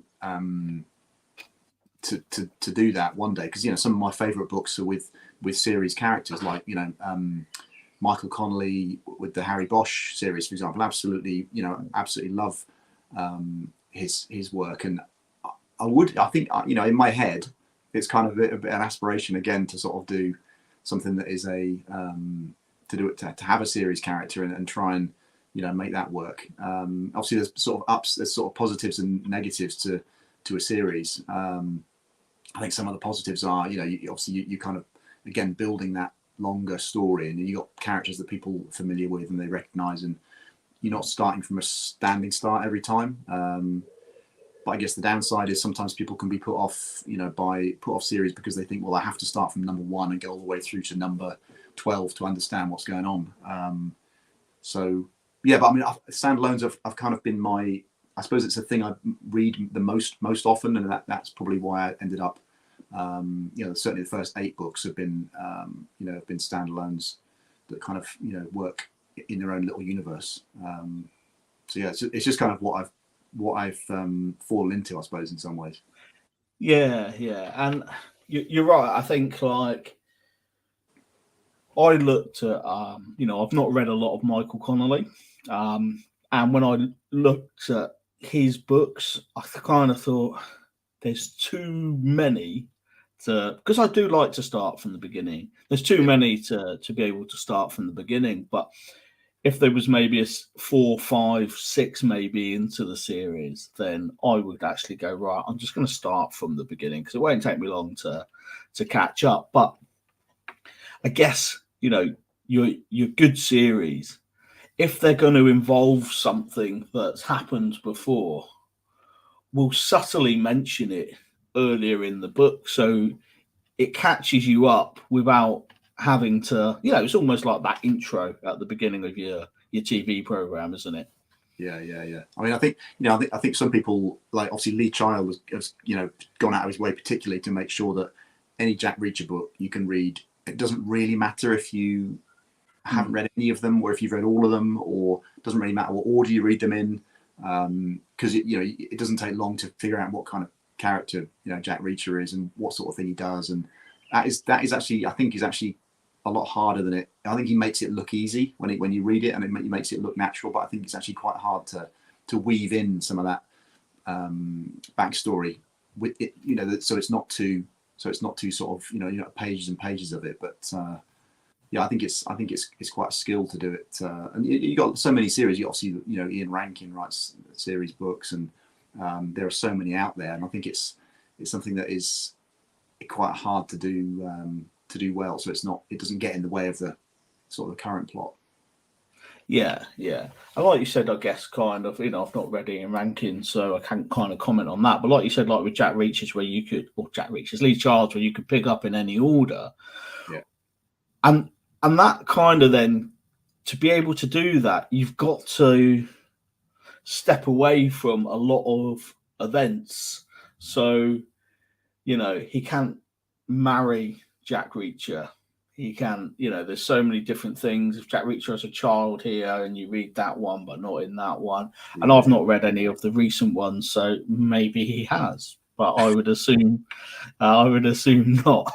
But I mean, the ones I've read, they've got certain things in common, and it seems like at the beginning of every book, he arrives, in a new town, and at the end of each book, even if you don't see it, he's kind of moving on again. So it's kind of like each one is kind of self-contained in that way. But I don't think that. I think that's why. Well, obviously, in his character, he's not perhaps a kind of settling down kind of guy, but the character of Jack Reacher also helps to sort of make it a rolling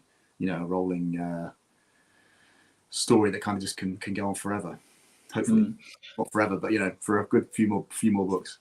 Yeah, definitely. And how would you describe your books to someone who's listening to this and thinking, let's pick one up? Well, you're right in the sense that they're not kind of classified as crime. They tend to, as you say, like you said, crime tends to be, here is a crime, here is a detective, here is an antagonist or whatever, and solving it. Mine are more kind of, there are police officers in my books, but they're more so the psychological thrillers normally based around a family or an individual who find themselves sort of an ordinary person who finds himself in extraordinary circumstances. So and it can be, like I say, it can be quite often be well, I mean, all of the books are really about relationships, and whether that's your relationship with your spouse, or with your teenage kids in the curfew, or with your boss, which is 29 seconds, or in the Catch is kind of your relationship primarily between the father and mother and their new potential son-in-law. So it's all about relationships are quite a big part of all of the books. But it's really that kind of ordinary person in extraordinary circumstances and what they do to try and find a way through that. So, but yeah, they're thrillers, and they're quite fast paced, and they're quite sort of they move along quite rapidly, and I think that's possibly one of the reasons why some of them at least have lent themselves to adaptation for TV, because there's always kind of something happening, something going on, and something happening next. Which is a kind of a conscious effort on my part to try and make sure that people want to carry on reading them and don't want to put them down and want to go to the next chapter and the next one to see what happens next. So I see that as kind of a real important part of what I do. Yeah, and they definitely have that kind of page turner feel to them, as in, if you've got an important meeting on tomorrow, you don't want to pick one of your books up, because you'll go, right, I'm going to finish at the end of this chapter, and then 100 pages later you're going to bed a lot more tired than what you wanted to be. But but they're easy to read. They can, you can just kind of pick up and go, and that's that's something that I like in a book. And then I'll every so often pick up something that I find a hard read, something that is a challenge to kind of, I don't know, the books are, maybe it might be where they're set, as in historic or something like that. It's there's a little bit of non-fiction about it, I'd guess. Who was your biggest kind of inspiration book-wise, authors? I mean, Harlan Coben is probably a big one, because he, also obviously writes. He has done a series, but he's written. I think what he's best known for are his standalone thrillers, which are also, mostly fairly kind of everyday situations, and people, couples, families, kids, in these kind of extraordinary situations. So he's probably quite a big, inspiration for me, and. Yeah, I mean, I mentioned Michael Connelly already. I read quite a lot of Stephen King when I was, I still do. I haven't done so recently, but I've read lots of his in the past. And obviously when I was younger, much younger, was kind of, it started off with, lots of the things that other people have read, as C.S. Lewis and Enid Blyton and all those kind of people. So a bit of a mixed bag, really, but. Yeah, I mean, to be honest, most of what I read mostly at the moment and for the last few years has been lots and lots of advanced copies of new books that are coming up. So I get books by debut authors or by people that I know with a book, and they're thinking maybe if I want to give a blurb for the Amazon page or for the back cover or whatever. So I'll tend to read lots and lots of people that I haven't read before. But I have got kind of behind me on the top shelf is lots of the some of my favourite books, which I've kind of got pride of place up there. So it's a bit of a mixed bag. Yeah, excellent. Yeah, I purposely put on a background to avoid my cluttered room. So as you can see, I've got quite a few kind of behind me as well, but I wanted to avoid the clutter in the room. I wanted it to be a bit more plain. So this is a question I like to kind of ask authors. Number 4 kind of fits in with a lot of what we do, kind of as in all 4 inclusion. So a little bit like kind of desert discs. What would be the kind of, if you was having to go on an island and you can only take 4 books with you, what 4 books would you take? Blimey. I don't know. I think I'd probably take. Can I have a series as one, or does that count as all the different books? Well, can you buy it in one?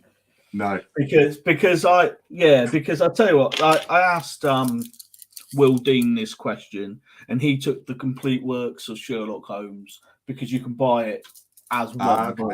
I was going to say Game of Thrones because I've had one of them under my bed for about 4 years and haven't actually read it yet. But I reckon if I could get that plus all of the all the sequels and the whole series, that would probably keep me busy for quite a long time. You could probably buy it in a box, couldn't you? So yeah, you got the Game of Thrones books then, right? Okay. Blimey. So you can have the complete works of. I didn't realise that. I don't know. I might have maybe Agatha Christie or something like that. I might have. I think one of my picks was I love Silence of the Lambs, and I've got the book of that on the shelf behind me, and I think that would be a good one for sort of a bit of a reminder that it's probably good to be on your own on this island and not have anybody like that kind of to bother you, like Hannibal Lecter. I don't know. I might take It by Stephen King, because that's another massive like house brick of a book, and that would probably take me a while to get through. And I haven't read that since I was a teenager, so I would probably take that as well. How many is that? Is that 4, 3 or 4? I don't know. Anyway, that would probably keep me going. I'll probably take a survival book as well to teach me how to survive on a desert island. Is that cheating? Well, no, I guess it's not. I mean, would you survive on that desert island?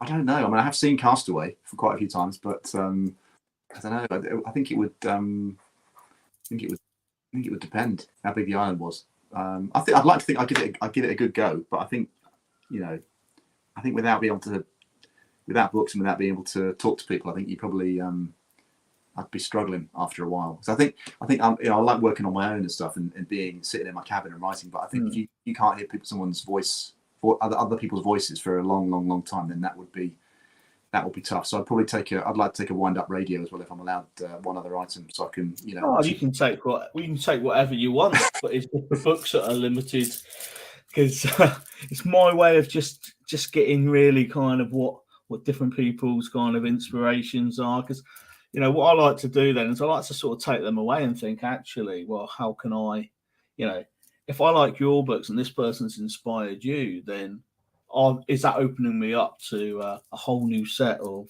authors that I hadn't thought of. My favourite Stephen King book is the JFK assassination one. Yeah, have you read that one? Yeah. 22/11/63. Yeah. That was my favourite. My favourite Stephen King one. So I think he's fallen asleep. I'm just going to bring Graham in, who is my next guest. Oh no, he is awake. There he is. Hi, Graham. Hello. How are you? Yeah, very good, very good. Do you mind just giving a bit of an introduction to Tim and people listening about who you are? Yeah, no problem at all. Yeah, my name's Graham Cafe, and I spend most of my day doing this, what you're doing. In fact, I've been on here 3 times already today. I know you've been on here all day, haven't you? Which has been absolutely amazing. So yeah, I help people tell their story on social media, primarily by getting them to talk and interrogating them about what it is that they do in a nice way. Excellent. So, Tim, just before we wrap up with yourself, do you mind giving people a bit of a description of what The Mother is all about, your latest book, and then have you got a question for Graham? Yeah, The Mother is, so again, it's a psychological thriller with a fast pace, and it's all about a woman a mum of 2 small boys who is wrongfully convicted of a terrible crime. She goes to prison and comes out after serving about 10 years, comes out on parole, and she only has one thing on her mind when she walks out of the gate, which is to work out who framed her, who set her up. Because if she can't work out who did that, she's never going to find her way back to those 2 boys who've been growing up without her, are now teenagers, being brought up by someone else. So she sets out on this mission to sort of find out who framed her, and the story sort of unfolds from there, basically. It just came out a couple of months ago, and it's had lots of nice feedback. Excellent. Yeah. No, it didn't. That was another one which didn't take me too long to read. Got through it quite quick, and I found there was a slight darker edge to that book than some of the others, which was good, but some really, really interesting and awesome characters. My mum has just put, I'm looking forward to reading your books, Tim. Thank you, Myra. So she did. She's watched The Holiday on Netflix, so that's she, knowing that you was coming on, she made a special effort to watch that. All right. Okay. So have you got a quick? Oh, Graham's gone again. So he'll be back. He knows this system inside out. So when he comes back, if you've got a quick question for Graham, then you can fire it at him. But so, are you writing anything at the minute? I am. Yeah, I'm sort of writing book number 8, which is going to come out. It will come out in the spring next year, and I've got to submit. My deadline is June the 1st, so I'm kind of really running up to that. And I know it's only four weeks away or something like that. So I'm kind of I'm about 70,000 words in, so I'm doing all right, but there's still obviously quite a lot of ground to cover before I get to because they're normally about 100,000, 110,000 words. So I've still got a little bit of way to go, but it's going okay. I think I'll probably hit the deadline or there or thereabouts. So fingers crossed. Excellent. So yeah, did you have a question for Graham before you shoot off?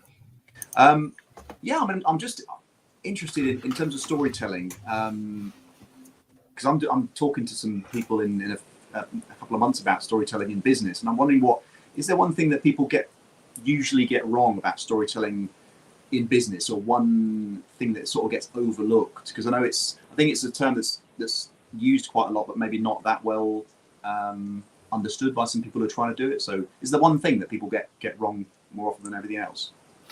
Yeah, I think the main thing that people get wrong is that they end up talking about themselves and their industry, which can end up a bit like everything else on social media, them sounding like they're in an echo chamber, because everybody else that already knows them will lap that up. But it's the other part of their story. It's how their story relates to the wider audience, which they don't necessarily get. Okay. So I think the one thing that people are really bad at doing is telling their story by shining a light on other people. Okay. If that makes sense. I'm gonna write that down. I might use that when I'm doing my thing. So, I mean, this is a really great example today. I think what Scott's doing here is a really great example of him telling his story, because he's doing it by having conversations with other people across lots of different industries, across lots of different sectors, different backgrounds, etc. But by doing that, elements of his story come out, and it actually brings together all of the rich elements of his story. Yeah. Now, if he literally just did this entirely within his own sector, he would run the risk of that literally preaching to the converted. Yeah. Okay. I mean, that is really interesting. I think like I say, I think it's quite a difficult thing to do well, I think. And I'm okay on the page, but certainly when I had a sort of normal day job, I was never as good as I wanted to be in terms of standing up and in front of people and presenting in that way. So yeah, I think it's something that a lot of people think they can do, but not necessarily, It's one of the reasons I feel that actually it works best when there's three people in the equation, because in a way, what you don't want to do is you don't want to have the person who is trying to reach the audience asking the questions, and then someone who is there to amplify their voice answering, but not necessarily them answering any questions themselves. So I think when you bring the third party in, who is agnostic, if you like, a true sort of journalist to the equation, and is actually trying to bring out the truth from everybody, then that's when you actually get the proper story. Yeah. That's all good stuff, I think. Yeah. Thank you. Cool. Excellent, Tim. Thank you so much for coming on. It's been awesome to have you on. And good luck with the rest of it. And thank you for inviting me. It was a bit of a mammoth undertaking for you, isn't it? So yeah, I don't envy you. Excellent. Thank you so much, and I'll speak soon. Yeah. Cheers. Thank you. Bye. Cheers. Bye. Graham, how you doing? Oh, I'm good. The house is looking great, Scott. Yeah. The fake house behind me is looking awesome. It's Yeah, looking really good. I want to go and have a go on your piano now. Yeah. Well, you can. I wouldn't be able to. Well, I would be able to. Obviously, it just wouldn't sound any good. So yeah. So you've been on a couple of lives yourself earlier today. How have they gone for you? Very good. Started off with someone that you know, obviously, Laura Everson, this morning. We had a live with somebody from Dext, talking about how that helps with anybody that's got receipts or invoices, taking the pain out of that by digitizing that information and reducing the amount of effort that it requires to get all of that information into your accounting package, which was mind-blowing, actually. There's one bit of that. My major takeaway from that was I did not realize that that the solution did this thing where it created your own email, Dext email, where you could literally, when you walk into these shops and you get a receipt from them digitally now, you can actually give that to suppliers rather than your own email address, and then it literally goes straight into Dext and does all of the reconciliation of that. So that's brilliant. It saves businesses a huge amount of time. So that was first thing this morning, and then we had Wow Ergonomics. When we had a little bit of exclusive, we had Ben Cattanon, who has recently taken over as MD at Ergo Chair. So he came to talk to us about how he's going to shake up that sector. A massive one, actually, from a sort of disability and inclusion point of view, because that's a seating manufacturer who really have that as their ethos, and really want to try and promote the fact that why still to this day are we buying everybody in an organization the same seat and expecting everybody for that to work for everybody, when actually we need to be thinking about making sure that we buy into solutions which work for each individual, because everybody is unique. So that was great. And then I've just been speaking to the wonderful Becca James, who's an incredibly talented musician, but again, really interesting soul, who has come from quite a working class background, and we spoke quite a lot about the struggle that working class musicians still have in order to make it these days, because actually, although the technology to make music is getting cheaper, it's still much easier to get your music out there if you've got money. Yeah, I guess there's a lot more than just spending your money on quality equipment as well. It costs money, I guess, to have it put in front of the right people. Correct. It's all of those things, really. Gigging. Well, we won't go into politics, but especially now after Brexit, etc., it is incredibly expensive. So getting out there in front of an audience and building up your audience that way, that's expensive. PR is expensive. Paying people to do your social media for a musician can be expensive. So there's all of the different elements. There's a lot of money involved in actually making it, and not everybody can afford to do that. So actually finding a way through that, and especially if you're struggling with things like anxiety, etc., as well, you're not prepared to, or no, I shouldn't say prepared, but if it's not something that will do you good as a human being to kind of sell your soul on social media. Yeah, and it could be other forms of media as well. Yeah, depending where you go and things like that with it. Yeah. So as a bit of an expert and my go-to with StreamYard and lives like this, Graham. Obviously, this is the first live I've been on, because when we've recorded before, it wasn't streamed live. We did it pre-event. So I've had my couple of errors, like I said I would, and we've got through them. Did you know that that LinkedIn has a time limit of 4 hours for a live, and Facebook has a time limit of 8 hours for a live. Yes, I did. Yeah. Oh, I should have asked you that, shouldn't I? So you were cut off earlier, and you had to get back on again. No. So we're only streaming on YouTube now, right? Because I don't know how to get back on. I guess, yeah. But there we go. There we go. That's for another time. My all the bits that I put out were pointing people to the YouTube channel anyway, so that's not a problem.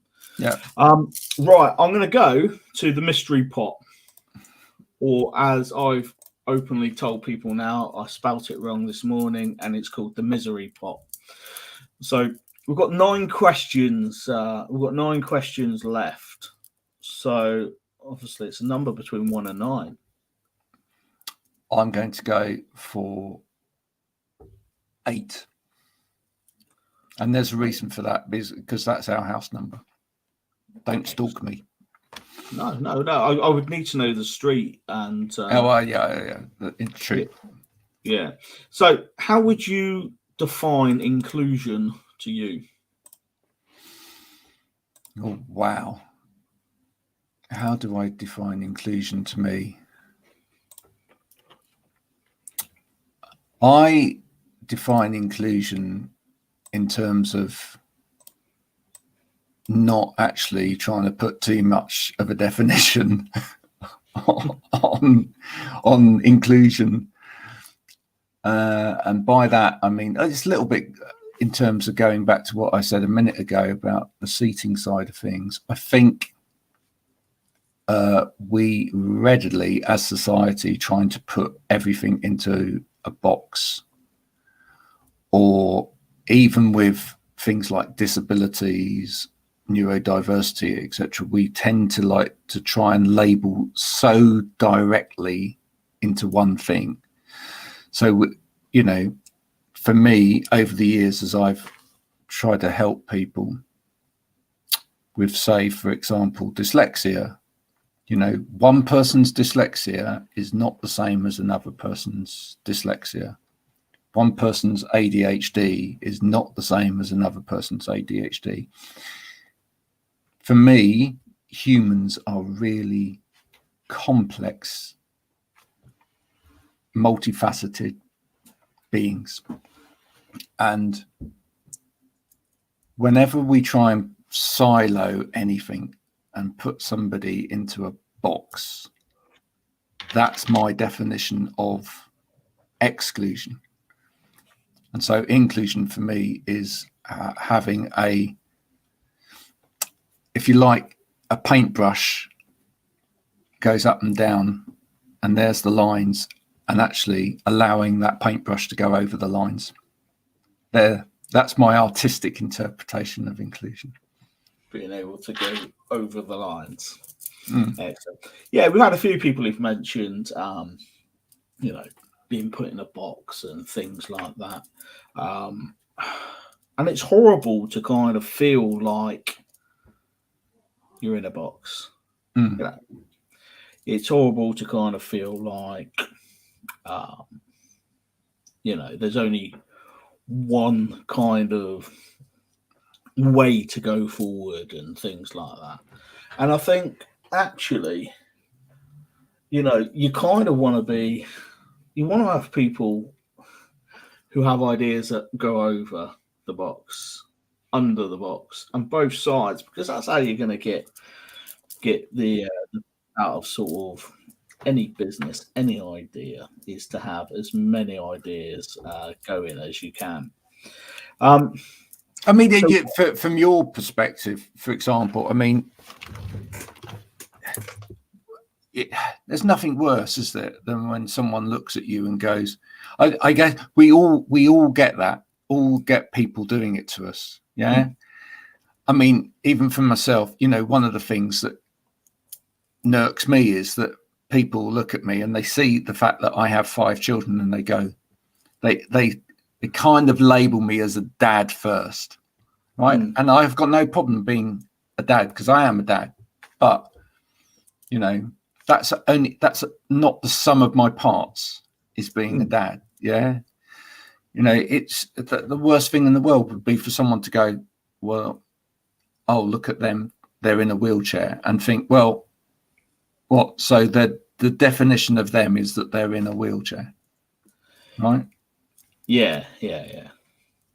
So there's a guy, and I don't know if you've spoke to him before, but he comes to some of our meetings. Really, really funny guy called Michael Grimmett. Do you know Michael? I don't. No. He is really, really funny, and anyway, he gets quite a lot of, you know, that type of thing. You know, the wheelchair coming through. Well, no, a wheelchair coming through is a wheelchair with no one sat in it. You know, right? You know, but the important thing they're trying to tell people is a wheelchair, as opposed to maybe just a wheelchair user coming through, or, you know, a person coming through. You know, there's lots of a smart, intelligent artist who, or, you know, businessman who's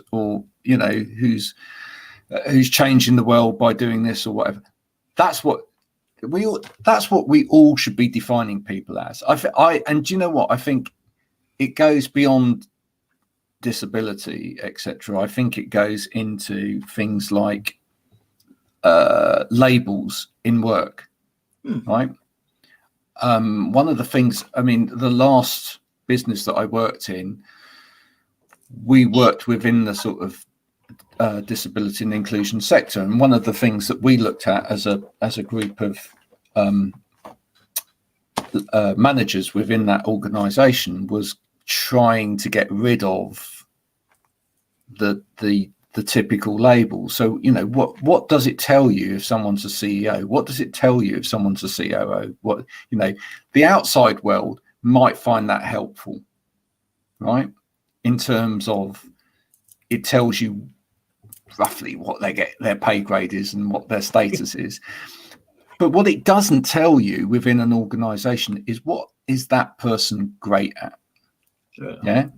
And if we actually start to give people labels where, or if not labels, but if we start to give people sort of definitions where it tells us what their weaknesses are and what their strengths are, then actually we can get the best out of people. So, like, there's certain things that I'm rubbish at. Yeah. So my definition would have been, I'm rubbish at this, but I'm really good at this. Right. Now, people within the organization can come to me and go, Graham, we need you on a team to do this because you're really good at that. But, you know, we're not going to get you to write a financial report because you suck at that. You know, that's what it should be about. But also, like, kind of job titles they mean less anyway now, because you've got all you got to do is look at LinkedIn, and you've got a CEO there who I don't know, they might just be an eBay seller at home. You know, they're working just on a one person business, and every business has got to start somewhere. But having that kind of title is just to try to open a door to speak to other CEOs. Yeah. Do you know, actually, this is an interesting one. Do you know, if you look it up, who one of the biggest employers is on LinkedIn in terms of numbers? I can tell you no. Fiverr. Right. Because everybody that's registered to them as freelance is under their employment on LinkedIn. And I looked it up one day and it was like, Fiverr, we've got 38,000 employees. It's like, you know, because that's the problem. We sort of like, once we start filling in the boxes, and especially if we get the boxes wrong, all we do is we create this data which tells people nothing about anything. Yeah. So When I did my very, very short stint in recruitment and using LinkedIn, one of the things I was told to do is not just search for a manager if you're trying to recruit a manager, but also search for a manger. Because I don't know why they said to do this, but people spell things incorrectly. For me, something like LinkedIn is your it's just almost like your modern day CV. Do you remember when you used to get a record of achievement from school? Well, no, I'm too old for that. I never got that. Yeah, never got one. But yeah, some of my older kids got those. My wife certainly got a record of achievement. Yeah, what a complete waste of time and money that was. Yeah. Because I never used it, but it was a small purple folder, though. Oh, well, that's long gone with my national insurance card as well. That was a waste of money. I think I lost mine within about a week, and I was quite lucky because I've got such an easy number to remember. It's 4 of the numbers are the same. So wow, yeah, perfect. So, but yeah, I mean, it's kind of like on LinkedIn and when you're searching for things, it's kind of like thinking outside the box of how people will put things in, because people will misspell things and people will put things in, and especially if they don't use LinkedIn a lot, they won't then go and correct. They might not go and correct them, or I guess people don't always go over and correct things. Well, there you are. Do you know what? It proves a couple of things. One is it probably proves just how many people out there have dyslexia, right? Because it's more people than you think, folks. And it also proves, you should always search for the wrong name. And a little tip on this as well is because I've done it over the years, buy domain names which are slight misspellings of famous domains as well, and then use them. Yeah, or I guess it kind of went. There was I've read, this was going back when I was still living in Cornwall, and my mum's probably still listening, and as far back as when we lived in Highland Park, which was kind of only something that my mum or my brother or my dad would kind of go, yeah, okay. But people were then looking to buy like PS4 because the PS2 had come out, and they knew at some point that PS4 website would be worth money. Absolutely. I just wish I got in there years ago with BT. How clever would that have been? All of the 2-letter sites went so quickly. Yeah, the simple ones, easy to use, and that's the best way to kind of look at it. So, why should businesses be putting out lives? Well, I don't think they should just necessarily be putting out lives. I think what businesses should be. Exactly. Because there's a lot of tosh. I think what people should be doing, again, goes back to what I was saying earlier. If you look at the way that I structure my lives, they are not me having a conversation to camera. I did a few of those to begin with to kind of get used to it and kind of get used to the feel of that and the dynamic of talking to camera. But it occurred to me very, very quickly that actually what most people are not doing is they are not creating conversations with other stakeholders that they should be having those conversations with. So if you're a business and you want to be doing business with somebody else, what better way of actually starting that conversation rather than walking up to someone and going, I want to sell to you? what better way than to say, I want to do a piece of content with you. I want to create something with you. Now, just think about that for a second. Saying I want to create something with you sounds so much more powerful anyway. It's telling them that you want to actually use what it is that they've got in order to change something. And for me, it's about this kind of transformational process as well. I do believe that when humans come together, we can make a difference and we can make a better way of life, hence the name of the business. And therefore, it's about having those conversations. And only by having those conversations do we learn. Only by having those conversations do we get somewhere nearer. I don't know whether we always find it, but somewhere nearer the truth. At the moment, we live in a world where there's a lot of untruth out there on social media. We see it all the time. I can literally flick through my LinkedIn stream and go, you are lying. Because, and I'll tell you why, it's because I spend so much time there. But it also, it sickens me because you'll get people come around somebody's post and go, oh, that's brilliant. You know, I have empathy with you. I want to give you love. I want to give you support or whatever. You know that they're lying, and you know that they're lying because maybe 2 days later, everything's changed, right? I have literally seen people post, I am at the edge of bankruptcy. You know, it's a terrible place. I'm deeply depressed. And then 2 days later, they're saying, I've been smashing it this month. I have been doing this. I've done 5 figures. You think, hang on a minute. 2 days ago, you said this. But the trouble is, people don't always follow that path. So they don't see the lies. But some will.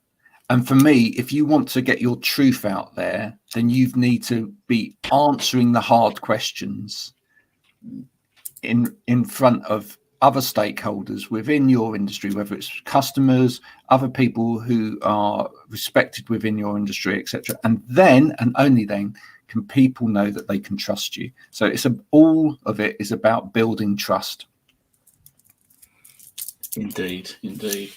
So, right, I'm just going to bring Tom in now. It should be Tom and Mark. So Mark Waldron, as you know, should be coming on in a bit as well, which will allow me to have a nice segue kind of break. Yeah.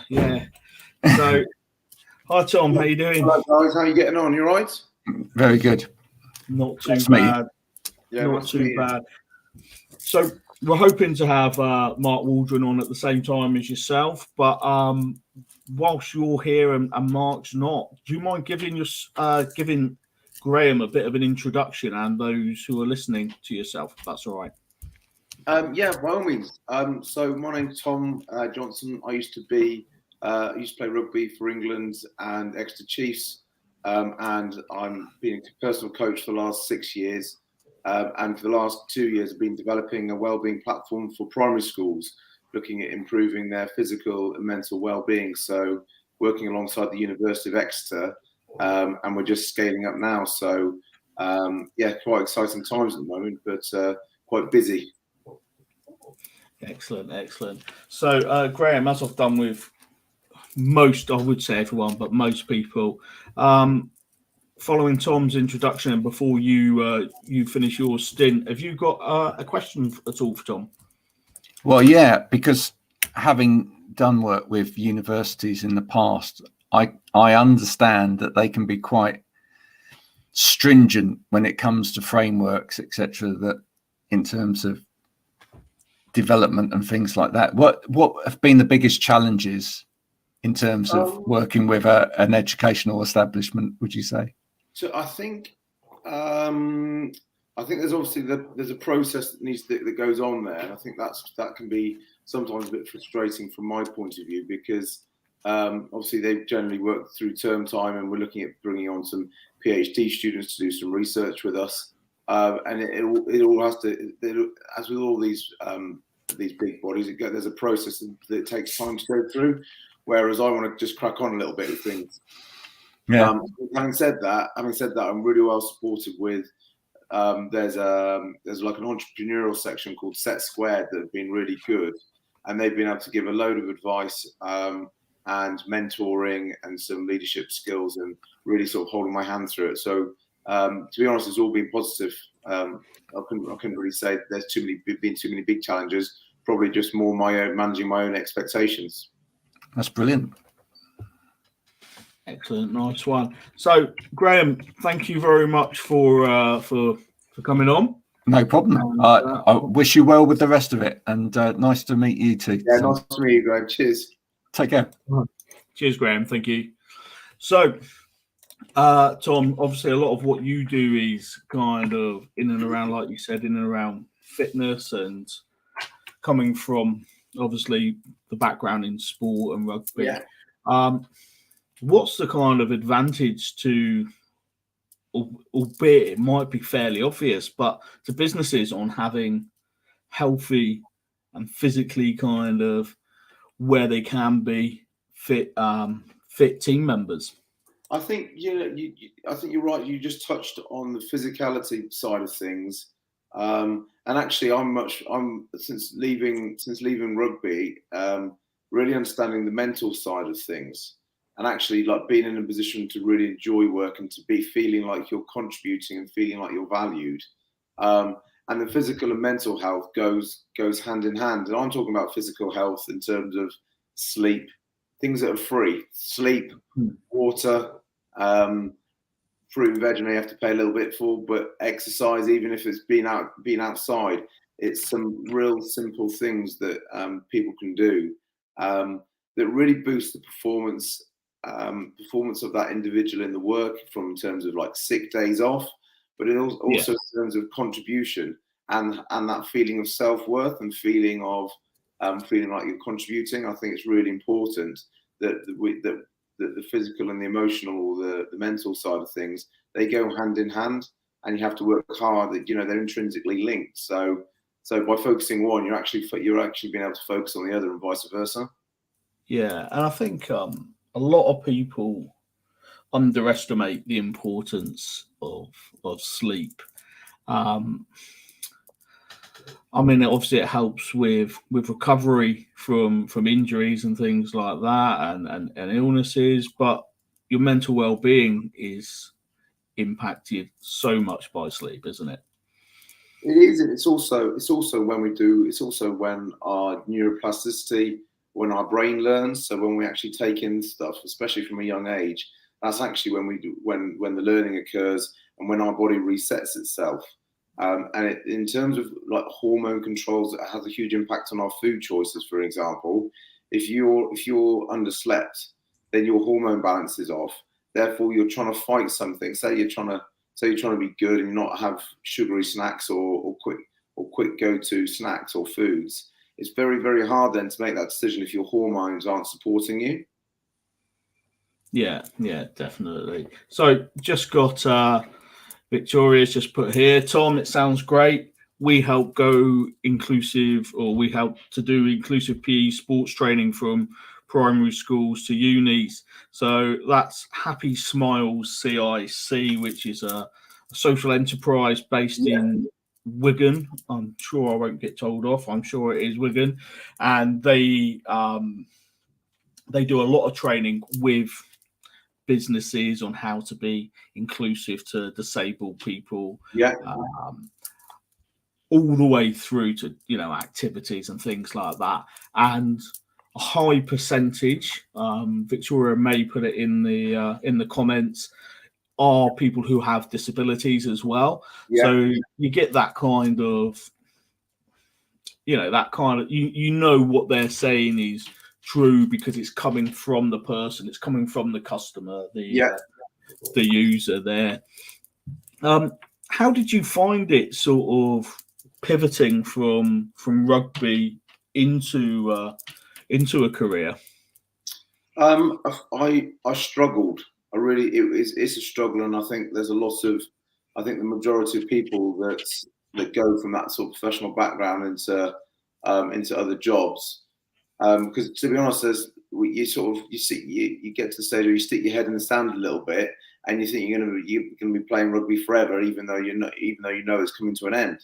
But the transition, I was fortunate in the sense that I started playing rugby when I knew that the money isn't good enough, my career wasn't long enough at that level to warrant being able to buy a load of properties, invest in that kind of stuff. So I always knew I was going to be getting a job, and you're much longer retired than you are actually in the game. So it's getting your head around it really, and also trying to find something that you enjoy and can get yourself up for and do every day.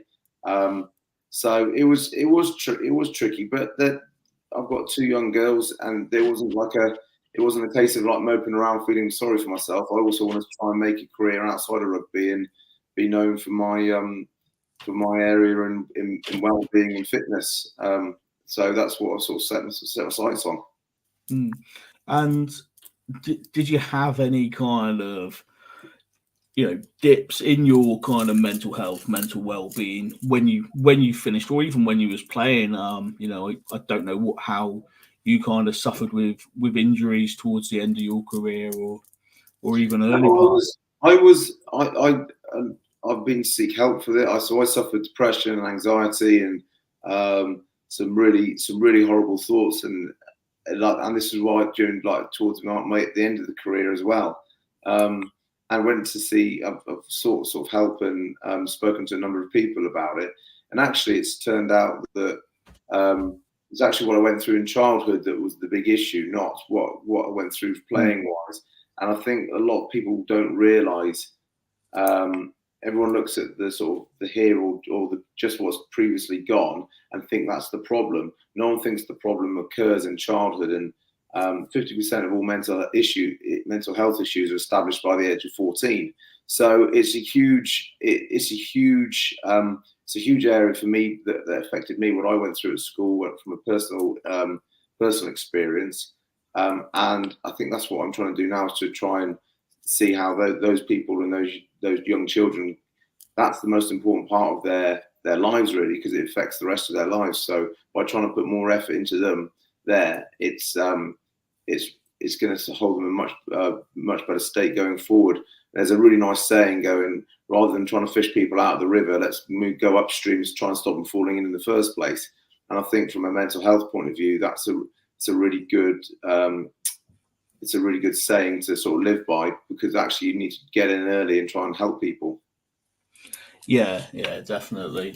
And there's so many different things that can be prevented if education establishments, if businesses, if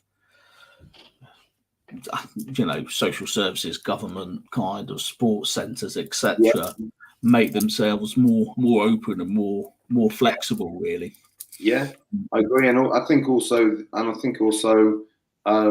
the role that parents have to do in those children, and are the parents also doing as best they can for the children, trying to create the environment for them to thrive, or for them to be able to be open and honest and talk.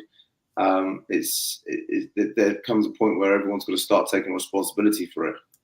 And I know kind of my youngest is 7, and I know that when it comes to kind of talking about emotions, she talks about her emotions a lot more openly than what I would as a child. And to be fair, I might not have even known what some of the emotions were at that age. And it's really pleasing to see that that children can express their emotions like that. Yeah, I think we're definitely living in a more society where people feel they can talk. But it's great that your daughter can do that. But I know lots of children that feel that they don't have that support. They don't have that open environment where they can talk to their parents or talk to their carers or whatever, or talk to their teachers. It's a very lonely place for them. So, and with social media and devices, they can become very, very isolated off the back of it. So when you and me were growing up, we'd be kicked out, or we'd be out in the fresh air, and we wouldn't be sat on the devices or anything like that, would we? No. These guys now are, if they're in a bad place, it can get really bad very quickly. Yeah, because social media, whilst it has benefits, it has a lot of negatives as well. And one of the biggest kind of negatives with social media is that comparing your lifestyle. So I know what my true life is, and I'm trying to compare it to the person on social media who has probably taken 25 selfies to get that perfect image, or is showing the holiday but not the bank statement, but the credit card statement that sort of comes with it. So you're not comparing like for like at all. No, that's just it. And people, that's actually why. So I've come off like Instagram and those kind of social medias because it was just doing nothing for me. I was purely on there for my ego to see if I got likes and to see if it wasn't from. It was. If we actually think about what it gives to us, it gives very little, but it's very, very addictive, right? And it gives people kudos, or people, unfortunately, online abuse and those kind of things. And I've got two young girls, I've got an 8 and a 5-year-old. I'm very concerned about what image they think they should be growing up as, rather than growing up and feeling secure and safe in themselves. Yeah. One of the things that I've been doing, Tom, with different people is I've got a mystery pot which has 8 questions left in it. Yeah. So these are questions that people have put in. So if you can pick a number between 1 and 8, and we'll see what comes out. Go 6. 6. Ooh, okay. So this is from Paul, who's been on earlier. So which would you rather do and why, presuming you could do it tomorrow? 1, go to Mars, or 2, eat a Mars bar?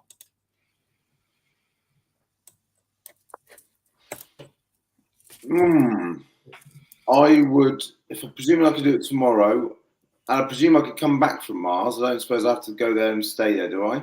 It doesn't say it there, so I assume you can come back. There can be a good bit of good bit of flexibility in that question.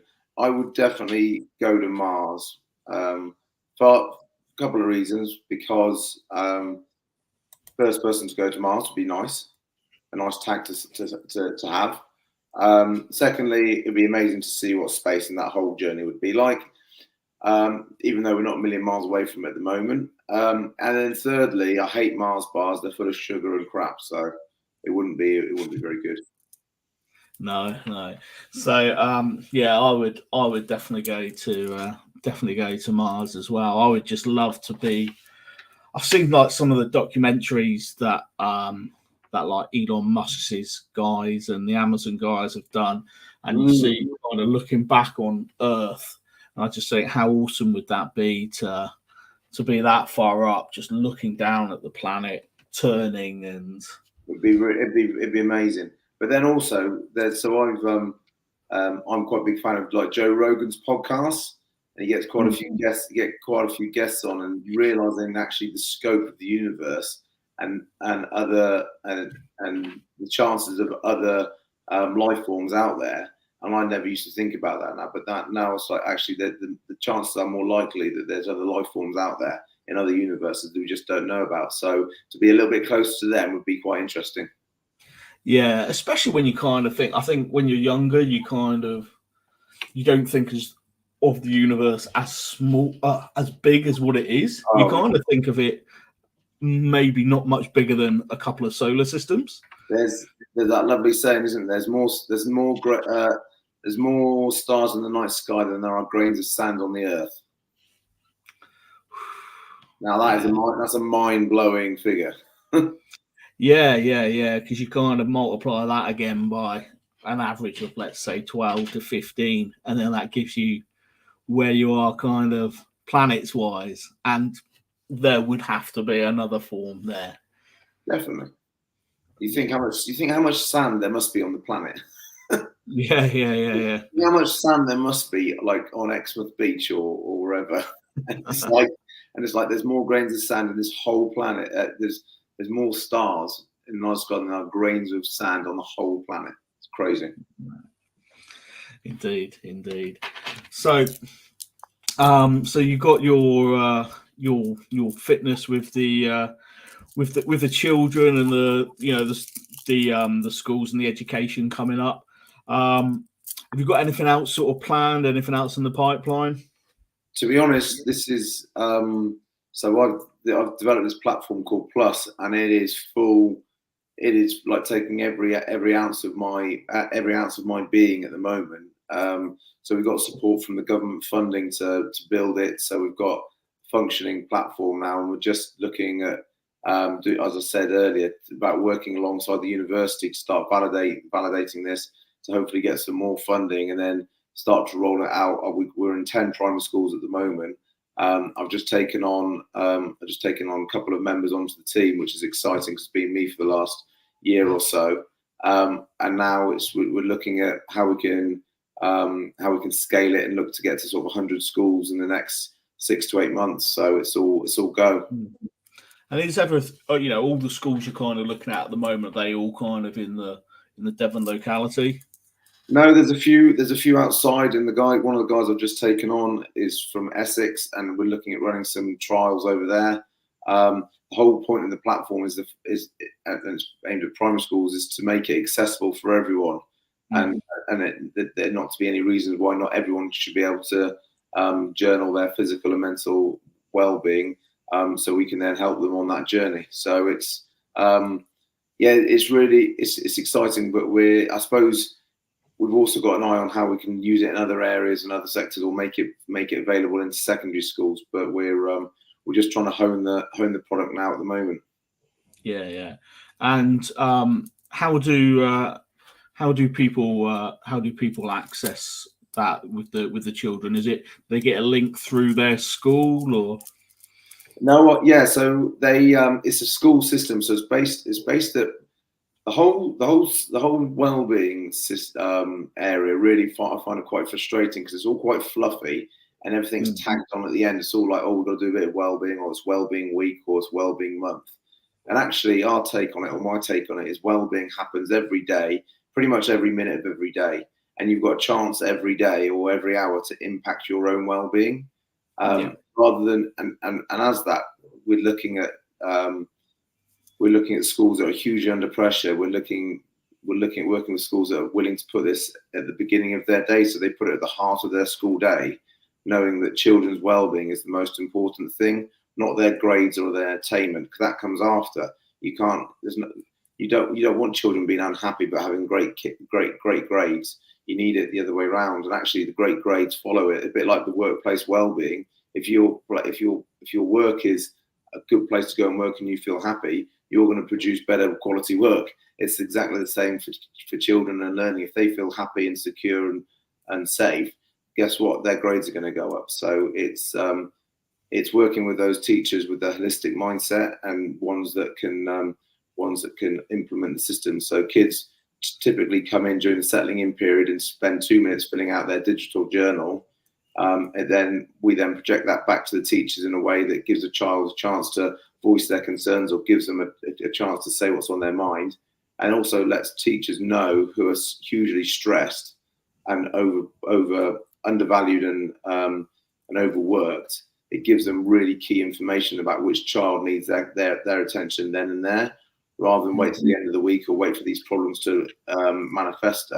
This can be a much more preventative measure. Yeah, because they've got, I guess, all day to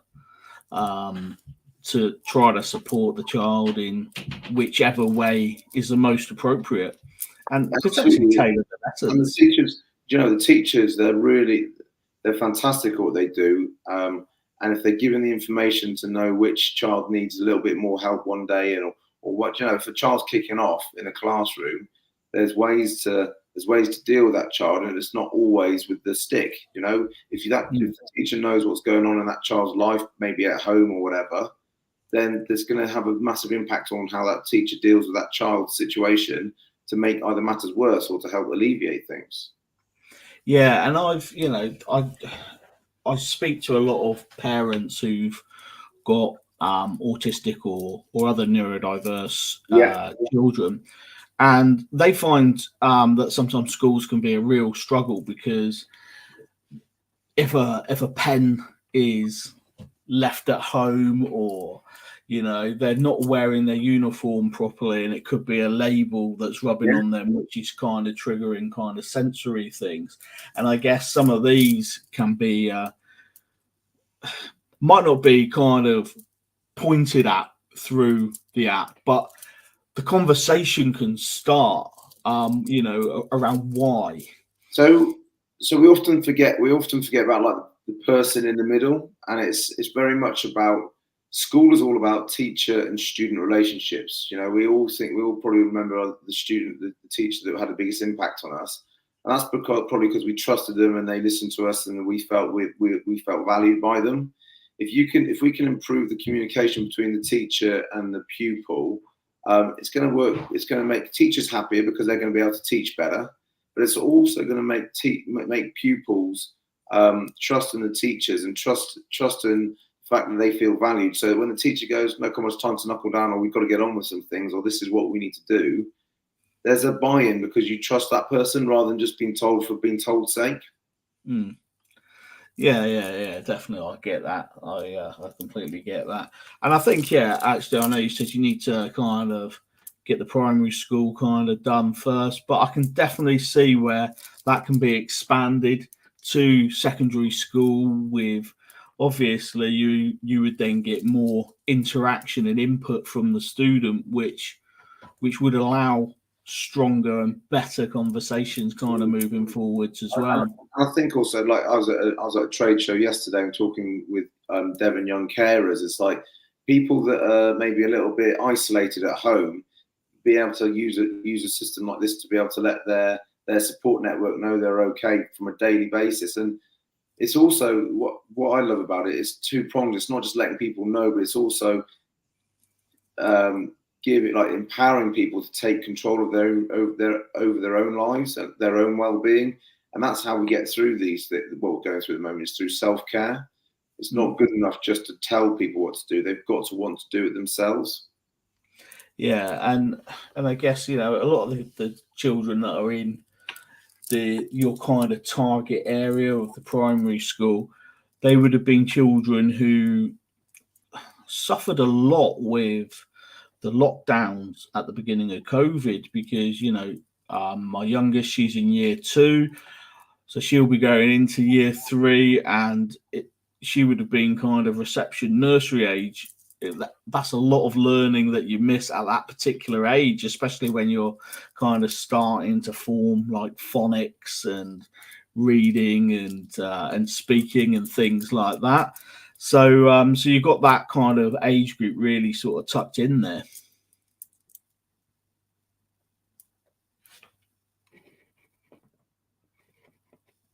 We may have lost Tom now. I don't know if that's signal related. I don't know if just to check I'm still going, if someone can give me a comment or maybe ask a question. Hopefully we'll get Tom back in a second.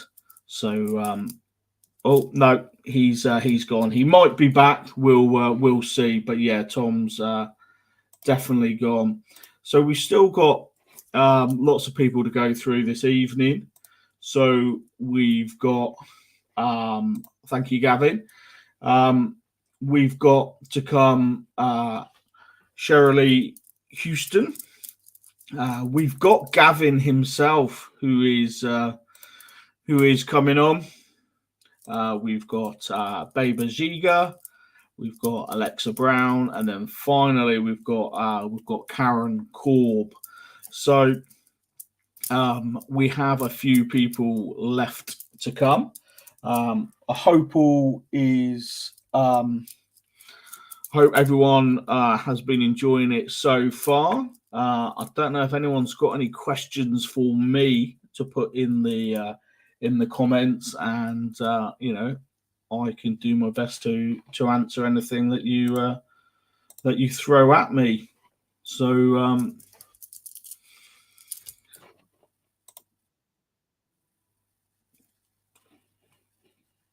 Well, that's another yes that's come in. Just like to say thank you to people who've donated, not just today but throughout. So how am I feeling? That's a good question, Gavin. Feeling tired. My eyes are feeling tired, not necessarily my head, but yeah, my eyes. I think what I might have underestimated was the amount of focus and staring at a monitor that it takes, especially when you're multitasking. So quite often, if you're in a long live, what you would have is you would have maybe like someone who's doing like a producer role. So they would bring the people in, they would keep an eye on the comments and put the comments up and down like that. They would maybe get the questions right, but yeah. So that's probably been quite a challenge. That bit's been just myself. Tom, welcome back. I do apologise. My computer just cut out on me, so I'm back on my phone now. So I do apologise. I'll make up some time if that's possible. Oh, no worries, no worries. No, good to have you back. I asked a question and I can't remember what it was now. It was about kind of focusing on that bit of an age gap, really. Yeah. So did you purposely focus on the primary school? Was it anything to do with like the kind of cut off with what their learning has been like, or? Not really. What I wanted to do, so from my coaching background and my sports background, I really realised it's really important to be able to journal and to be able to do it really, like the consistency wins every day over quality. So if you can consistently journal, consistently do a little bit of exercise, or consistently eat reasonably well or drink water, that's going to be a lot better than doing like a 12-week really hard thing and then laying off for a couple of weeks. It's really important that consistency counts. And with primary schools, they're in a lot more controlled environment where you've got 20 to 30 kids in each class, and that teacher knows that child because that's the only person that's really in front of them every day. In secondary school, you've got a form teacher, but the children move around a lot more, so the teachers aren't able to pick up on as much. And then also from a devices point of view, primary schools have like probably one device between 2 or 3 people, whereas secondary schools there's loads of people in the secondary schools and there's not enough devices. We're working with a couple of secondary schools to try and bridge that to maybe allow mobile phones to be used so we can use for good. So I want to try and use the digital devices for good rather than the social media and the mindless scrolling at the moment. Yeah. Excellent. Okay, and kind of back in your rugby playing days, what was your biggest achievement aside from being capped for England? I think the bit that I look back on the fondest was just the whole career really, in terms of going up, getting promoted with Exeter Chiefs, and then my final year winning the Premiership with Exeter Chiefs. So it's quite a good. It's in terms of like growth mindset and developing myself personally. It was nice that I'd managed to keep on developing and keep on growing. I didn't come in at the top, but I sort of left at the top, which was really nice. So I managed to go on that whole journey of seeing the side develop to playoff contenders, to then consistently being in the finals, to then winning, and then also some like amazing European trips and journeys. And it's not necessarily the rugby that you always remember, but it's the little stories and the fun with the lads, and the trips away that make up some really good memories. Yeah, I can see that, and obviously, like it's quite a sad year for Exeter this year, because a lot of the steady ship that's been there, a lot of the players that have been there for a long time are kind of going separate ways this year. Do you still keep in touch with many of the players on that front? Yeah, there's so we got a bit of a group called the old Matt, the pub club. So we meet sort of once every 6 to 8 weeks. Old boys that you have to be over 30 to join, and we meet up and go and have a couple of beers and we talk about a few things and seeing how the club's getting on. And there's a couple of now coaches that I used to play with that are now coaching at the Chiefs. So yeah, I know what's going on at the Chiefs in a good way. And it's always nice to see how they're getting on. And it is a tough period, but it's a bit of a transition period. People are realising that there's other opportunities outside of Exeter as well, which is important that they go and try and go and experience whilst they can. Unfortunately, the state that rugby's in at the moment is very worrying. You got like, I don't know if you saw in the news that London Irish have struggled to be paid this month. And with with Worcester and Wasps going bust at the beginning of the year, there's got to be a question mark over the longevity of the Premiership and what's going to have to change to make it a viable business. Yeah, certainly in its current format. Anyway, there's potential needs to be a bit of a reshuffle. Hi, Shirley. Nice to have you on. Hello, lovely to see you. Hello, Shirley. I'm Tom. Nice to meet you. Tom, nice to meet you too. Shirley, do you mind, for the people who are listening and to Tom, just introducing yourself, if that's okay? Yeah, hello everybody. My name's Shirley Houston. I am a disabled actor. I'm a wheelchair user, and I've been on Coronation Street playing Izzy Armstrong for the last 13 years. Which is a while. But I did other jobs before that. I am also the co-creative lead at Triple C Dank, an organisation which I founded. I was the founder with my 4 co-founders in 2016. We run Dank, the Disabled Artist Network community. We've got over 1,800 deaf, disabled, neurodivergent creatives, and we won a BAFTA last year for our work in television and film, increasing how deaf, disabled, and neurodivergent people access television. Excellent. Fantastic. So, Tom, I'm going to ask you if you have a question for Shirley in a second, but Gavin has put a question in, which we do want your input on. Who is winning the World Cup? Ooh, I don't think Ireland. I think France. I think France or New Zealand. I'll go with France. Yeah, France would probably be my answer as well, or maybe South Africa to retain it on. I don't think they'll retain it. But so, have you a question for Shirley before you leave? Hello again, Shirley. I want to know. You say you've been on Coronation Street for 13 years. Have you always been into acting? Were you that from a young sort of protege, or did you get into it late? No, I got my equity card at the age of 18, being the front end of the pantomime horse, Cinderella's double, and a wolf.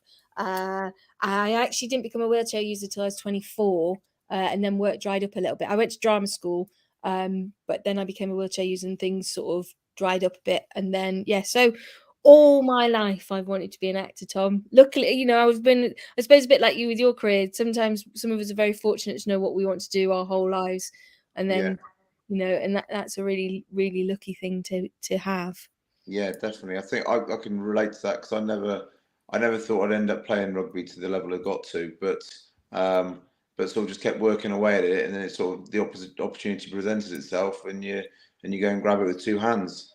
Yeah, then you never have a hard day's work in your life, really. Somebody said that to me the other day. Never have a hard day's work in your life if you do something you love, and it's really true. However hard you are working at it. Well, I'm not sure about that. Sometimes in the freezing cold and the wet and the mud and the snow, I'm like, I've made the wrong choice here. Well, actually, I was filming a scene the other day in heaviest rain in a very summery top, thinking, how am I? And I was supposed to be incredibly happy, and I think it was one of the hardest things I'd ever done because rain doesn't pick up on camera, so they can't give you brollies. That's why you don't see brollies on TV that often. So it was like, yeah, trying to be joyous in that, and it's really, I think, one of the hardest things I've done, weirdly. I bet. Oh, well, thank you for that. Very nice to meet you as well. Lovely to Scott, meet you. thank you and good luck for the rest of it. Excellent. Thanks, Tom. Cheers, mate. Cheers. Bye-bye. Bye. Bye-bye. Hi, Shirley. So how you doing? How's your day been? Busy, bit back to back, but how's yours? You've been going a while now, haven't you? Oh, 9.5 hours in. So I'm on the home. Well, I guess it's the home straight, isn't it? It's definitely it's definitely in the evening shift. So that's but yeah, I did like give all of the kind of, I did give each slot a kind of name, and I gave the evening name as the overtime slot. And it does feel a little bit like overtime, but you know, it's good because everyone that I'm speaking to is, you know, it's really sort of helpful. It helps kind of keep me going throughout the day. And I was just saying to someone who put a question in a moment ago, the hardest thing is your eyes on the screen for so long. Yes, I bet that's actually harder than if you were doing this in person. I bet that's much more exhausting. Yeah, I expect it would be. But then I wouldn't be able to get everyone. No, that's true. In person. We've got people from 7 different countries on and 4 continents. So we kind of picked people from different places just to, you know, I've always just liked to try to get as diverse a set of people as I can. It makes the conversations more diverse. It, you know, if you're speaking to 20 people from the same background, it would be quite boring. So yeah, that's true. So it's good to be able to mix things up. So as I was going through and doing my prep, it's Shirley Houston MBE, isn't it? Yes, I get a bit shy about that. Yeah, yes, Isaac was on earlier, and he's the same. Yeah. It's such an honor. It is really such an honor. And yeah, it's massive. And also, I've got to remind myself, and somebody said that to me the other day, it's really important to remember that, because actually what it stands for was about disability equality and disability representation. So using that for advocacy for other people is really important. So actually it shouldn't be something I'm as shy about as I actually am as shy. And so how important, and I always ask these questions like they're rhetorical questions because I always feel I know the answer, but how important and why is it important that there should be a good representation of different people on TV, books, radio, etc.? My drive for it, and I think is still always the same. Well, I think I've got 2 drives for it, but my main that has been my whole life is the fact the way we get treated in society is appalling. The way that disabled people, you know, sometimes people just dismiss you, or you're not seen as an equal, and all those things. I think the way our news is told, for example, during COVID, the amount of deaths were, I think it's 1 in 7 out of 10 or 6 out of 10 deaths were disabled people. We were put do not resuscitate notices on us in hospital. I was in hospital during COVID, and I would have had a do not resuscitate notice on me. And none of these stories have ever been told, because our news isn't told, because we're not seen as equals. And actually, we're 1 in 5 people. We're over just about 20% of the population. But if you think about those disabled young people, if you think about young people in general, and they get, you know, like Tom, who's your guest just previously, a young person seeing him goes, I could play rugby, I could do that professionally, because he was saying he never felt he could get that far. For disabled young people never to see themselves reflected on television or in stories reiterates that society's narrative that you are less than, you are other, you are not, you know. And actually disabled people have got an awful lot to offer.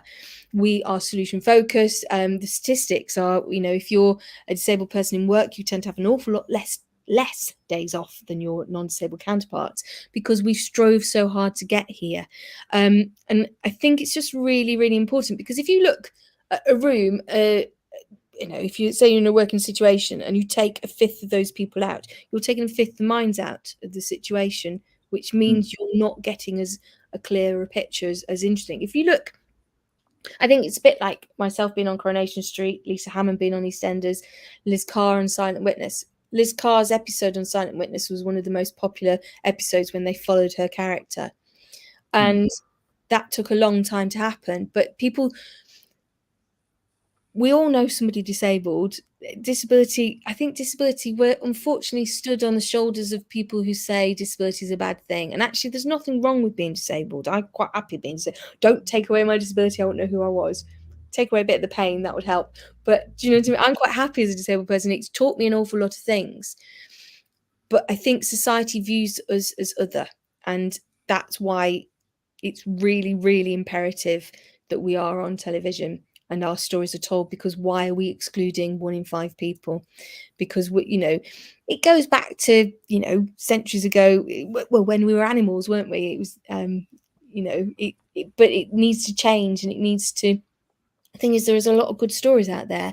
The television industry is changing a lot. They're embracing those stories. A lot more stories are being told, and people watch them because it's really interesting to see how somebody lives with a different lived experience than you. That's why it's important, but it's mostly, for me, it's important that disabled young people see themselves reflected back so they can live to their full potential. And I look at that like with businesses, and I think, you know, if you look at a website for some clothes as an example, you want to get some, you know, wet weather gear, and you look at the website and all you've got is pictures of tall, quite well built people sort of walking, maybe then the odd photo with family and children, and you think that doesn't represent me. You know, as a wheelchair user, how is that jacket gonna fit me? I can't see that. But also, are the values of that business, are they aligned with mine, and do they see me? And that's changing a lot, though, Scott. Don't you think that we are seeing it more and more? My friend Mo was one of the first female models on the front page of Grazia, and they did this special. And I think, is it Vanity Fair, just featuring 5 disabled women over 5 months. And like, I saw a learning disabled model on the backdrop inside a River Island shop. And it's just that thing of going, yes, because actually we need to see each other, because we need to show that we're included, don't we? And they said, you know, that we can do all those things that everybody else can do, that they seem to all think that we can't. Because I think that's the thing as well, that narrative of films and TV always used to show us in such terrible light and terrible situations, you know, like Me Before You, is it, where he kills himself so she can have his money, and then the next 2 books the woman's really sad because she's missing a disabled boyfriend. You know, this just, it doesn't make sense in the way that people view us. And actually, yeah, we need to be in all adverts, we need to be in all modeling things, you know, we just need to be everywhere because we are everywhere. Yeah, and I think I'm just going to put a couple of the comments up that we've got. Victoria, love that answer. Jill, disabled, own it, and my mum, Vogue too, I think. Oh, and I'm going blind on this one. Oh, Don. So Don's in America. We're a huge market. We just need to join together and use the power that we have, and that's right. It's about kind of supporting other disabled creatives or disabled business people or disabled sports people, and really kind of driving that market to say this is what we want to be seeing. So, and I think that is it's something I definitely learned through us creating DANC, the Disabled Artists Networking Community, because all of us in my industry as disabled people, you always, and it probably happens, it's echoed across many other industries, is people go, oh, we don't know where to find you, or you're the only one, or and we're always treated like we're the only one because we've only just managed to slip through in a way. And the power of the community coming together really makes a shift, because the thing is we're a load of voices, we're a crowd, you know, and that can make massive changes, can't it? We stop being individuals fighting the battles. I think the more we can come together to make change, it definitely is happening. And I think things like this, you know, brings our community together, because unlike other communities, we haven't really got a centralized area, do you know what I mean, a place where we all gather, which is what we really need, I think. Yeah, and I think like people that I've interviewed on like my podcast, when they've said they've gone for jobs and they disclose their disability, they see eyes light up like, this is you could be a shiny kind of toy for us. And then they'll come in and say, right, actually, we're going to offer you this, and this. All the reasonable adjustments to make you be able to do the role and feel safe and secure. And then they just don't follow through with it. Or what happens is they just disregard them as soon as they hear about the disability. And that's the problem, isn't it? Because whenever anybody gets a job, you then become the educator. And actually, what needs to happen, that's what we advocate with Dank, is that if you're going to employ somebody, let some other of us come in and train you first, so that you know, that person can go in and do their job, and all the access can be put in place. It's interesting actually, because I quite like to share with you, because what's coming out of the creative community is that we're pushing back on the terms reasonable adjustments, because we're saying that implies we can be unreasonable. And actually that's not, so we're sort of pushing back and saying, and it's really interesting, because that's interesting to then share with other disabled communities and see whether they agree, because we, you know, I think it's up for discussion, but we're using access requirements much more, because it is something we require. Because reasonable adjustments, it's that terminology, isn't it? It implies that we're, well, first that things should be adjusted for us, and we could be reasonable about it or unreasonable, whereas actually it's just access. Yeah. Be interesting to see if anyone puts a comment on about that. I mean, it's not anything that I've thought of, but it can be seen either, you know, by that way, can't it? This is something that's reasonable or unreasonable. Also, when they were writing the laws, apparently they put that in so lawyers could argue one way or the other. Okay. Which again, our community is sort of being scuppered by somebody else's business in a way there, isn't it? Because actually it should just be access, you know. But it's, I think that's the problem a lot of us face as individuals going into the workplace, particularly this generation of us, because a lot of us are breaking through, and a lot of us are being the first advocate in a way for the rest of our community, aren't we? And that means we are facing things where you are having to be the educator, and that's exhausting. Yeah, and we are at the point where, you know, it's laying that foundation which people are going to build on top, and coming up against a brick wall quite a few times. Like you said, that is tiring. I'm going to bring Gavin in now, who's early for his turn on, and actually I'm going to use Gavin as a little bit of a co-host for 10 minutes to allow me to have a quick toilet break.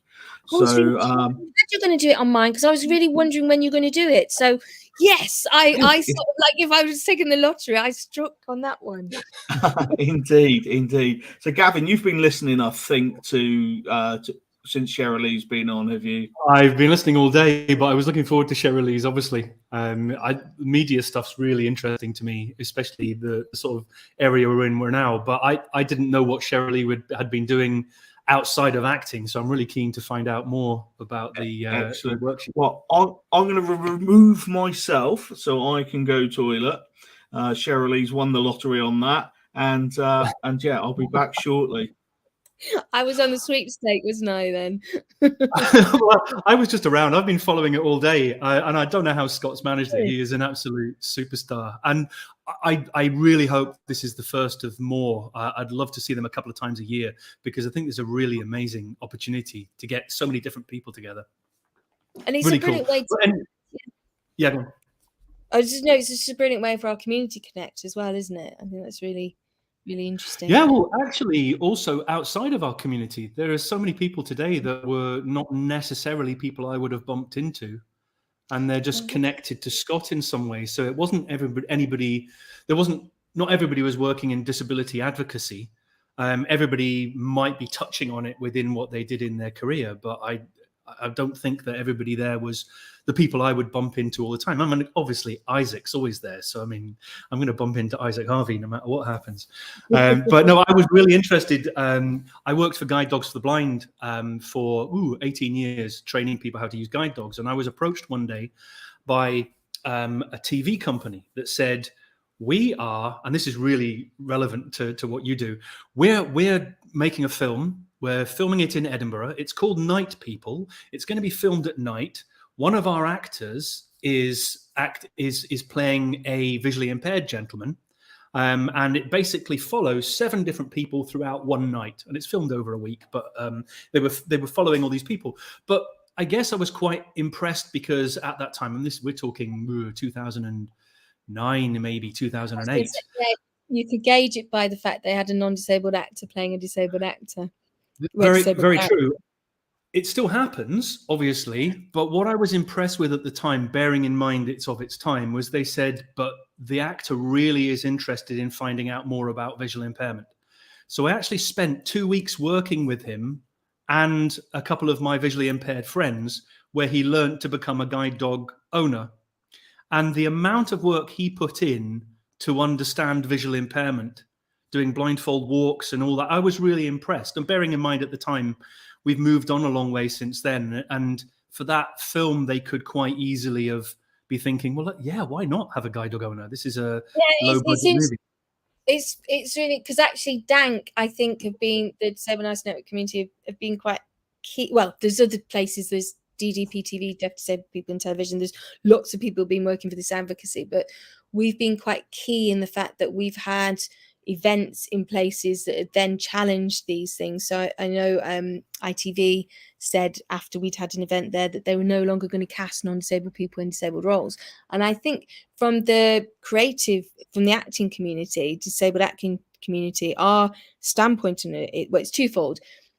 Yes, actors could be actors, but until we're allowed to be auditioning to play our own roles, let alone play any role, at least let us play our own roles. Yeah, too true. And also it's really interesting because I think there's a narrative. So say if a non-disabled person was playing a character who's a wheelchair user, yeah, and I was up for auditioning it, I'd look at the character.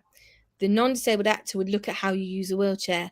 And they'd also, the thing is, also with acting, they tend to have subtext, and quite often the narrative a non-disabled actor does is put that, oh, isn't this rubbish, or isn't this terrible, or, sympathy and sad music and all that sort of stuff. Yeah.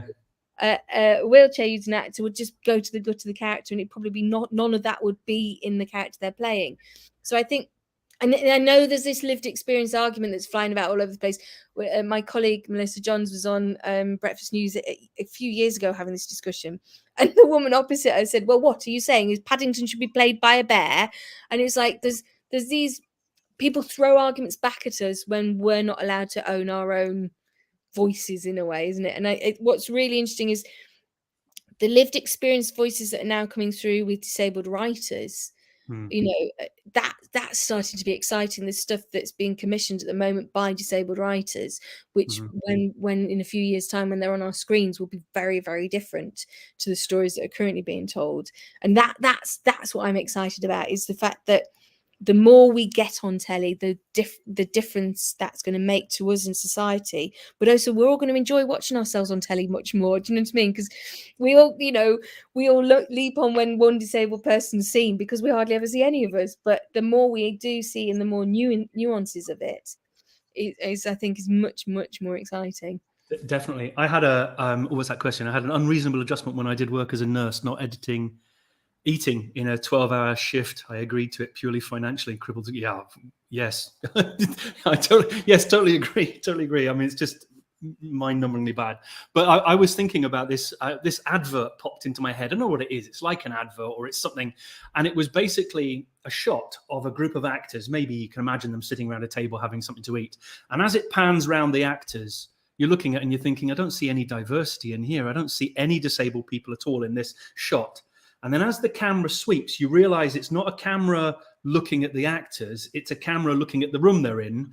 And as it sweeps round, you look at all of the crew, and all of the crew are disabled or diverse. And I'm thinking to myself, that's what I want to see, because we're so used to seeing, we're more used to seeing disabled actors, like the most amazing people that are out there. But what we don't know is how undiverse behind the camera it is.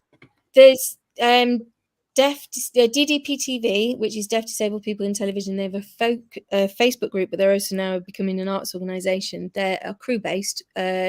Dank is crew-based and front of camera. But there are more and more. And every time we do training with people, or if we're helping somebody find a disabled actor, we always go, have you thought about having crew as well? Because otherwise you're just having one person in there who's then educating everybody else. Whereas actually, if there's loads of us in there doing the jobs, then that changes things, you know, in a massive way. We do a lot at Triple C, we do a lot of from concept to production work, where so we did it with Sister Pictures last year. We worked through every beat of the production they were doing and talked about how they'd implement access in the next stage and then the next stage. And they said that they're always going to do the work that way anyway, because it made it much more accessible for everybody else. And I think that's what's changing. And we've got a lot of mentorships. We're on our 4th mentorship. We're just doing one with Channel 4. We've just done 2 with Screen Skills. We did one with Ralph and Katie. 4 people for crew in particular. So we're doing a lot of work in that area, and as our DDPTV. So they are there, but need to be much, you know, it's probably as rare as you see us on screen in a way. It needs to change. Yeah, I get the feeling there's more people acting now than there might be behind, but we don't know because we never see the other side of it. Yeah, I'd say it's similar, but BBC have just taken on 5 disabled commissioners, which will make a massive difference in daytime and in drama and in sport, because then they will commission disabled-led content. And yes, representation. This is the ball is rolling. We're moving in the right direction. We're definitely moving. But the question we've both got on our lips now is, how's Scott? I thought he might have just fallen asleep and stayed asleep somewhere, but no. I went toilet. I shouted up to see if people wanted a takeaway when we finished, because I've decided I want a takeaway. Definitely. And very timely that that my eldest daughter is here, so there's an extra mouth there. I didn't realise that at the time, but it's nice that she's here. So yeah, took my time to listen to what he was saying, have a bit of a drink, and yeah, back again. So Shirley, you put a question in it, so you know it's coming up. It's the mystery pot, or as I misspelt it on my saved Excel sheet, the misery pot.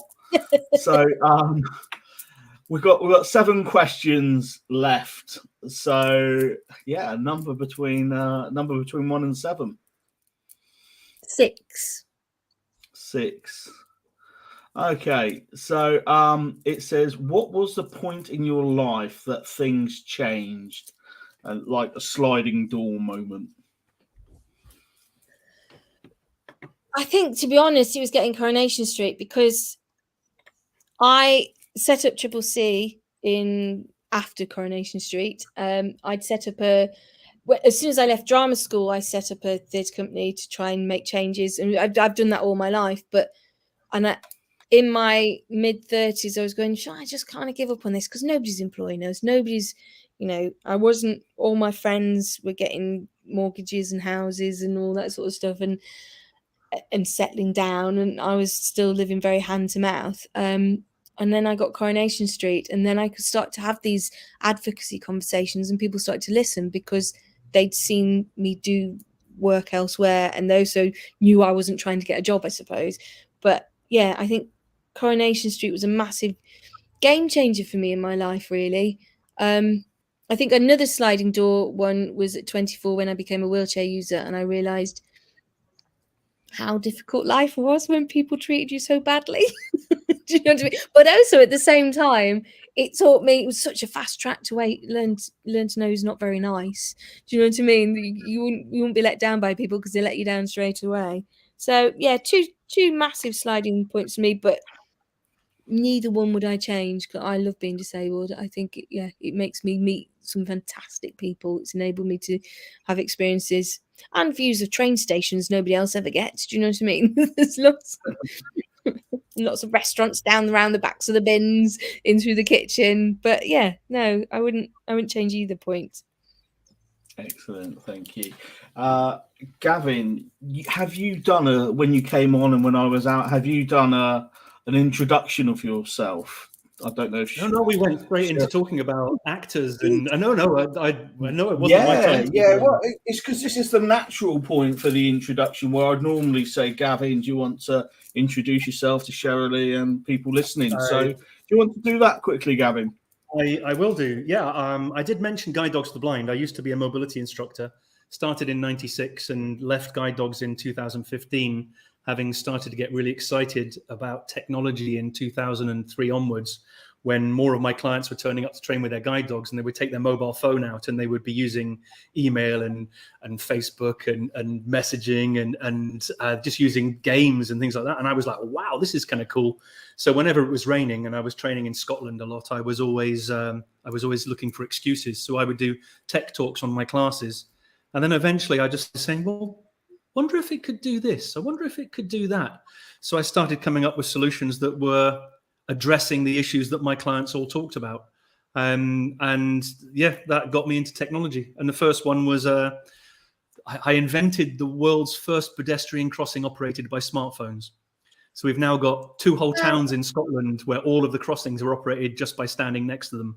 Your phone runs an app, it sits in your pocket, the phone presses the button, and you cross the road. And that can personalize the crossing. So it increased crossing times and it can make the beeps louder. I got really excited by technology because I knew it was helping my. So yeah, that's a very brief potted history. I've moved on a lot since then because we're doing other stuff, but I've got half an hour to chat about that. That sounds fascinating. I'm going to stay and listen. And Shirley, before you finish, have you got a question that you'd like to ask Gavin? Well, I do. It sounds really flippant, but it's actually not, because me and my friends are creating a piece of theatre about friendship, about diversity, but it's mostly ended up based about biscuits. And this, I know this sounds daft, but it is my favourite question of all at the moment. What are your top 3 biscuits and why? Oh, that is such a great question. And I'm really glad, because when Scott said you're going to get asked questions, I thought I better prepare some answers. So I was already thinking about my favorite biscuits at that point. I wasn't. I guess you have to have, if you're going to have biscuits, you've got to have one that's going to soak up some tea. So I would always go. I'm going to put. I'm only allowed 1 biscuit, or can I have 3? Oh, no, in order of 3. It's got to be first, second, and third. It's not just. Oh, okay, right. We'll go. Let's go for. Are you a dunker then? That means your priority is dunking. I think if you're going to dunk, you have to use a chocolate finger. Ooh. Write this down, folks. You get a chocolate finger. You bite one end off, just a little bit. You bite the other end off. You put it into your tea, and you suck until you get a little bit of tea in your mouth, and then you quickly put the whole thing in your mouth, and the whole thing melts in your mouth as this amazing, straw. It's like a chocolate covered biscuit straw. Best way to describe it. I'm buying those for our next rehearsal. That's a brilliant. Got to do it. Chocolate fingers, the little ones. And I guess I've always had a little bit of a thing for fig rolls, because they've always felt like they're more like a cake. I don't know what they are, but there we go. I'd say fig roll and chocolate finger only if there's tea involved, and fig roll only if there's not tea involved. Gillian has just put in some No, you've got to try it. No, there's people get really passionate about which ones they like and which ones they don't. Most of my team have fallen out with me because my favourites are bourbon, and they all like the chocolate hobnob. So would you be a bourbon or a chocolate hobnob? Bourbon, because chocolate hobnob isn't so good for dunking. If it was rolled in a tube and there was a hobnob figure, that would mean that I could suck the tea up quicker, because it would be aerated more. I've put a lot of thought into this in the last 5 minutes. You can also get this thing, Gavin, called a straw, which has a similar effect. How incredibly boring. So when we asked earlier, because Shirley was the person who put the the question in earlier, we had fig roll was one. We had party rings. Oh, that another. was. And then I think chocolate hobnob might have been there. For your notes would be jammy dodger number 1. You get effectively you get 2 biscuits for the price of 1, held together by jam. Argue with I that. would. Do you separate them then and dunk separately? Oh no, I wouldn't be. I'm not a dunker. I don't have tea or coffee really. So, But that separating thing, that's an American. That came from Oreos. That was like this whole thing they do with Oreos. I don't think that's that's not very British. It's not the British way. I'm not saying Jammy Dodgers invented it, but it's what I like, and I still get 2 biscuits. I would definitely. What was my second one? Oh, ginger nuts. I like ginger nuts. And they could be dunkable, I guess, or not a digestive, Don, not a digestive man. Digestive, brilliant with blue cheese. If you're having a Stilton, blue cheese and a digestive. I can't have Stilton without a digestive. Yeah. What would be my third? See, I'll have to get back to you on the third. I need to put a bit more thought into it, because the first thing that came into my head was a Jaffa cake, but that's officially a cake, not a biscuit. So some people do pass it as a biscuit, though, so you can have it as a biscuit if you wish. But yes, it's a brilliant question. I love it. It's my favourite one, to sort of just because you can talk for hours about biscuits to anybody, can't you? It's a really good one. We've got ginger nuts are great to dunk. Yeah. I love the chocolate finger. So we've got a few there, which are sort of coming up. But Shirley, thank you so much for coming on tonight. Thank you so awesome much. having you on. Nice meeting you, Shirley. Lovely to meet you too. Take care and good luck with the rest of it, and enjoy your takeaway. Will do. Yeah. See you later. Bye. Bye. So it's just us. We've got what we've got here now. Lemon puffs. But you don't see them very often. I can't imagine them being improved by dunking. No. What are you dunking a lemon puff in, I wonder? So so what else have we got here that's come in? We don't disregard each other. Forums like this need our support. We can use places like this to agree on campaigns, products, etc. So yeah, completely agree with that. And Don had a meeting on yesterday. So Don is in Boston, I believe, or maybe Boston. And I was invited to that. Russell, who comes to a lot of our groups, invited me in, but I was working, preparing things for this until 9 o'clock last night, and back up again at 6:30. So it was going into anything last night was a bit hard. And then again from Dom, when I met other people with disabilities, and until that point I felt like an alien from another planet. And I guess you can do. It can be like that at times.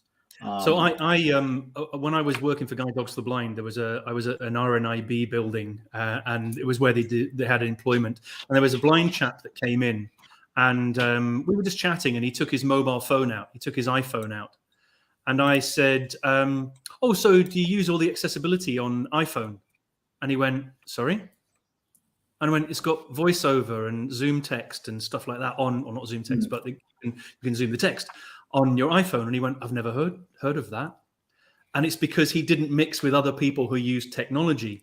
And I just thought, how many people are there out there who are disabled or newly disabled, who, because they don't interact with other disabled people, they're never going to learn this information. And it's one of the greatest things we've had with social media, is where we've got all these amazing groups of people who are all sharing experiences and mentoring each other to maybe even soften the blow of the onset of disability as we get older, or for whatever reason.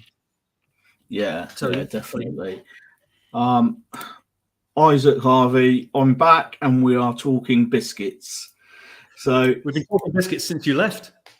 Yeah. We've been talking biscuits for about 6 hours, Isaac. So there was nothing to talk about after Isaac had gone. We were just like, well, there's nothing left. Let's just talk about biscuits. So one of your big passions, Gavin, is customer service. Yeah, so it's massive.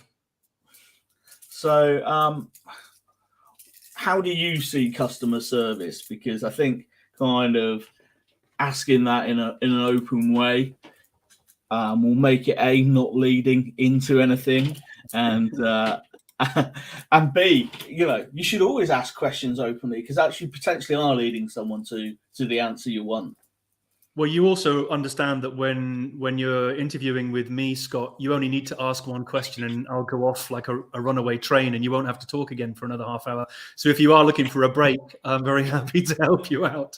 I will just say, for anybody who can't see me, I'm sort of middle-aged, graying, bouffant-haired fellow wearing glasses and a goatee beard and a black polo top. And I've got Scott's got an amazing virtual reality background, and I've got a virtual reality dog on my lap. So it's not a real dog; it's just one of those Zoom dogs. It's just a reality dog. Anyway, I am massively into customer service, but not because I'm into customer service. I'm into human-to-human interaction, and the better human interaction, the happier I am, and the worse interaction between customer service teams and disabled people, the unhappier I am. And we're all living in a world now where, for lots of reasons, customer service, disabled people have been getting out more than they ever have before. A wider variety of disabled people have been getting out more than ever before. I mean, who knew? 20 years ago, there was only wheelchair users and blind people. That's all that there were. But recently, it's just been like, well, wait a second. There's a lot more people out there, and there's a lot more we need to know about individual situations that could be useful. And I was just very aware that customer service teams just didn't seem to know what to do. But instead of hitting them with a stick until they knew what to do, I just tried to find out why they didn't know what to do. And then I got really excited about the solutions around how to improve customer service. So yeah, I'm passionate about customer service, but I'm passionate more about human-to-human interaction so that more disabled people can get the kind of service they need. Excellent. So Isaac wants a Zoom dog. So how do you get your Zoom dog? Well, I've got a poodle on my lap. But oh no, the other one's not going to let me. I had one that you could have had, Isaac, but it's a bit bigger, another poodle.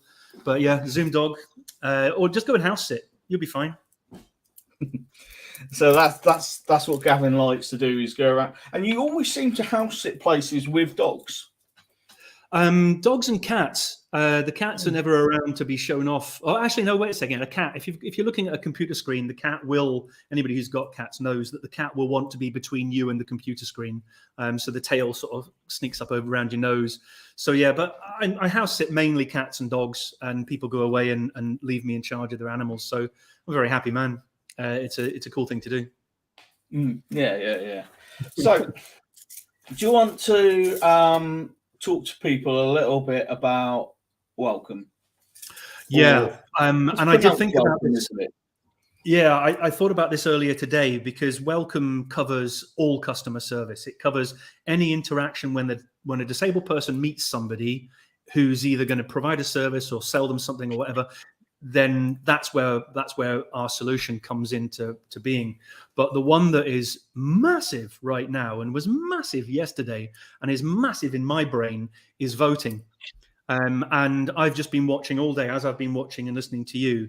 I've been going through loads of tweets and social media posts about, again, disabled people saying, I couldn't get in, they didn't understand, the accessible voting wasn't accessible, I had a problem doing this, I'm visually impaired, I had a problem, I had to take my mask off, they needed this form of identification that I didn't have. And I was just like, why are we doing this again? Why are we having the same conversation about how inaccessible voting is? And I know people are voting all over England. Yesterday, was it? I think it was yesterday. And I just thought, we need to do something about this. And a couple of weeks ago, I was working with Disability Policy Centre, Chloe at Disability Policy Centre, and before that Celia. And we said, we need to really find out what's going wrong here and then improve the arrival potentially improve the arrival at the polling station, so that when somebody arrives, they're actually being interacted with correctly. And that's what Welcome does. So very briefly, Welcome is a way of the disabled person communicating with the venue they're going to before they arrive, so that they can indicate their needs before they arrive. So it's in the staff member's brain. When they meet the person, they go, "Hey, Scott, I'm Gavin. I know you're needing to use the accessible toilet before you go to your job interview. If you'd like to follow me, I'll show you where the accessible toilet is. Don't worry, we've already cleaned it out, and the emergency cord is dangling properly as it should do." Now, if you just walk into a shop, there's a very good chance that you're not going to get that kind of treatment. But when you use Welcome, which is our service, you get it, and it's totally free. The company pays a monthly subscription, and it's an incredibly useful tool that's just growing all the time. But I was just like, why can't we have this with polling stations? It just seems like so obvious that if the people at the polling station know you're turning up 5 minutes before you do, and they know you're going to need this, this, and this, well, they're already prepped, and then you're not feeling as disabled when you turn up. So that's my big chat. That's what I think we should be fixating on. So you've got this that's come in. Yay! Yes. Well, okay, here's my thing. I have been involved in Welcome since its conception in 2017, 18, and before that, thinking about it. But it's not about me, and it's not about Welcome. Welcome is about a disabled person dictating an interaction with a customer service person. If there is a video to be made, it is between a disabled person arriving and being met by somebody who understands their needs and meets them in a friendly way. There are nearly 200 venues that use Welcome across the UK now. Anybody who's listening to this, who's close to one of those venues, could do a film, could turn up at one of those venues and do a photograph of them with a customer service representative and go, "Look at me having a fantastic visit with Welcome." And they could film it, they could put the picture out there, and other people would go, "Oh yeah, I'm going to give that a shot." It's not about me. It's not about my company. It's just this little bridge that can connect the disabled person to the customer service team. So yeah, do a film, but do a film of somebody else, not me. Do a film of Isaac or anybody that's on this call. That was Isaac that posted that. Was that Isaac? I just thought I need a cool name. Yeah, yeah. Isaac's Well, pretty cool. yeah. So that's Isaac's YouTube channel. So yeah, so well, Isaac, you can do it, man. make I don't need to be video. involved. If he films Exactly. it and just films him or you or any of his friends just going from A to B and then being welcomed, and then post that out there, and other people will go, "Yeah, I could use that." And just on that, I remember the first time I used Airbnb, and I remember the first time I used Uber, and it wasn't straight away. I had to see other people using it first. And when I saw other people using it, I went, "Oh, Airbnb, I'll give that a shot. Oh, Uber, I'll give that a shot." So I understand it's really hard to start with, but it gets easier when you see other people using it and going, "Oh yeah, cool stuff." And then you then get to see, businesses see it and go, "Actually, this is so important as a service to our customers." And once you start seeing that and you start seeing bigger businesses involved, that's when it starts to sort of snowball. So Isaac, I think he's saying he's only going to make it if you're involved. I'm pretty sure that's what he said there. Right. So to the mystery list, Gavin, you've only got 6 to choose from. I say it gets tougher. It doesn't. You just get less choice. Well, I'm going to go for number 1, because normally when somebody writes questions down, if they start from number 1, they write number 1, they go, "Okay, that's a good one," and they put it in the first place. So let's go with number 1.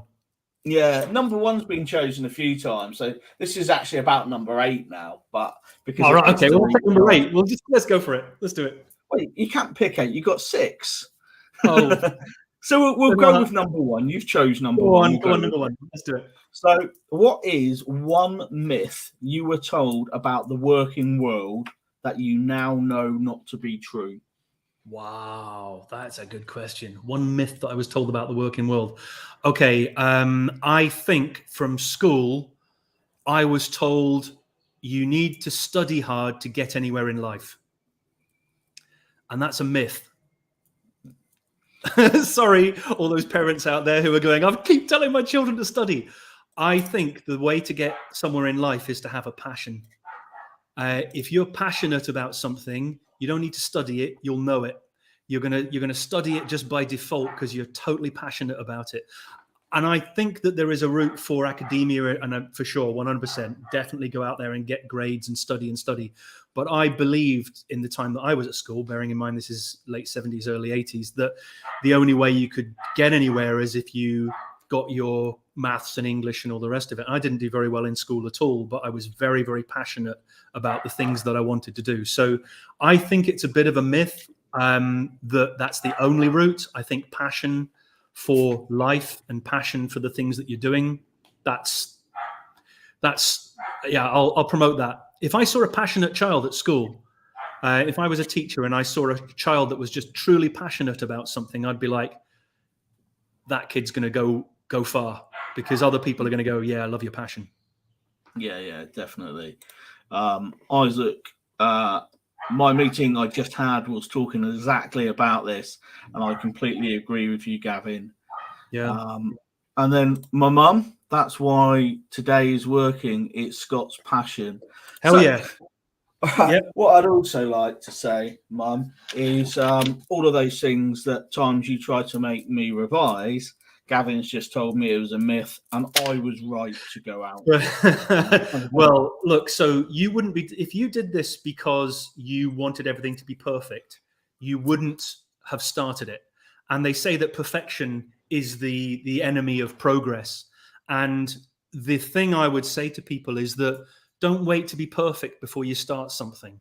When I got up on stage to do my presentations and stuff like that, I would get up and I'd be like, my knees would be knocking. I'm going, I don't know what I'm talking about. Within 30 seconds, my passion was coming out, and people were like, oh yeah, I'm with this guy. I get it. I didn't study. I'm just very lazy. What can I say? Passion. Yeah. So Don said, yes, passion overcomes anything. Brother Don, I totally get you. Yes, 100%. And then some laughing faces from my mum, which I'd assume was about about you studying or not studying, the lack of studying. Yeah, but no, I mean, yeah, passion kind of. I think, like I was speaking to Nosheen earlier and was saying that, you know, I have kind of 5 points. I have a beginning, which I know what the beginning is. I have an end, which I know what the end is, and I've got 3 kind of, or 2 in the middle, which I know I've got to get my talk through those areas. And that only comes with 0 kind of rehearsal and 0 kind of everything, because it is passion. You know, if you've got to be able to go up and talk about something that wasn't my passion, I'd have to rehearse it lots. I'd have to speak about it lots. But it's also like what would make it good, because you'd be able to see that talk on the same subject 4, 5, 6 times. And it could be different every single time. You know, I might fall into a little story here which hasn't come up on anything else. So I think, like, with so many different things, passion is. But the passion would be consistent with every single one of your talks. Every talk would be different, but the passion would remain consistent. Yeah, exactly. Don's asked if there's a summary of this event. I'm not going to condense it into like a 1 or 2 hour kind of summary event, because I think there's so much to there would be so much good things that you need to cut out just to condense it. What is going to be happening, as long as I've got the facility to do it, which I'm pretty sure I have, is this is recorded and it should stay in this in the program that I'm using to stream it.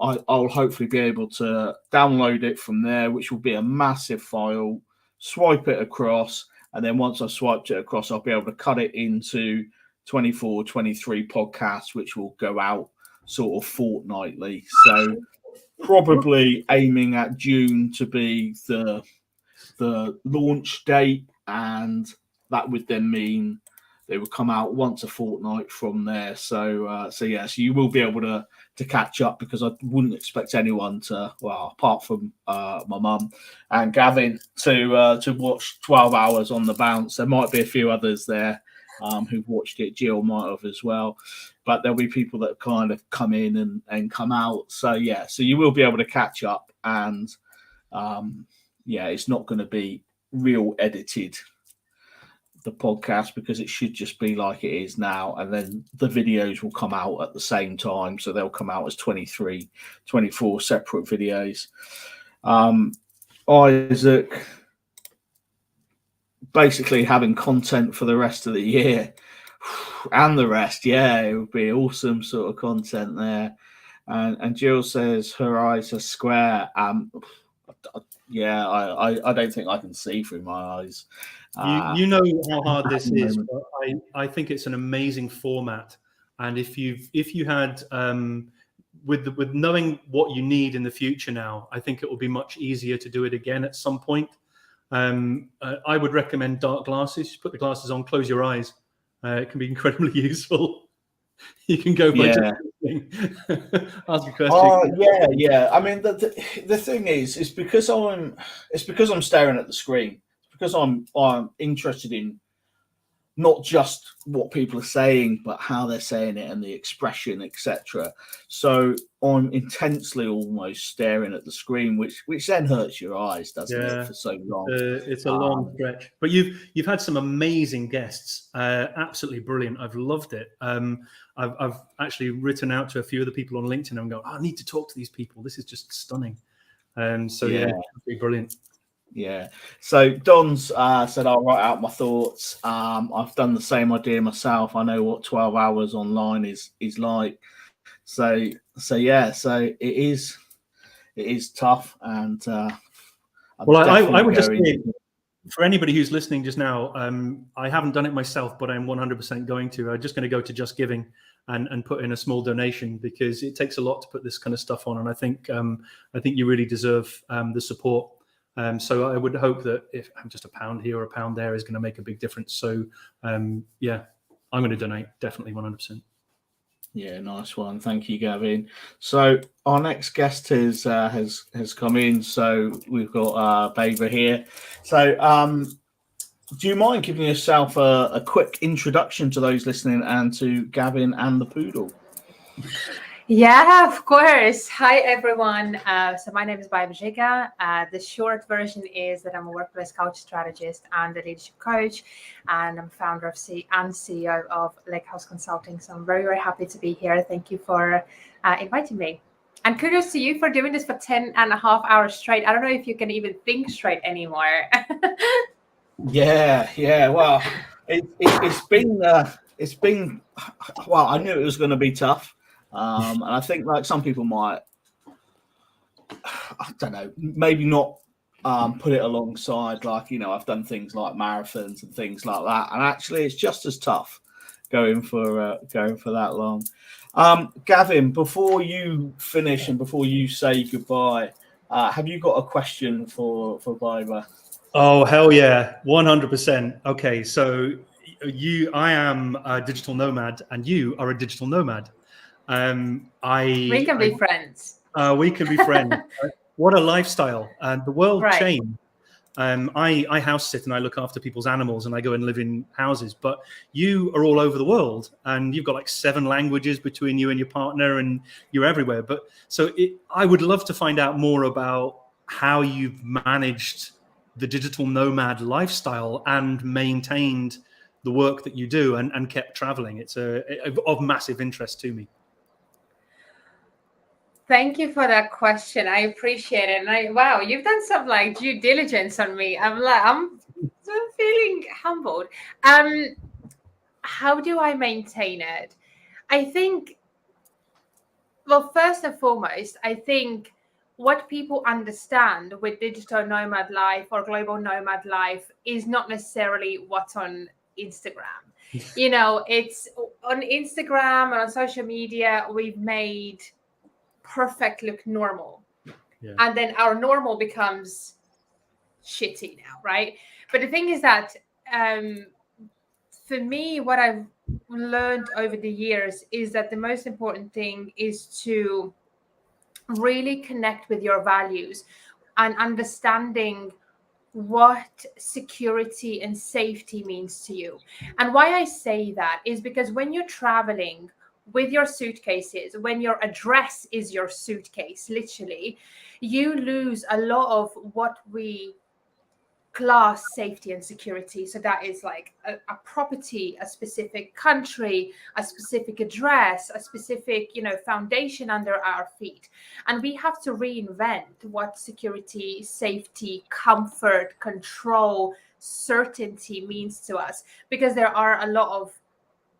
is a lot of uncertainty in this lifestyle and in this environment. So it takes some time to embrace it. It is a real lifestyle. It's not an Instagram lifestyle. So yeah, for me, it really took to really clarify what safety, security, and foundation under my feet means to me. Because what it means to me means very different things to my partner. Because How long have you been? How long have you been traveling? How long have you been a nomad for? Properly, I've done it for 3 years now. Wow, I'm on 18 months, and I salute you for 3 years. It's amazing. Thank so yeah, you. I'm going to be disappearing off here.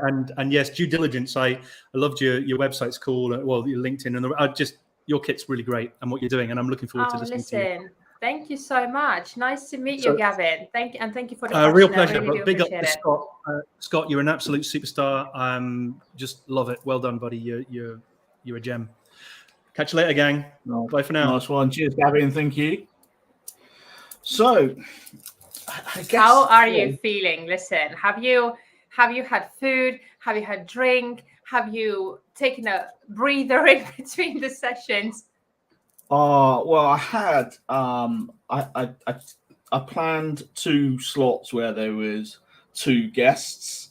So with the double up of the guests, that allowed me to take sort of 10 minutes out and just say, right, talk amongst yourselves for a little bit, which is important. I was able to eat in those. Drinking is fine because I'm not going without drink, but I can drink while someone's answering a question. Right. But yeah, so that was right for that. But yeah, it's a takeaway. As soon as we finished, we'll be ordered, and I will be, I think, lying down and not doing much because eyes are sore.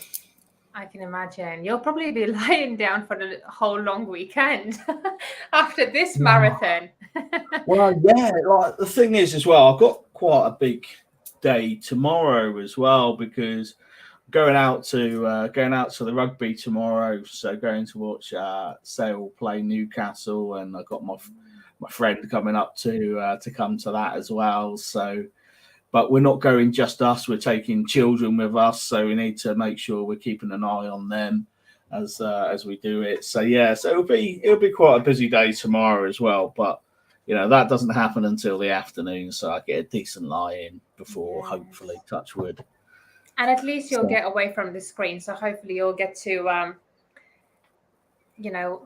relax your eyes a little bit because there is a lot of strain on the eyes. Yeah, definitely. So kind of going off what Gavin said, your sort of nomad life. Tell people exactly kind of where that started, and not everywhere, but the kind of places that it's taken you and the people that you've met doing so. Well, that's a loaded question. Okay, so I guess I have to take. I kind of wanted to say, I have to take people 3 years back, but probably, so that's when I kind of officially went nomadic. But actually that started before, because I remember when I was in my previous corporate jobs of the past 10 years, before I became nomad, I was working for large American corporates, American organizations.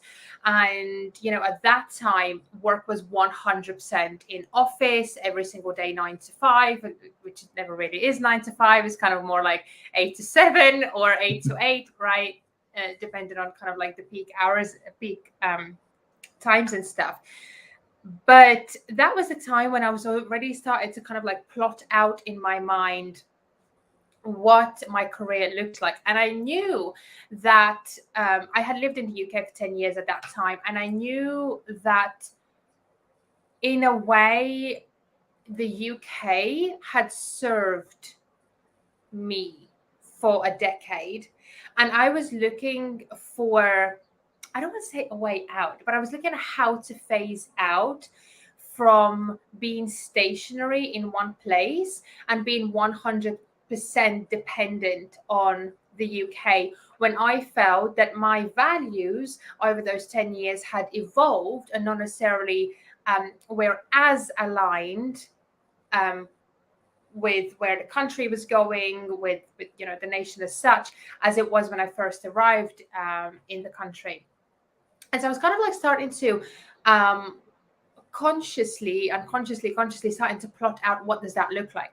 And at that time, it was more like, okay, I need to get this promotion. And then after that promotion, I need to get this promotion. And then this kind of promotion. And at this level of seniority, I might be able to, I might have like more of a leverage to negotiate more of a flexible working. But at that time, you know, around me, I didn't know any digital nomad in my network. And I also, looking around my colleagues, didn't know anyone who, you know, lived far away and traveled into the office a few times a day, let alone lived in another country and, you know, came into the office once a month. So there were no pathways to that kind of lifestyle. But I thought, you know, I'm going to get to that promotion after that promotion, and maybe I'll have a leverage to do that. But that was kind of like a 5-year plan. And then the pandemic happened. And pandemic obviously came at a very, very high cost, human life cost, and, you know, in any other, you know, way. But it also opened up opportunities and doors and gates that didn't exist before. That definitely didn't exist for me before. And even if they did, they existed kind of like 5 to 10 years from where I was. But it kind of like everything was brought closer, you know, overnight. You know, even if we talk about, you know, digital transformation, you know, there was this kind of like running joke that who did digital transformation in your company? CTO, CIO, or COVID-19? And it was a COVID-19, right?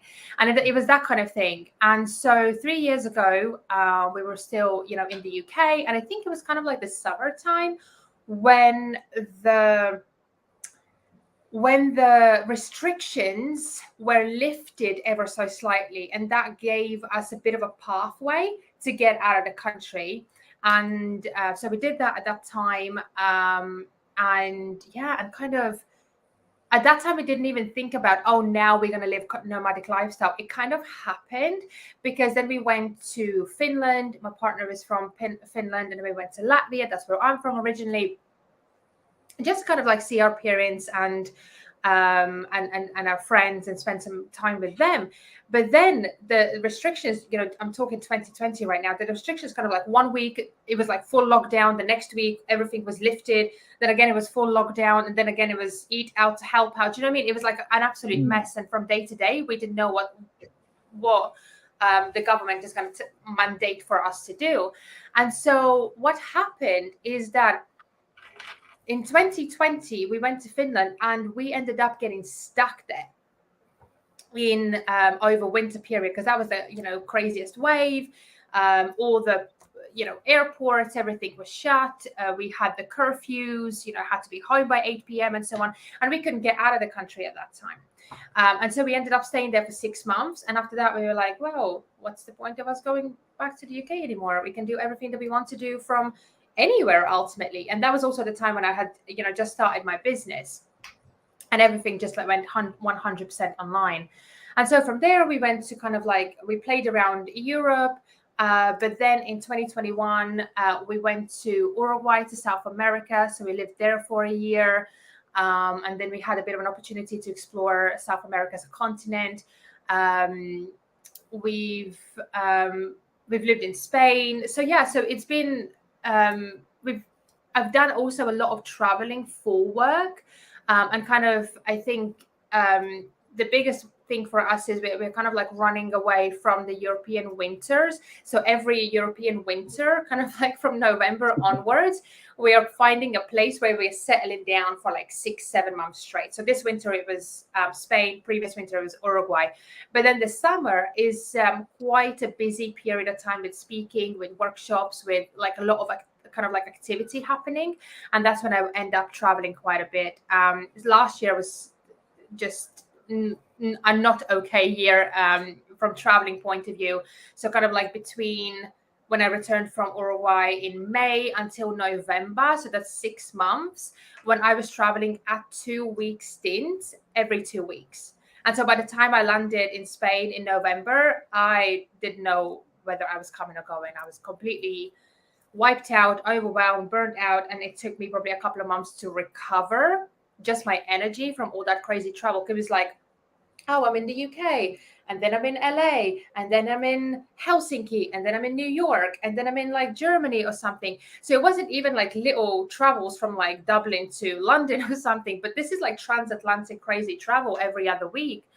And not just that, but also it was during the time when it was summer in one continent and then it was kind of like autumn, winter in the other. So you end up dragging 2 suitcases because you need, clothing for every season out there.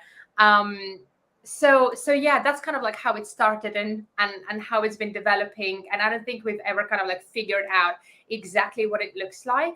For us, as I said, when Gavin was here, it's been figuring out what do we need? What does this look like on a value level, and the rest you kind of like figure out as things come and as things develop.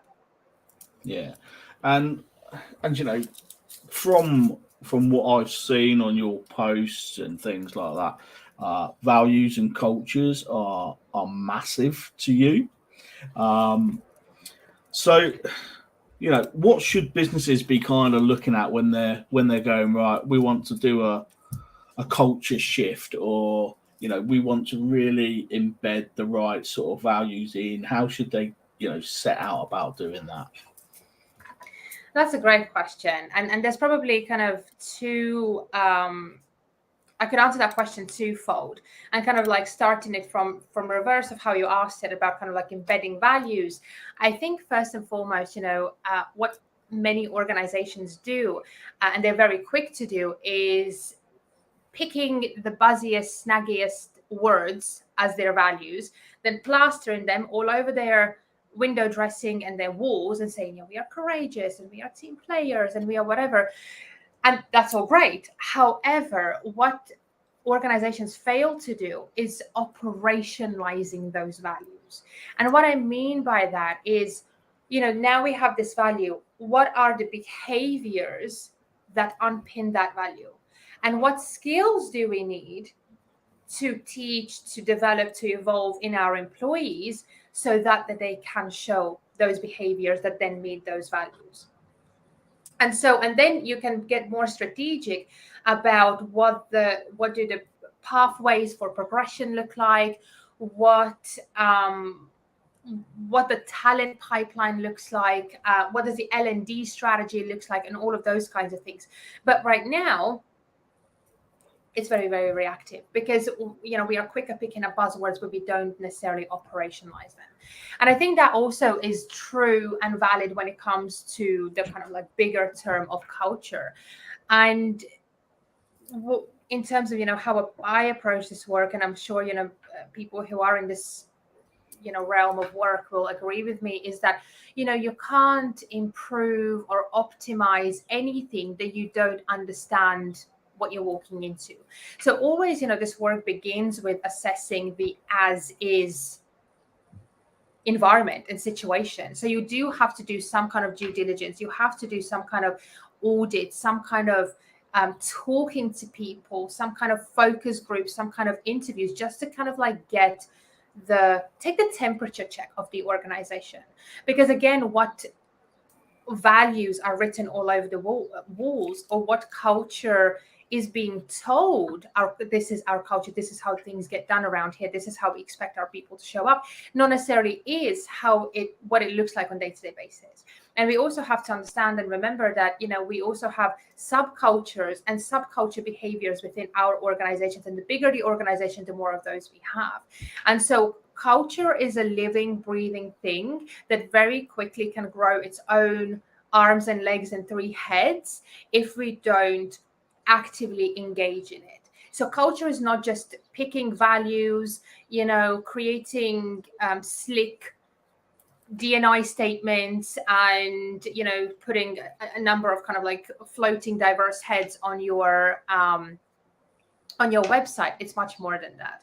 So it begins with assessing, and it begins with commitment from the leadership. It begins with everyone kind of like coming on the same page and saying, this is what we are looking to do, and this is why we are looking to do it. This is where we are headed. This is the vision.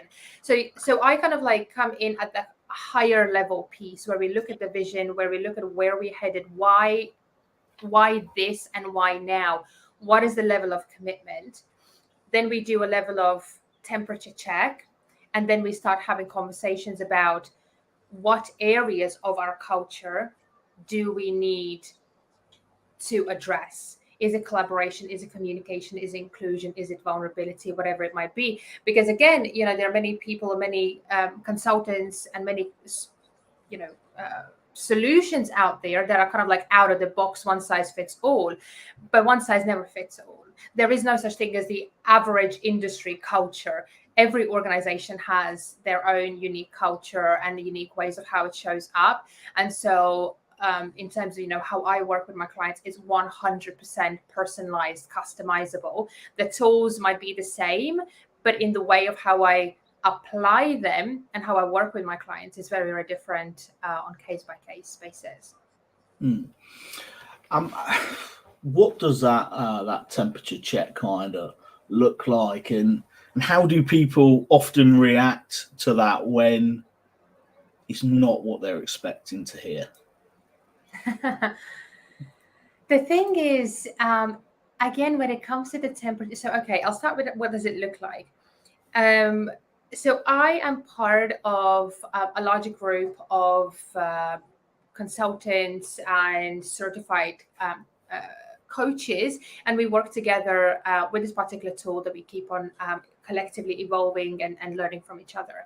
And so the 2 key things that we look at, especially when we talk about healthy, inclusive cultures, and if that's the kind of goal, growing sustainable cultures and organizations ultimately, we look at 3 levers, and those levers are the level of psychological safety within the organization, the level of motivational drive within the organization, and cognitive diversity within the organization. And so speaking of, for instance, psychological safety and motivational drivers, so there are 8 different categories that we look at. And that's where we kind of like take the temperature check. And so when I come back into the organization, it's not about me coming in with, again, slick brochure, binded that I just pass over to the leaders, but it's about coming together and those, quote unquote results, and they're not necessarily results, they are just kind of like indicators. They are not the end of the conversation. We're like, this is what's it like, but they are the beginning of the conversation. Okay, we've taken a temperature check. Let's validate these and let's understand what do they actually look like within this environment. What does inclusion actually look like? So I am not coming into the place and saying there is no inclusion in this space. You don't know how to collaborate. You don't communicate to another. Everyone's frustrated. That's not, how to approach it, because at that moment, everyone's backs are going to be, up and like, you've been here 5 minutes, how dare you, right? And so instead, it's more about creating a space where these people can talk about what that actually looks like. And again, this happens at different levels, a leadership level, at middle management level, it can happen on a team level. And then you collect this quantitative data and information alongside qualitative information and insights from those conversations, from those focus groups, to understand actually how collaboration manifests itself on a leadership level, on a middle management level, and on a, you know, entry level or on a junior level. And so, yeah, the space is more about for people to talk, to express themselves, and what that means within their organization. And as they talk, they start seeing the patterns, they start seeing the challenges. And so it's, you know, instead of me coming in and prescribing something, it's just being a facilitator of this conversation and then allowing them to come to conclusions about what actually needs to be done. And then again, I can help facilitate in the process of what these interventions need to look like to then improve whatever the most acute areas of that culture are. Yeah, and I guess then it's like, you know, they're going to be more, they're going to take it on board more because they're involved in that journey. They're part of the conversation, the decision making, etc. They have 100% accountability of it, and it has to be. And of course, you know, there are organizations that will go out and look for consultants that sell a specific solution, and that's on them. But at the same time, you know, the beautiful thing about, you know, this approach that, you know, I work with, that, you know, my colleagues work with, is that it is visual, it is measurable, and it's optimizable. So when we do deploy those interventions that we come up with, we then can come back in 3-6 months and do the same assessment and see whether and how those interventions have changed those lives, have changed those relationships, and have changed ultimately those levers of a culture. And so then we can measure the direct impact of those interventions on the culture. Whereas often, you know, when we have just some kind of like random one-off, one-day training sessions, at the end of the year or at the end of the kind of 6 months, we can never measure what has had an impact on our culture, what has had return on our investment. And so this is very, very important to do. Excellent. So one thing I've been doing on here is I've got a mystery pot of questions. So I spelt it wrong as I was putting them together this morning. So they've come from different places. Okay. So I spelt it wrong, and it's called the misery pot on my Excel sheet.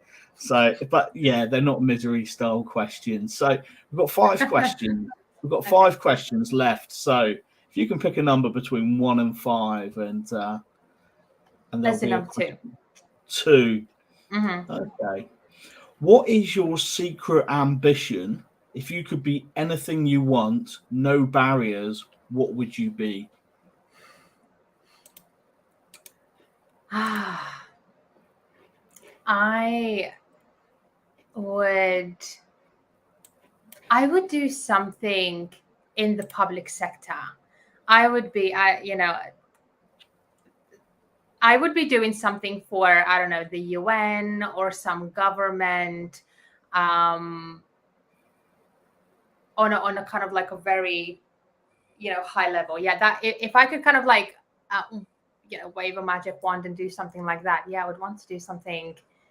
That's where I would be. Excellent. Like creating real kind of like societal, nation level impact and change. If I said I'd want to be president of Latvia, I better don't say it out loud. Excellent. So, but dream big, right? Think big, yeah. Why not? Go big. Go big or go home, they say, don't they? So a couple of things that have come in. So Isaac Harvey's put, I'd love to be a digital nomad. Listen, big shout out to Isaac. He's a good friend of mine. Isaac Harvey, MBA. Big shout out to Isaac. Thank you for joining.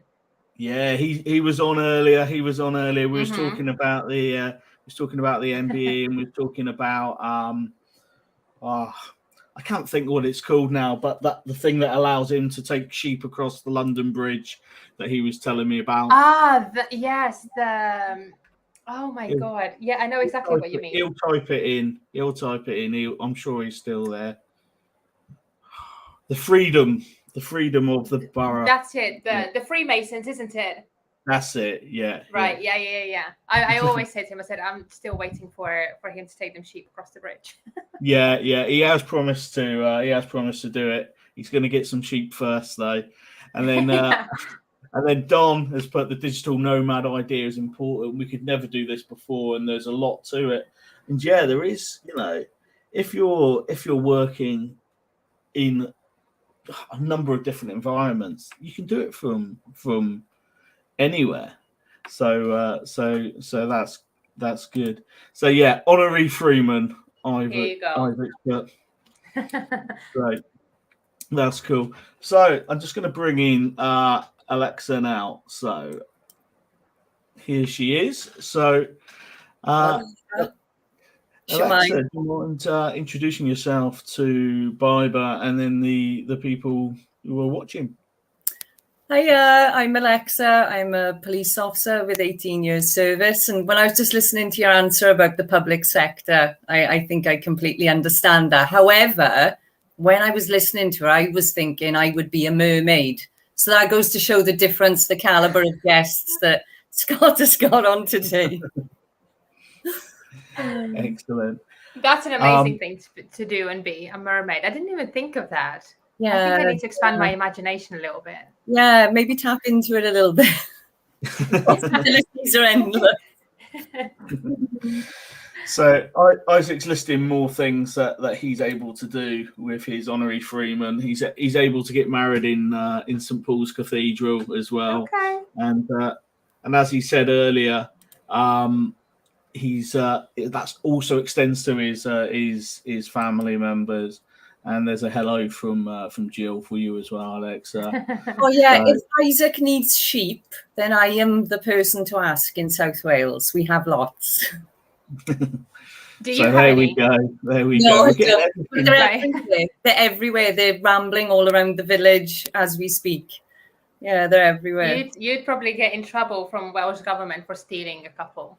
Yes, yeah, definitely. But in all fairness, they're quite friendly as well, and they're very cute, aren't they? And the lambs are about this time of year, so it is really nice. Excellent. So, before you go, Biber, have you got a question for Alexa? Well, I must say I'm fascinated by your 18 years in police, and I'm very curious. In these 18 years, what has been kind of like the most significant event or day that has stuck with you and that's been just like a real highlight? In a good way or in a bad way? In a good way, but we could finish my interview with a good way. But actually, yeah, I'm curious about both.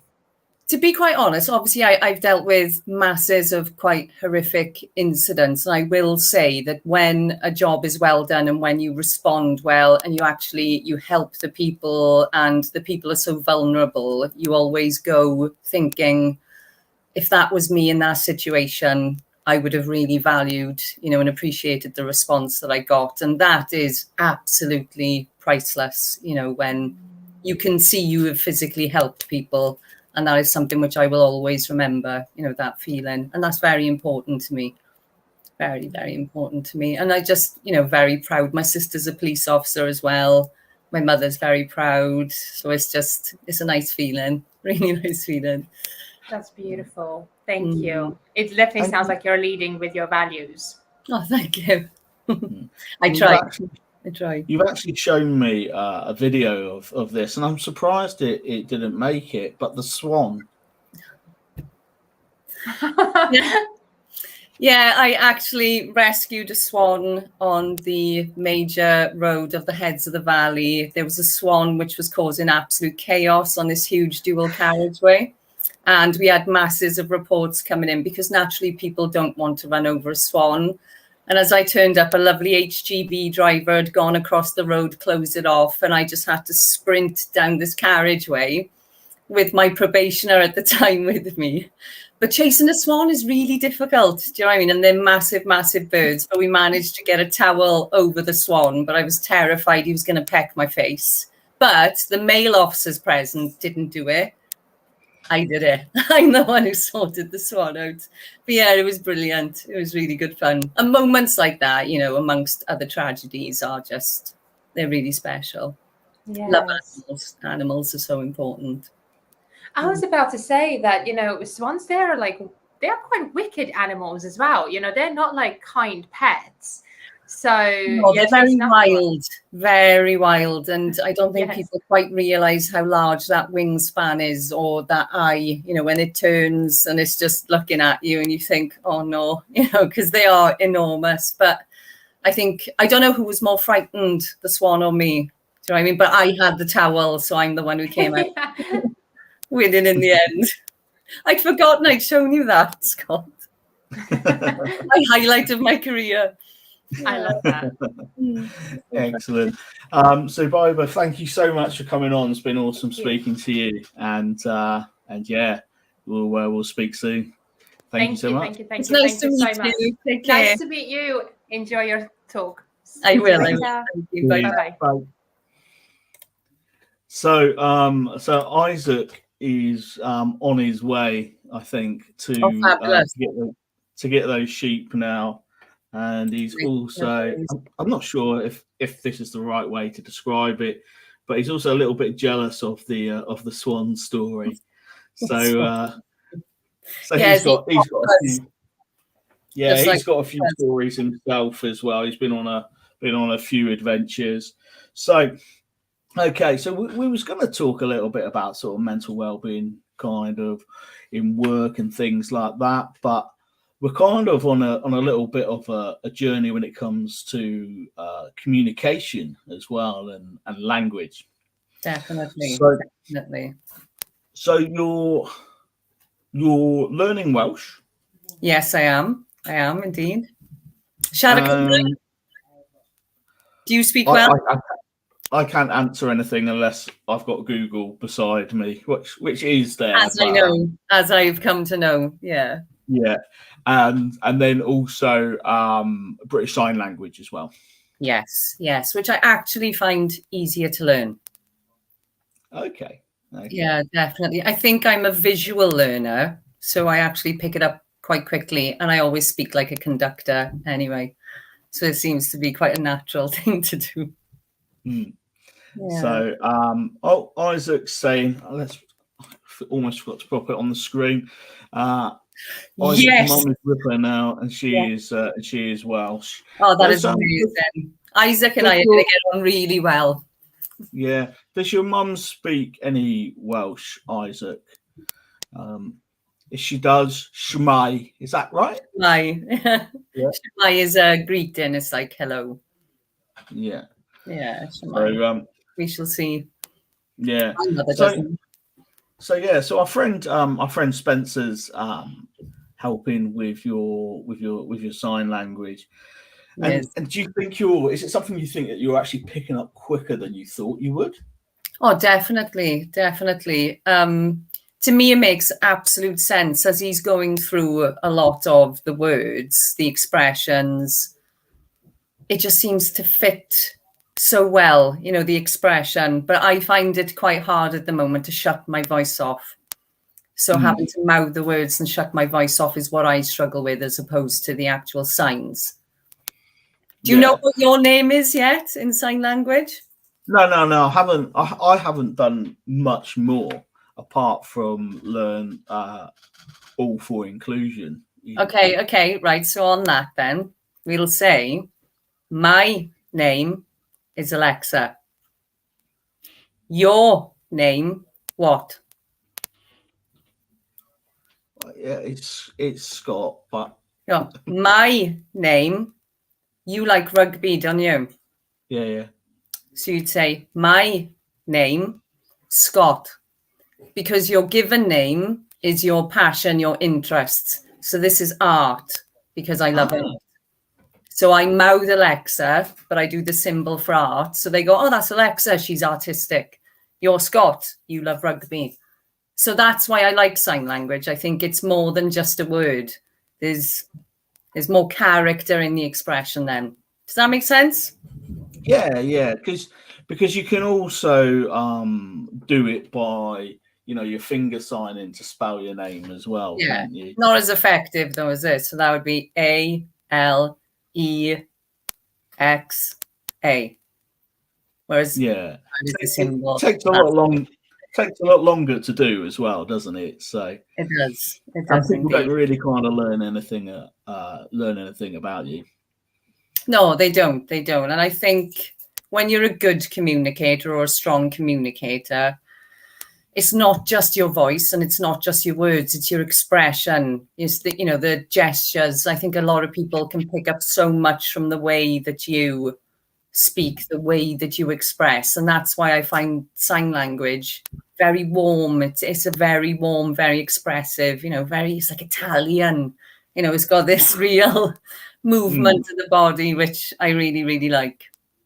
Yeah. Really like. So has Spencer taught you all for inclusion yet? I think I sent it to you, didn't I? No, he hasn't actually. And you did send it to me, but I haven't practiced that. But then I've been doing the seasons, I've been doing food, I've been doing feelings. So I'm getting there, but I know I can spell ALL or, and then I don't go through inclusion, which is quite a long word. Yeah. So actually, when I found out, I did all, which is that, but actually it should be 4. But I did 4, and then inclusion is like your kind of your hand, and your fingers in your hand there. So so that's kind of, yeah, it probably should be the number 4 as opposed, because that's how I would write it. Yeah, but then I think when you say 4, you're doing it's for everyone, isn't it? It's not the number. So that makes sense. It makes more sense, really. Exactly. So but I was just put, I agree about the sign language. When I was learning Spanish, my teacher was telling me that I cannot learn the language sitting and reading out the words. You've got to use body language. Definitely. And I think the Romance languages, you know, the French, the Italian, Spanish, they're all very animated people, you know, when they speak. So I completely get that. Yeah, and when you're kind of, if you're watching a video, so if someone was watching this now, and when we put the podcast out, we'll have obviously the captions down below, because the captions were showing on LinkedIn and Facebook, but weren't showing on YouTube, which is the only platform it's streaming on now, unfortunately. But yeah, when you've got the kind of captions there, but if someone's, you know, Spencer, he does a lot of lip reading. You know, he'll prefer to lip read than to read the captions, but the captions are a sort of backup. And a lot of that, I think, is because of the facial expression. He likes to know, you know, you can say the same sentence, and I think from what I'm picking up from watching people is a lot of people, when they speak, won't open their mouth very much, and they'll speak and it's all very flat, and they go like a flat tongue, and you just think, for a deaf person, that would be incredibly hard, you know, very hard, because some people are, you know, they speak quite lazy. But I think I completely understand why, you know, the actual lip reading is so important, to speak clearly, to enunciate properly, you know, to make an effort if you know that there is someone who is hard of hearing or deaf, you know, who is with you. And I love it. And it's been really good for my well-being, you know, learning the sign language. So, you know, the topic we're speaking of now does link into, you know, well-being, because it opens doors for me, and it opens doors for people that I wouldn't have normally been communicating with, you know, which is and I like people. Yeah. So we've when we was in kind of lockdown, you know, you look at people who know sign language, so it's not just hard of hearing or deaf people, but predominantly, I guess that's where it comes from. But a lot of people will lip read. A lot of deaf and hard of hearing people will lip read. So we look at the kind of that sort of kickback when people had to wear masks for lockdown, and that must have been quite quite harsh on people's sort of well-being as well. Definitely. Yeah, definitely. And I think, you know, it just makes the world that much smaller, doesn't it? And thankfully we had Zoom and we were able to FaceTime people. But I think if you were going out and about doing your shopping, you know, in quite a limited way, if you were hard of hearing or deaf, that would have been very, I don't know, quite a lonely world, you know, and it's very isolating. So bless, you know, we all struggled in different ways. And I think maybe, you know, that, you know, the population who are, you know, struggling with hearing, it would have been, you know, awful in a way that, you know, we weren't aware of initially or didn't consider. Yeah, definitely. And there's been, as I'm going through, like I'm going back because I saw these comments and ignored them earlier, but we've had a lot of, I guess, comments to say, is there another live like this going to happen, which was put somewhere as a full comment, which I ignored. Yeah, of course you would, because you're exhausted. Yeah, but then Isaac's put, I'm throwing it out there, maybe we should do a 24-hour one in the future. So when I asked, well, yeah, maybe we can do shifts. I think that is, you know, the best, isn't it? And Isaac can do a shift, I'll do a shift. You can finish it off then. When Isaac, when I asked Isaac about this, he thought I was initially asking him to do the whole 12 hours with me. So just me and Isaac talking. But yeah, no. And then I did offer Isaac the opportunity to do the 12 hours. But do you know what, though? I'm not just saying this as a person who has done 12-hour shifts in a car with one other human being. It is incredible how much you can actually talk to one person and you just go through everything. It can be done. I think that could be done.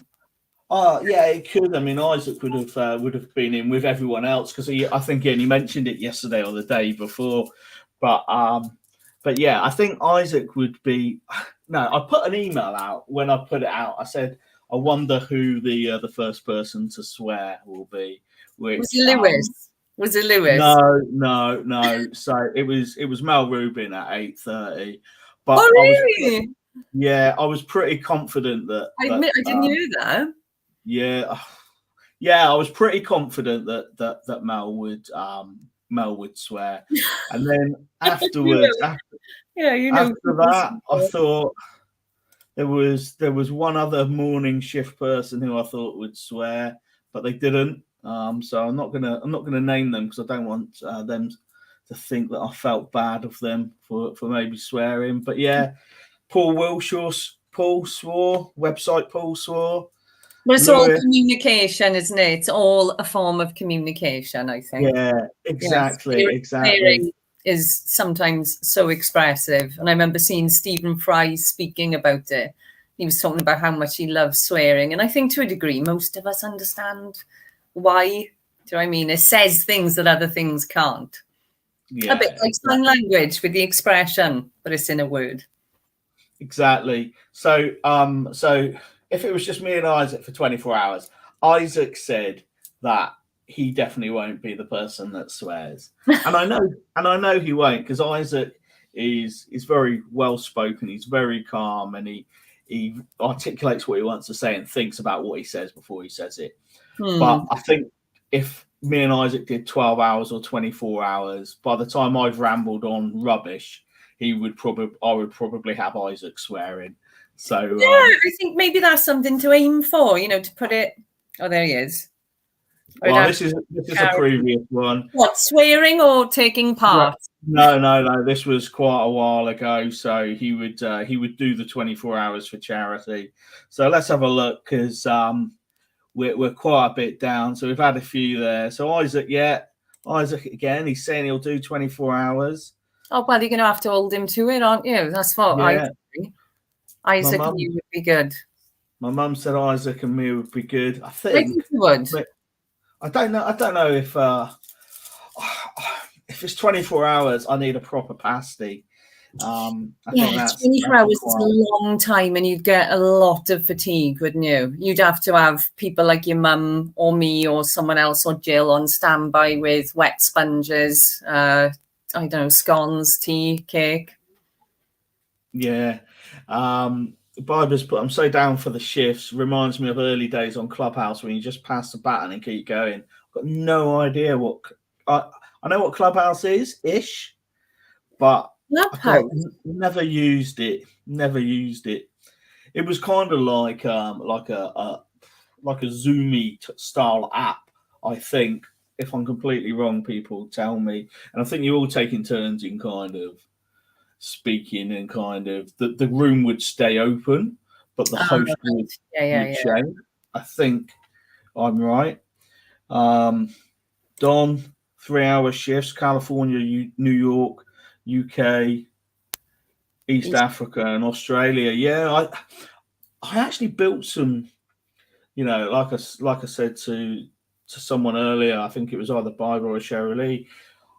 We've had people from 7 different countries and 4 continents on today, so that kind of works a little bit with that. But you would need to have the host in those areas, because you need to try to have a good understanding of who's around. It's I think incredible. Isaac, with You Can Try, is me getting him to swear. Yeah, I don't think Isaac definitely I won't. reckon I could get him to swear. I reckon probably could. Isaac definitely won't swear on camera. He might do off camera, but definitely not on camera. And Isaac had me laughing immediately, and that, I guess, is when Gavin and Isaac met up. And yeah, Isaac's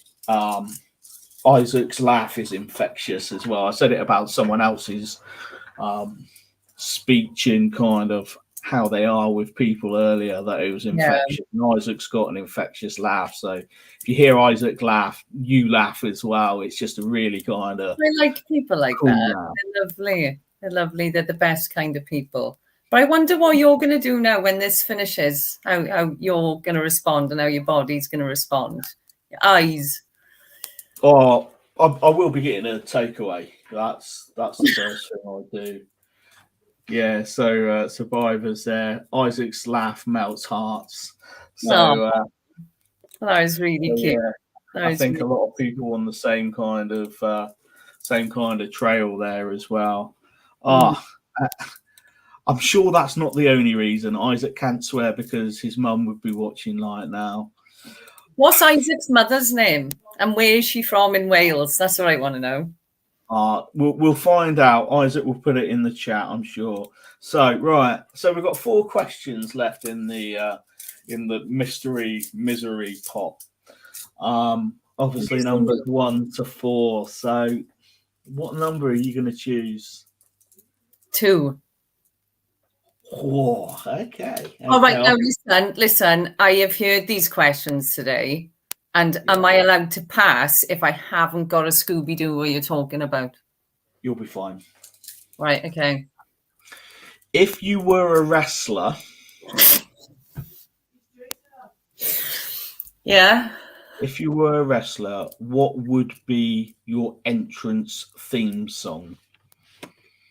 Oh, my God.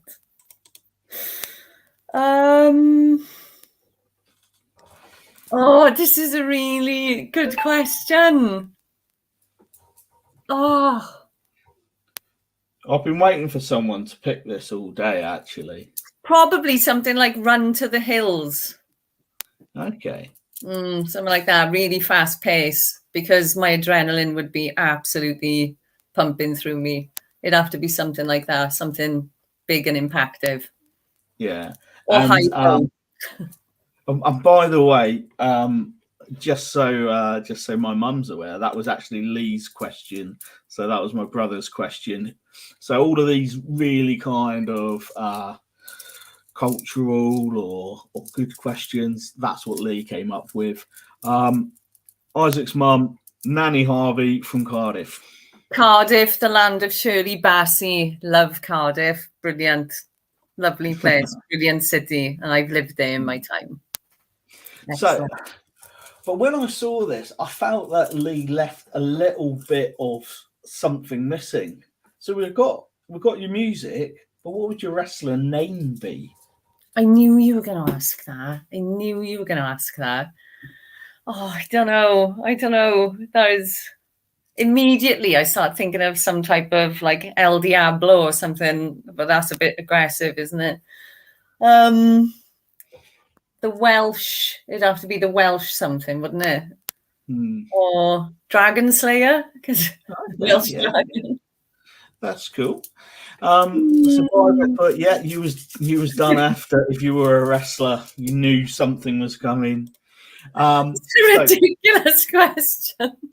Yeah. Wow, ridiculous things That's happen the type of thing sometimes. I would ask. That is the type of thing I would ask someone.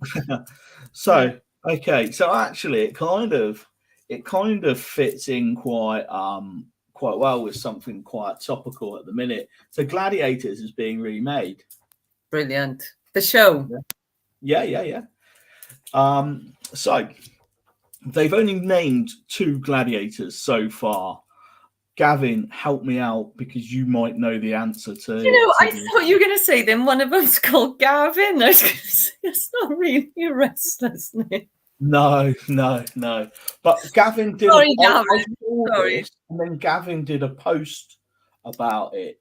So, so one of the gladiators, there's one lady and one man who've been announced so far. So one of the ladies is someone called Jodie Ounsley. Right. I think that's how you pronounce it. She's Welsh. Yay. She's professional rugby player. Did play for Sale, but has moved to Exeter. Right on. And she's deaf. Oh, get in. She So sounds there's like a a legend. Yeah. So there's a lot of kind of like really kind of I hope they're going for like a really diverse thing. But yeah, there's that would be quite, I saw that and I thought that's pretty cool, because I'd love to speak to her. I would love to speak to her. That would be brilliant. Yeah, there's a lot of there was a lot of negative connotation of, as we spoke before, about the kind of the Welsh RFU and a lot of the problems that they've come into, and then you've got obviously Jodie won't be able to hear the crowd, and obviously the crowd can really kind of motivate you and kind of sort of pick you up. So yeah. So but she'll be able to feel the vibration. And that is often, with deaf people, they can feel the vibration. And playing rugby, she would have felt that probably when she was playing from the crowd, because you can, all noise is vibration, isn't it? Yeah. So what was really nice actually when she played Sale for Exeter at Sale this year, she got involved with. A lot of the players, when they play at home, they'll go around and take photos with the children afterwards. They don't do it so much on the for the away matches. Right. But she went around with the Sale players because she was quite a popular player. So she went around with them to kind of meet the kind of Sales fans because they remembered her, quite well. So. Isaac said that maybe your wrestling name could be the Welsh Sheep. It's not really. Yeah, we need to have, we could almost have the Welsh Snail or something. A wolf in sheep's clothing, probably more like. Yeah. So Gavin, because we got confused with the wrestler name, that's a good Welsh name, Gavin. But Gavin is a Welsh name. Yeah, he might become a wrestler just to prove you wrong. Because I'm thinking of, we had Wolf, Deadly Nightshade, Jet, and then Gavin. You just think, wow, it's Gavin. Yeah. But does this sound better? The Welcome Warrior. Oh, yeah, that's a bit friendly. Probably a little bit friendly. Yeah. Well, Welcome's his business, so that's, I think, where Isaac put that in, and Warrior's still got a little bit of but there was a Warrior, wasn't there? Ultimate Warrior, wasn't it? He was a wrestler. Yeah, that's not quite Gladiators, though, isn't it? Gladiators was very British. There's a mountain actually here called the Travelator. Well, it's in Merthyr Tydfil, which you've got to run up as part of a route, and it is exhausting. Okay. Maybe I can apply to be on Gladiators. From running up the non-moving travelator. Non-moving. It doesn't need to move. It is an absolute killer in all fairness. But the name Alexa means defender of mankind. Did you know that? So that's a little bit kind of more Very Gladiators. grand. Very grand. Yeah. So this is kind of what Gavin put on. I was at Google last week, and there's a display in the courtyard showing deaf people, and Jodie Ounsley was featured. So whilst that's impressive, Gavin, what you haven't done is answered what her gladiator name is. So I don't know if someone can Google that, or will I Google it before anyone gets there? Yeah, find out. It's a race now, isn't it? Who can get there quickest? Oh, she's actually leaving Exeter Rugby to join the Gladiators, and will become Fury. That is a brilliant name. That's a brilliant name. Yeah. She was the first deaf player to represent England's Sevens, and is a former British Brazilian Jiu-Jitsu champion. Oh my So God. she's got a lot of she sounds a lot of things there, that a lot of talents. I would love to meet her. She sounds incredible, and I think women like that are needed, aren't they, in this day and age? Yeah, you definitely need role models that come from everywhere. They need to be female, they need to be male, they need to be of all types, all different colours, all different. Oh yeah, definitely. And maybe one day she can help teach me with my sign-in. Oh, by that stage, you might be a pro in teaching people yourself. Yeah, fingers crossed. Fingers crossed. I'm going to be doing my first exam in a couple of weeks. First exam, okay. How are you doing the exam? What's that? What's that through? You're not telling me. No, it's actually not. It's Spencer and I were speaking about it last night. I've got to speak with Spencer and then viewed by someone else who assesses me as for stage 1. Do you know what I mean? So it's just stage 1, and then you go up to the next stage then if you do okay. So excellent. But I've got a lot to practice, and I try to do what I can. But I love it. I absolutely love it, and I keep showing off to my family, my friends. It's great. I think they should teach it in schools. I really think they should.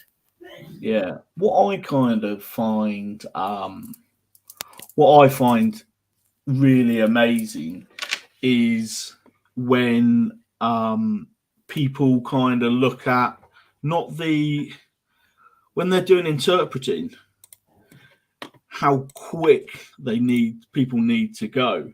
Oh yeah, definitely.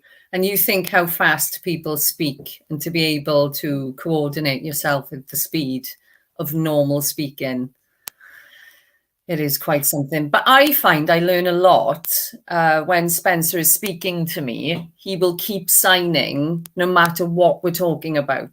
So he will say, like, today I went walking. And so he's telling me about his day, but he's signing, and I'm obviously picking up everything that he is, communicating with me, which I find really, really helpful. Okay, so he's just going through it with every kind of conversation that. Yeah, it's brilliant, and I think learning that way is very, very good. When you've got the basics down. And then you can start conversations or try and start them. And I'll copy him as he's speaking. I'll be copying what he's doing. And that's quite funny.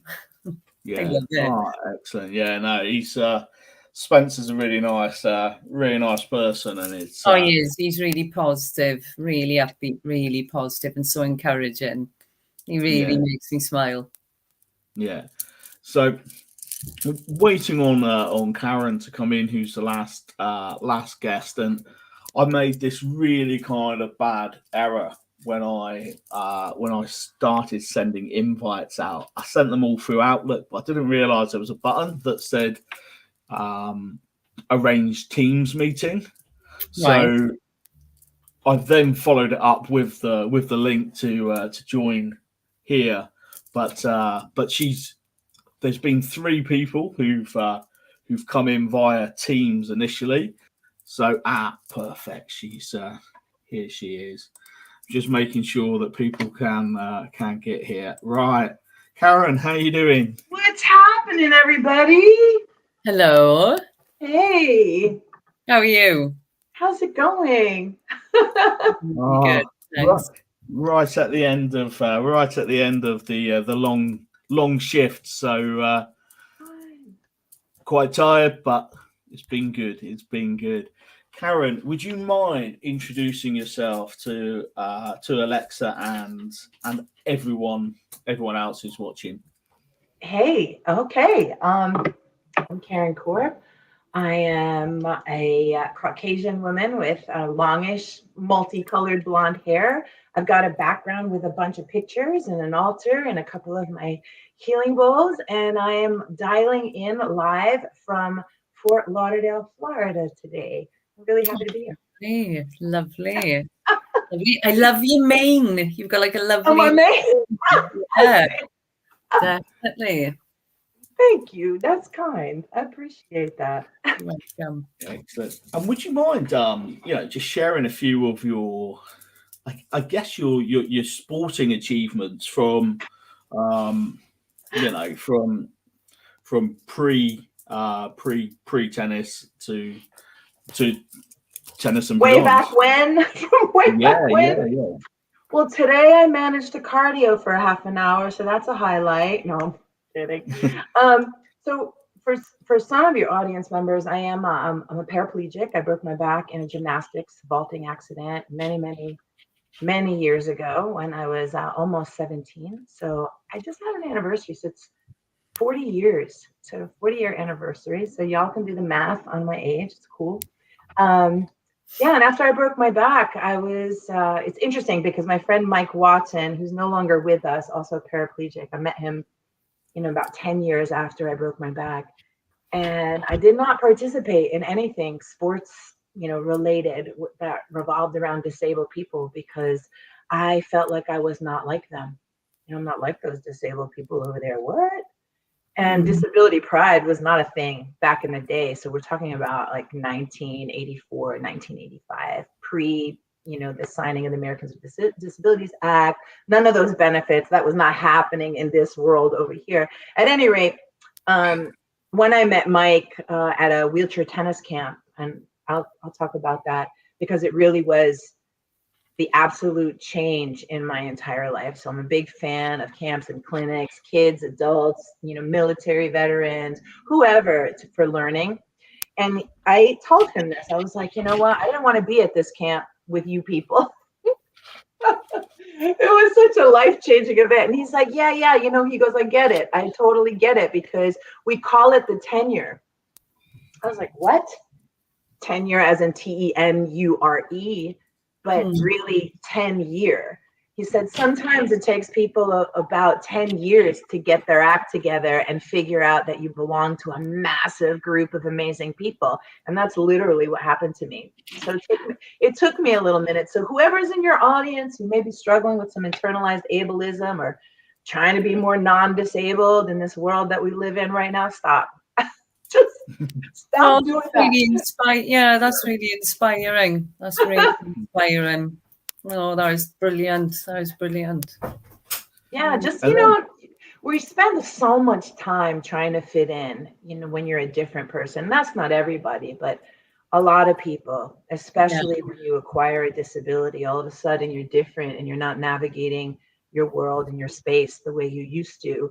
And you definitely are not showing up in places and spaces 100% yourself.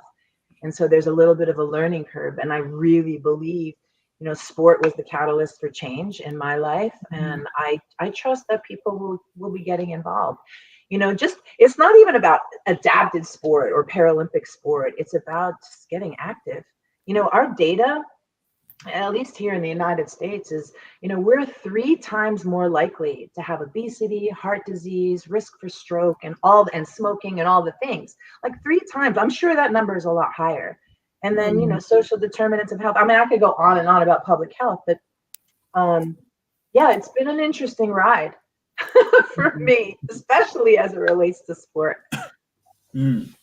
So tennis then took you everywhere, really. Yeah. I know. A sport I don't even like. How about that? They don't like when I say that out loud. I mean, tennis is a white people bougie sport. You heard it here.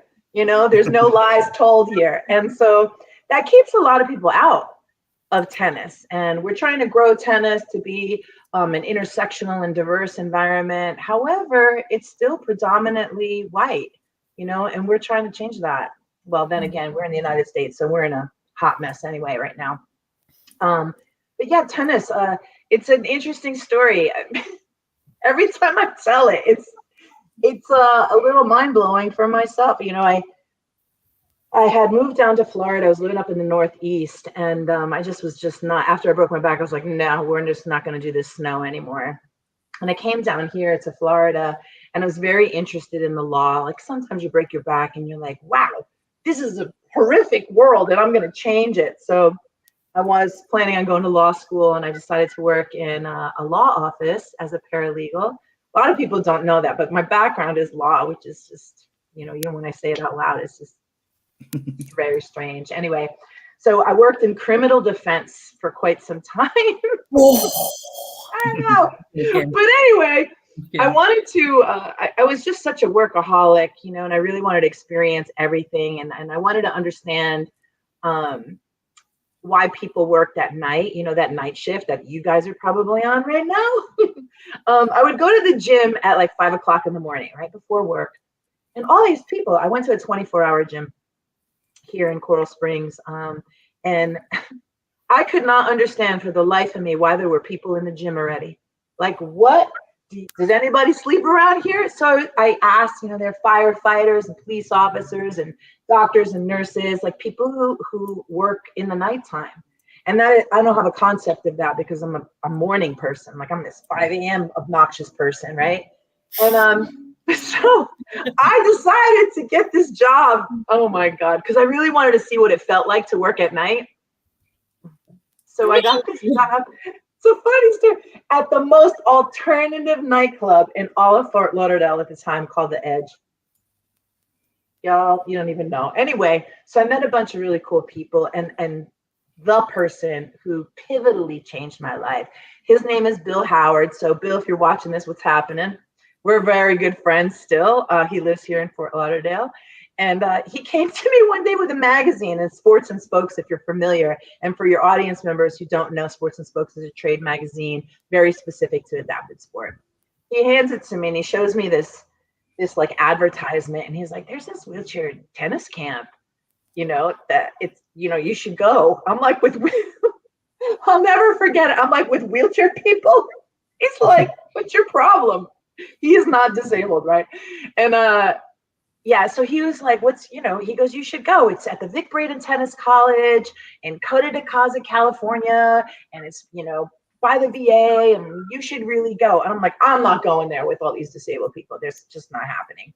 And no, I didn't even use disabled at the time. I used wheelchair people, thinking I'm the only wheelchair person in the whole universe, right? Oh, Lord.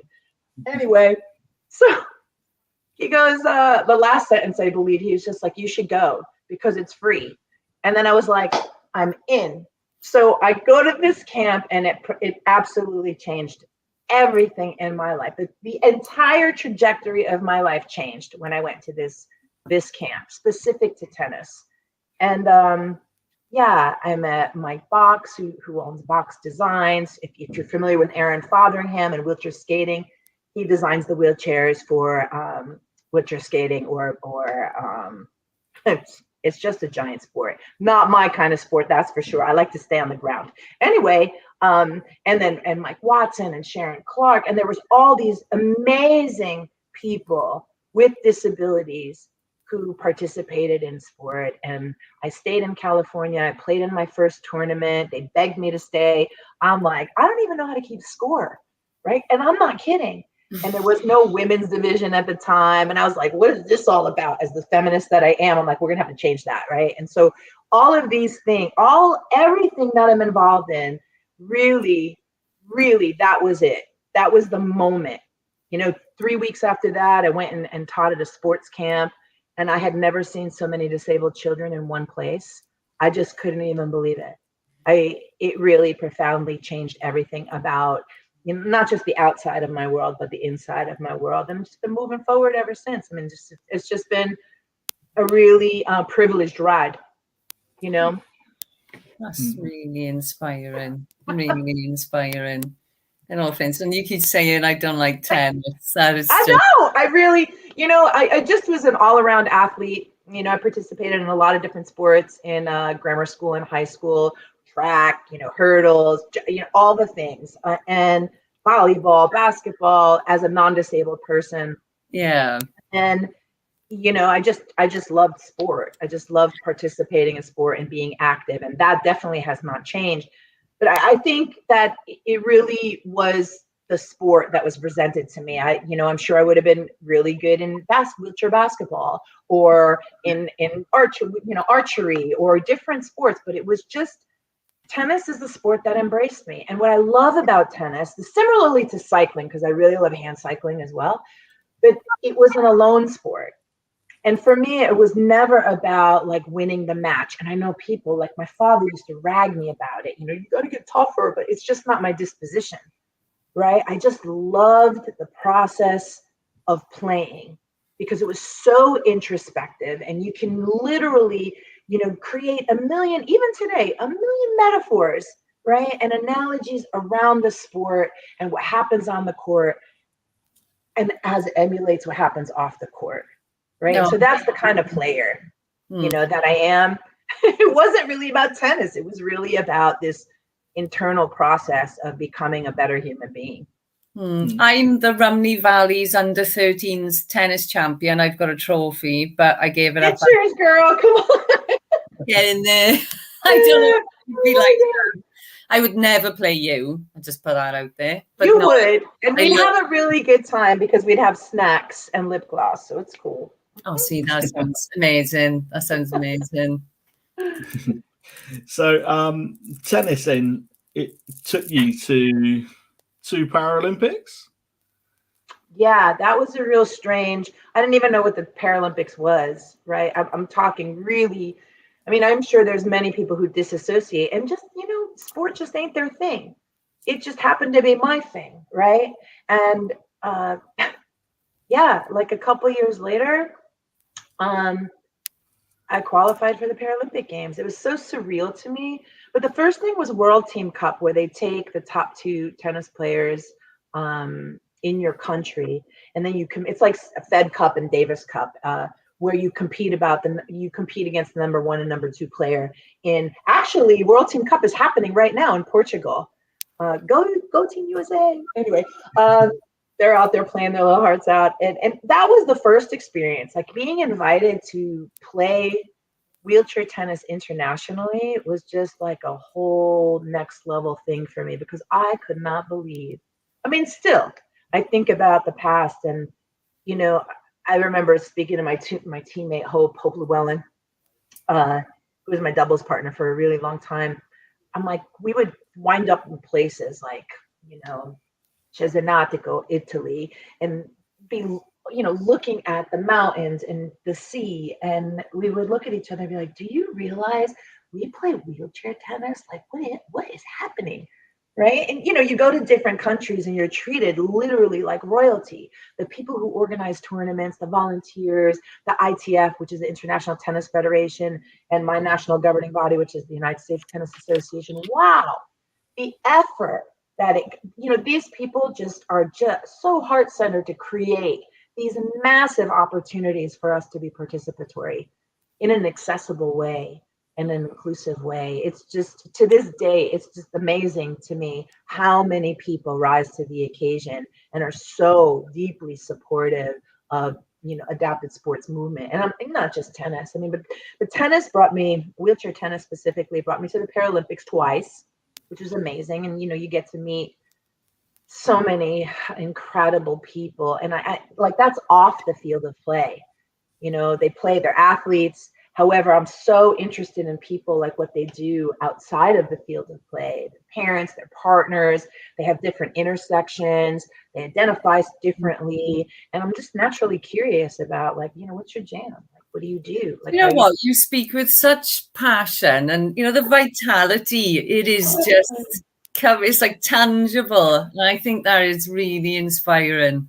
Well, it's what you guys do. It's like what you all do. You know, why are we doing this, right?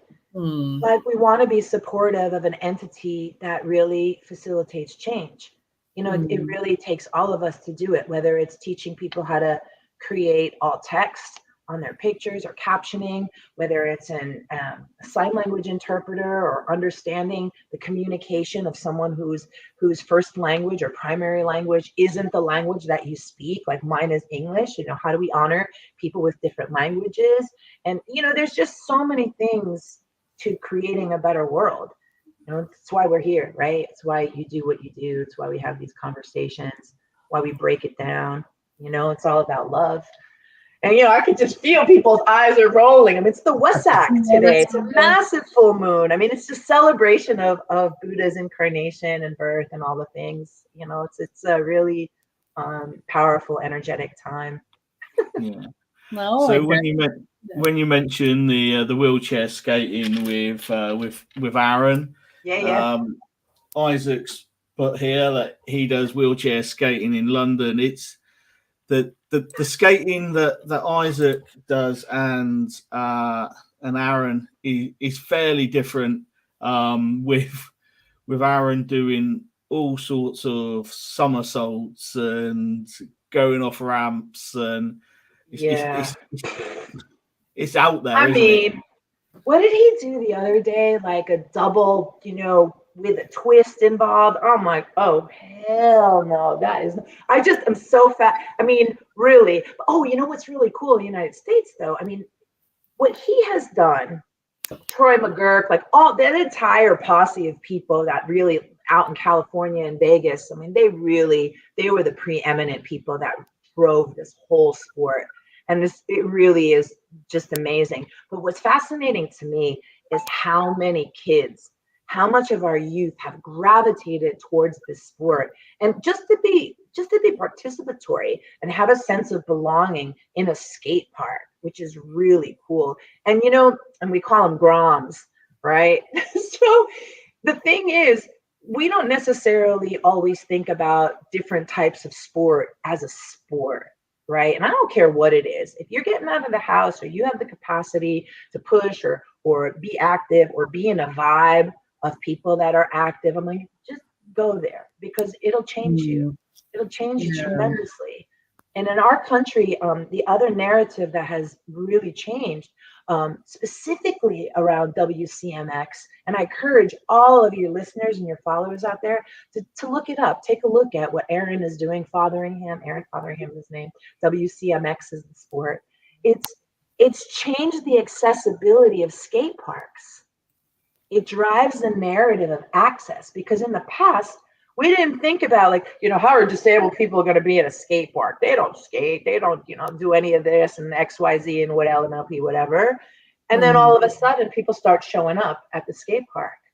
And perhaps the doorway isn't 36 inches clear. It's not wide enough, the gate. And so now all of that is changing as a result of this new sport. I mean, that's the Paralympic movement as well. Like, anytime there's a sport, you're going to have affordable and accessible housing for people, right? And then when the teams leave, you leave a legacy of access, whether that's the transportation system, whether that's housing, whether that's your infrastructure, your sidewalks, and then just the whole psychology where people start to embrace you in a different way because they've seen you out, right? And then we change the narrative just around people in general, and how much more accepting we can be of difference. Excellent. So Isaac, again, he's very busy on the keyboard at the minute. He was on earlier. He put, when I next come to America, we need to hang out. I love your energy, and Gavin's put awesome as Thanks, well. y'all. Come on over. Come on over. Let me give you a sound bath. I mean, like that's like my ultimate passion. Being a death doula. People, you know, when I say that, they're like, "What? How did you get from sport to just operating in death and helping people transition to their next wherever?" Right? And that is really as a result of. I mean, it's so interesting as a result of sport. You know, we celebrate birth and we celebrate life and we celebrate wins, but what's after that? You know, how do we do a little hand holding when someone is getting to the end of their life?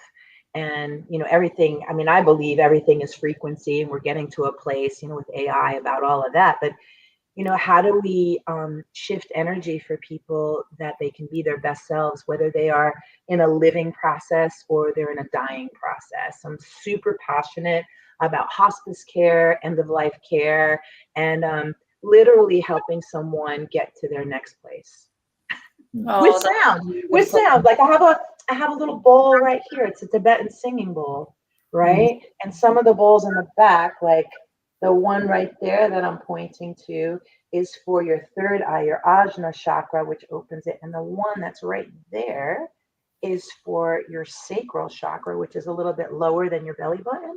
You know, and it does all kinds of different things. But this one, you know, the vibration is just so beautiful.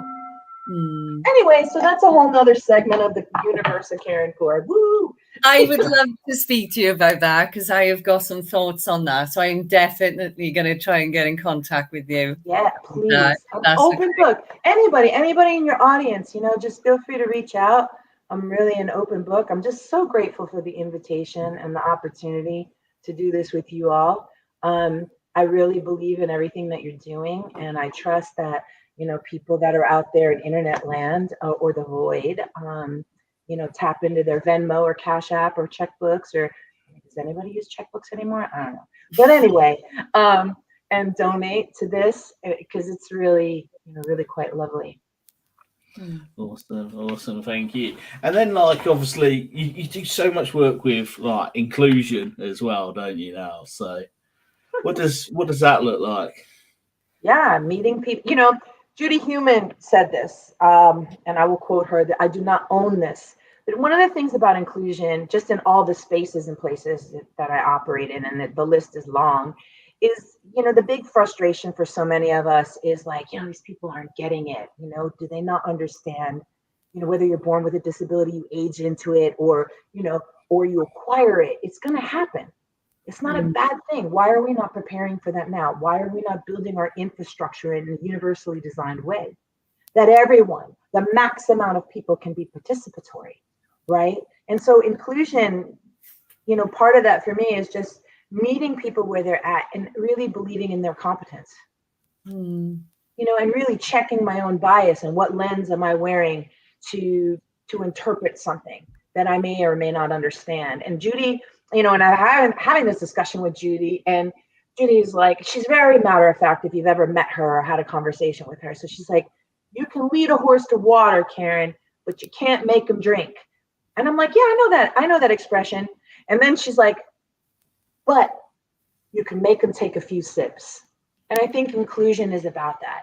You know, we have lots of policy, lots of legislation, the CRPD, you know, all the things, the Convention on the Rights for Persons with Disabilities, sorry, acronym. You know, we have public health laws. But so much of our legislation and our policies are designed to be intentionally exclusive, right? Not inclusive. They're designed with purpose, with intention to keep us out.